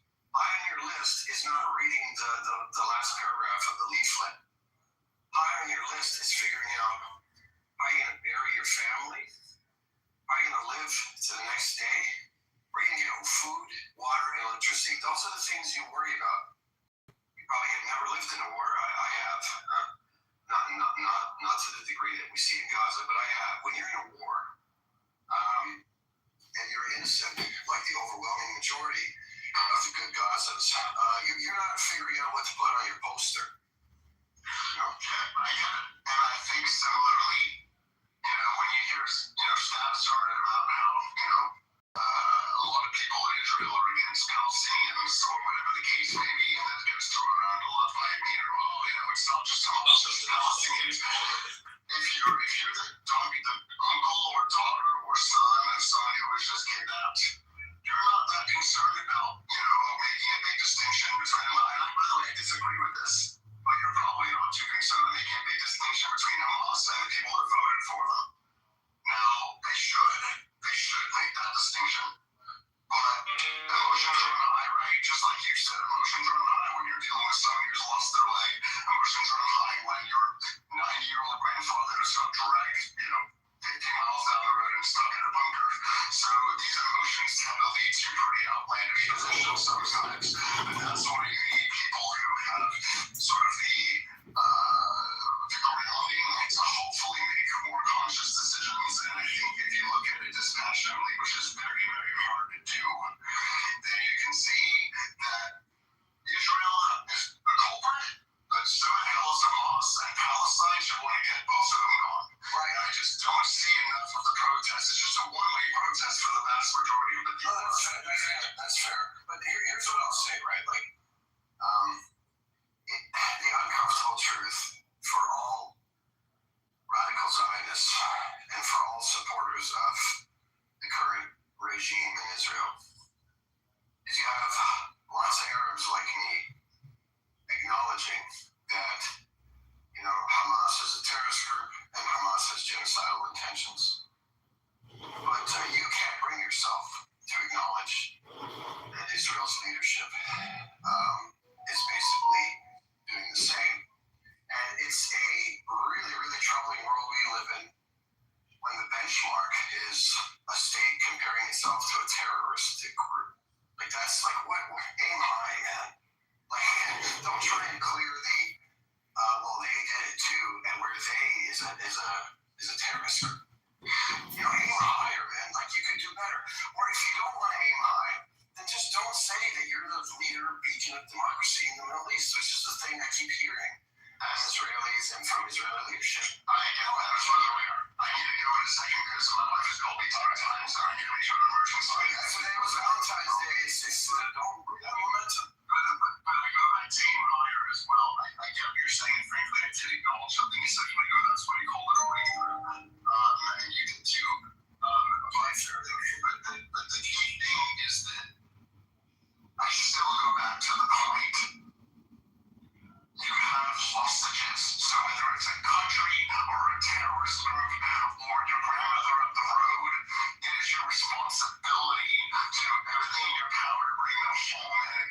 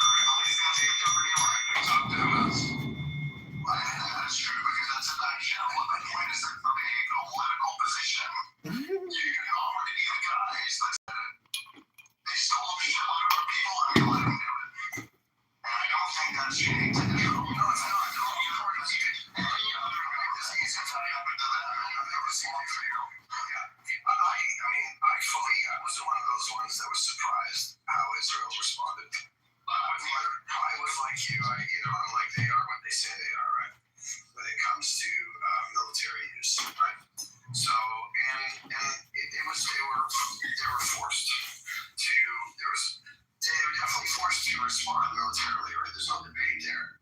They can be completely irrational to say, well, maybe they'll just hold peace talks. No. They're going to respond. They're going to respond with force. And they were baited into it.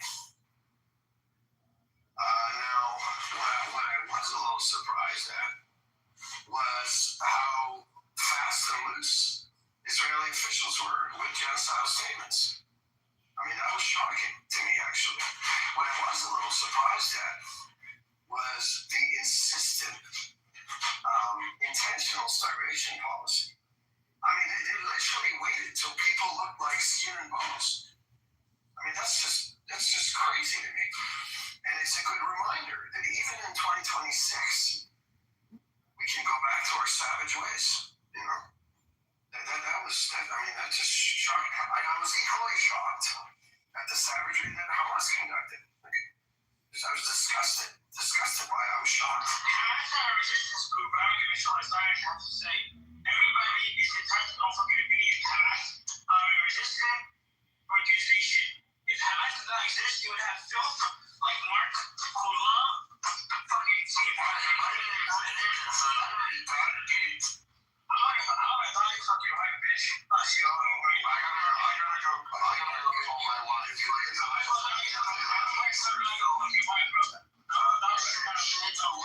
I think it's for this. Yes, sir. Yeah.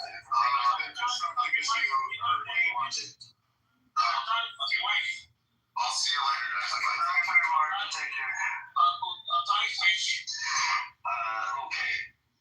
So here's the thing. And we have to go two things. Many things. Multiple things. Now's the things. Okay, you guys want to get cussed out? No.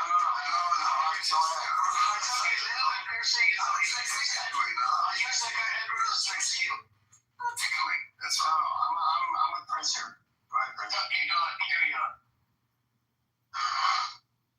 Every asshole on the block wants to assess the situation from their own biases, paradigms, and flaws. Number one, and I've said this in the past, it is yet to be determined why October 7th happened. What was the thinking and what were the information obtained by Hamas to take such a decision? Number two, whether or not October 7th is a good or a bad thing for the Palestinian people. Things are measured by their outcomes. And these outcomes are yet to be determined. Pragmatically speaking, aside from emotions and everything that has occurred, it is not the case. We don't know if they knew what they were getting into. We don't know if they had to do despite what they're getting. But all of this will be uncovered with time. And nobody ever tells a person who is defending himself, why did you do it? You escalated the situation. It's called self-defense for a reason. I thought October 7th was an act of self-defense, not an act of aggression. Because there is an occupation and there is a siege. But everybody is so clear that it's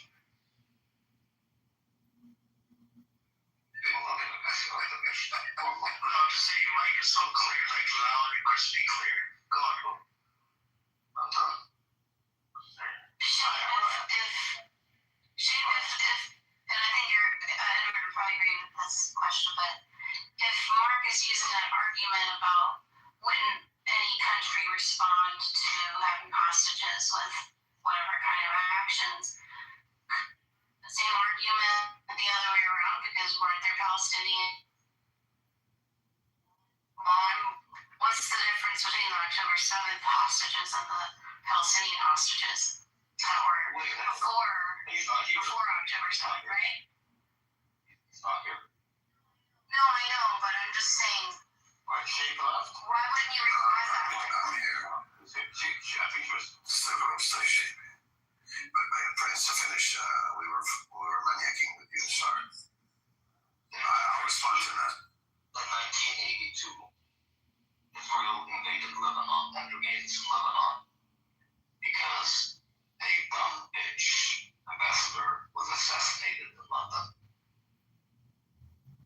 Does anybody believe that the assassination of a single individual warrants the invasion of an entire country and the slaughter of over 25,000 people in the year 1982 alone?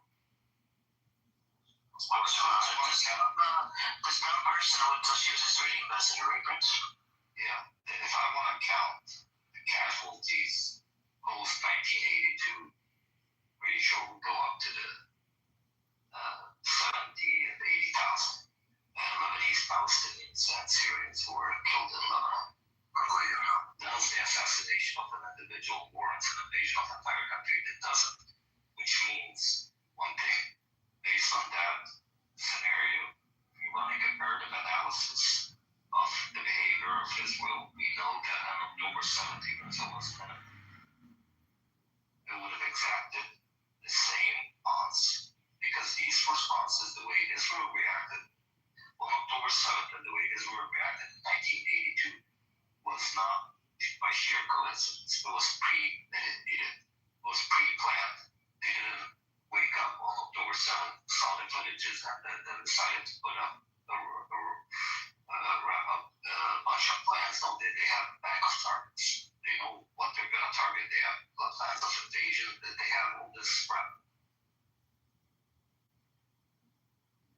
And between 1980 and 1982, there were major clashes between the Palestinian and Lebanese resistance against the Israelis, aside from that assassination that happened in London. But Yasser Arafat back then said it when the Israelis signed a ceasefire for the first time, recognizing the cannon war, Harb al-Madfa'iyya. He said the Israelis are going to invade Lebanon 2 years before the assassination of the ambassador, which they used as an excuse. But is that really an excuse that anybody would reasonably grasp? Killing one individual warrants an invasion of the entire country? No. And even if the ambassador was not killed, is it really difficult for them to cause a false flag attack? And if October 7th didn't happen, but we know that what we're seeing is what they wanted to happen, is it difficult for them to cause a false flag attack on Gaza and do it? No, very easy. Then everybody needs to shut the fuck up and especially after they gave them $1 billion. About the brave men sacrificing not only themselves but also their families in the process for honor when you have no honor.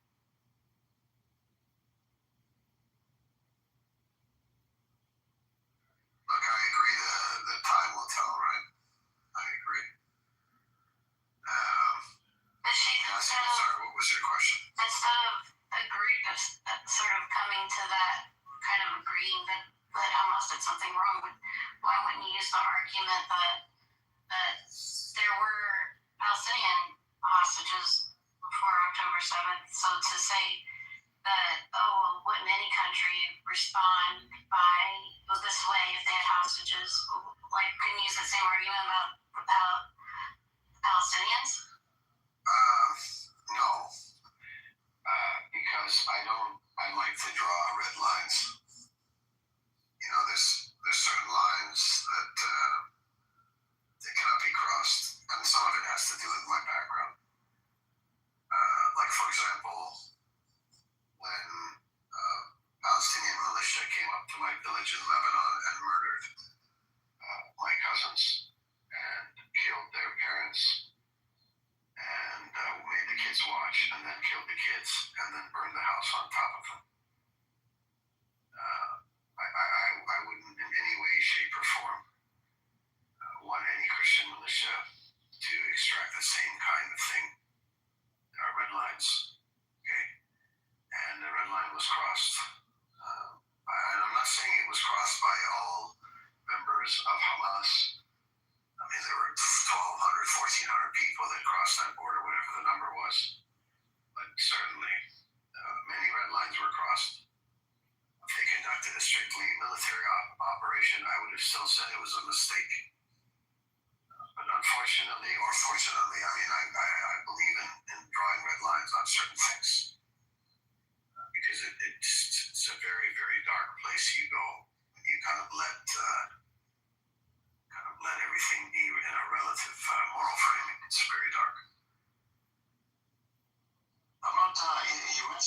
genocidal. How is Hamas October 7th genocidal? Or was that where you're referring to say that Hamas was genocidal? Or had genocidal intent?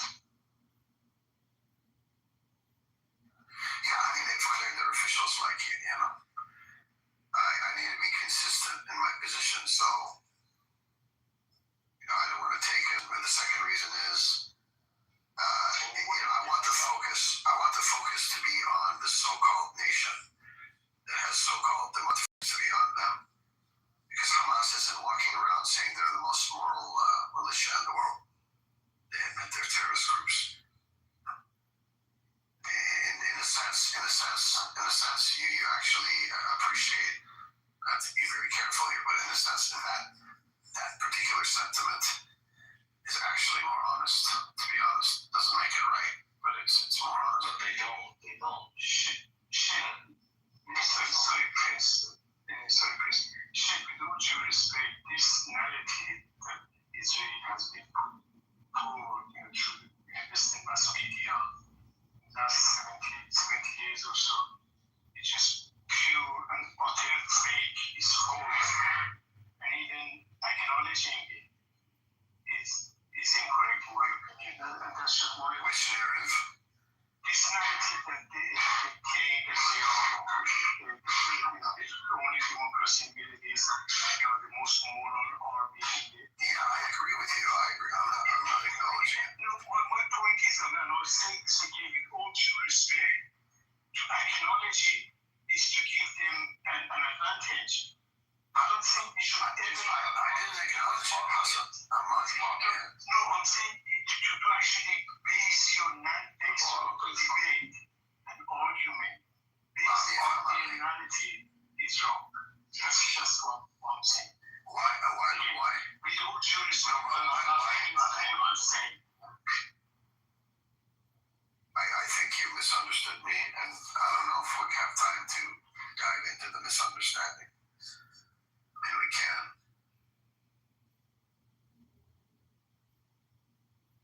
Sheikh Al-Masoud? ليه بديسو؟ Why? على من يكي؟ ليه؟ I want to. الأسبوع الجاي بكرة حتفتش. طيب لا حالنا الليلة. اليوم كل البراد خلاص. خي مدنيك اخترب الغاد. خي مدنيك اخترب الغاد. يلا نيجي نختار اللي شرح معنا خلص من البراد ما عادش رح يكون براد خيي. رح يكون والله مش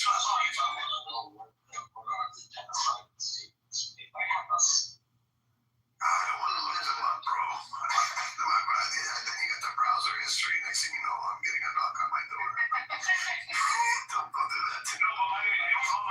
I hate incognito mode. Like, I don't have NordVPN, bro. And the same be said about rhetoric coming out of the PFLP during its height at the time. And the same be said that they were genocidal. I'd have to study what they said.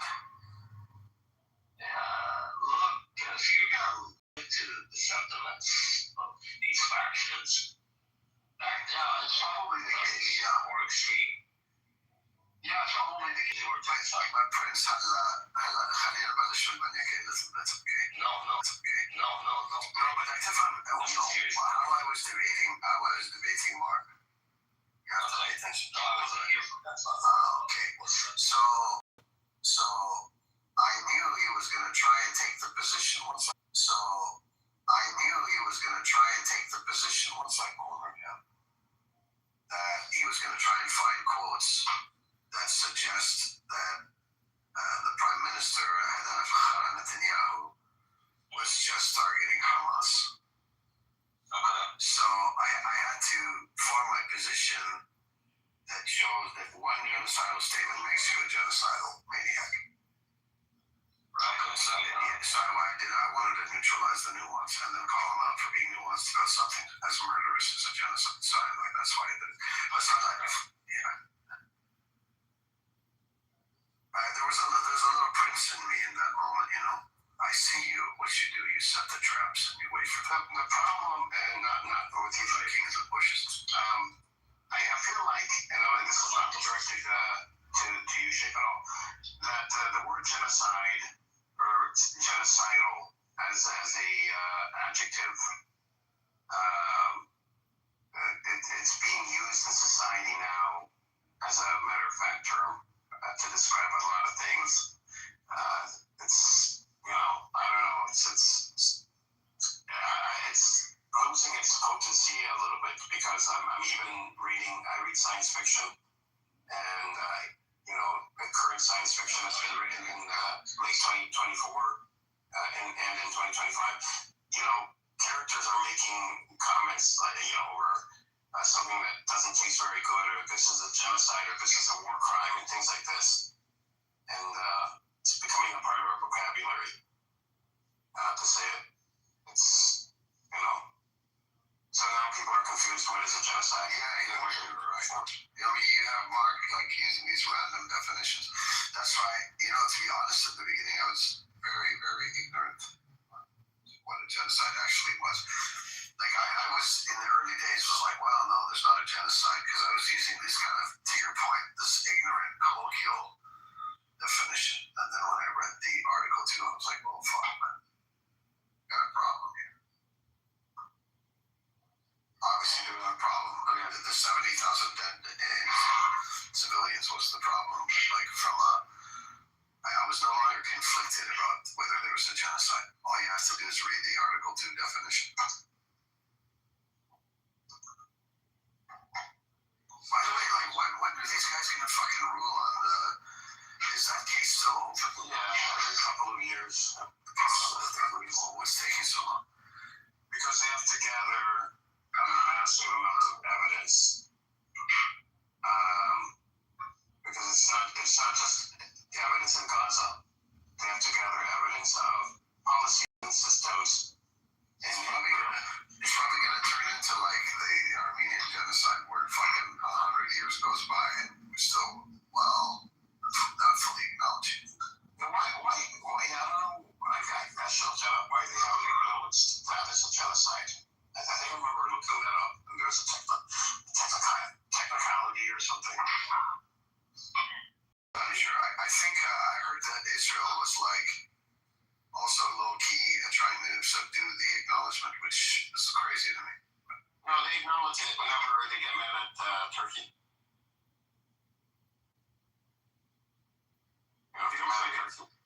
It's important because these people are sort of past masters at debasing actual rules. And fortunately, genocide has a legal definition. That's, when you, with intent, try to annihilate a group that shares a common denominator, essentially. So each and every time, if somebody misunderstands or tries to debase the word itself, I think it's important for people who know to give the legal definition as quickly as possible, so that it is registered written that it's not an ordinary word, it's a legal expression, essentially. And also, I believe when we are debating an issue with these people, we should call them out. Every time they try to debase certain expressions, certain words, and so on and so forth, try to normalize, a horror behind debasing a word, you see. That's quite, I agree. I think that's quite important. By the way, according to ChatGPT, Israel still has not acknowledged the Armenian genocide. Which is fucking crazy to me. Okay, I have the answer to the Armenian genocide. What's that? It happened before 1948, before the UN even. Before the Zenit Commission. No, yes, but you can. Yes, it happened in 1915 to 1917, and the Geneva Convention was 1948, and of course the UN was 1945. You can still go back, but you have to have another nation. You have to have a nation that was a part of the League of Nations sue. order to go back to sue. Well, the U.S. took a while, but apparently in 2021 they acknowledged it. A lot of countries acknowledge it, but No, but the U.S. was like a late bloomer, sadly. Wasn't until 2021. But acknowledgement without enforcement is basically just words on paper. I mean, they're not genociding the Armenians now. No, in the sense of like even with Palestine, if they acknowledge it without reparations, what good is the acknowledgement?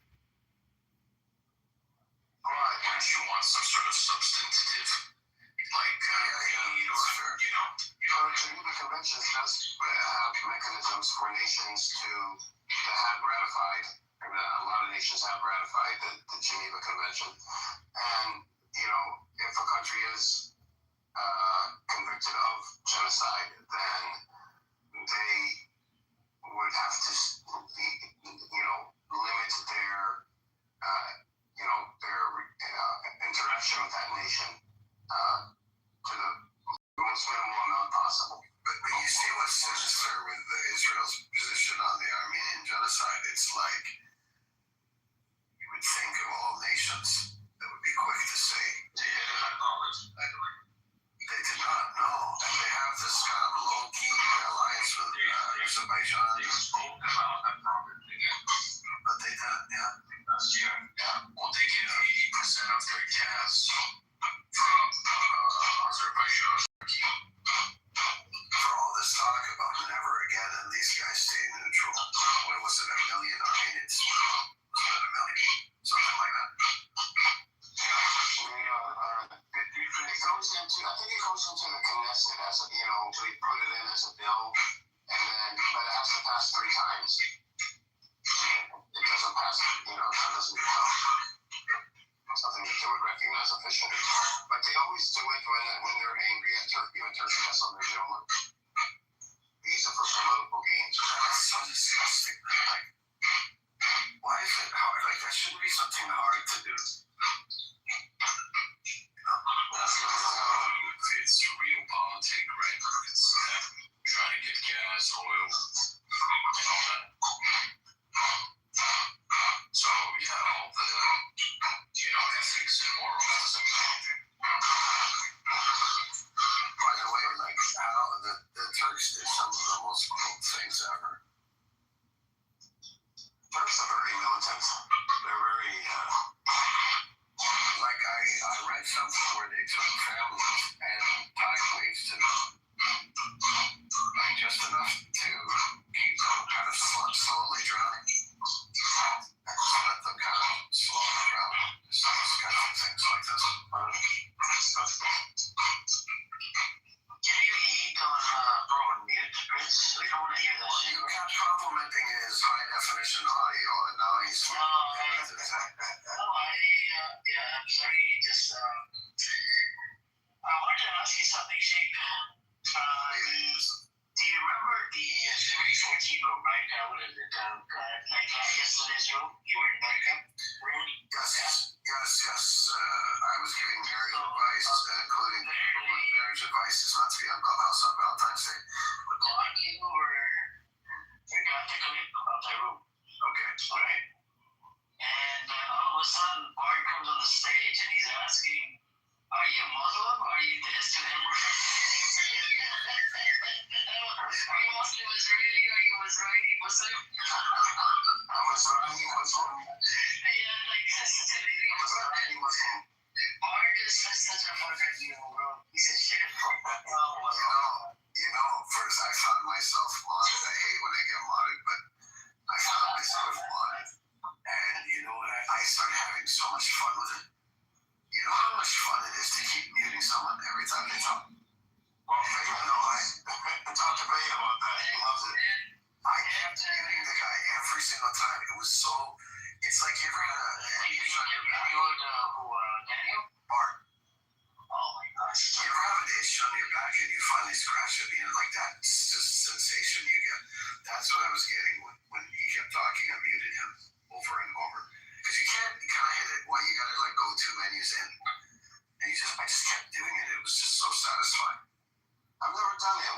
two menus. What's the menus? To mute someone individually? Yeah. Oh, you just click on them and then you click on the dots, the three dots, and then you mute. Oh, okay. Yeah, it's like a targeted attack. It's like you have a laser pointer on their mouth, and you just shoot a laser pointer, and out comes like a gag, and you just. But the thing that makes it fun is you get to keep doing it. It's not just once. Talk to Vega. Tell her exactly what you said. She figured out the mute button too a couple of weeks ago on Brett, and she was having the time of her life. It was The targeted muting. I don't like the muting the whole room, like that disrupts things. But you just keep muting one person over and over and over again. It's so good. Amir does it to Norm. Shape, they're really easy. By the way, Shape, Norm, the video is uploaded on my YouTube. I didn't see. Oh, no. Yep, I'll put the link in the chat. See, this is the red line is my religion. So you come for that, that's it. That's the red line.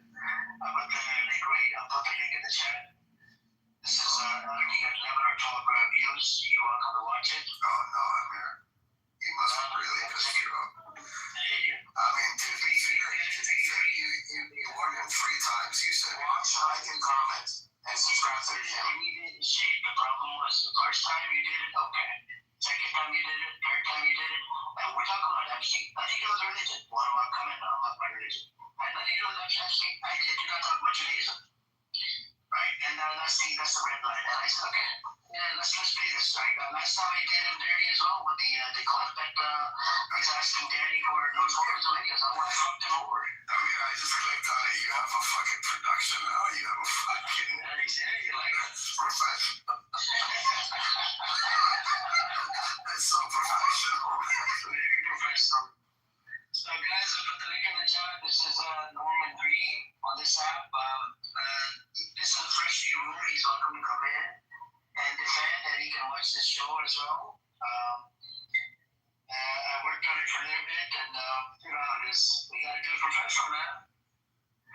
I didn't realize that almost when I went to his room on Friday that he made me mod, and everybody was yelling at me, and I'm, doing my own thing. And Daniel wanted you to move that person down, but you didn't move the person down.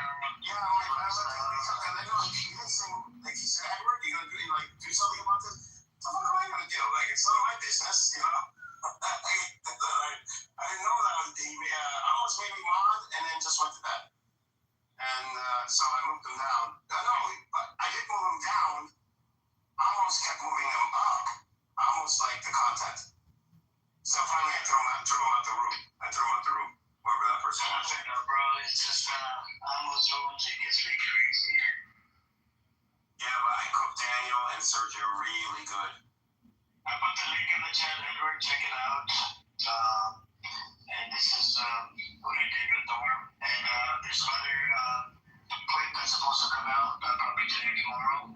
I actually use the AI technology later on. Norm is running away from resistance. That's funny. Actual Norm. Yeah, that's funny. So I got the access to the AI, proper AI now channel. I'm going to be fucking, doing some things on Norm. I'm coming for Norm. Because, you don't come and fuck with me, right? Especially in my religion, that's the red line for me. That's it. So there's a link I dropped earlier when Benny Olive was in the room that you should put in your link tree, Amir. It's a timeline of U.S. position. I looked into it. I think he was on this. So let me read it out. What I'm asking you is if you could take a look at this and put it in because it goes through from the 1980s, early 80s, all the way up to I believe current of executive orders and things like this that the U.S. has done against Palestinians. Well, when I looked into so this is what my perplexity gave me, right? Because I like to fact check shit. Even today, this morning, we had that brother, he made a claim that F-35 or something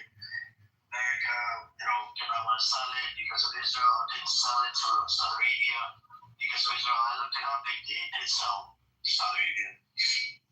So must have been recent. So he said that.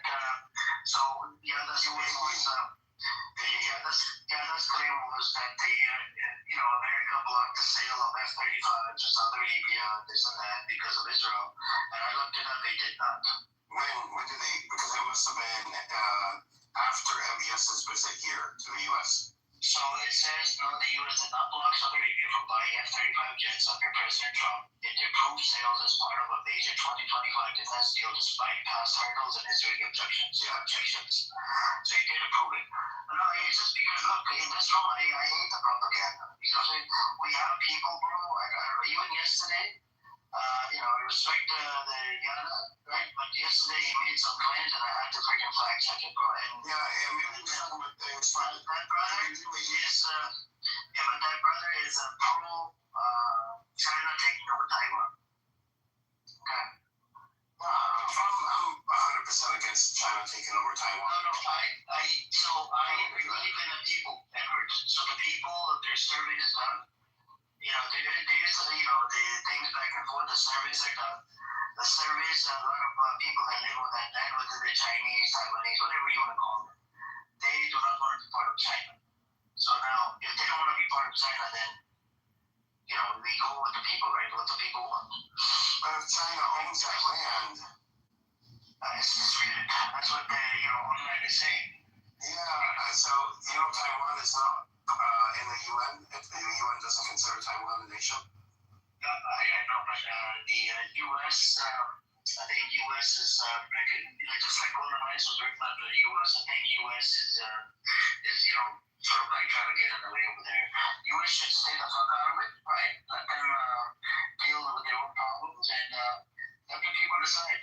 So you were going to say that the solid character was right about the U.S. I'll read it out to you what perplexity gave me. Okay, I'll read it out to you. And this bitch was here, a fucking cunt.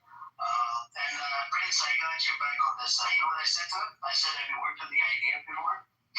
He got triggered and he started cursing me out. I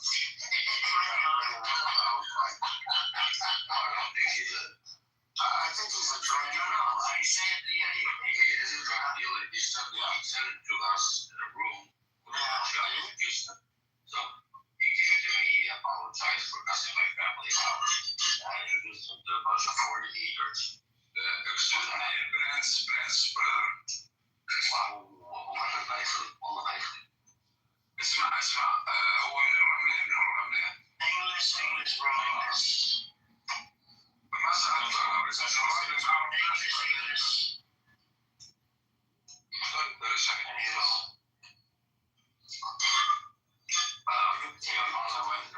talking about situation of 48, and we were talking about the crimes, and then he said that he used to be a criminal belonging to a gang, selling drugs, and then he got jailed for it. I don't know how long he was jailed. And then a crazy psychotic guy, he's doxing. How the fuck did I dox him? Well, I mean, you could tell by the way he talks. What they call this in the line. I don't know. It's spoiled when I told them. No, the thing is, they think themselves, above the others. They know more than the others. This is their weakness. I know them. No, Amir, what you said. So you read it out to you. Let me read it out to you. I said, did America knew about Oslo? It says no, the U.S. government was not aware of the secret Oslo Accords negotiations until shortly before their public reveal in late August 1993. Negotiation secrecy. The Oslo Accords stem from clandestine talks between Israel and the PLO in Norway starting January 1993, brokered by Norwegian diplomats without U.S. involvement to bypass stalled public channels like Madrid. U.S. officials, including the Clinton administration, learned of the draft only after it was finalized in mid-August 1993, but Israeli and Palestinian reps flew to Washington seeking endorsement. So here's where I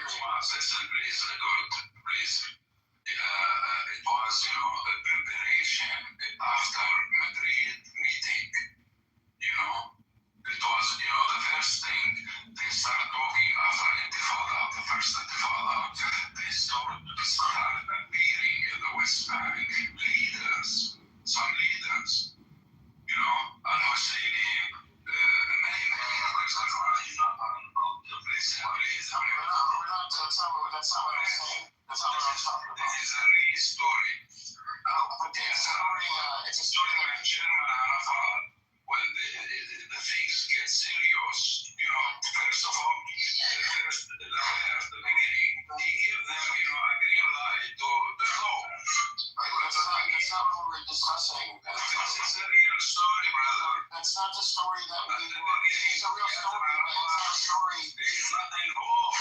There's nothing involved. That was a negotiation. We understand. It's understood. But the U.S. not knowing is impossible, especially Norway being a Western nation. And they of course, they knew. And the U.S. had a stranglehold on U.S. Israeli Palestinians. I speak in the Arabic. Come on, man.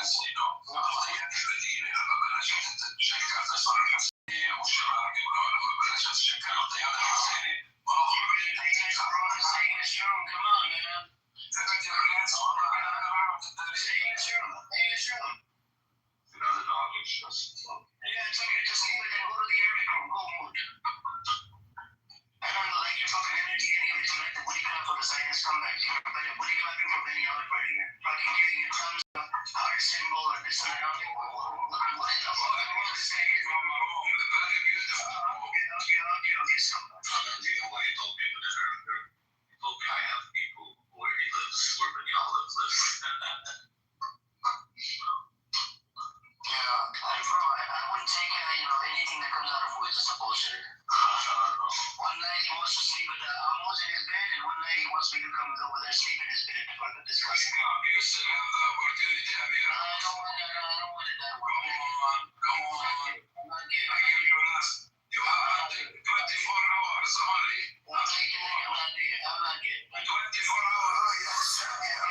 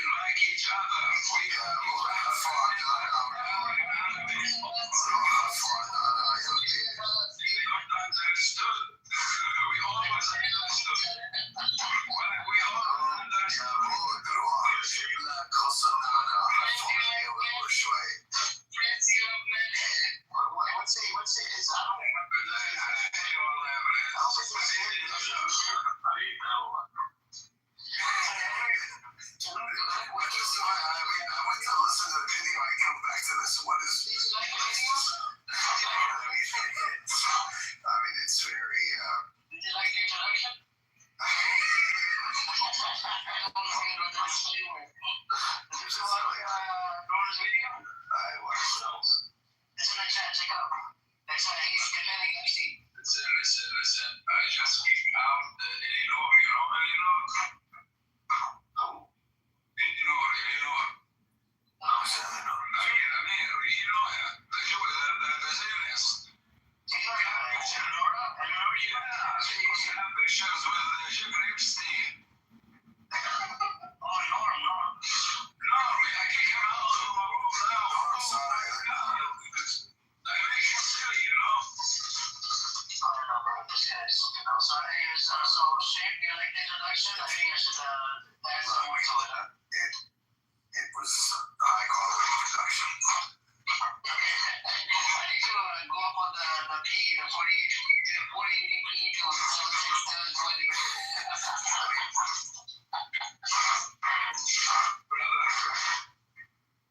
I just introduced myself. I'm a Palestinian from Naples. But like you took it to a different level now. It looks like I'm a different level? More professional, right? Yeah, more professional. I think I should add some of those, the promotions as well. Like every time they make a stupid claim or whatever, like the last thing. You know what you could do? There are apps where you could do like a podcast. Yeah. And have like a fake news reporter.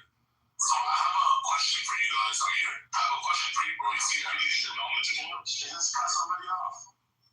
Sorry.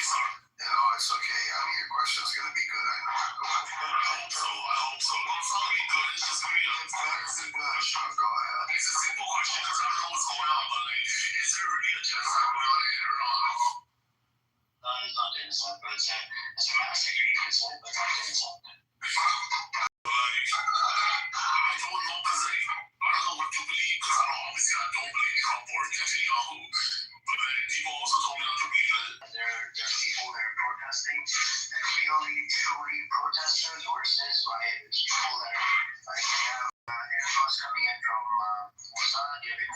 from CIA, you have influence coming from the Taliban supporters. So they, some of these people, they want this Saddam Shah to come back. Saddam Shah lives here in America, and a couple of days ago, he asked Trump, he was begging Trump that it's the last chance to, bury the IRGC, right? And a lot of these people, you see them, they support Israel and they support Iran. They support Raja Pahlavi to come back. And this guy, the Saddam Shah, hasn't been to Iran in about 40 years, right? Doesn't have the credential, doesn't know how to fucking run the system. And he wrote a book on this recently, not too long ago. He wants to, he's going to be the transitioning body. He'll go in and he'll transition. So he's selling this fucking narrative to everybody that I'm just going to be the transition body. Look, I don't support IRGC or Raja Pahlavi, but I do not want to go from one dictator to another, especially American puppet. Pahlavi is an Israeli and American puppet. Obviously, I'm not for Israel, fuck Israel for life, but like, what I've heard was that once the Islamic regime drops, there's going to be a lot of U.S. sanctions going to be removed. It's going to be better ties with the Middle East or something like that. Do you think? Or it's going to be like Iran? It's going to open up a can of worms, like a different type of can of worms. They're going to start a military base like what they're doing in Iraq. Iraq is still under occupation, and they're going to chop that Iranian land into like 5-10 parts. Israel might take over some of the part, and they might even bomb the shit out of all the military bases like what happened in Syria after they toppled Bashar al-Assad, which was a fucking genocide leader. Relate to the Raja Pahlavi will come around, and he'll be told to freaking put down everything. The hypersonic missile program, the nuclear program, the fucking the proxies, everything, all the defense, you gotta put it down. So you can't attack back, you can't fight back, pretty much bend over and get fucking raped in the ass. Which I don't get to. Yeah, but what if they want to be fucked in the back? Why won't you let them? If somebody people want. That's true. But the thing is, Tiger, my position is very strong, and I hate these people. So forget about that. The other thing that that bothers me is Islamophobia coming out of these disgusting people's mouth. You know what I'm saying? So much Islamophobia all over the internet. Just like you had that guy from your side, he was spewing a whole bunch of bullshit about Islam. I had to remove him out of the room. You want to say something? I mean, he's from China. Go on, man. You want to say something? It's not from China. Yeah, look, I wanted to say something more. A lot of the Iranian taxpayers' money is being used to attack Sunnis. The government of Iran, please let me finish. The government of Iran spends the Iranian people's money by giving it to the Houthis to attack Sunnis. So a new government in Iran will stop spending any taxpayer dollars on war on the Sunni. That means more money in the pocket from the Iranian people.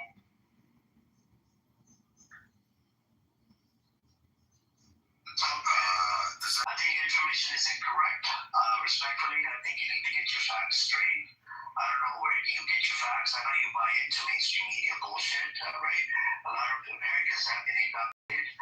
Some of the Americans are dumb retards. They're fucking dumbass motherfuckers. Don't have a clue what's happening in the Middle East. They just buy into mainstream media bullshit. They don't know the facts. When you actually look up the facts or you cross-check it with mainstream media and fucking even ChatGPT will tell you that what they're exporting on fucking TV is all bullshit. Even Trump said it is fake news, fake news.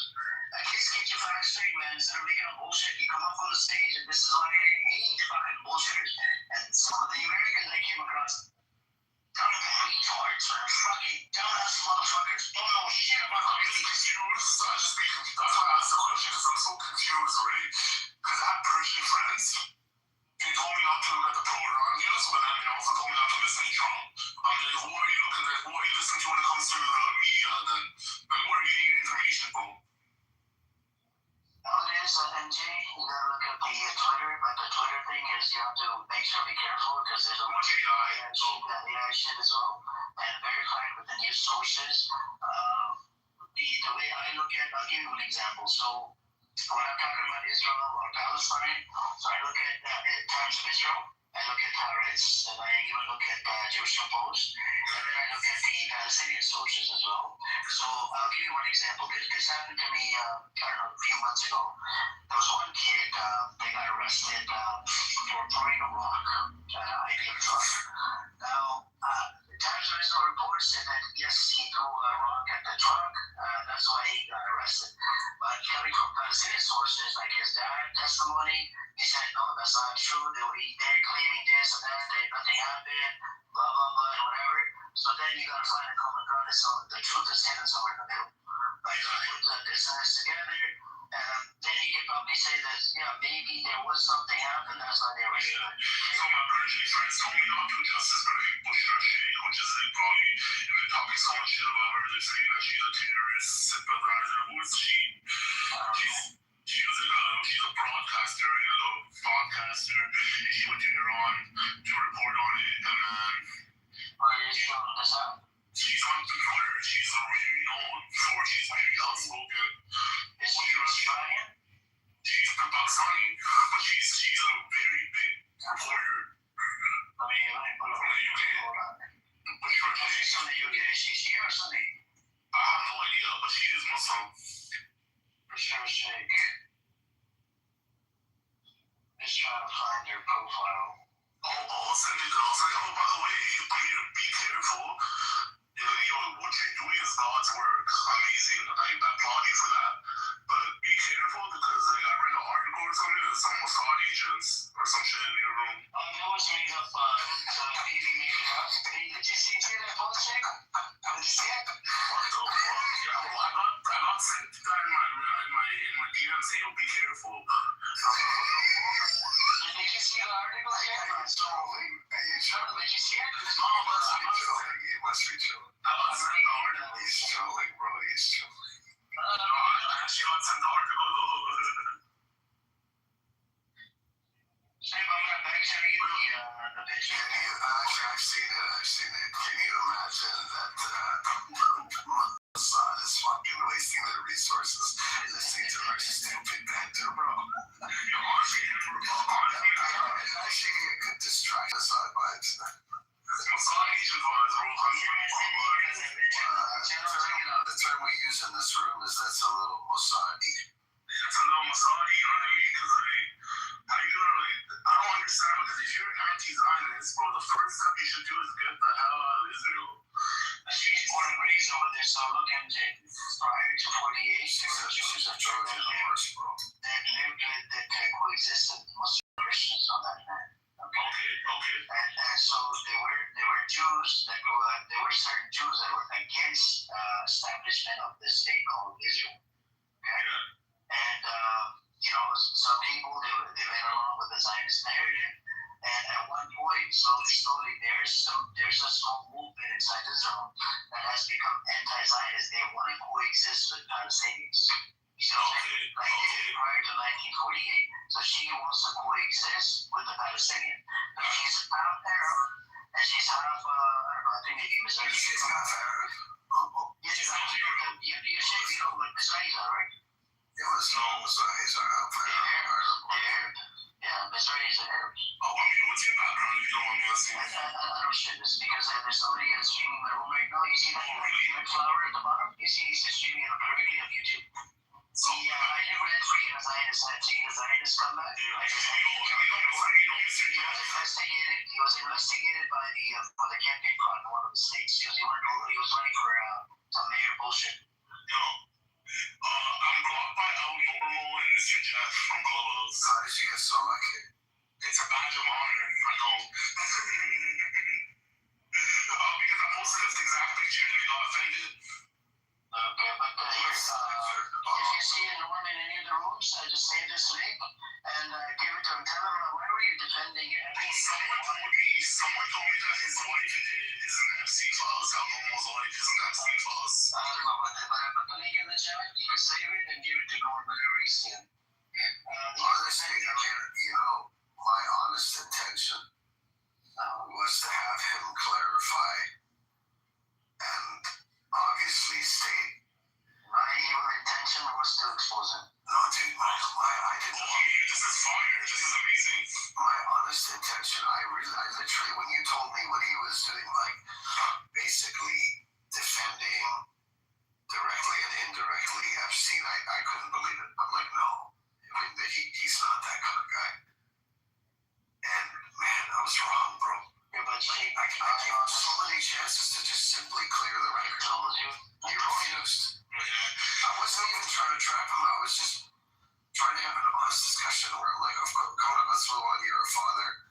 Like, you know, we all know this is bad. Like, let's not tarnish his name. And he refused. He started saying, well, she was one day before her 18th birthday. Like, that was a lie.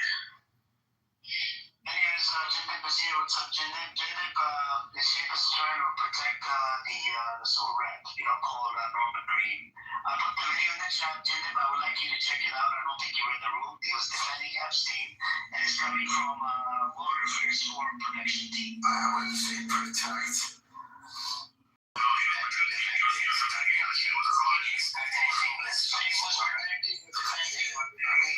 Maybe I'm an optimist, but I couldn't believe that there would be any man on this planet other than Epstein's lawyer. That would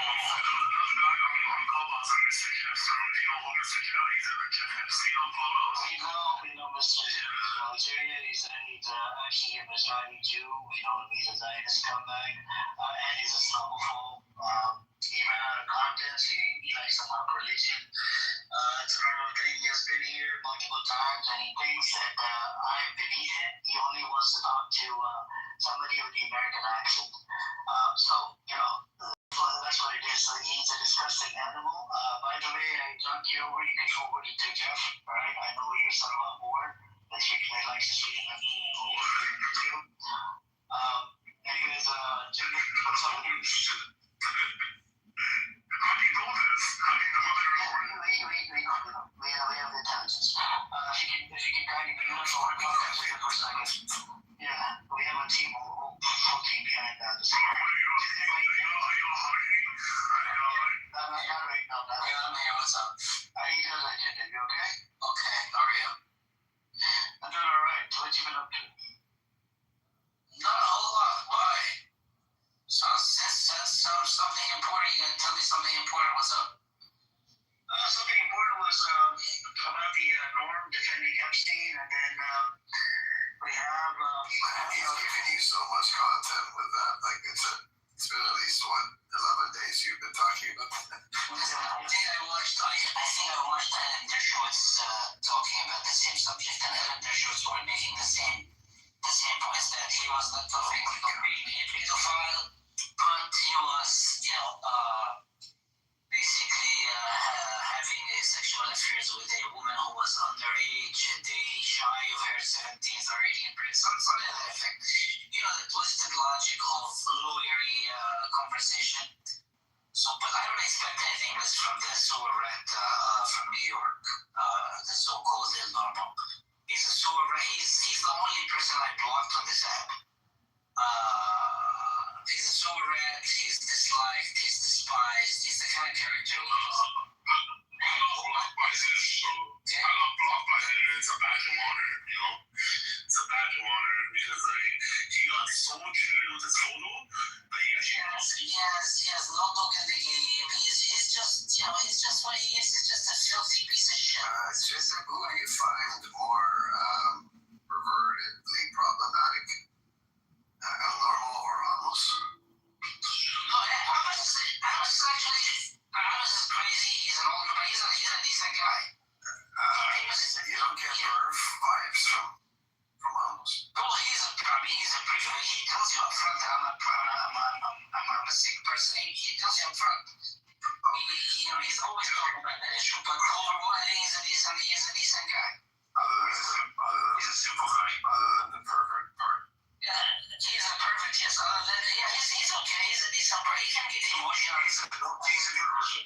It's okay. I have a problem with perverts. I mean, people have a problem with people like. We're not talking about Epstein level perversion here. We're not talking about normal perversion.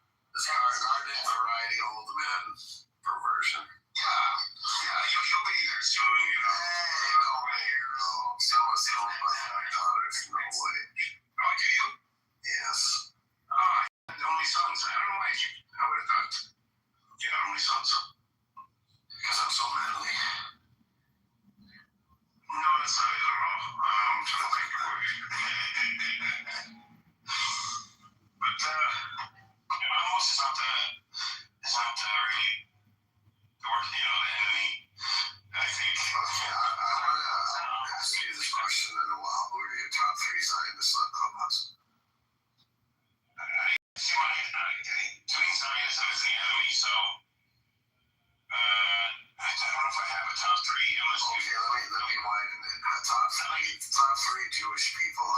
Buttercup, and Rose.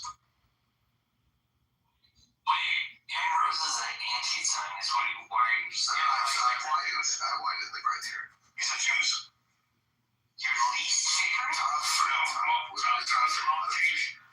Yeah. Top three. Okay. And then we'll do Iranians. Although I don't think I know more than you, Taco. Taco is my number 3 too. I'm gonna put Wei Fan up there. Taco, Wei Fan, and maybe another honorable mention. Oh yeah, Taco, Wei Fan, and Is Soren Iranian? Nargis. Soren is. Oh, Nargis. Yeah, Nargis is up. Okay. Yeah. Please don't group me with those two guys. Soren he's got a personality on him. I like his personality. He's back. Muslim Mozzie, Of course. Narcissus is a huge people pleaser. So I would say Mozzie. Mozzie, Taco, and the top three on which is the other one? I think Wei Fan is okay. He's very controversial. Yesterday he tried to trigger I think Tiger and other people because he lives in Taiwan. Well, Wei Fang is also, I think, a scientist. Some of his thinking is, a little different. It's, some of those people are. He's very, involved in computer science and things like this. I think it was computer science, so it might have been chemistry. So he's different. Okay. But, So your top three is Buttercup, Ambrose, and Yakov. See, but they're Zionists. You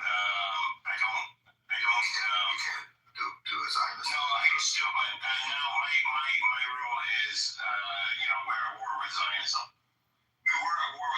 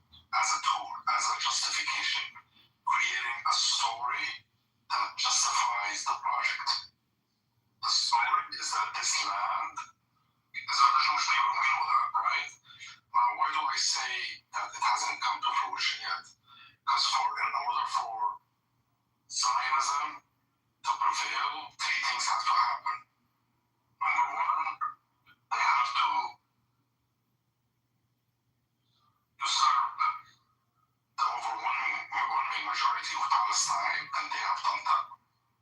They have managed successfully now to take de facto, like officially and unofficially, 90% of historic Palestine physically. This has succeeded, number one. Number two, declaring or changing the status quo for Jerusalem so it becomes the eternal capital of the Jews. And they have semi-succeeded in that.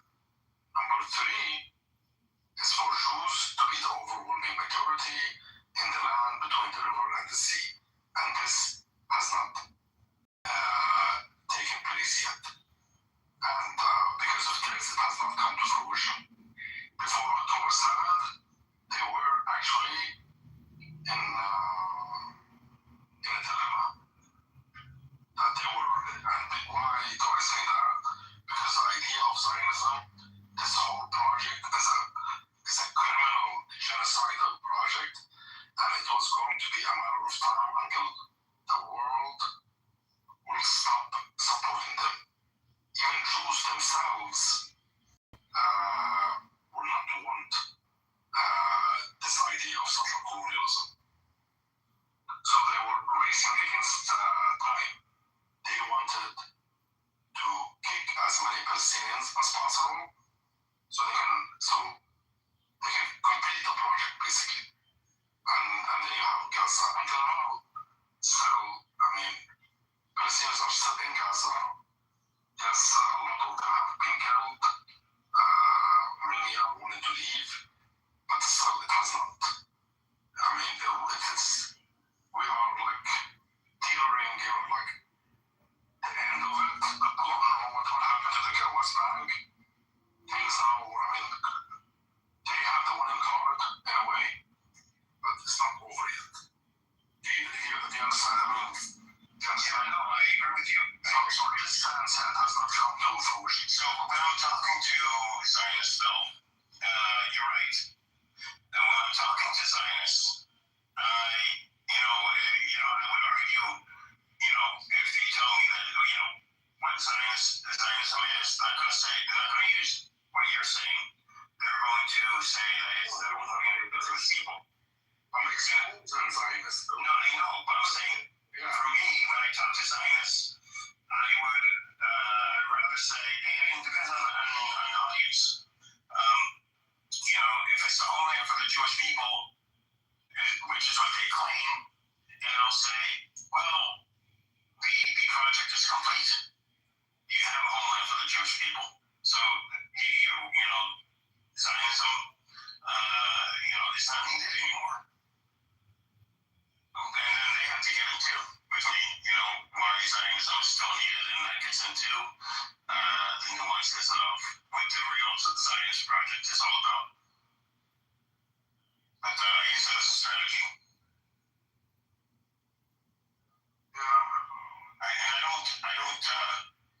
Zionism itself is to me, a radical ideology.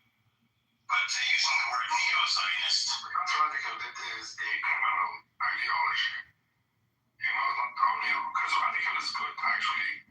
Radical can be either way. I'm sure it's an average person would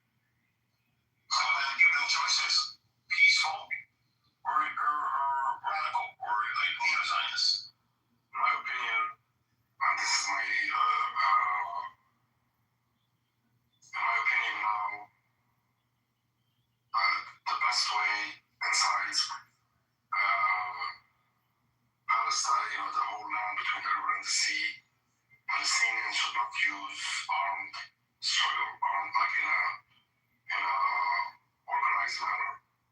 Because if they do it, they will give a pretext to the Israelis to continue doing what they're doing. But if they stop doing that, you see, I mean, the whole idea of Israel is a big lie, but the world is not able to see it because the water is not clear. Yeah. You know, because of all these, the noise, and they want to create the noise. We have to clean up our, some of the traitors or something as well. Some of them are fucking traitors. Like today, the guy was here, and there's other ones out there as well. They really use science talking points, claim to be Palestinian, and those I look at them as traitors. Yeah, I mean, you have to separate between the, you have to, I am talking about the, I see what you're saying, I agree with you. I mean, I've met people like this. I focus on strategy, There's a time, I say that we have, for us as a Palestinian people, we have the right to defend our land in any way possible, and this is only a matter of a strategy. In the 70s, when Palestinians had an organized army, the people we were talking about maybe would be against it, but in the 70s it was a good strategy for Palestinians to fight using weapons, because it was more feasible. We had a sanctuary, a land, Lebanon. We had the people of Lebanon. Majority of them supported, not just supported, also were involved. Yeah, I mean that's so. Now, I say that as a strategy for us to defeat Zionism, to defeat the idea of Israel. I think Israel now is hiding behind this noise that is concocted. That there's terror, there's violence, all of that, and they're able to hide behind it. And therefore, the world is unable to actually see Israel the way the real Israel, Yeah, I mean, there's a time for armed resistance. I think we needed armed resistance. And there's a time for allowing Israel to show, really show its true colors and making sure that the Palestinian narrative is one of a peaceful, what would be the word? Yeah. So I'm talking about peace. It's just a matter of a strategy, I'm saying the narrative needs to, Palestinians need to be seen as ones that want to have a peaceful resolution. So there is a time for armed resistance. There's also a time for diplomatic resistance and geopolitical resistance. And I think basically, we are unable to use arms because we don't have the means. This is the only reason. If the minute we have the means, we have the right, the legal right, the human right. It's a right. Any oppressed people have the right to fight. To use weapons. I mean, this is a right. It's not like, the minute it happened, like let's say, I don't know, like you have Jordan, for instance. I mean, just the minute that these means become available, then of course this option should be exercised, right? Well, like now in Gaza, Israel is taking more of Gaza. What if they restart the genocide? I mean, when you agree that Hamas should fight back, the resistance should fight back. They can't fight back. I mean, how can they? They fought back for 3 years. Yeah, that's. You can't. You don't. I was just. The whole time I talk to people in Gaza, you can't imagine the depth of the agony, the destruction. Well, you can't, I mean, so as a young, it's so disproportionate. It's unbelievable. It's almost like, I mean, we're just answering the question, shouldn't we as Palestinians defend ourselves against violence from Israel? Yes, of course. So Hamas should fight back if Israel starts the genocide. If Israel, anytime, starts go in and attacks, people have the right to defend themselves. Yes, of course. If I was there with my family, I will try to defend my family. Will no one me because I'm going to be dead anyway. And it's the right sort of thing, of course. Yes, yeah.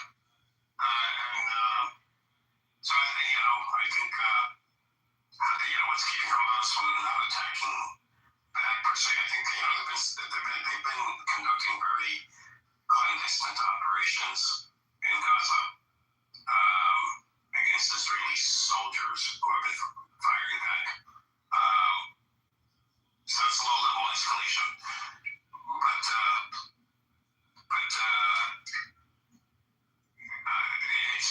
it's a very fine line or rope that you're walking at this stage.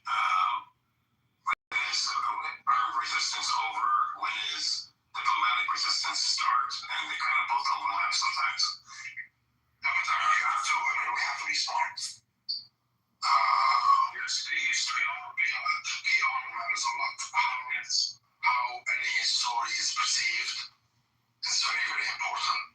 Perception is manufactured, it's not reality. There is a difference between perception and reality. Perception is something that is concocted. Let me give you an example. Back in 1982, in Israel, Israel was going to invade Lebanon. At the time, Ehud Barak was an army general, and Sharon was the Minister of Defense. But see, I thought he was a colonel. No, Sharon was the Minister of Defense, and that's why they blamed him for the Sabran Jatila, if you remember, right? This is why he was implicated here, because he was the Minister of Defense. I thought he was on the ground, was he? He visited, no, he wasn't on the ground, he was the Minister of Defense, but he would go. And, he would visit, different times he would go and visit. And when Beirut, when Israelis entered Beirut, he went there a day before the massacre of Sabra and Shatila, for instance. He was there on the ground, for instance. So what Ehud Barak does, he writes a letter to Sharon, encouraging him and is encouraged to attack Syria, to invade, to attack Syria.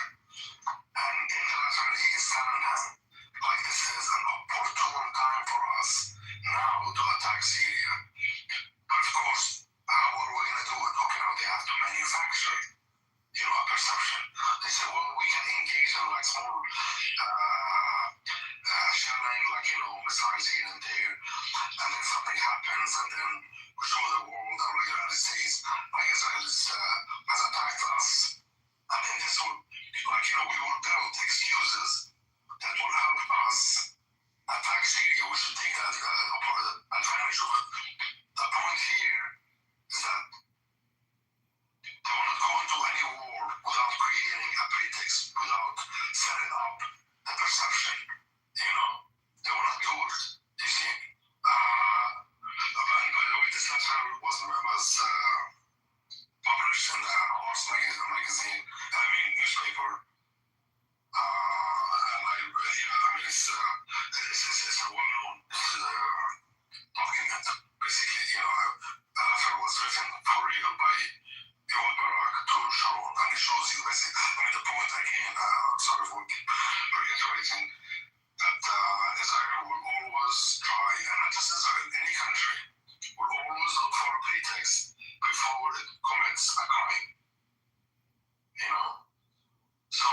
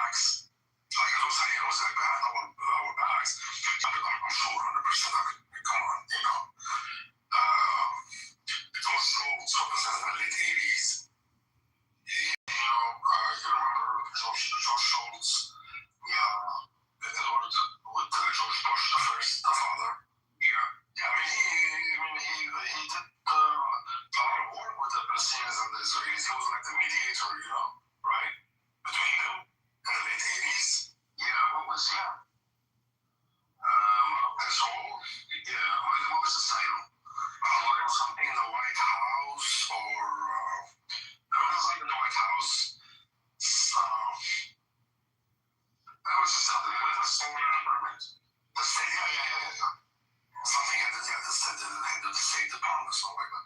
By the way, at that time, the White House chief of staff was a Palestinian guy. Was he? You know that? John Sununu? You didn't know John Sununu? No. You heard of him, right? No. I was a teenager in the early 90s. So the White House chief of staff, John Sununu. But they kicked him out. Yeah. They came out, yeah. Then they kicked him out. Yeah, something happened like right before the. Right? Yeah. His father was a governor, right? I was talking about the father, the White House chief of staff. The son became the senator. Yeah. A senator of some New England, one of the states. New Hampshire, maybe? Yeah, New Hampshire. Yeah. You know those are Palestinian stock too, right? Who was that? The Sununu family is of Palestinian origin, you know that, right? Yeah, but that's what you're saying. I'm saying a Palestinian guy, of course, he's from Jerusalem. Yeah. Sununu, from Jerusalem, yeah.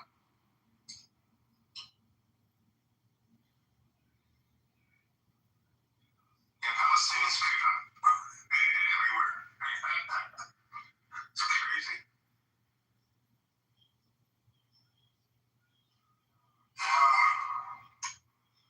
I mean, can you imagine like how in Gaza, Israel only allows 60 people, at the most up to 60 people to enter. Yeah. And there are about 25,000 people registered to return. So how long do you think it's going to take them? And it doesn't even, like in actual numbers, about 40, sometimes 45 people enter, let's say, every day. So how long is it going to take people to enter? 25,000 people, you know? Yeah. I mean, that has to change. That's something that we'll see after the 19th, if there's any change later. If they can't do that, then they can't do anything. The Board of Peace. Yeah. I should call it the Board of Politicians.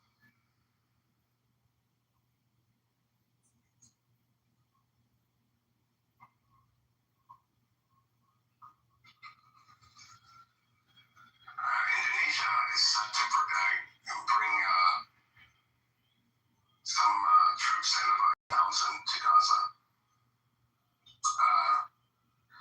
And we're supposed to find out soon the makeup of the International Stabilization Force, the ISF, that's supposed to be going into Gaza and taking charge. The question is that who is going to force Israel from retreating back to the areas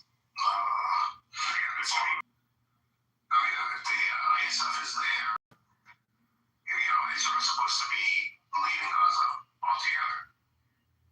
So they gotta do that. That's the thing. We're going to see. We'll see how influential or how much authority this Board of Peace actually has on the ground. Yeah.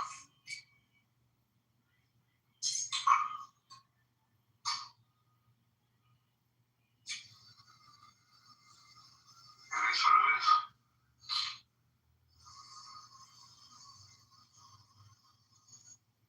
Mark was talking today. Who was Mark? I mean, he got on my nerves.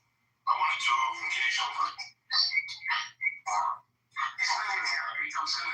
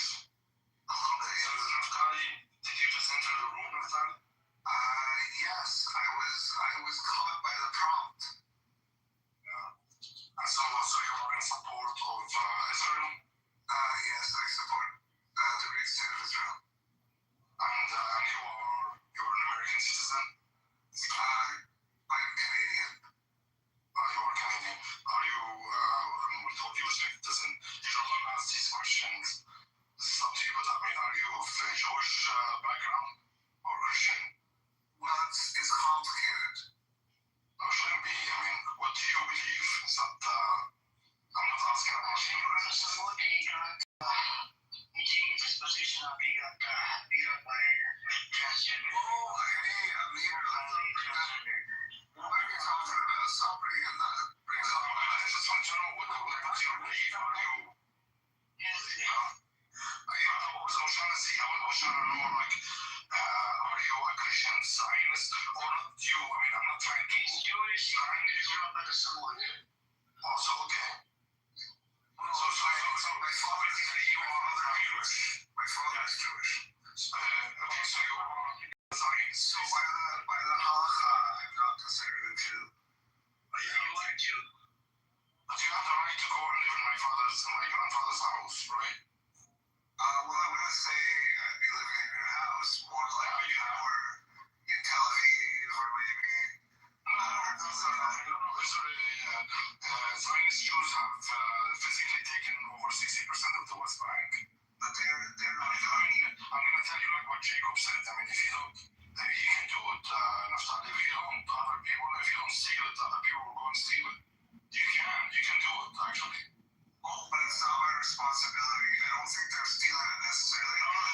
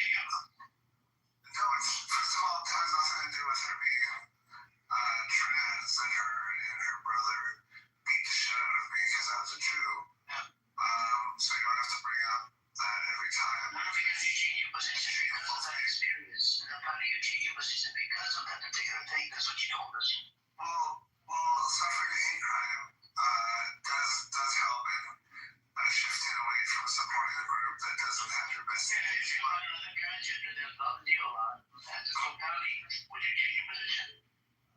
No. I don't know why you're getting all personal here. I mean, you're always getting personal with me, and I don't think it's very intellectually honest.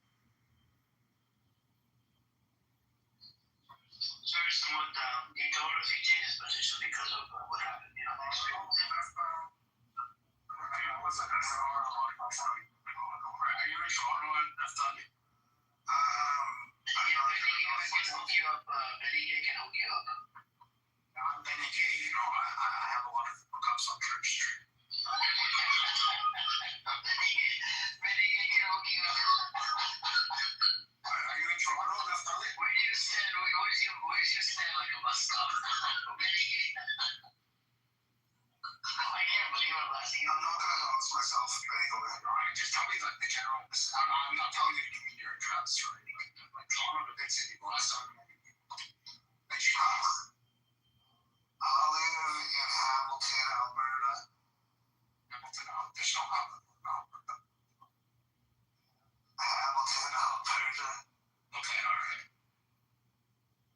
I have a house in Hamilton, Ontario. By the way, Naftali, I went to a school closer to Hamilton, by the way.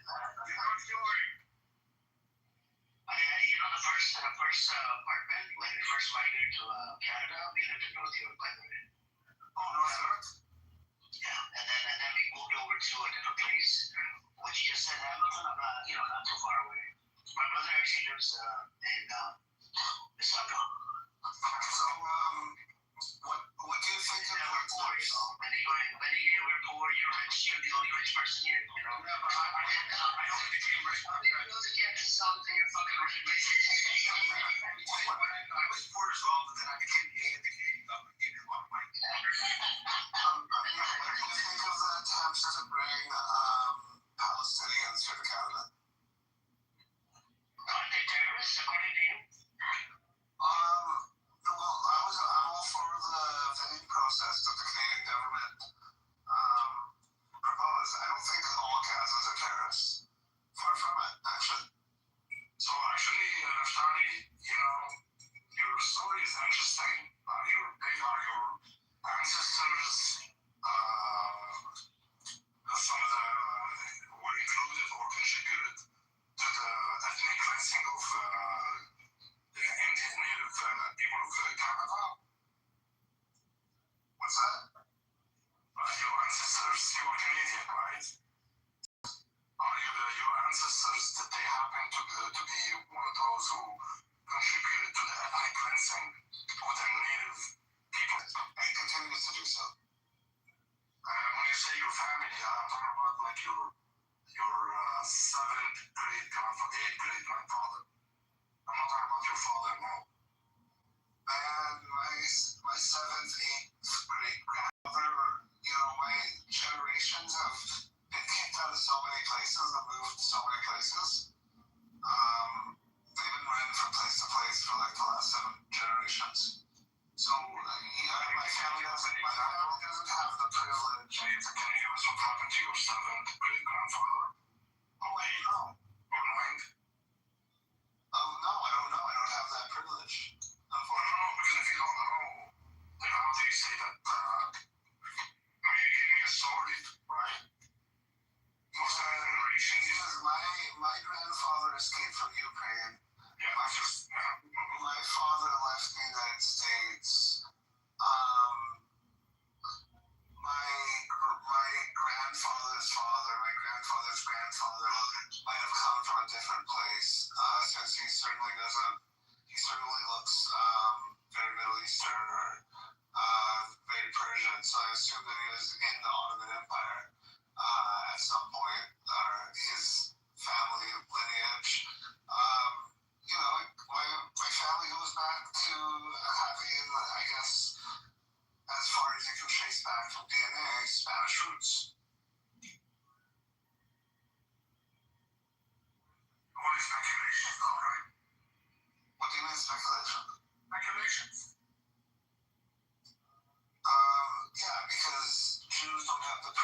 that a lot of ethnic groups and cultures have of being able to live somewhere and grow and advance because of the way Jews have been treated in so many different places. And what's great is now we do.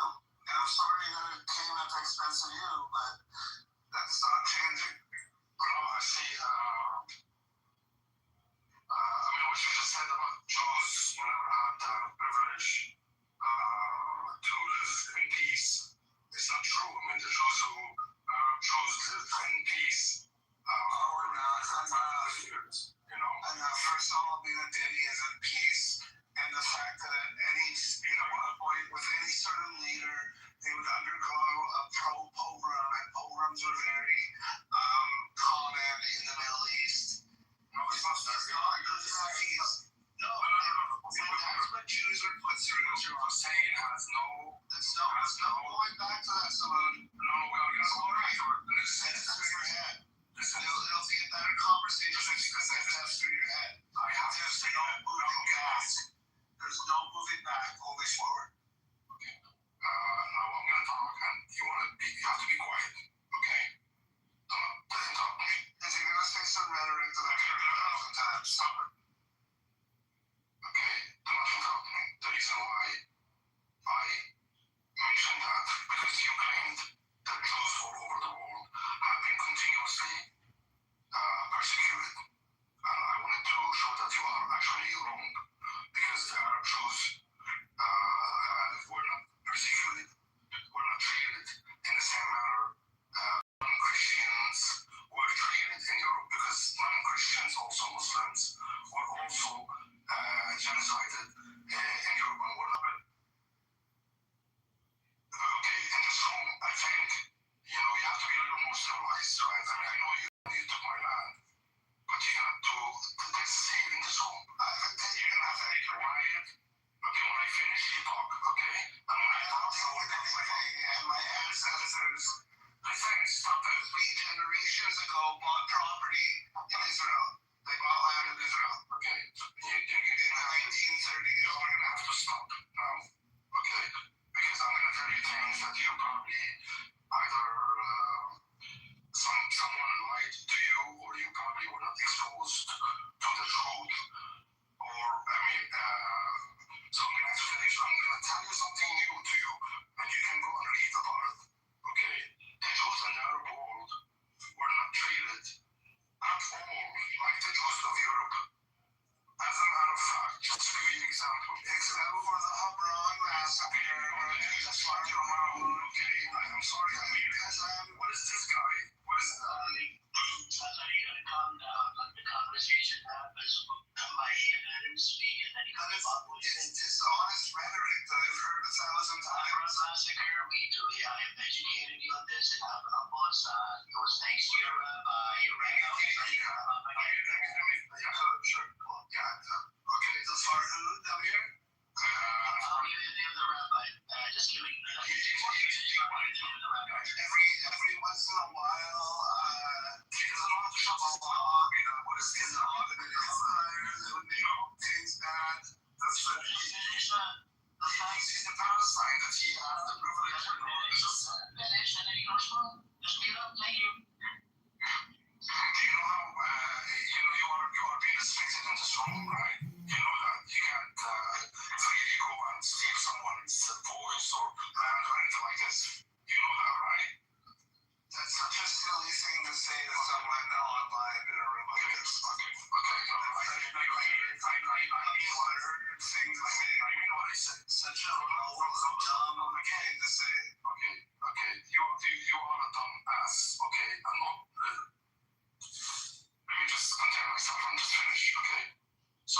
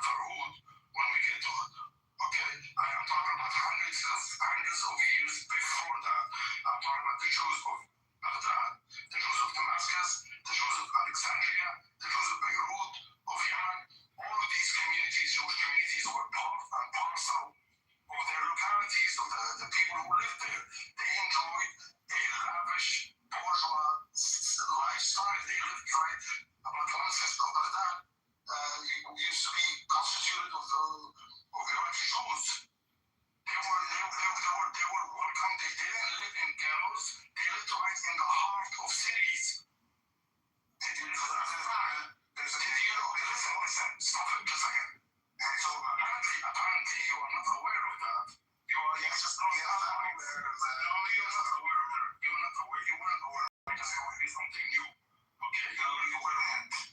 I've spent many years on this app. I've had these conversations many times. This is how you learn from this app? Yes. Your source of education is from this app, yeah. Well, I've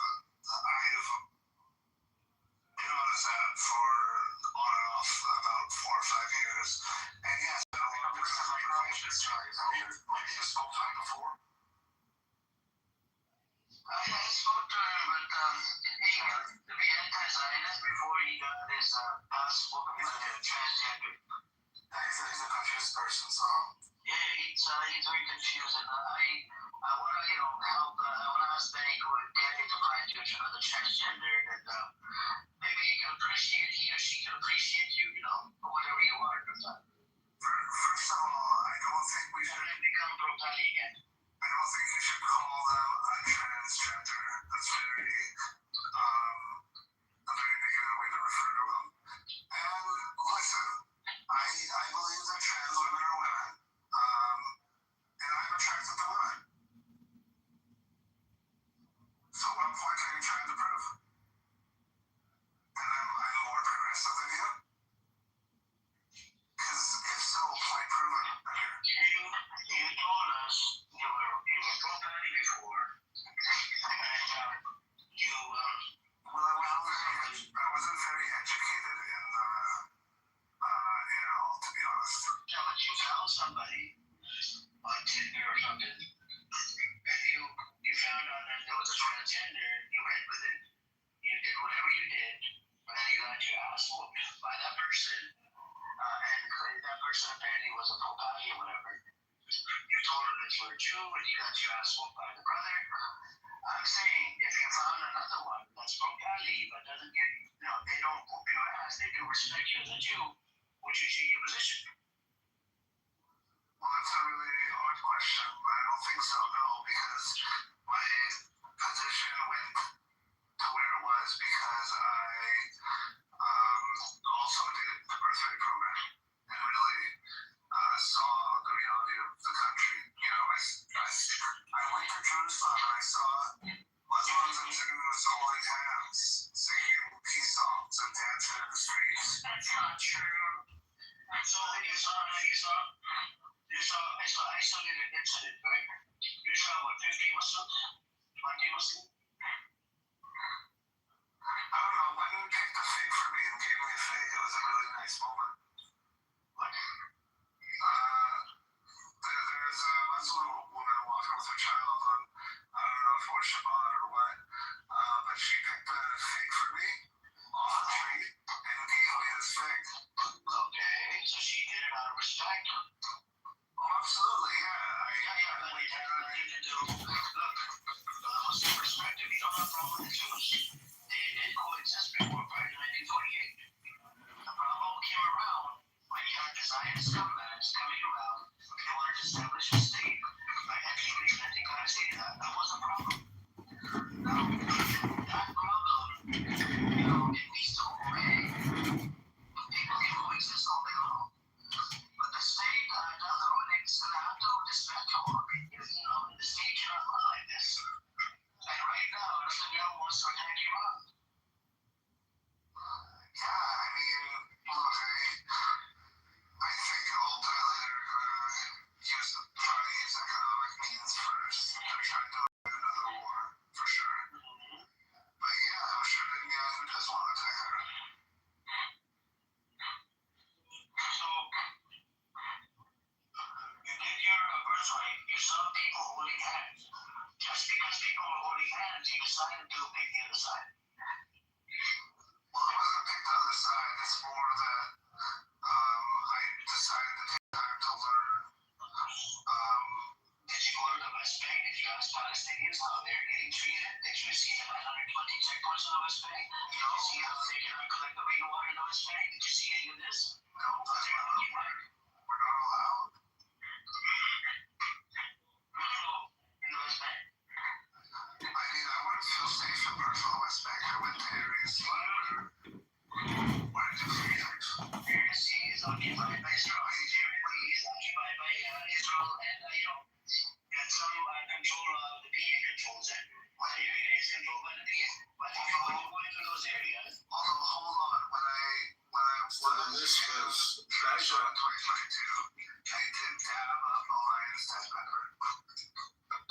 that's fine. What I'm saying is, I was like, usually white children from the slum, and I was like, what's up, nice shirt. So you have your own guy. What's that? You were flirting with a guy. I wasn't flirting with him. I was complimenting his shirt. He was a Lions Den member. I thought there's IDF members all around the world. IDF for fucking terrorists. No, but like the Lions Den is actually terrorist. So IDF was literally a terrorist. It was established out of three Jewish Zionist terrorist gangs. No, I mean, They're not in Golden League. You didn't know that? I mean, they're military. You can see them. You can be military and be a terrorist. Then it's a terrorist entity. You can see them as having like fascist leanings or whatever you want to paint them as. I'm telling you that They're military. They don't meet the definition of a terrorist because IDF was born out of Golden League, three Jewish militia gangs. These were terrorist gangs according to the British and the U.S. No, the Haganah wasn't viewed in the same way that Ragun and the Leahy were. Okay, so like in 1940, after the white papers were issued, they landed a bomb on a ship full of 600 Jews or something, 600 Jews. Actually, 1,800 Jews. Listen, I don't fuck with the Leahy. That's what bomb they are. Yeah, the Leahy Jewish militia, of course, Hitler in 1940 to 41. Yeah, I mean, like, I don't fuck with the Leahy because of that history. But you gotta respect their good. And it's debated whether or not to. They were all terrorists, bro. I don't know why. I don't know what to tell you. If you listen to the telling from their perspective of the King David bombing, what was their perspective? Do you believe they were terrorists? Well, their intention was to get all civilians out, like evacuated. They were just going after the property, but then something moved up, like the timeline, so to speak. But someone still didn't make a call to try to get people to evacuate the building. More people would have died if you didn't like go through very risky circumstances, risking getting caught in the act to warn people to get out of the hotel.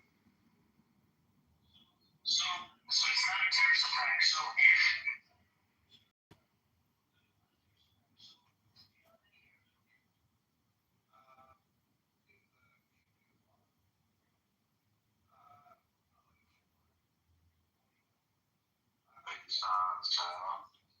I don't know what to say.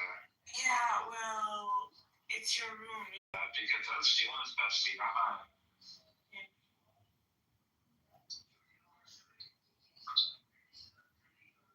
He's such a... I had GG blocks for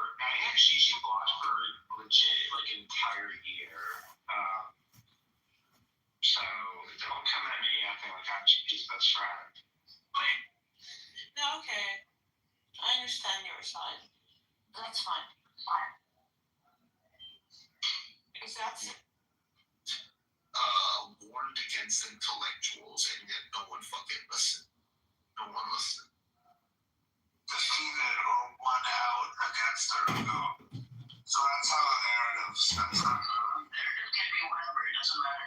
But then, if you look into the history, how was ID formed? It was formed out of three Jewish Zionist terrorist militia gangs. Listen, the point is that you are sharing the anti-Israel narrative, and I'm sharing the Israel narrative, which you can share poison, but do you agree? I'll see to that. Okay, if King Hotel David bombing attack was a terrorist attack, and it was done by, which gang was it done by? Make sure. Okay, Irgun. And I'm saying Irgun transformed into IDF in 1948. 46 was the terrorist attack. 1948 becomes the IDF. Would you still call them terrorists? Well, the Haganah absorbed them and formed the IDF out of that because the Haganah's values and way of doing things without was a terrorist gang. No, they were not.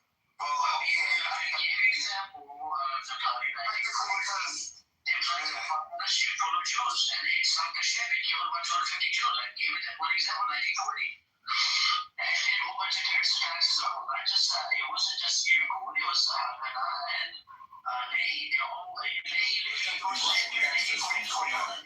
So these are all terrorist gangs. money, nobody checks out. They agree and disagree. These are terrorist gangs. My students go school time. It's like You know, so it's been such a long time since your talking point, and you're denying it. You're always looking for coexistence, right? You don't want to agree to any of this. I was asking, can you find him a transgender girl patty and that don't actually respect the thought he can? What are you getting? I think he wants me to call him Betty Gordon. Yeah, send them down to Hamilton, Alberta for me. You're in Alberta or you're in Ontario? Hamilton. Hamilton, that's in Ontario, isn't it? You've never heard of Hamilton, Alberta?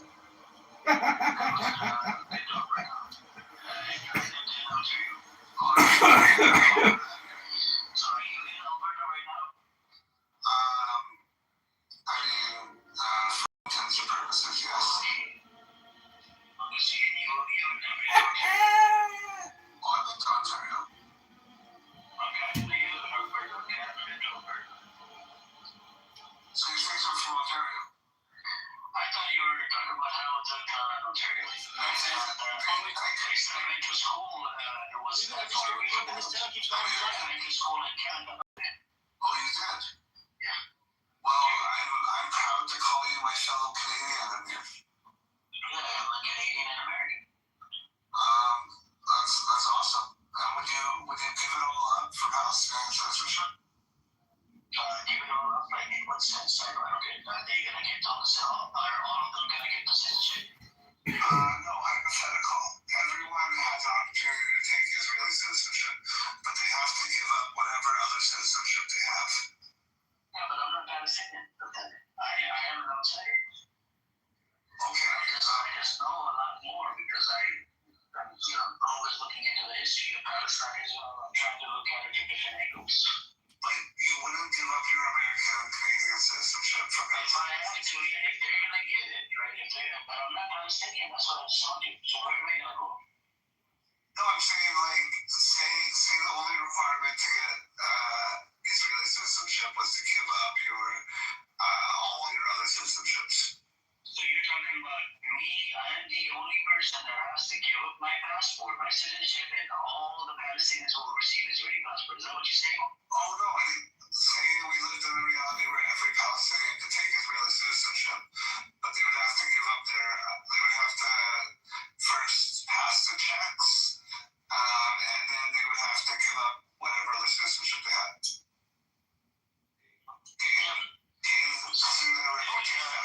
I think some of the people would give it up. They want to live inside where they are from. I've met two so far. There's a lot of them out there. Some of them are living in the West just because they can't go back. They don't want to go back. There's a pretty big population that want to go back. Well, they want both.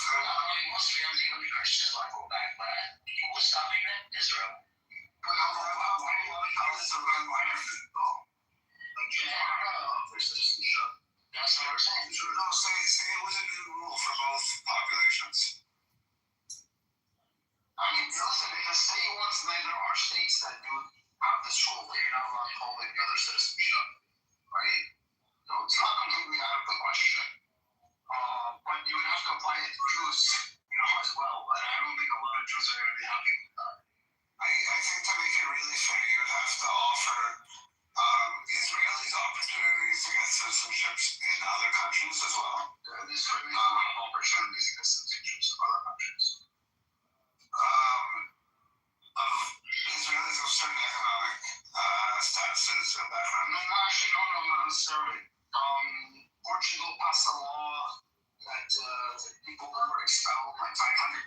true stories about like 500 years ago, you get citizenship.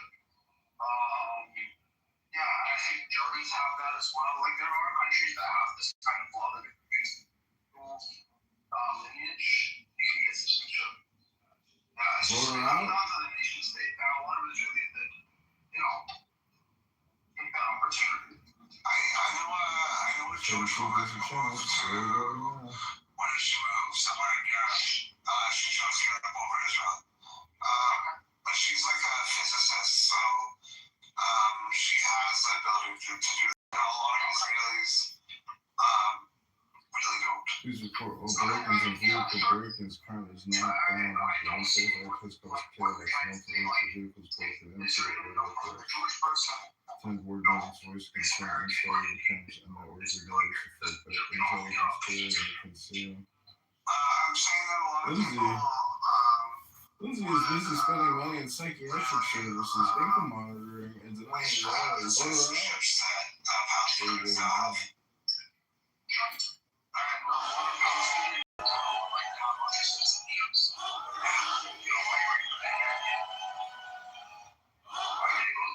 I just don't see where this idea from.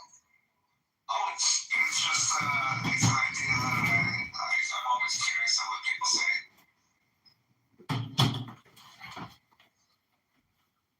Because I actually know a lot of Israelis that I think would prefer to be like in North America or Europe.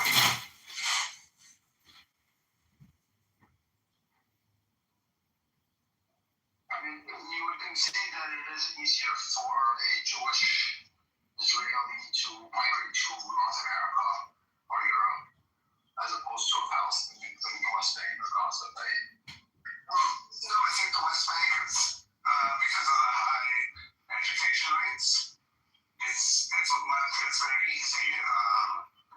It's like the point systems in places like North America are all related to education and career ability, prospectability, and things like that. So the same thing that benefits Palestinians in the West Bank benefits Israelis. But as you know, Palestinians in the West Bank are some of the highest educated population per capita. So it gives them an advantage in those point races. Well, I mean, if you take out the Haredi, right, so just choose the non-educated, just, sit and read the world all day, I think the rates are going to be pretty similar. No, actually a lot of people can't really afford, like, especially on the outskirts and the north and parts of the south that aren't Haredi can't afford education. Is education like very cheap in Israel? Well, Especially if you do like civil service or the army. Well, it's not paid for. It's not free. I mean, it's very cheap, I'm assuming. I don't know if they do it. No, you can take out like student loans and stuff. They make it accessible. But it's not cheap. Yeah. How much does it cost? I don't really know. I know someone who has had to take loans out to do a healthcare admin role. I know that one of the big proposals of Naftali Bennett, who's a politician I really like, is to give everybody who serves in the military a free bachelor's degree.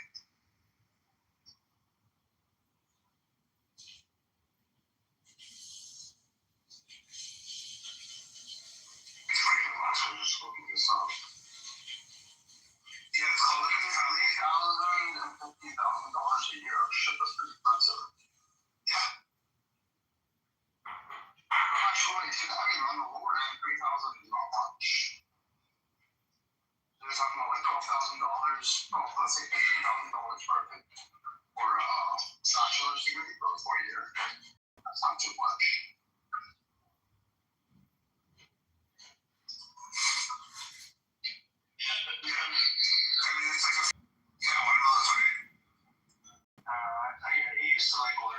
It's just the Skippy, like, I think they use even one of the night.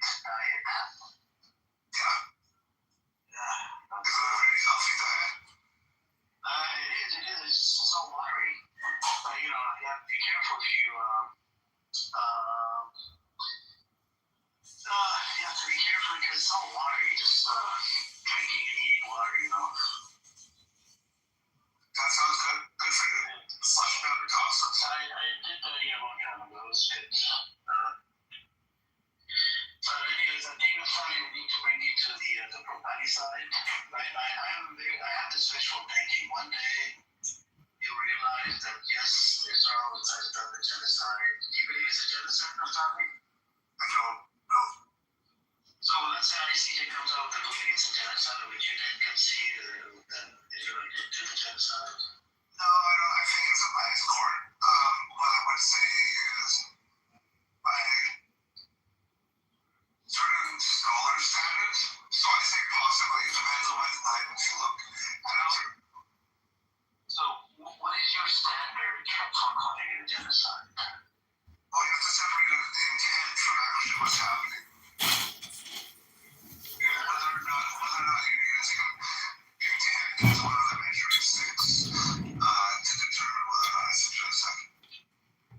Because if you don't use intent, then you can consider both.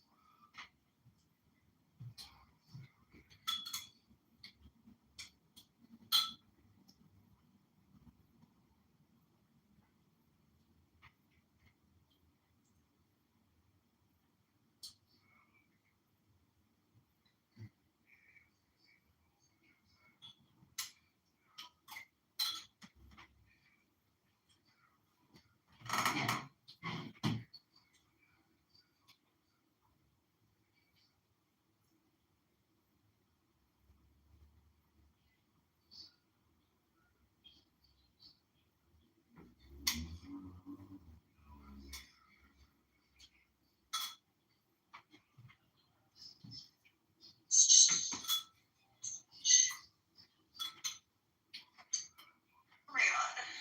I feel like I'm going. Sorry, guys. What's up, Who's crying with you here? Oh, Azrael. Do you know who gave your photos to him?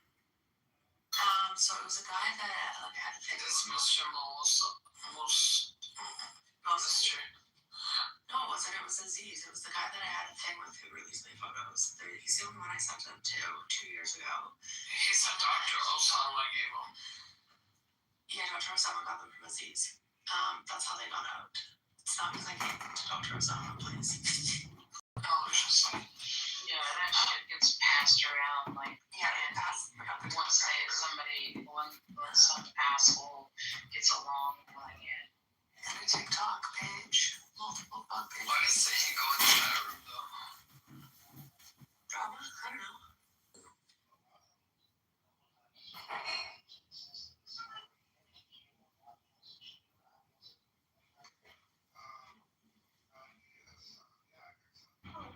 So where's Bobo? He's asleep. Do you think he's with Sony?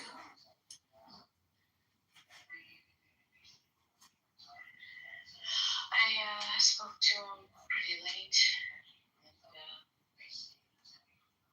who knows? He assured me that he was, if he met her, it would be, it wasn't going to be romantic. I don't know if I should talk about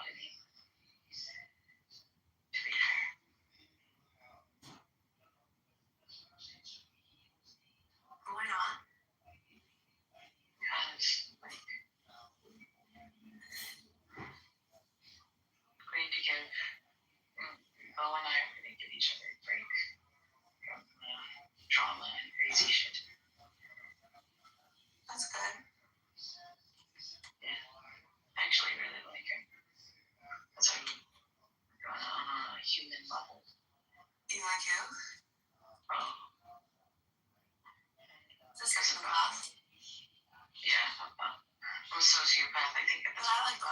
He's funny. Well, the level of how we interact, I don't know how it will manifest. Right? What's happening in the Curry Fruit? It's just bad and Carmen and Madge is like mad and like mad at me, like mad at me more than I've seen. They give me a reason not to like them, and they're upset when I don't like them. Make it make sense. Well, I don't know, like don't talk about raping children and like I don't know what you're talking about. I didn't say that until tonight. Last night. Well, you said tonight, like just now, like so. I just. Yeah, it's not. Yeah. It's too far. It's too much. Like I'm a mother. What do you want me to do? Hang out with a person on friends to rape my daughter? No. I can't be friends with you now. After you go make your. Yeah, it's just don't you have a dog? Daddy does it because Daddy's weird, but I can't. People. God. Now I feel fucked up. Just like interacting.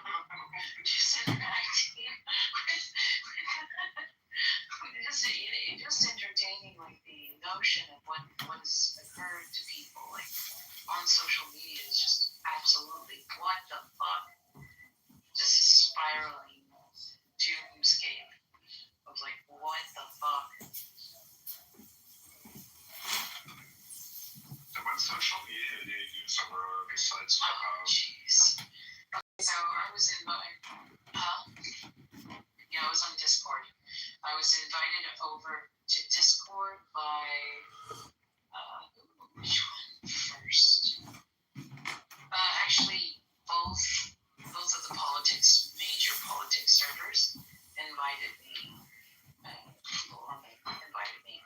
So there were two politics servers, the politics and then the other one. And I was known by both groups. Yeah, and then so I have no idea what it was like on the Discord servers, what the people were doing, what was the norm.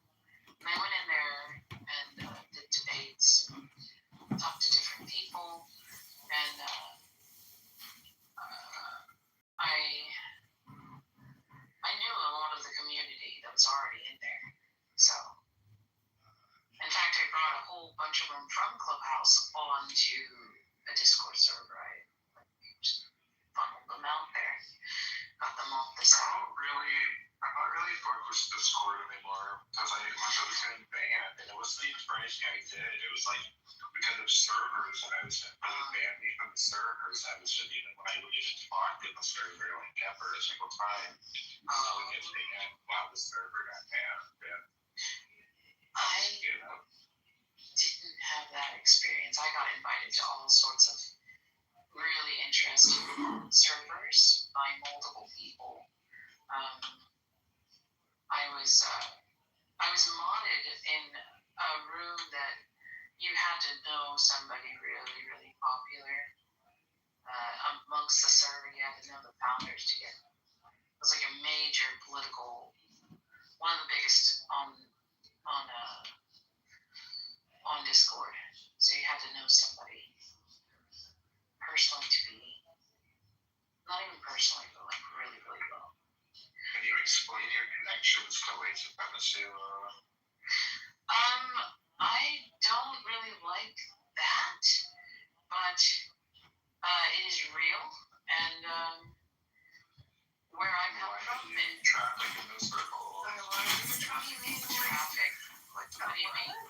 I don't understand what you're talking about.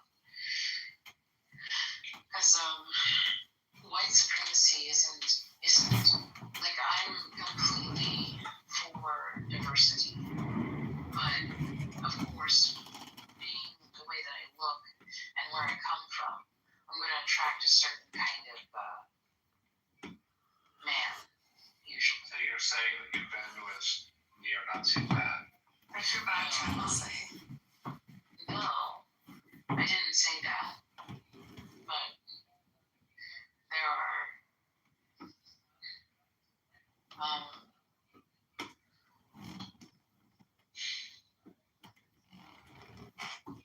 there are certain groups that are present in present day.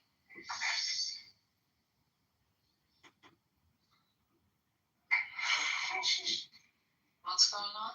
I'm too tired right now. Sorry, it's a long time to move.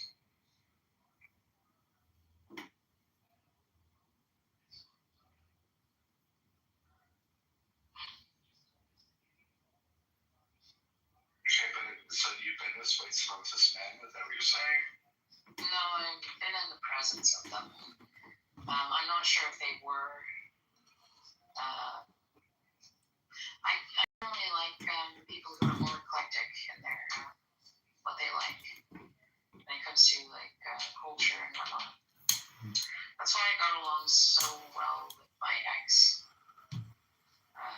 Tell me about your ex. Yeah, which one?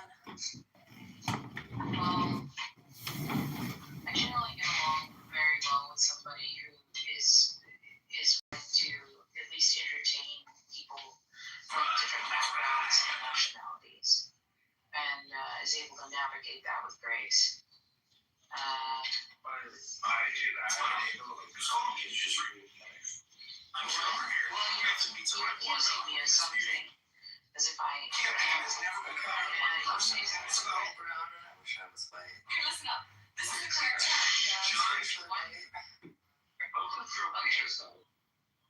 Listen, I don't care if somebody's brown or We're embarrassing. whatever. As a people, as a collective, it's embarrassing. Yeah. What?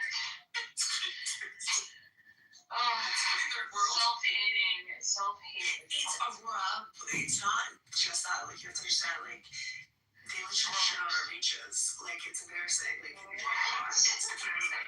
Are you kidding me? They do. Our politicians had to ask immigrants to stop shitting on beaches in Canada.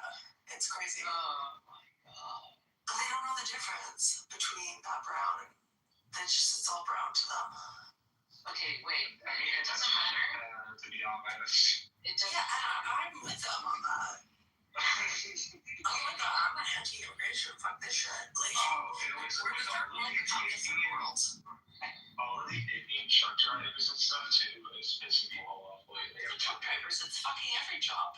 It's like Tim Hortons all the way up to like. There's been multiple big. I'm not no, but there's been multiple accidents in the U.S. with Indian truck drivers. Because they're all alcoholics. Like 6 months. I don't know if that's what it is, but yeah. A lot of them here have like drinking problems and stuff because they come here and they have free access. Yeah, and then there's like a lot of accidents and stuff. And one driver drove into a school bus and killed like 20 kids. It was a whole thing. I'm worried about Billy. Why don't we hear from him anymore? I think he's drinking. Billy? I talked to him yesterday and he barely could speak. Because he was drunk?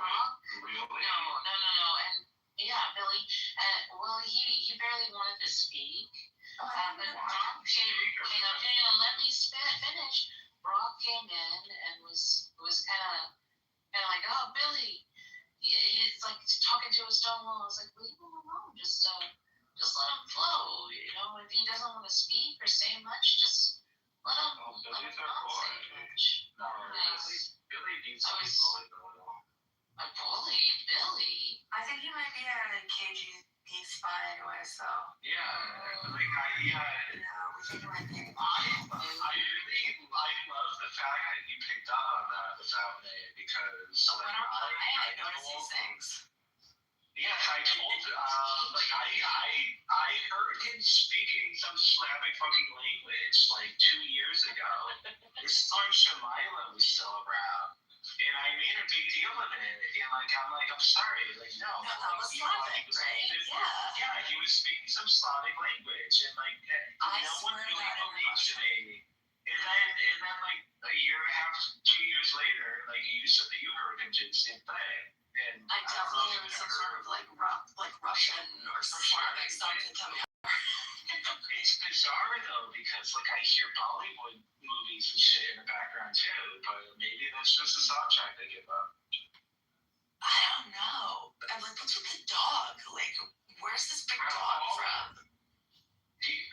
Oh yeah, the fucking dog last They're night. eating it? The dog? Like, looking at dogs. John Kitover TV. I cover stories You about. were around back in the day. Oh, fuck the mongoose too. I heard of the mongoose story that ate the. Oh, it was.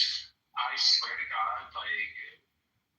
Okay, so Billy was talking to us, and then he was looking through the window and watched the mongoose attack like the last of the dogs or something, and it was like.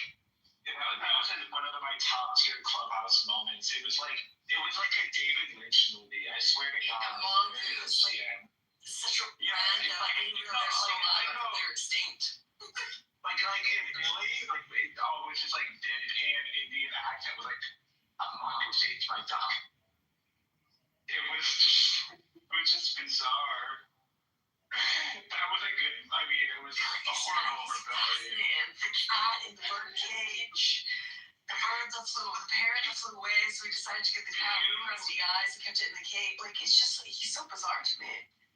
Wait, let me find those pictures of the cardboard boxes that he wrote my name on, like, fuck you, Uncle Ted. I think I told you about that, right? Yeah. He probably thinks about us all day, every day.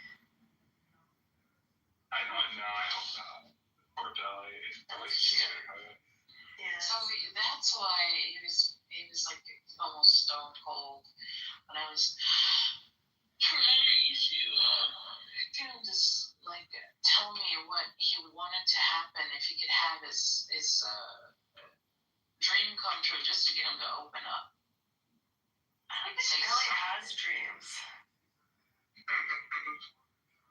I personally do. No, you definitely do, but he doesn't. I don't know if that's part of his makeup. No, I feel like I'm dying, and every time I talk to somebody, I feel like I just fuck everything up because I feel like I'm dying. So it's like so fucking toxic, I think. It's terrible. Like, I don't know if I'm high or I'm not following what you're saying. What's going on? yeah, I know.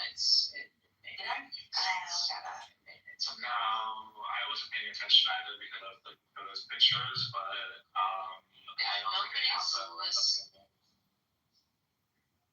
I'm listening, dude. I'm listening, girl. Talk. Where is everyone? Fiona has a job now? Well, Fiona denies it because she don't have the sugar daddy. But yeah, Fiona must be working. Normally, even when Fiona's working, it's like he comes back. Like maybe they switched him from like swing shift to overnight. I don't know. I'm pretty sure he works. Did you know from Barry Lyndon, production was moved from Ireland to England after writer, producer, and director Stanley Kubrick received word that his name was on an IRA hit list for directing a movie featuring English soldiers in Ireland. Consequently, several scenes were dropped. 2. Many of the shots were composed and filmed in order to evoke certain 18th century paintings, especially those by Thomas Gainsborough. 3. Leon Vitali vomited for real during the final duel. He was given a mixed lunch of the heaviest ingredients they could find, in the hope that it would nauseate him enough. When it didn't, he swallowed a raw egg whole, which he instantly regurgitated. Fortunately for him, Stanley Kubrick was immediately satisfied and did not ask him to repeat the process. That's hilarious. Every man falls in war. His desire. He presents much more masculinely than he does in person than he does on here. But at least he doesn't actually claim to be a woman like some of them. Yeah, they're saying that you're biological woman. I hear they claim that. But if you piss me off, I'm gonna throw it in your face. It's ridiculous to claim something that, however, you can say whatever you want, call it whatever you want, right? It's so ridiculous. Oh, wow. Bird, who are you? Oh, no, she's German. Are you German? Sprechen Sie Deutsch? Oof, my ancestral call. She has some Sprenzel. Von Schwager. Please stop. I went to Germany and I did deli work, so I know a couple of words. You worked in a deli in Germany? She's still wearing it even with her bare hands. No, I worked in a. I worked in a. We're talking about the China slab. What? The lesbian thing. Aurora had a lesbian experience. You was at a deli in Germany. On the bologna flats. Don't speak to us ridiculous. Are you ethnic German or from somewhere else? I don't know, this person's starting to piss me off already though. I'm just pissed that dude is people. Okay, I'm not American, and okay, so Europeans need to learn the difference between America and Canada. You talk about how Americans are dumb about geography, Europeans are dumb about geography, because for some reason you think all of us are just Americans. Anyways, where are you from? Are you ethnically German? I come from Germany. I'm pissed. Okay, well, I'm pissed off about the Holocaust still when your parents killed my grandparents. That's why I'm drinking right now. Yeah, you're just gonna have to set that one up. Well, wait a minute, sir. What was the point of contention? I don't know. I don't know, I just wanted to say when I was high. I never get to do that because I'm sorry, I never get to use the Holocaust if I want to. Because putting it to the nationality girl. Yeah, I never get to do that. And you get to do the German one, it's kind of fun. I'm literally part German. Yeah. Shut up, bitch. No, I really am. No, I'm literally great. My ancestor's name was Holtz, and they I thought you were Cherokee. I'm a lot of things. I'm American. What the fuck? Have you ever done a DNA test, girl? Yes. Can I see the results? Say so. I deleted it because they're selling the damn company. You're from the... No, I'm not. What are you? I'm several things. No, I want a blood quantum right now. What are you? Blood quantum? Yeah, I do. I want a blood quantum right now. Why I'm asking a blood function. All I got left over now is my father's results, and I'm definitely his child.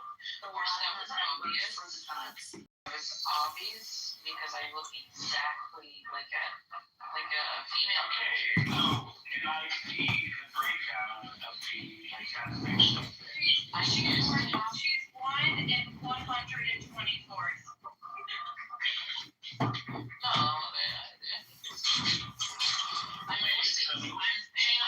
Tell me about the Cherokee Princess. Cherokee Princess? No, I'm part Cherokee. So. Tell me about the princess. Okay, so my ancestors were forced out of. You're from Oklahoma, right? Yeah, my So that is Cherokee and Cherokee land. but they have the nations, right? They have the Plains Nation, they have the Cherokee Plains Nation,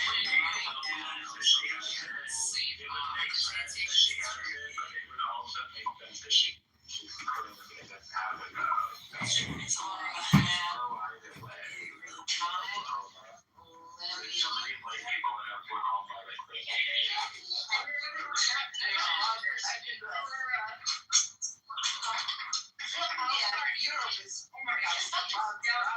European shut up, bitch. yeah.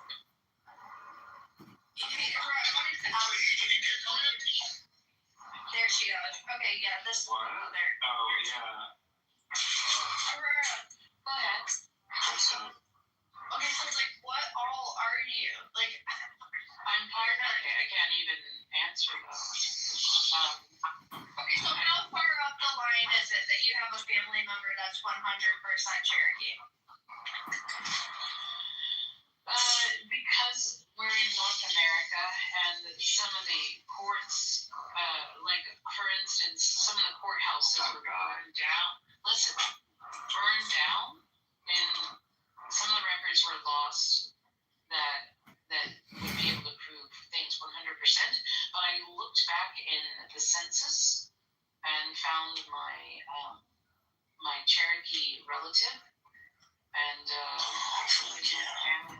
Oh my God, Dylan, come on. Can you just tell me like where? Why are the MC files? Why you posting this picture of yourself? I like it. Yeah, stay away from the kid. Yeah, I don't know. It's Here? I'm gonna go. It's exactly time. The moment. The moment. Can you answer my question, Aurora, please? So with blood quantum,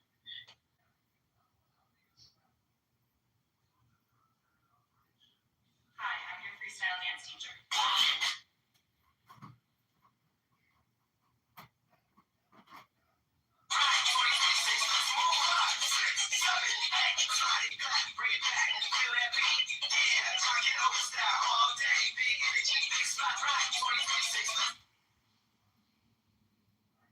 Since I was a kid, fish have fascinated me. Look at those colors.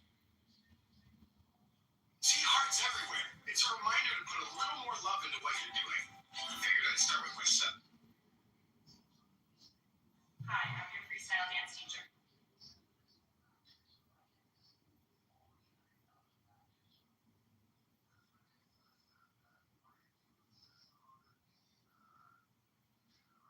As far as the four grandparents.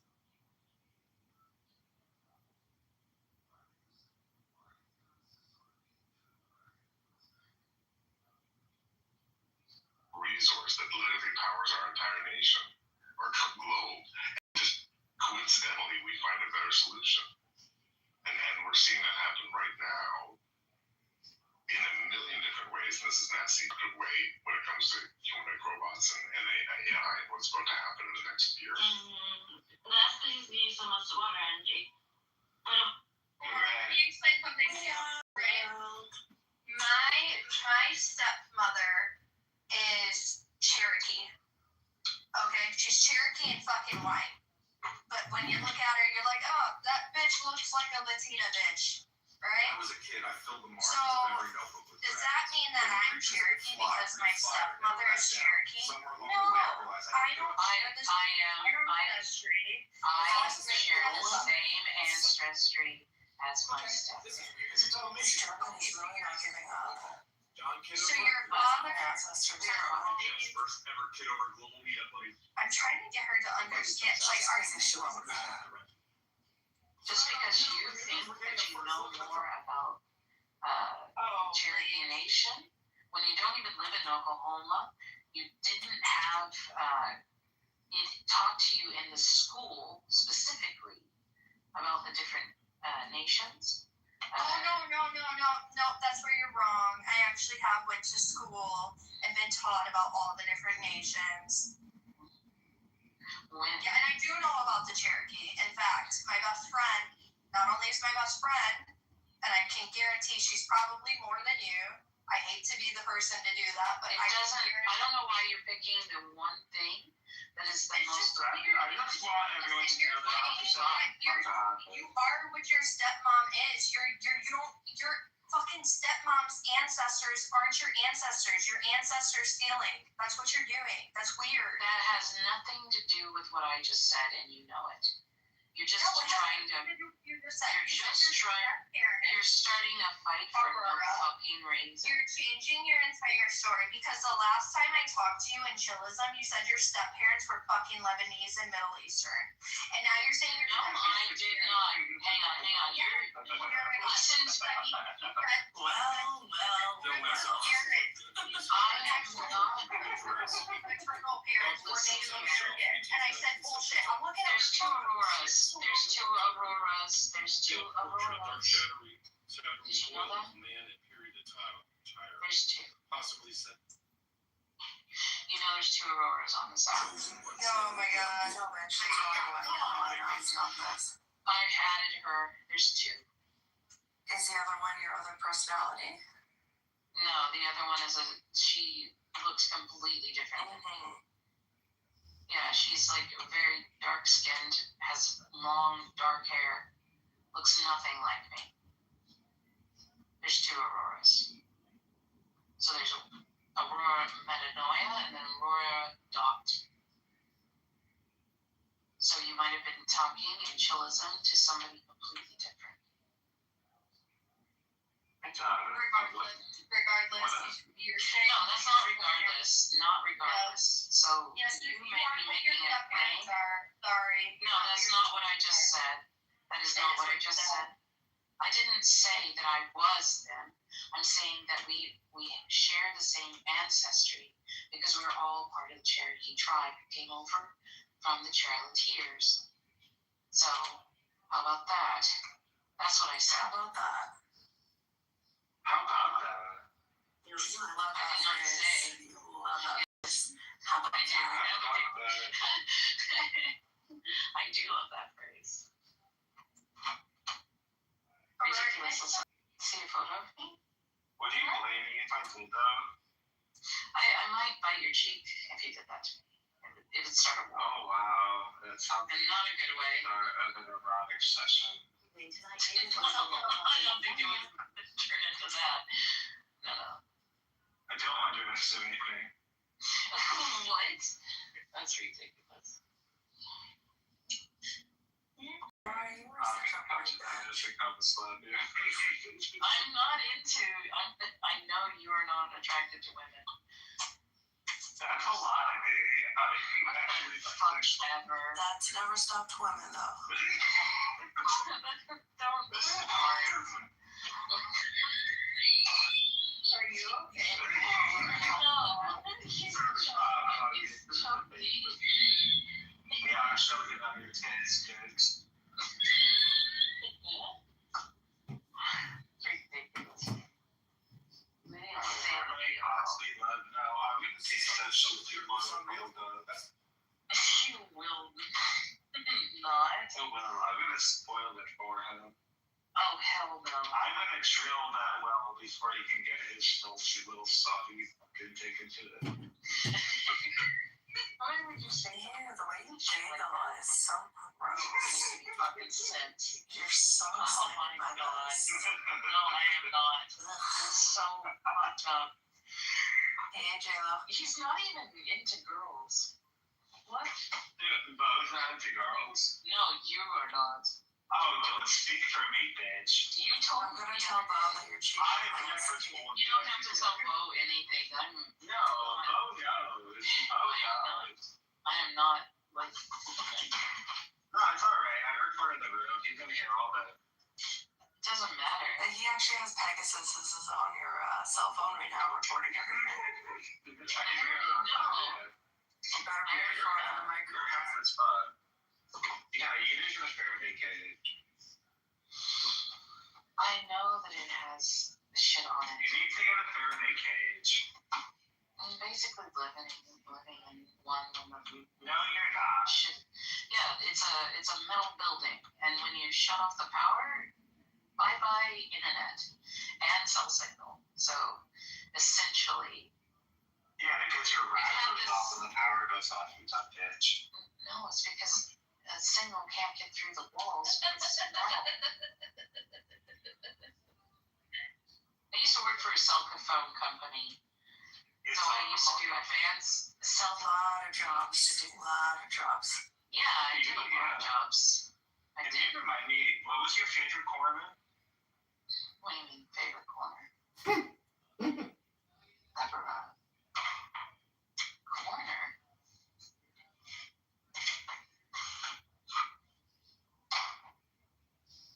Don't Sorry, you're a good girl. guns. You're a good girl. Fuck.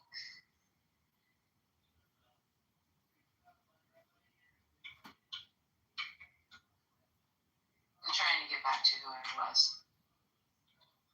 Your roots? Mm, Your Cherokee root? no, my like spiritual baseline.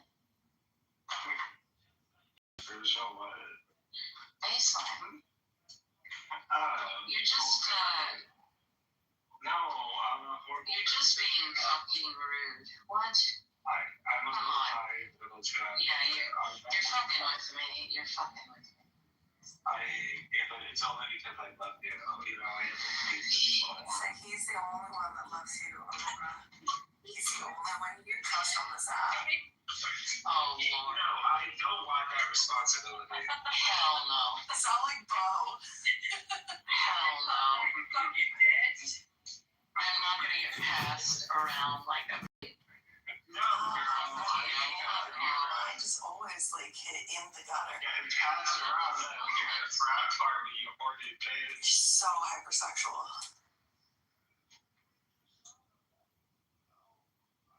You're a bad girl. You're a bad girl. That is true. To be punished, Aurora. Being a naughty girl.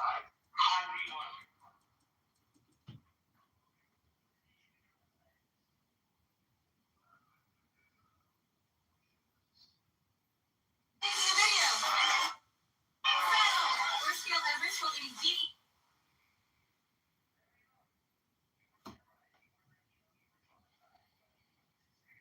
68, 71, 41.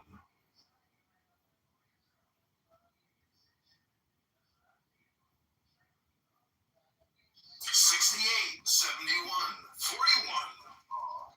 Oh, yeah. Is she? I love that, Aurora. No, I love that. 68, 71, 41. I'm Every day. Every day. For at least an hour. I miss my old walking trails and several that I would go to take the dogs. And I lost like 30 pounds. 68. It's insane. I lost like walking pounds. Walking is one of the best exercises. Running and stuff is really not as bad on the joints, but some people need to do it. You know what's really good too if you're trying to lose weight is focusing on building muscle. Why do I say that? Monica, you have a hot mic. I hate like fighting over hot mics to speak. Yeah. What was your original? Another thing that's really great if you're trying to cut weight is building muscle, because what building muscle does is it actually like you burn more fat while resting with the more muscle mass you have. This is science. That is true, but it's also not that significant. Like, yes, you should build muscle while losing weight. You should work. Yeah, the problem is that if you're only doing cardio as part of losing weight, you're gonna lose muscle mass as well. So you need to work your muscles out in order to preserve them while losing weight. Aurora, what did you have for dinner tonight? Oh, it's disgusting. I didn't like it. What is a kitchen base? No, it's not the kitchen. It's moronic, like. Is it? So it was like the worst damn thing that anybody can make for themselves. It was like macaroni and cheese and a meatloaf. And the meatloaf isn't so bad, but the sauce on it had a little too much sugar. We're in the kitchen. Yeah. Did you live with your parents or at a home? And with my parents, because I'm getting a divorce. Okay. Yeah. I thought you were in a home. Hell no, I'm not. Who serves your meals every day? Two women in one house is very difficult to navigate. And is it your mother or there's? Yeah, my mother, and any woman that you try to. The only person I was able to exist with was it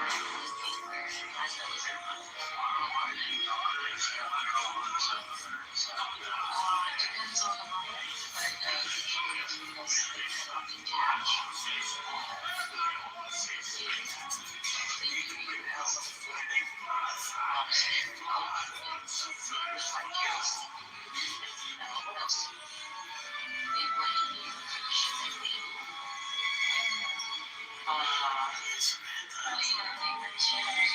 They pretend to be super nice dogs outside, and they're just crazy. Like, nothing like how they are at home. And yeah, it's all kinds of crazy shit that's happening right now in the dynamic of families. Oh, Billy says you wrecked the soda machine. You know, but I'm getting a divorce because my family never made enough for them themselves to basically take care of themselves. They expected me, the only child, to figure it out for them and myself. So, and yet here they are cooking your meals 3 times a day. Yeah, well, what happened was an absolute.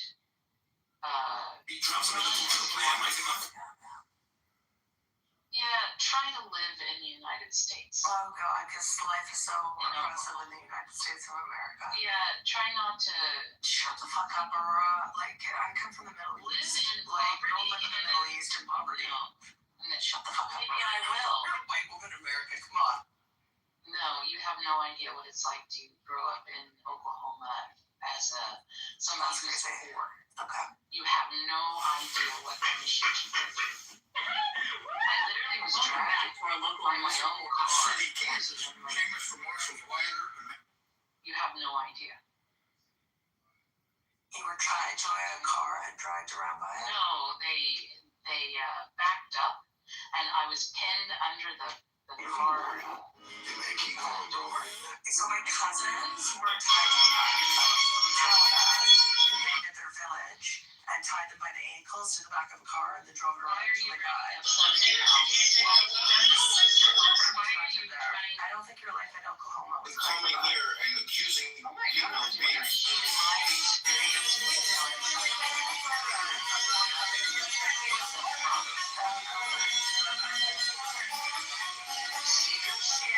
how her family was attacked by fucking terrorists, and she lies. She's a pathological liar. She's a liar. No, I just. But you expect us to have some kind of empathy for you, but you can't even give that to her after her family was attacked by fucking terrorists? Are you kidding me? It can always be worse. It's not about one-upping. I'm just saying a little bit of perspective. It can always be a lot worse, and the glass is half full, half empty. No, it is fucking crazy. You're telling her you have all this privilege. You're from the United States. She has You just hate white people. What the fuck is your problem? No, I wish I was. What is your problem?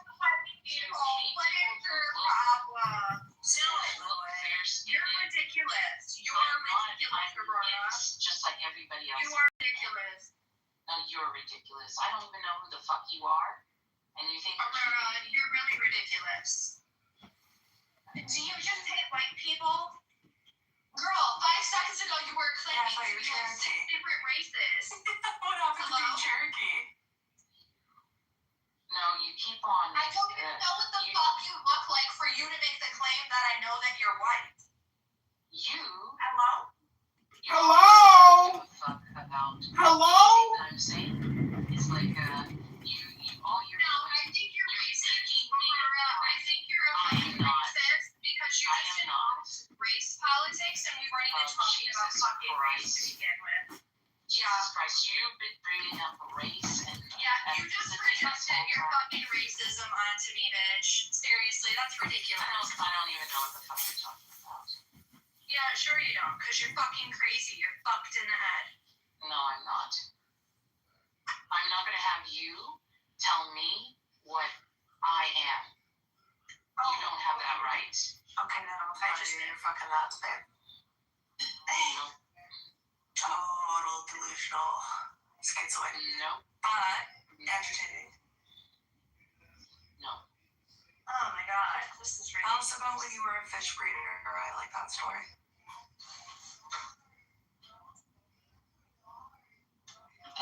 Like you were just telling us an hour ago your house was being bugged by like a secret. All of our houses are bugged. No, you're fucking nuts. You're fucking crazy, bitch. Yeah, you're fucking We live in the fucking United States. No shit. It's Be all grateful.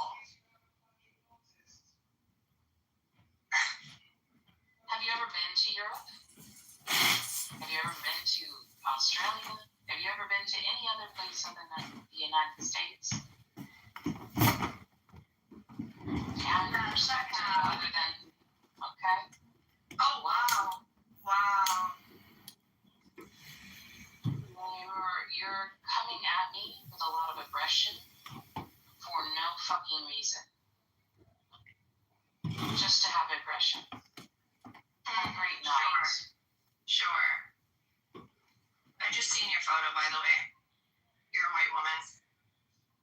Yeah, I'm mixed with all sorts of different ethnicities. You're white. Yeah, white presenting, You blah, have blah, light blah, blah, blah. hair, light skin. It's fine. Just be happy that you're white in America. What the fuck ever. Just be happy you're white in America. Racism is At least you're not being persecuted for being brown in America. You're white. You have privilege. You should be happy about this. You shouldn't talk about the United States. God, you are so hateful. Fucking horrible. No, you're hateful. You hate the United States. You are putting words into my mouth. And you hate yourself. I don't know why you're acting like you're not white. You are fucking white. It's weird. Listen. You can try to tell me who the fuck I am. Doesn't mean it's true. Your hair is blonde. You have white skin. It's dirty blonde. That's how stupid fucking conversation. To have dirty blonde hair, generally those genetics come out of Europe. And you are predominantly European. Like, I don't know. You're just weird. You're fucking weird, lady. Seriously. I'm still baffled by the fact that you tried to project your own racism onto me. You're fucking weird. Great. Yeah. Stop pretending to be other races. Stop pretending to be racist. I'm not pretending to do anything other than be myself. You're white. She totally said she was Native American because she has size 11 feet. I was like, that's kind of fucked up. Yeah, that's fucking racist. I know it. You're a fucking racist. It's not racist. It is racist. There's a difference between racism. Listen, if I took the stereotype, and I said, yo, I got big tits, that means I'm Jewish. That's fucking racist. That has nothing to do.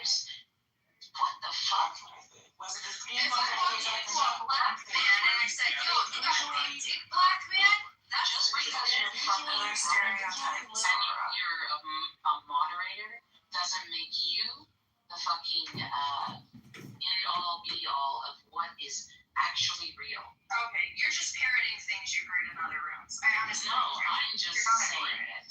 You're just a white woman who hates herself that lives in America, and you hate the United States. It's like you're like every other white, crazy woman that hates the United States. Whatever. I don't care. You're not that important. You're not original. What you're doing is not unique. It's weird. When did I ever say that I didn't like the United States? You sat here and talked about the United States like that come out of my fucking multiple times. When did I come out of my you're a fucking nut job. You don't even remember what you just said 2 minutes ago. No, you talked about the United States like it was horrible multiple times. No, you're fucking crazy, bitch. No, you were putting words in my mouth that I didn't say. You're fucking crazy, bitch. And I don't appreciate it. Seriously, you're weird. You're like trauma dumping on us about shit that didn't even happen. My friend, she's like trying to relate to you. She's trying to give that as not crazy, but very accurate thing. It's a lie. Yeah, okay, but she's trying to give you the fucking olive branch, right? She shares a fucking traumatic experience. Her family member got attacked by terrorists in the Middle East, and despite constant opposition, Trump is managing to undo some of the worst aspects of Bidenomics. Inflation is now under control. Manufacturing is beginning to seep back into the United States. And things are generally better than they were before. There's still a long way to go, but they're better than they were before. With each incremental reduction in the impact of Bidenomics and all of its ignominious malevolence, big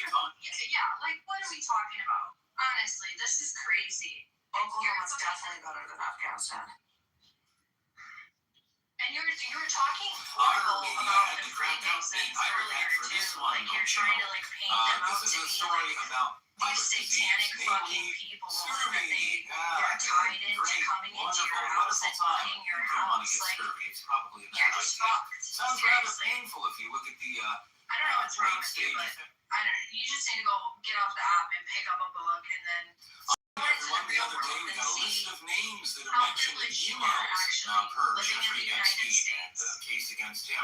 and being It's the a shade of laundry list complexion. of You're trying to business like world hide bankers, behind other scientists, the whole identities. 9 yards. So it's basically a I'm blue not stains hiding list behind any of really, really well-known people. I'm assuming that if Jeffrey Epstein had an You're email trying to exchange convince about yourself some at this point. Tom, None Dick, of or us are Harry, Yeah. I don't have to prove shit to you. Just go ahead. I Oops, they don't did have it to. again. Yes, prove Abigail shit to you. Spanberger tried to.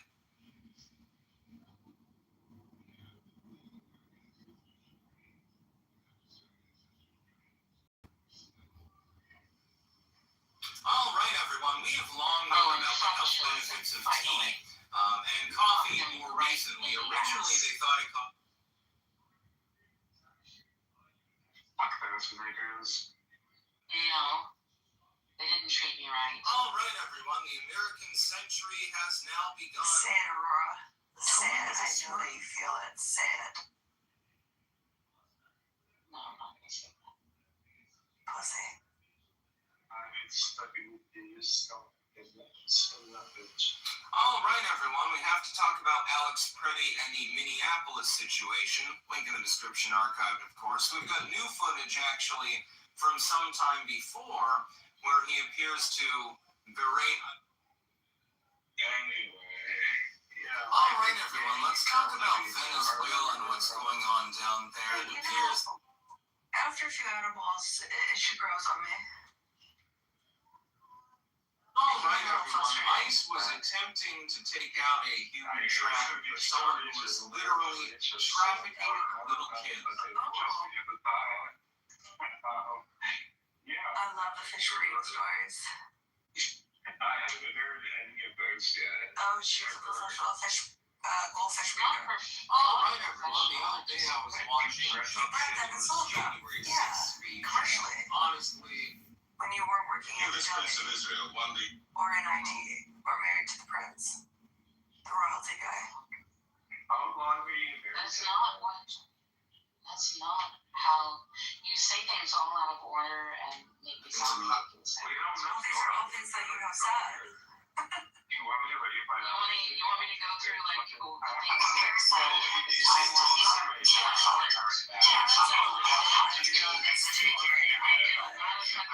I know you don't. the actual reality of things. You just want to You don't live in reality, Dave. You're You're the Prince of Israel, one day is rest. this is a real life Jewish complaints all the time. definitely close your head.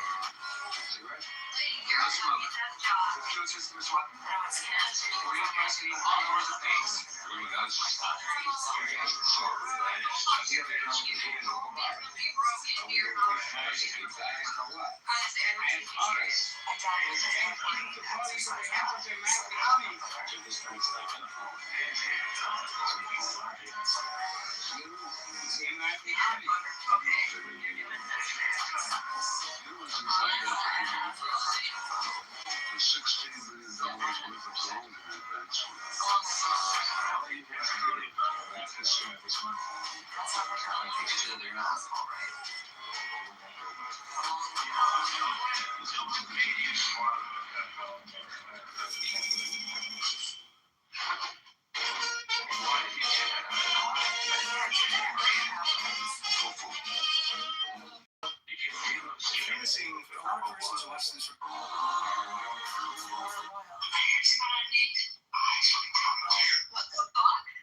She was married to a royalty, blue blood.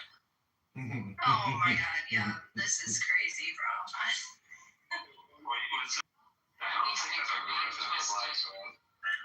This is being twisted in the narrative. Were you or were you not married to somebody who was royalty?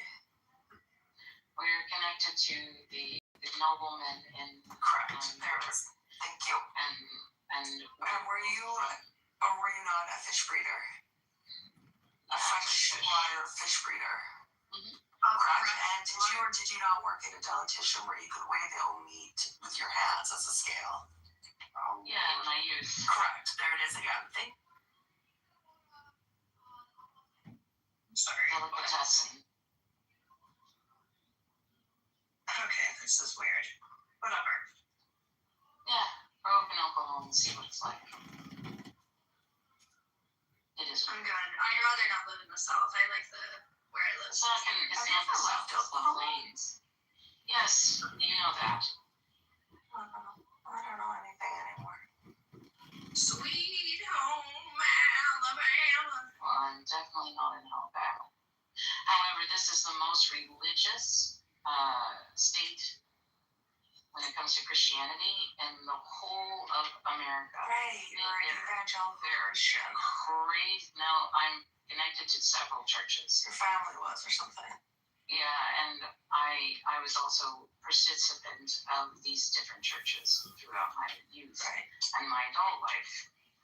And so... What do you mean your family's connected to? All right, everyone. Not the best camera shot ever, but Mike Johnson has been selected to be the Speaker of the House. No, came to Oklahoma Territory. Their shotgun house is... All right, everyone. This is not my forte, the vertical video experience, but Tucker Carlson is out at Fox News, which is probably...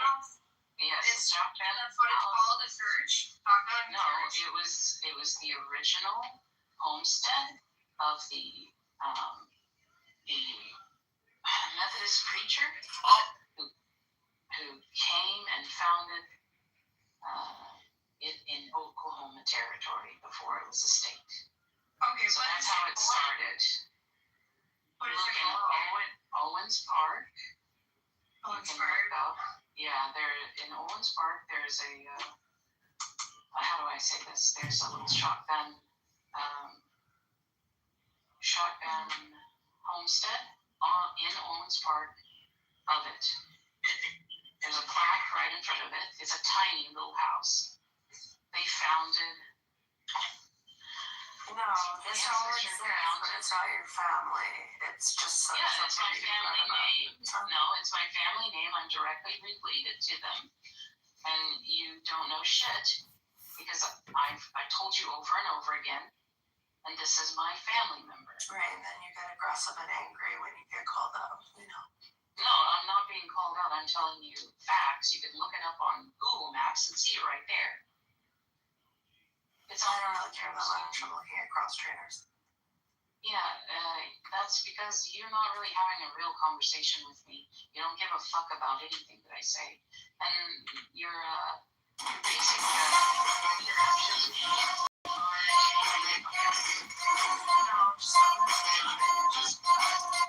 Have you ever seen Blood Yet? No, I really that implies that I care about you, and I don't. Okay, I'm not fighting with a crazy woman. I need to... You told me, why don't I stand up and stop letting people fucking bully me like you? Yeah. It's crazy. I know, because I was listening in because Bo live streams you from those rooms. That's great. So you're saying that you're a part of the family anymore. Are you? You don't want to know. Yeah, I'm related to the person who founded what's the surname?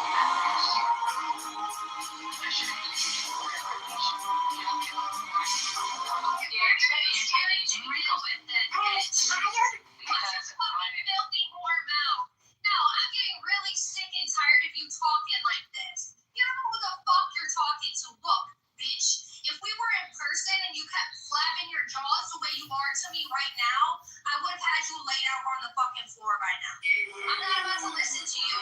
You go on and on and on and on and on about your motherfucking ancestry. And when I ask you a goddamn clarifying question, but you want to just keep fucking It's history time, and someone here who slanders him on the daily by putting up... Then shut the fuck up. If you're not going to answer any of my questions, you're going to be a 60-month bitch. Shut up, bitch. Shut up. I don't want to hear it. I don't give a fuck about what either, bitch. I don't give a fuck. I don't give a fuck. How about that? What are you talking about? Shut up. I don't because you're colonizing white It can settler never be fucking family, praised. That bitch. is real. And What, it's they not. came and raped the native population there? And that's how you got 1.1 whatever, like 20th, 120%. You got nothing in you. You're not Native American. You're a white woman, okay? You come from settlers. You come from the people who founded churches and stole the motherfucking land, bitch. You come from people who raped the native population. I don't give a fuck. You don't give a fuck to share it? I don't give a fuck. Shut up. You're a disgusting excuse. You're a disgusting excuse, bitch. Who removed her? Thank you. I just, like, really She's great to, like, let your anger out on, though. No, it felt good to do that, I'm not gonna lie. Yeah. It feels great, yeah. She's great. I was having fun with her at first. It was actually fun for me at first, but then she actually started to piss me off because I was actually looking into the shit because I was gonna ask questions because yes, that is exactly where my thoughts went. The first, because I do know the history of fucking Oklahoma. They separated the fucking land there. That's what happened. The settlers, when she said churches being founded, okay. Founders, question mark, settlers, question mark, pioneering, question mark. Right, exactly. So you are a part of the people who were raping and pillaging, bitch. Like, get the fuck out of my face. Right, no First Nations are founding churches and Methodist churches. Tom, Dick, or Harry, that's not going to end up in the list because it would take too long. You're talking about people may have communicated with that chain other than those that were dead before Kate that they went to. I mean that I physically met any of these people. Most of them I haven't. Yes, they did found the church. But that's on my European side. Exactly. So, like, honestly, if you're gonna make this thing like for real, we're not really looking at you as this. If you're completely fucking European, and maybe you have a great-great-grandmother that might be native, but that's because she was white settlers who was raped of every she fucking had. Like, I'm not listening. You see how, like, her hair is? She's so hot. She looks like that. Honestly, she lied. It's weird. Also, she's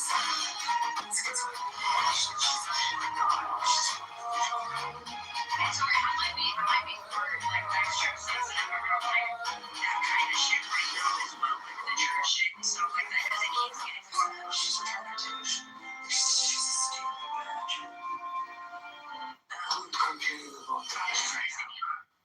It's like a lot of people keep bringing up the fucking what the churches did here. They're like, oh, like because of the Epstein. Yeah, that makes a lot of sense. I mean, the fact that they like fix seats for different people is kind of weird. It would be spitting this shit. Shut up, bitch. Yeah, no, definitely fix it. Yeah, punching back. She's been like a Bronx game. You just abuse. It's kind of fun. Oh, he was talking about your body. It was really weird. And what was he saying? He was like, oh, I'd like all of my girls to have like, wait, no. How did he start it off? He's like, I would taxes be collected from dead cattle and white harvests. Fear rule Egypt. Fear no army of the earth. Sacrifice slaves with swords. There is no shame in this. Strongest treat is not Pharaoh yields to the slave, but his counselors. Have someone Moses at your request. May you now free my people. Supply me, Pharaoh. You cannot resist the power of his God. I know not his God. Either will I let his people go. How long will you refuse to humble yourself before God? If you bring another plague upon us, it is not your God, but I who will claim the Nile red with blood. Is your father's father turned the streets of Goshen red with the blood of our male children? If there is one more plague on Egypt, it is by your word that God will bring it. And you will surely let the people go. Come to me no more, Moses. So let it be so there's this guy on this This son of slaves and his God announce that the world will not forget. These taxes we collected from debt. Everyone who hears these words of mine, Jehovah went before them by day in a pillar of a cloud. By the way, I found Kitover's Plus accounts because he forgot to use it as a plus. It's right here in the bucket. He's actively like getting him investigated. You didn't hear about the article that he worked for military intelligence? He is the feds. Is that why he records rooms? Yeah, most likely. You know, he's trying to get a And an awful lot of people have disappeared from the app. Like, think about it. Frank Cardone, whatever his name was, Ali Alexander. There was like, I don't know. Somebody told, I read some article when he was running for Congress about like his background or whatever, and he worked in military intelligence. So he probably is feds. That's why he is the way he is. That's weird. Yeah, I don't know. Adams is coming after him though. So, and I know Adams has a ton of money coming behind him. He's like, does it? I don't know. Well, like, my thing is like he records and posts so much; it's so oversaturated. No sane person. subscribe.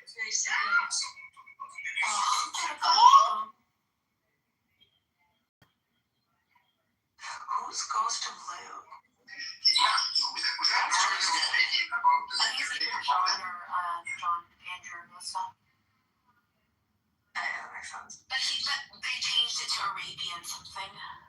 Just stop. You're not an artist. Next my viewers beg to differ. John Kitover, maybe. That's I was in a room with John Kitover, like in the audience, and that account came in his room. Yeah. So like to see if it was him, I was watching him on YouTube to see because it was writing in the audience. So I wanted to write in the audience to see if he's writing on camera at the same time, but I didn't have the patience, so I didn't wait.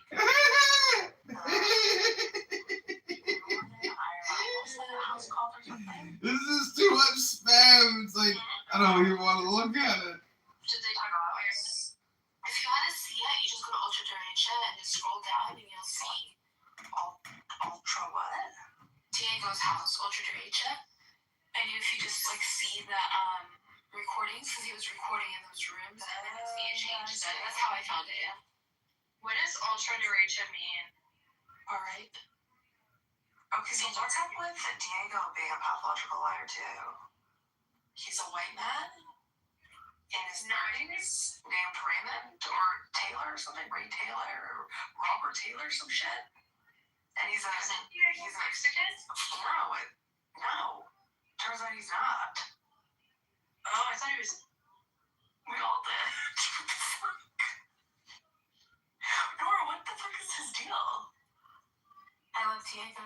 No comment. Okay, he's not in his 40s either. He's younger. He's like in his mid-30s.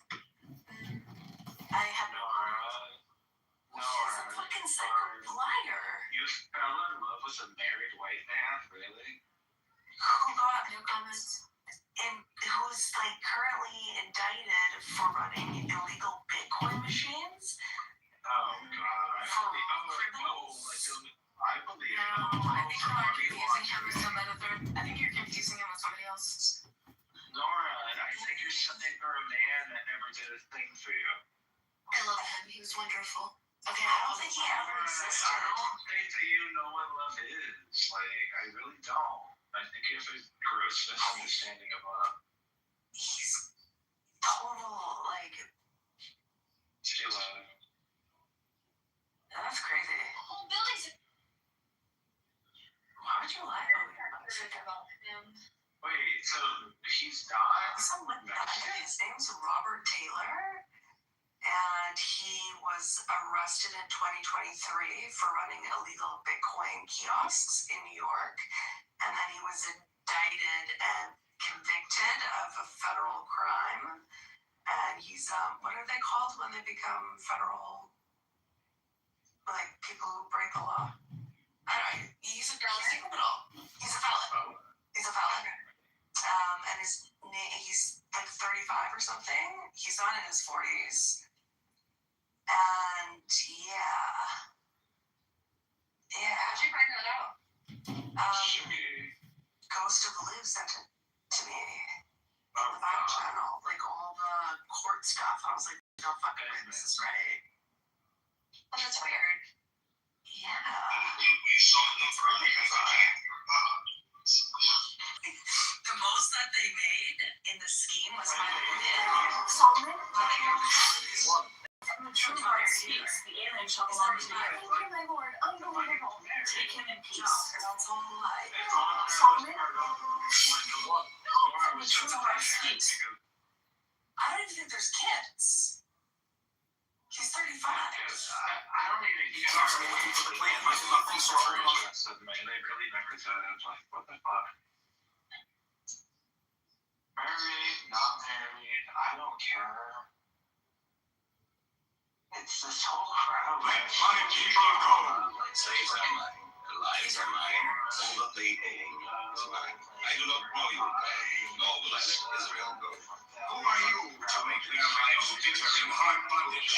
Men shall be ruled by law, not by the will of other men. Who is this God that I should let your people go? Aaron, pass down my staff before Pharaoh, that he may see the power of God. The power of your God is a judicial strength.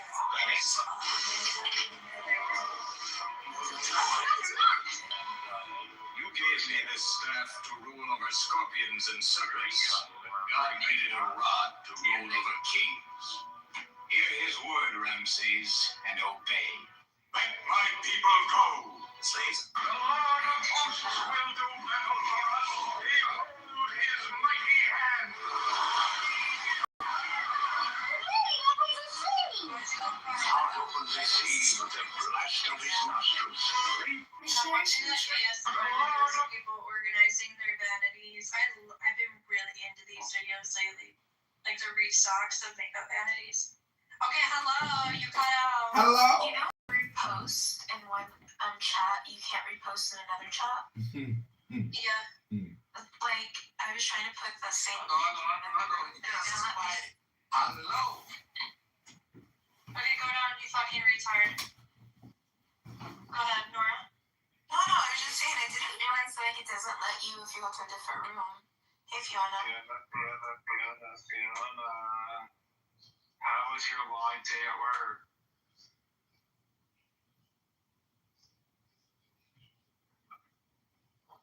Hello? Hi, Fiona. Fiona, you're muted. Hello, somebody. Okay, I don't think I processed what you said, Nora. No, me.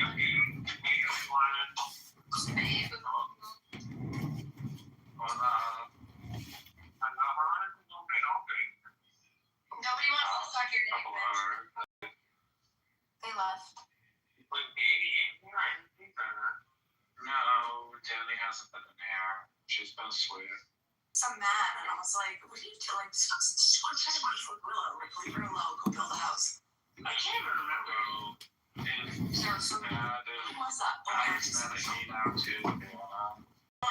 I wasn't on the screen at that time. What did you think? Matt's mad at me now too, because I might have yelled and removed him, so like I'm just not. You need to control that whole. I mean, I think he unfriended me. I don't think he's told me that he unfriended you, but he said he unfriended. He says he unfriended Lolly and some other people. I don't have to deal with what's going on. I didn't even know they still had beef.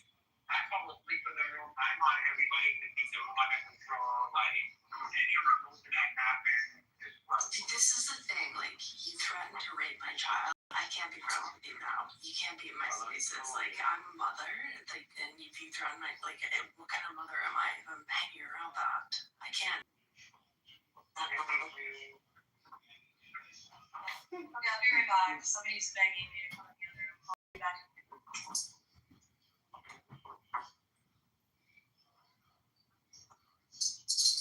Oh my God, we gotta stop, dude. Like, I specifically pull back and you can bring people sick, but not in a sexual way. Like, it's making you look out like that. Yeah. But if something happens again? Yeah, she was threatening to rape Nico's in LA, my daughter. Or he was. Again? Yeah, and I was just like, listen, I'm the mother, so you gotta go now because I'm not gonna be cool with somebody who's trying to rape my daughter. Like, I don't give a fuck who you are. It's done. I can't be spaces. You can't be in mine. It's, Yeah. I was told that all along, but it's weird. You can't threaten to rape my child other than be cool with me.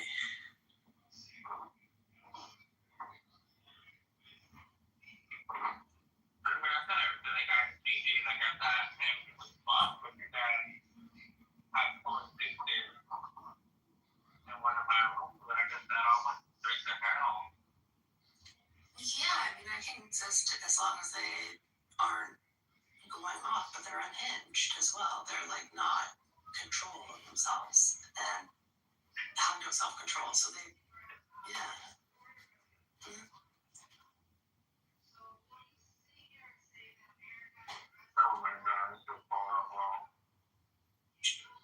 Yeah, it's bad. I really don't like it. Earlier when I was a bit closer to Danny, Bat had said something really fucked up about her kid, and I made Bat apologize to Danny. But yeah, Danny like would ignore all that and come for me still, but now I don't care. Yeah. Danny lets her sit again and again. Like, you only need to say it once. We're not fucking with you anymore. I can't fuck with that anymore. It's gross. It's weird. Like, threatening to rape 4-year-olds and 10-year-olds is too much.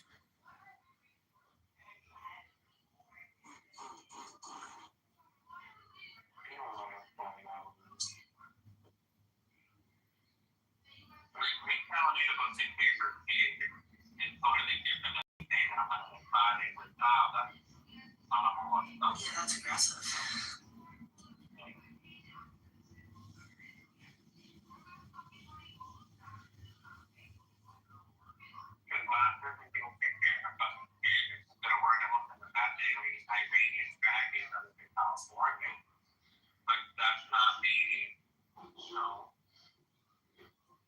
Oh my god, John.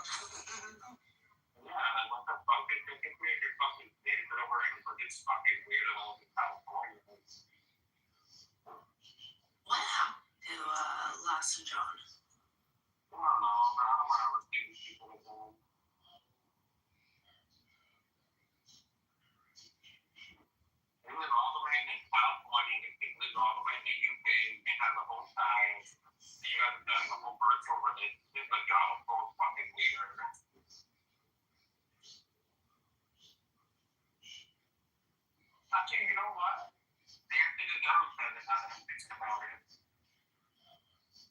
Do you remember John used to talk to that 16-year-old Turkish girl?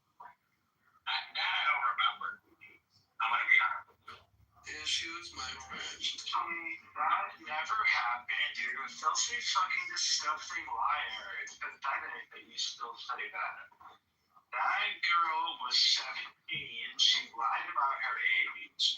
The only reason he found out that she was underage is because he saw on her Instagram that she posted a fucking 18th birthday thing, and then she admitted that she had been lying about her age. And it's disgusting the way that you ran around lying and slandering him in relation to that Dulcie stupid little Turkish girl, your little Taylor Swift fucking band girl bitch buddy. Wait, what? I don't even know who that was. Some girl that we never even really met. Like, just some fucking bitch that she knew. Some little fucking girl that Gigi knew. Because, of course, when we met Gigi was a little girl, too. A little boy, I should say. Oh, wow, Gigi, I know. You actually, it's so lying about the age thing. Like, you were freshly fucked by that old Muslim man when we met you. Jesus, I didn't realize that. I'm putting things in perspective. Yeah, one check in, folks. Realizing how young you are. No, but you're fucked up. Just, Gigi, don't say shit like that. You know